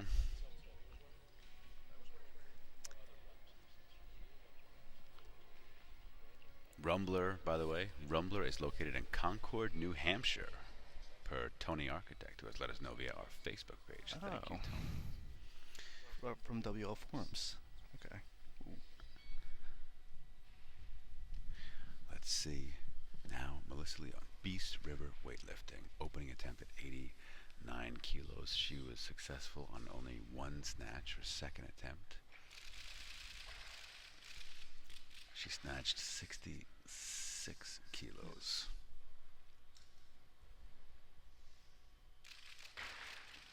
That looks like a good jerk. Very strong. Yeah, gets the down signal, and the judges don't agree, unfortunately. Two red lights, excuse me, so Then I don't no know what I'm lift talking by about. majority decision. It's a tough angle. We're at the side, we can't see the elbows, and You are hindered by the fact that you are sitting on a hoverboard right now, which I barely have a view. you barely have a view. You're the best that you can hope for is to see the water bottles that have piled up around us in an effort to stay hydrated. Now, is this your hoverboard? Is it Hookgrip's hoverboard? It's Nats. It's Nat's hoverboard? Pretty much everything's Nats. I've never actually seen, including you, Yeah, including pretty much. Dave Look. I got branded somewhere. Yeah, there's a hook grip brand. We've seen it. We don't want to share where, but I've not seen Nat on the hoverboard. I don't think. Is there a video of that? I've seen you racing around the hook grip warehouse. Mike's a lot faster than me. Is he? Have you timed each Yeah. other? I pretty much never make the course because I crash into stuff. Okay, so you But spend a lot of time crashing. Mike spends a lot of Mike time has the world actually- record. He has the world record, so The 3-lap standard world record. that's impressive. Right now, Fenner Lamb, her third and final attempt. She made her opener at 83, missed 87, and has now elected to go up to 89 kilos. She unfortunately bombed out in the snatch. Let's see if she can put together one last good lift to end on a positive note. Like to see this lift. Good clean, stands up with it. No, unfortunately not her day. It throws her off a bit, and she loses it behind, which is too bad. She's only credited with one good lift. That brings up another lifter, Sarah Riley, Black Box Weightlifting Club, and she also only made one snatch, made her opening clean and jerk at 85, and is now going to 89 kilos. So she is being coached by Aaron Adams, a former New Jersey guy who is now back in New Jersey after spending some years down at LSU Shreveport. 89 kilos on the barbell.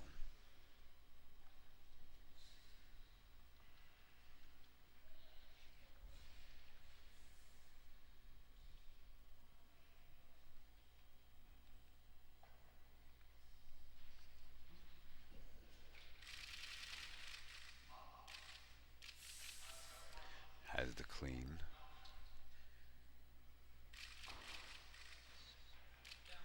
Gets it overhead. Let's see what the judges say.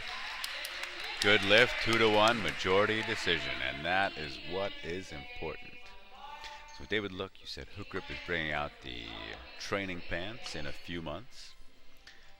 Hopefully. Hopefully, we can hope. I mean, the pair we saw last night looked great, and if you change nothing, I think that would be a solid pair of training pants.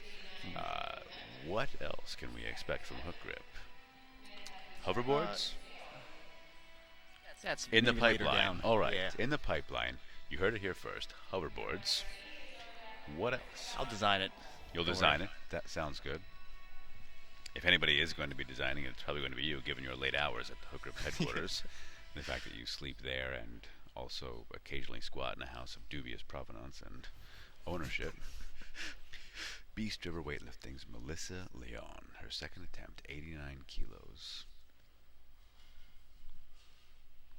She made one snatch at 66 kilos, missed her opener at 89. It was turned down. Let's see if she can make this.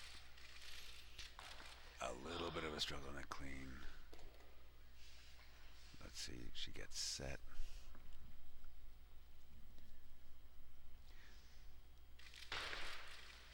That jerk looks very solid. Should leave no doubt, and 3 white lights. That's the way you want to see a made lift. So she gets a total, gets on the board. Now, David, training pants, any timeline on the Hookgrip singlets?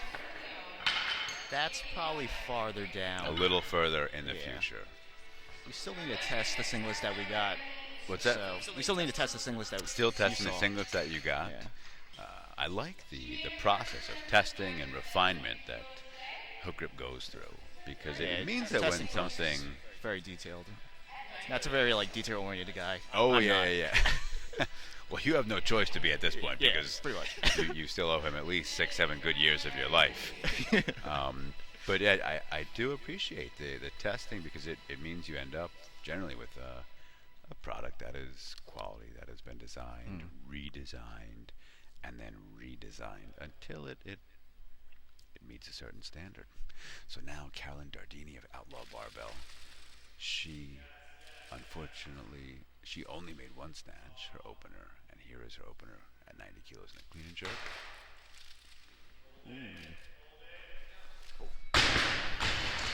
Let's see. The judges say 2-1 majority decision. She makes the lift. 90 and a 73 kilo snatch. So she also gets on the board with a total 163. Not bad for a lifter who only weighs 57.05 kilos. Very strong young woman right there. So singlets, the neoprene sleeves, any time frame on that? Now those we saw, and all three of us, Nat, Dr. Westbrook, and myself, tried tearing them apart, unable to do so.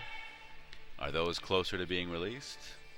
Yeah, we placed an order, I think, in about 3 weeks. About 3 weeks. Maybe a month. Here Hopefully, is if everything goes well. Marissa Gabb. Stands up very nice. Her opening attempt, 90 kilos. She weighed only 66.05.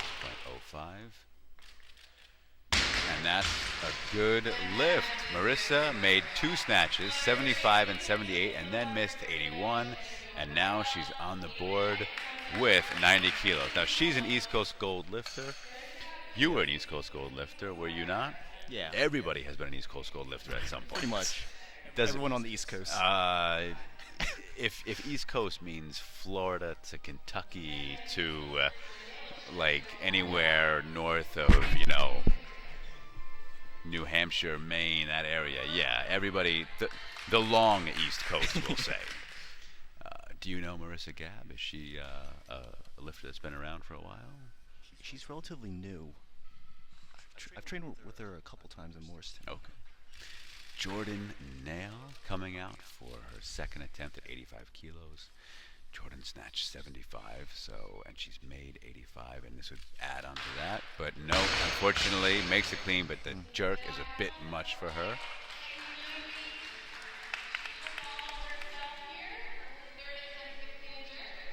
She remains the lifter, though, unless she decides to take a change, although there are no other lifters calling for similar. Well, we have Katie White who's asking for 91, so Jordan could bump up a little bit, assuming that's the weight Katie's going to take to give herself some time if she wants to buy herself some time. She has a 2-minute clock. And let's see if she can come back and make that. Plenty of time.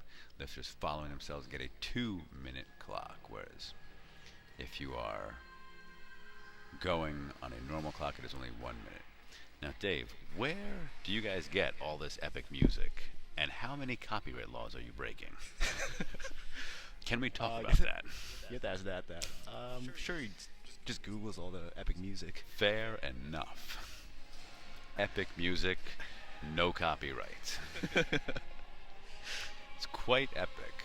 Sometimes I feel like I can almost place the movie it's from, but not quite. Jordan Nail, Shenandoah Barbell, 90 kilos on the bar.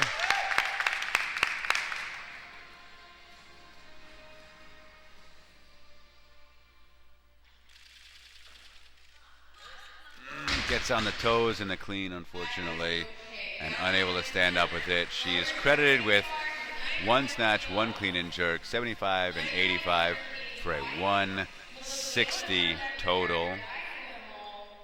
This calls up Katie White for her second attempt. She made 88.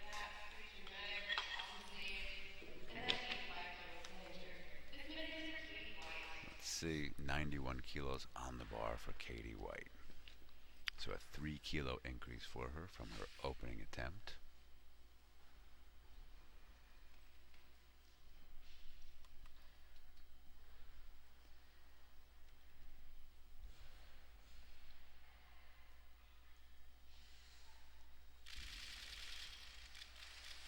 That's a very nice clean. Set up very strong. Looks pretty good so far. Needs to put her overhead. And let's see what the judges say. 3 white lights, a solid lift there. Very, very good. That means the automatic, oh no, Melissa Leon will be going to 92 kilos. So Dave, can you talk a little bit about what the testing is like for a new hook grip product? I mean, presumably it involves more than just 3 guys standing around trying to pull a neoprene sleeve apart, which is what we saw yesterday and participated in. Well, if we actually order a sample, it's pretty much, we're just going to try to destroy it for Okay. at least 30 minutes. Okay. Via any means necessary. Sort of a Yeah. Thunderdome. 1 man, 1 product goes in. Only 1 man or product comes out. I like that. Yeah. I'm assuming it eventually gets slightly more refined than let's break this. So we'll hear about that in a second. Let's watch Melissa Leon take her 3rd attempt at 92 kilos.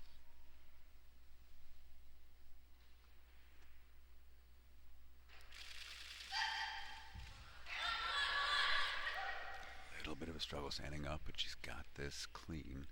Now just needs to jerk it.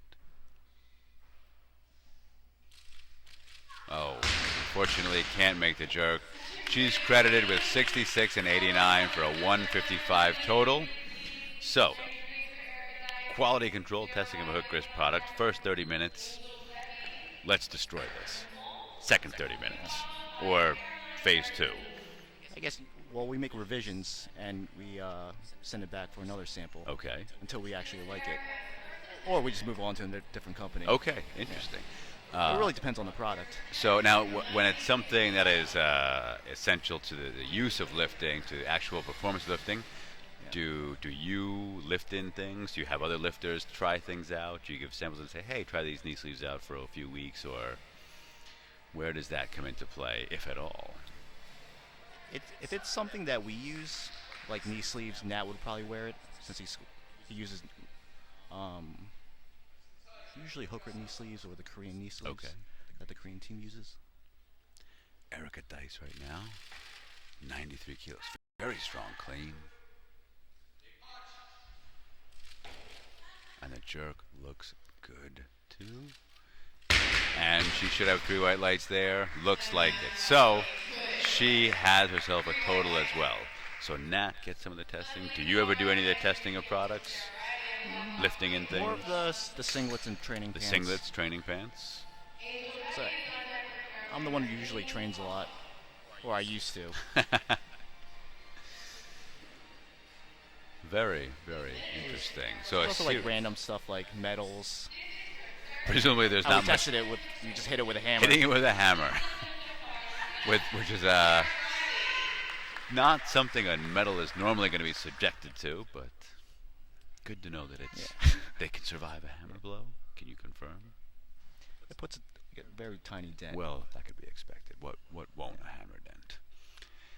So 93 kilos on the bar for Sarah Riley of Black Box Weightlifting. This is her 3rd and final attempt in the clean and jerk.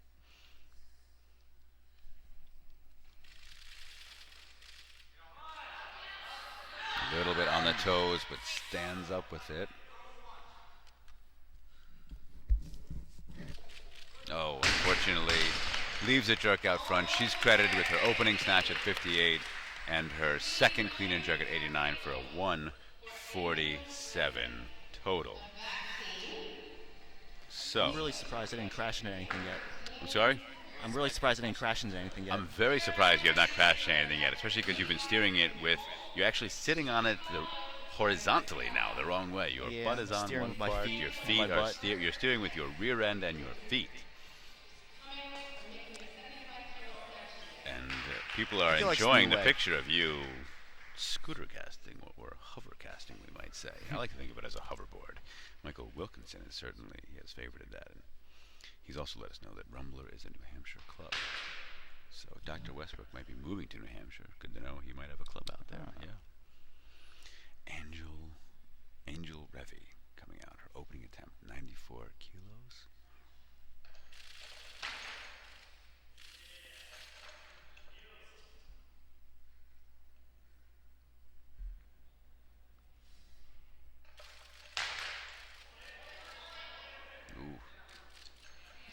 see what the judges say. Good lift, 3 white lights. So that gets her on the board. She has a 75 kilo snatch that she made on her second attempt after missing it on her opener. So she has a total now. And the next lifter to call out is Carolyn Dardini. Remember, if you're enjoying following along, if you want to get involved, if you're watching somebody, want to give a shout out to somebody, let us know. If you have questions for Mr. David Look himself, you can contact us, the Two Doctors, Baffa Westbrook at the Two Doctors on Twitter, or our Facebook page, the Two Doctors.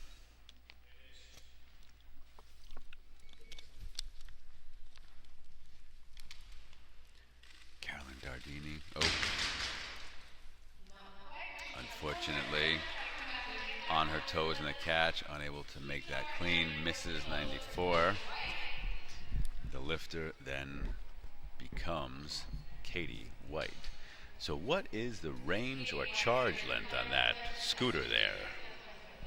I can't remember, but it's supposed to last some ridiculous amount of distance. I'm sure it's not true. Whatever's advertised. Probably not. No, it's probably not like a tank of gas or something. 300, 400 miles. But still quite useful and interesting, and surprisingly intuitive once you get over that initial disaster. Katie White, first attempt. Excuse me, third attempt in a clean and jerk. 94 kilos. She made 2 snatches, and she's made 2 of her clean and jerks so far.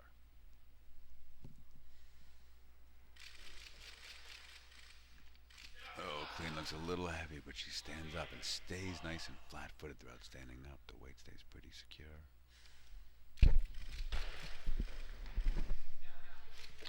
And let's see. 3 white lights, 3 for 3 in the clean and jerk. That is a great performance for Katie White. Lifting is a 75 plus at 87 kilos. Something's happening over there.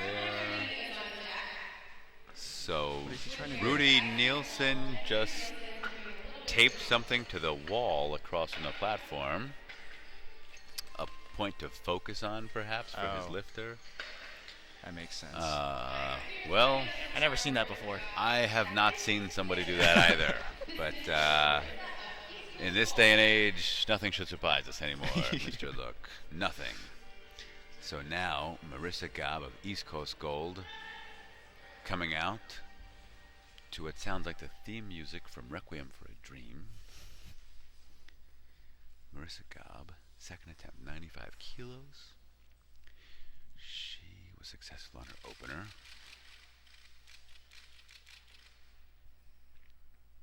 Good clean, very strong. Oh, the jerk was a little shaky. But let's see, unfortunately, 2-1 majority decision, no lift. I didn't see the press, but I saw her face. And she So it looked good from the side, but I saw her face, and she did not sell that lift. She, and Dr. Westbrook and I often talk about this. I don't know what your thinking is, but even if you know you're pressing out, you got to sell that lift. You have to act like, what? What elbow? That felt great. Let the judges give the red lights. The lifter doesn't need to give themselves a red light before it even happens. Carolyn Dardini, outlaw barbell, coming out now for her third attempt. She missed her second attempt at 94 after making 90 on her opener, and they've elected to go up. That strategy did not work in the snatch. Let's see if it works in the clean and jerk, and no, it did not. That target's pretty hard to see. Yeah, I'm not sure what he taped to the wall over there, but it looks like either a white piece of paper on a white wall or a clear piece of tape on a white wall. So as a focal point, it's a bit camouflaged. And probably is not going to do much other than ruin the paint job. But in the end, did not end up making the difference, unfortunately. That said, Carolyn Dardini does get a very strong total for a light lifter. She only weighed 57.05, a 58 kilo lifter, 73 kilo snatch, 90 kilo clean and jerk for a 163 total. David, look, Almost please be wiped out. careful. Lost your balance on the hoverboard there. It's close. Marissa Gobb coming out for her third and final clean and jerk. She was turned down at her last 95. Let's see if she can put this together now. Coach Dan Gorlick looking on. she looks a little happier about that one. And that's 3 white lights. She does it. So she ends up with a pretty good day. 4 for 6, 2 clean and jerks, 2 snatches, and a 173 total.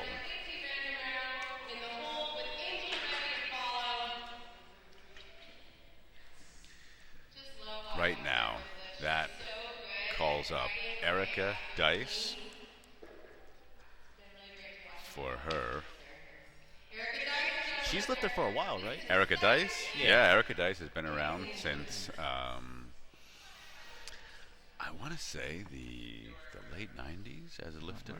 I might be a little wrong in that, but yeah, she's been a national caliber lifter for several years. She was a very good lifter. And is now becoming a very good masters lifter as well. So 96 kilos on the bar. Unfortunately, does not get that overhead, but she still has one more attempt.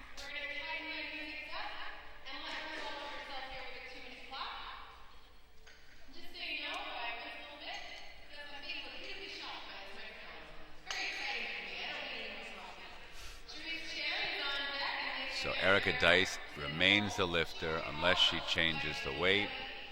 She's taking 96 kilos. She gets a 2-minute clock.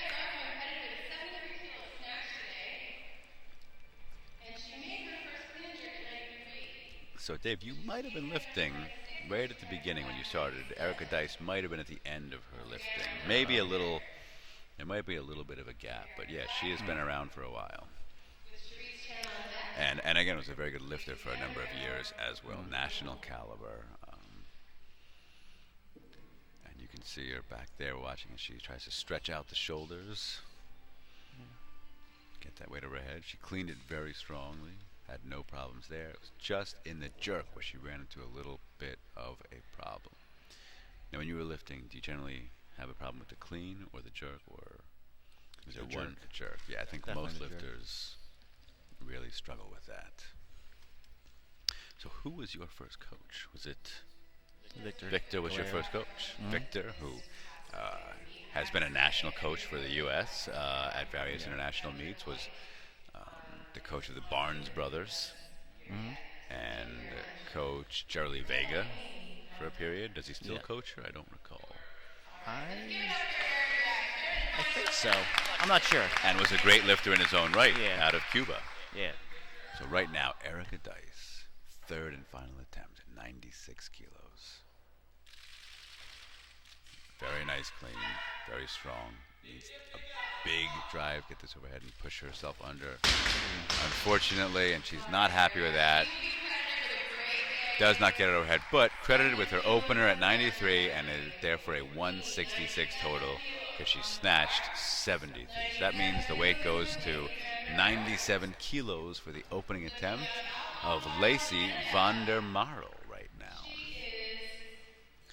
Now, do you recall what class Victor Gallego lifted in? The 67.5, was that it? I think it was the one under plus the 67.5. Okay, so then a below 67.5 was 60 kilos. Was it 60? Well, there was 64 was a class a little later. I guess it was. Maybe he ended his career with 67.5 because I knew he snatched close to 140. And clean and jerked. 67.5. Yeah. Wow. And he clean and jerked, I think, He right snatched under over double 170. body weight. Yeah, I think That's so. It must have been fantastic. like 135, 140. That's a really, really great snatch for a light lifter. Right now, Lacey van der Marel, Outlaw Barbell Club. 97 kilos is her opening attempt. Outlaw Barbell Canada. Looks a bit hard for an opening attempt clean and jerk.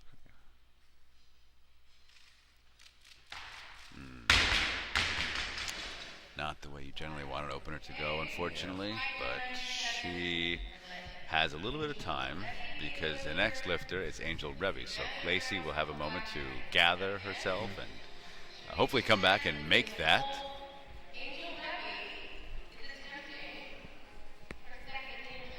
This will be Angel Revy's second attempt, but oh, nope, she's asking for more weight, and that means the lifter goes back to Lacey, and technically that means she only gets 1 minute.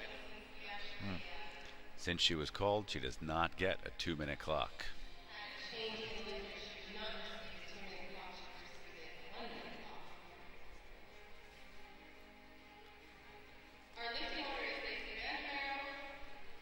Who do you think is going to win the top prize?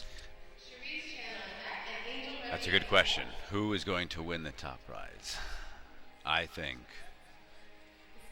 it's going to be. That's tough. Right now, Charisse is in a great position because she's already hit that standard. Jenny Arthur is strong enough to hit that standard, Yeah, definitely. but that's. My money, I think, is going to be on Charisse Chan right now. Only because Jenny Arthur would have to go for 136, which is a pretty big clean and jerk for her.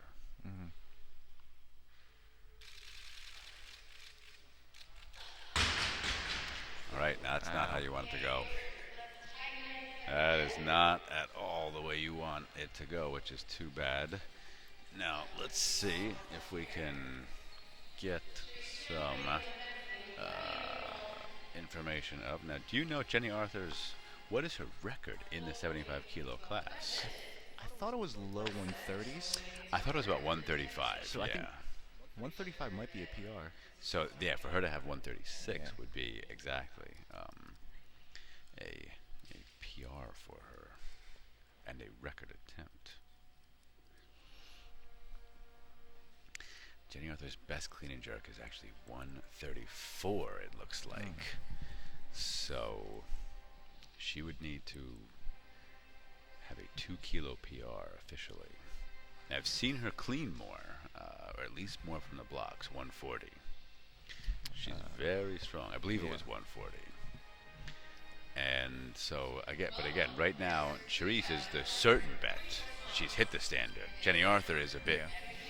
It remains to be seen. So I think it's going to be Charisse only because she's guaranteed, and Jenny Arthur would have to hit an American record weight and a PR for her. What do you think? Any thoughts? I think you should do it. You think she's going to do it? Yeah. I hope you're right. I really hope you're right. I really enjoy watching her lift. I think she has great technique. I think she's gotten even better since working with Sigmund. Yeah. Has really refined herself. But right now, let's see if Lacey Vander Marel can come back to make this clean and jerk. She only made one snatch her opener, 86 kilos. She has missed both first and second attempts at 97. Needs this to stay in the competition. Power cleans it. Power clean. That's a big power clean.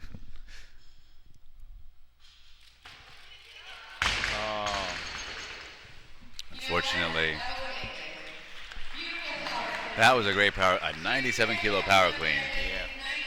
That's pretty good. I'm pretty happy on days when I power clean 97 days. So that's a nice lift for a young woman who only weighs 59.28 kilos. Not even a full 63. Generally competes, we can assume, as a 58 kilo lifter. So unfortunately, no total for her. 1 for 6 day, which has been happening to a number of our lifters in this session. But right now, the lifter who hit the hook grip set standard of 85 kilos in the snatch is going for a 98 kilo clean and jerk. Remember, she only weighs 54.3 kilos.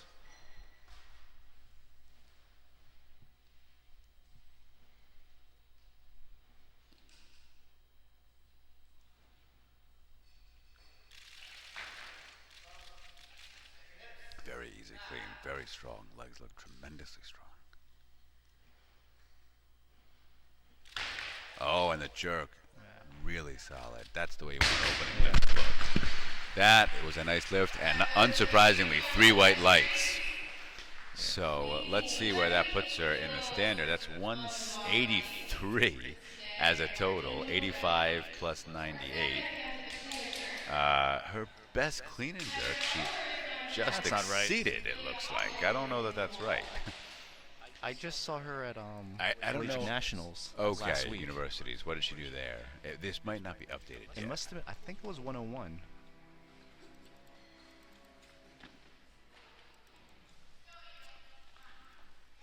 Right now, Angel Revier, from that team, is their second attempt on the clean and jerk, going for 98 as well. She made 94 in her opener.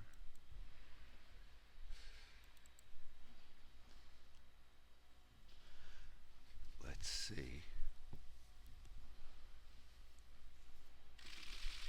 Oh. Hips looked a little high. Yeah, looked a little heavy off the floor. She has another attempt at it, but it's going to have to be a little better than that.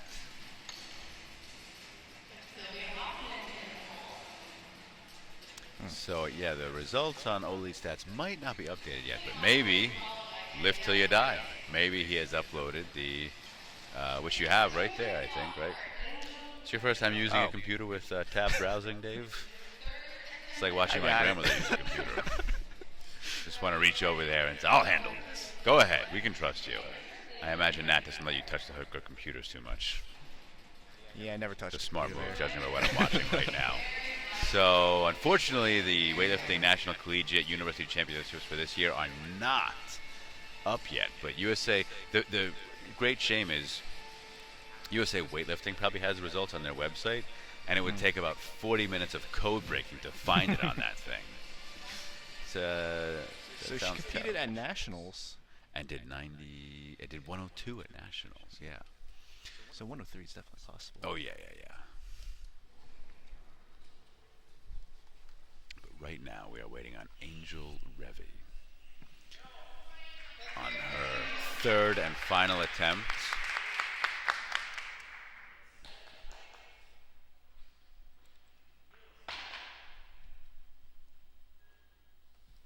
Let's see if she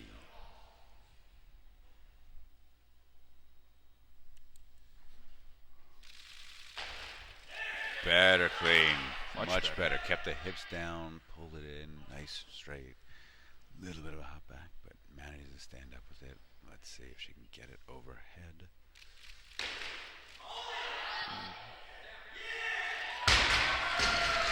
And that's a good lift. 3 white lights. So she comes back to make a really nice final lift for herself. End up with a 173 total, 75 and 98. Right now, I'd like to give a big shout out to Club Haltérophile de Montréal members Coach Mark Nem, and lifters Crystal and Francis.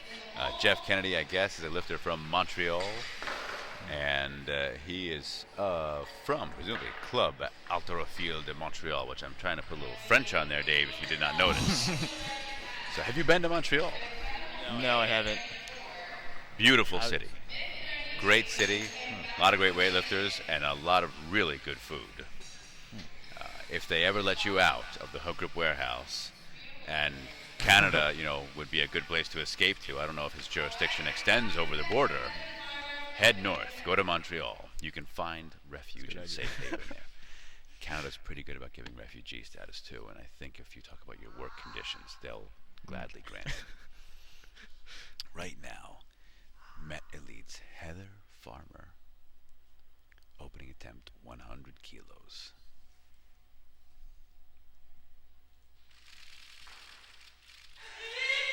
Looks pretty strong, a little struggle standing up, but got it on her chest, needs to put it overhead. Let's see.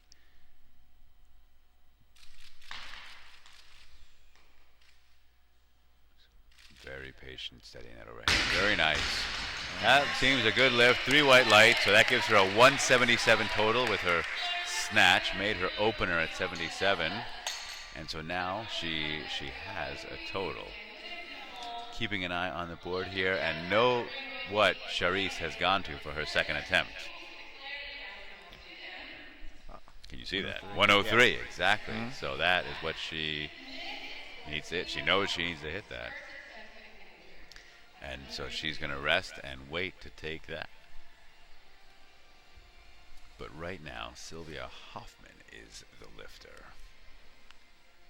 LSU Shreveport, and she's being coached by Aaron Adams, formerly of LSU Shreveport. He went to school down there. Dave, did you ever find us those Spartakiad shirts? Are they all Yes. Actually, I forgot to remind Jordan, but if there was extras, she would give you guys some. Okay. And then I forgot. And then you forgot to remind Jordan. Yeah. Well, so there's... I'll see you around some. That's all right. Here we have Sylvia Hoffman.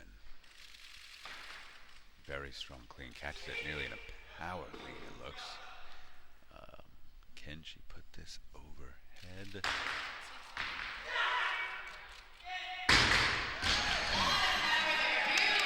Very strong lift, 3 white lights. Successful with that opener at 100. Gives her a 185 total.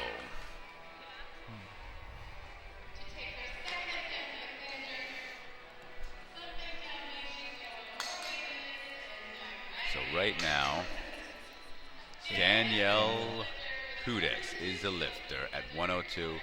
East Coast Gold lifter unfortunately did not make any of her snatches, but is coming out to clean and jerk.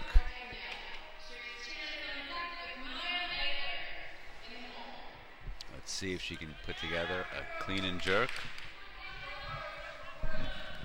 There are individual medals at this meet. Snatch, clean and jerk, and gold, so she can get a clean and jerk medal, and is might be competing for one of those, or just for the sake, the love of competing.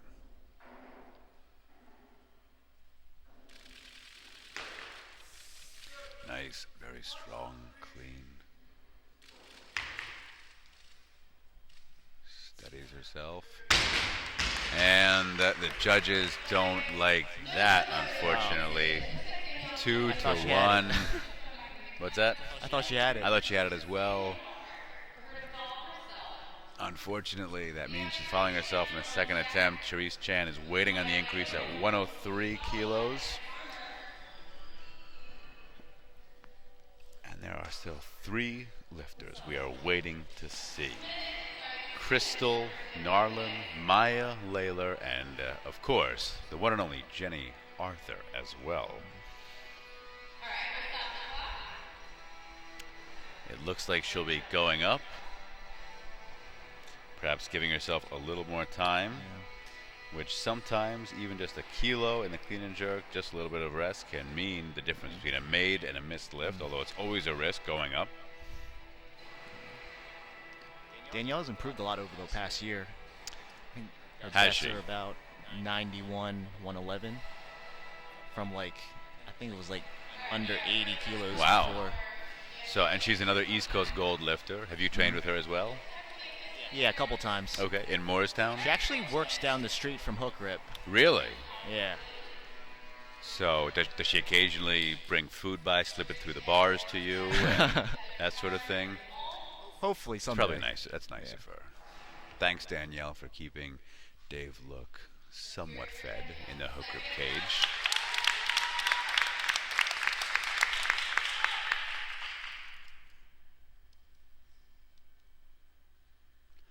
Her second attempt needs this. Let's see right now. Let's see. 3 white lights. That's a good lift. So, gets on the board with 1 good lift. Again, did not make any snatches, unfortunately. But she's made a clean and jerk. She can improve on that now and vie for one of the medals that's available.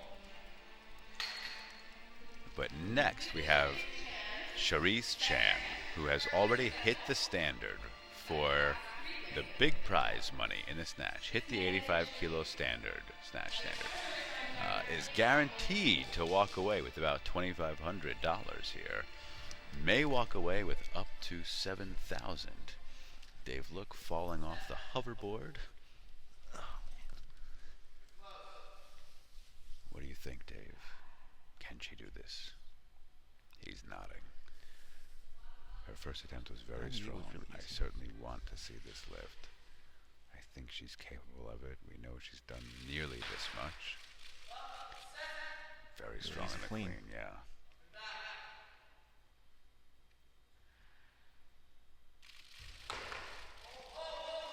Oh, she needs to hold on. Wow. I thought that for sure that was a miss. I thought she was going to lose it forward, but no, she holds on. And 2-1, the judges say yes. That is a big lift. That is really impressive.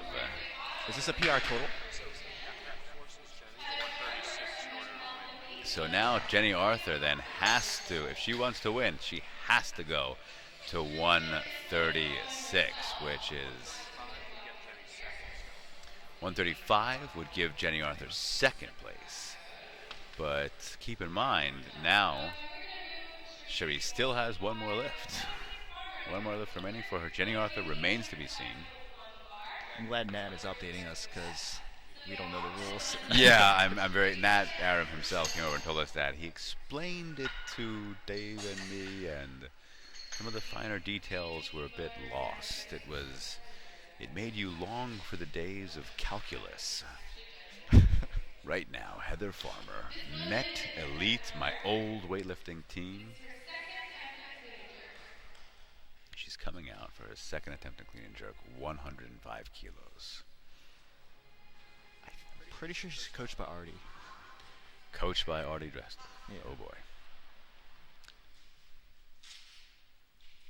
And yet Artie is not here. He did not come down.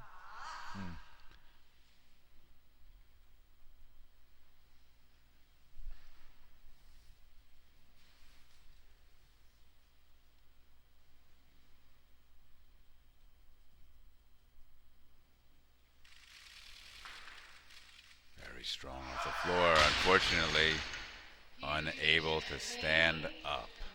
She does have one more attempt. Right now she has a 177 total as a very, very light 69 kilo lifter. She's really much closer to 63. She's weighted at 63.44. But she has some time now because the lifter changes. We go to Sylvia Hoffman's second attempt in the clean and jerk. She made 100 on an opener. She's lifting for LSU Shreveport. Coached today by Aaron Adams. She's lifting as a very light 75, weighed in 69.21, so only 0.21 over.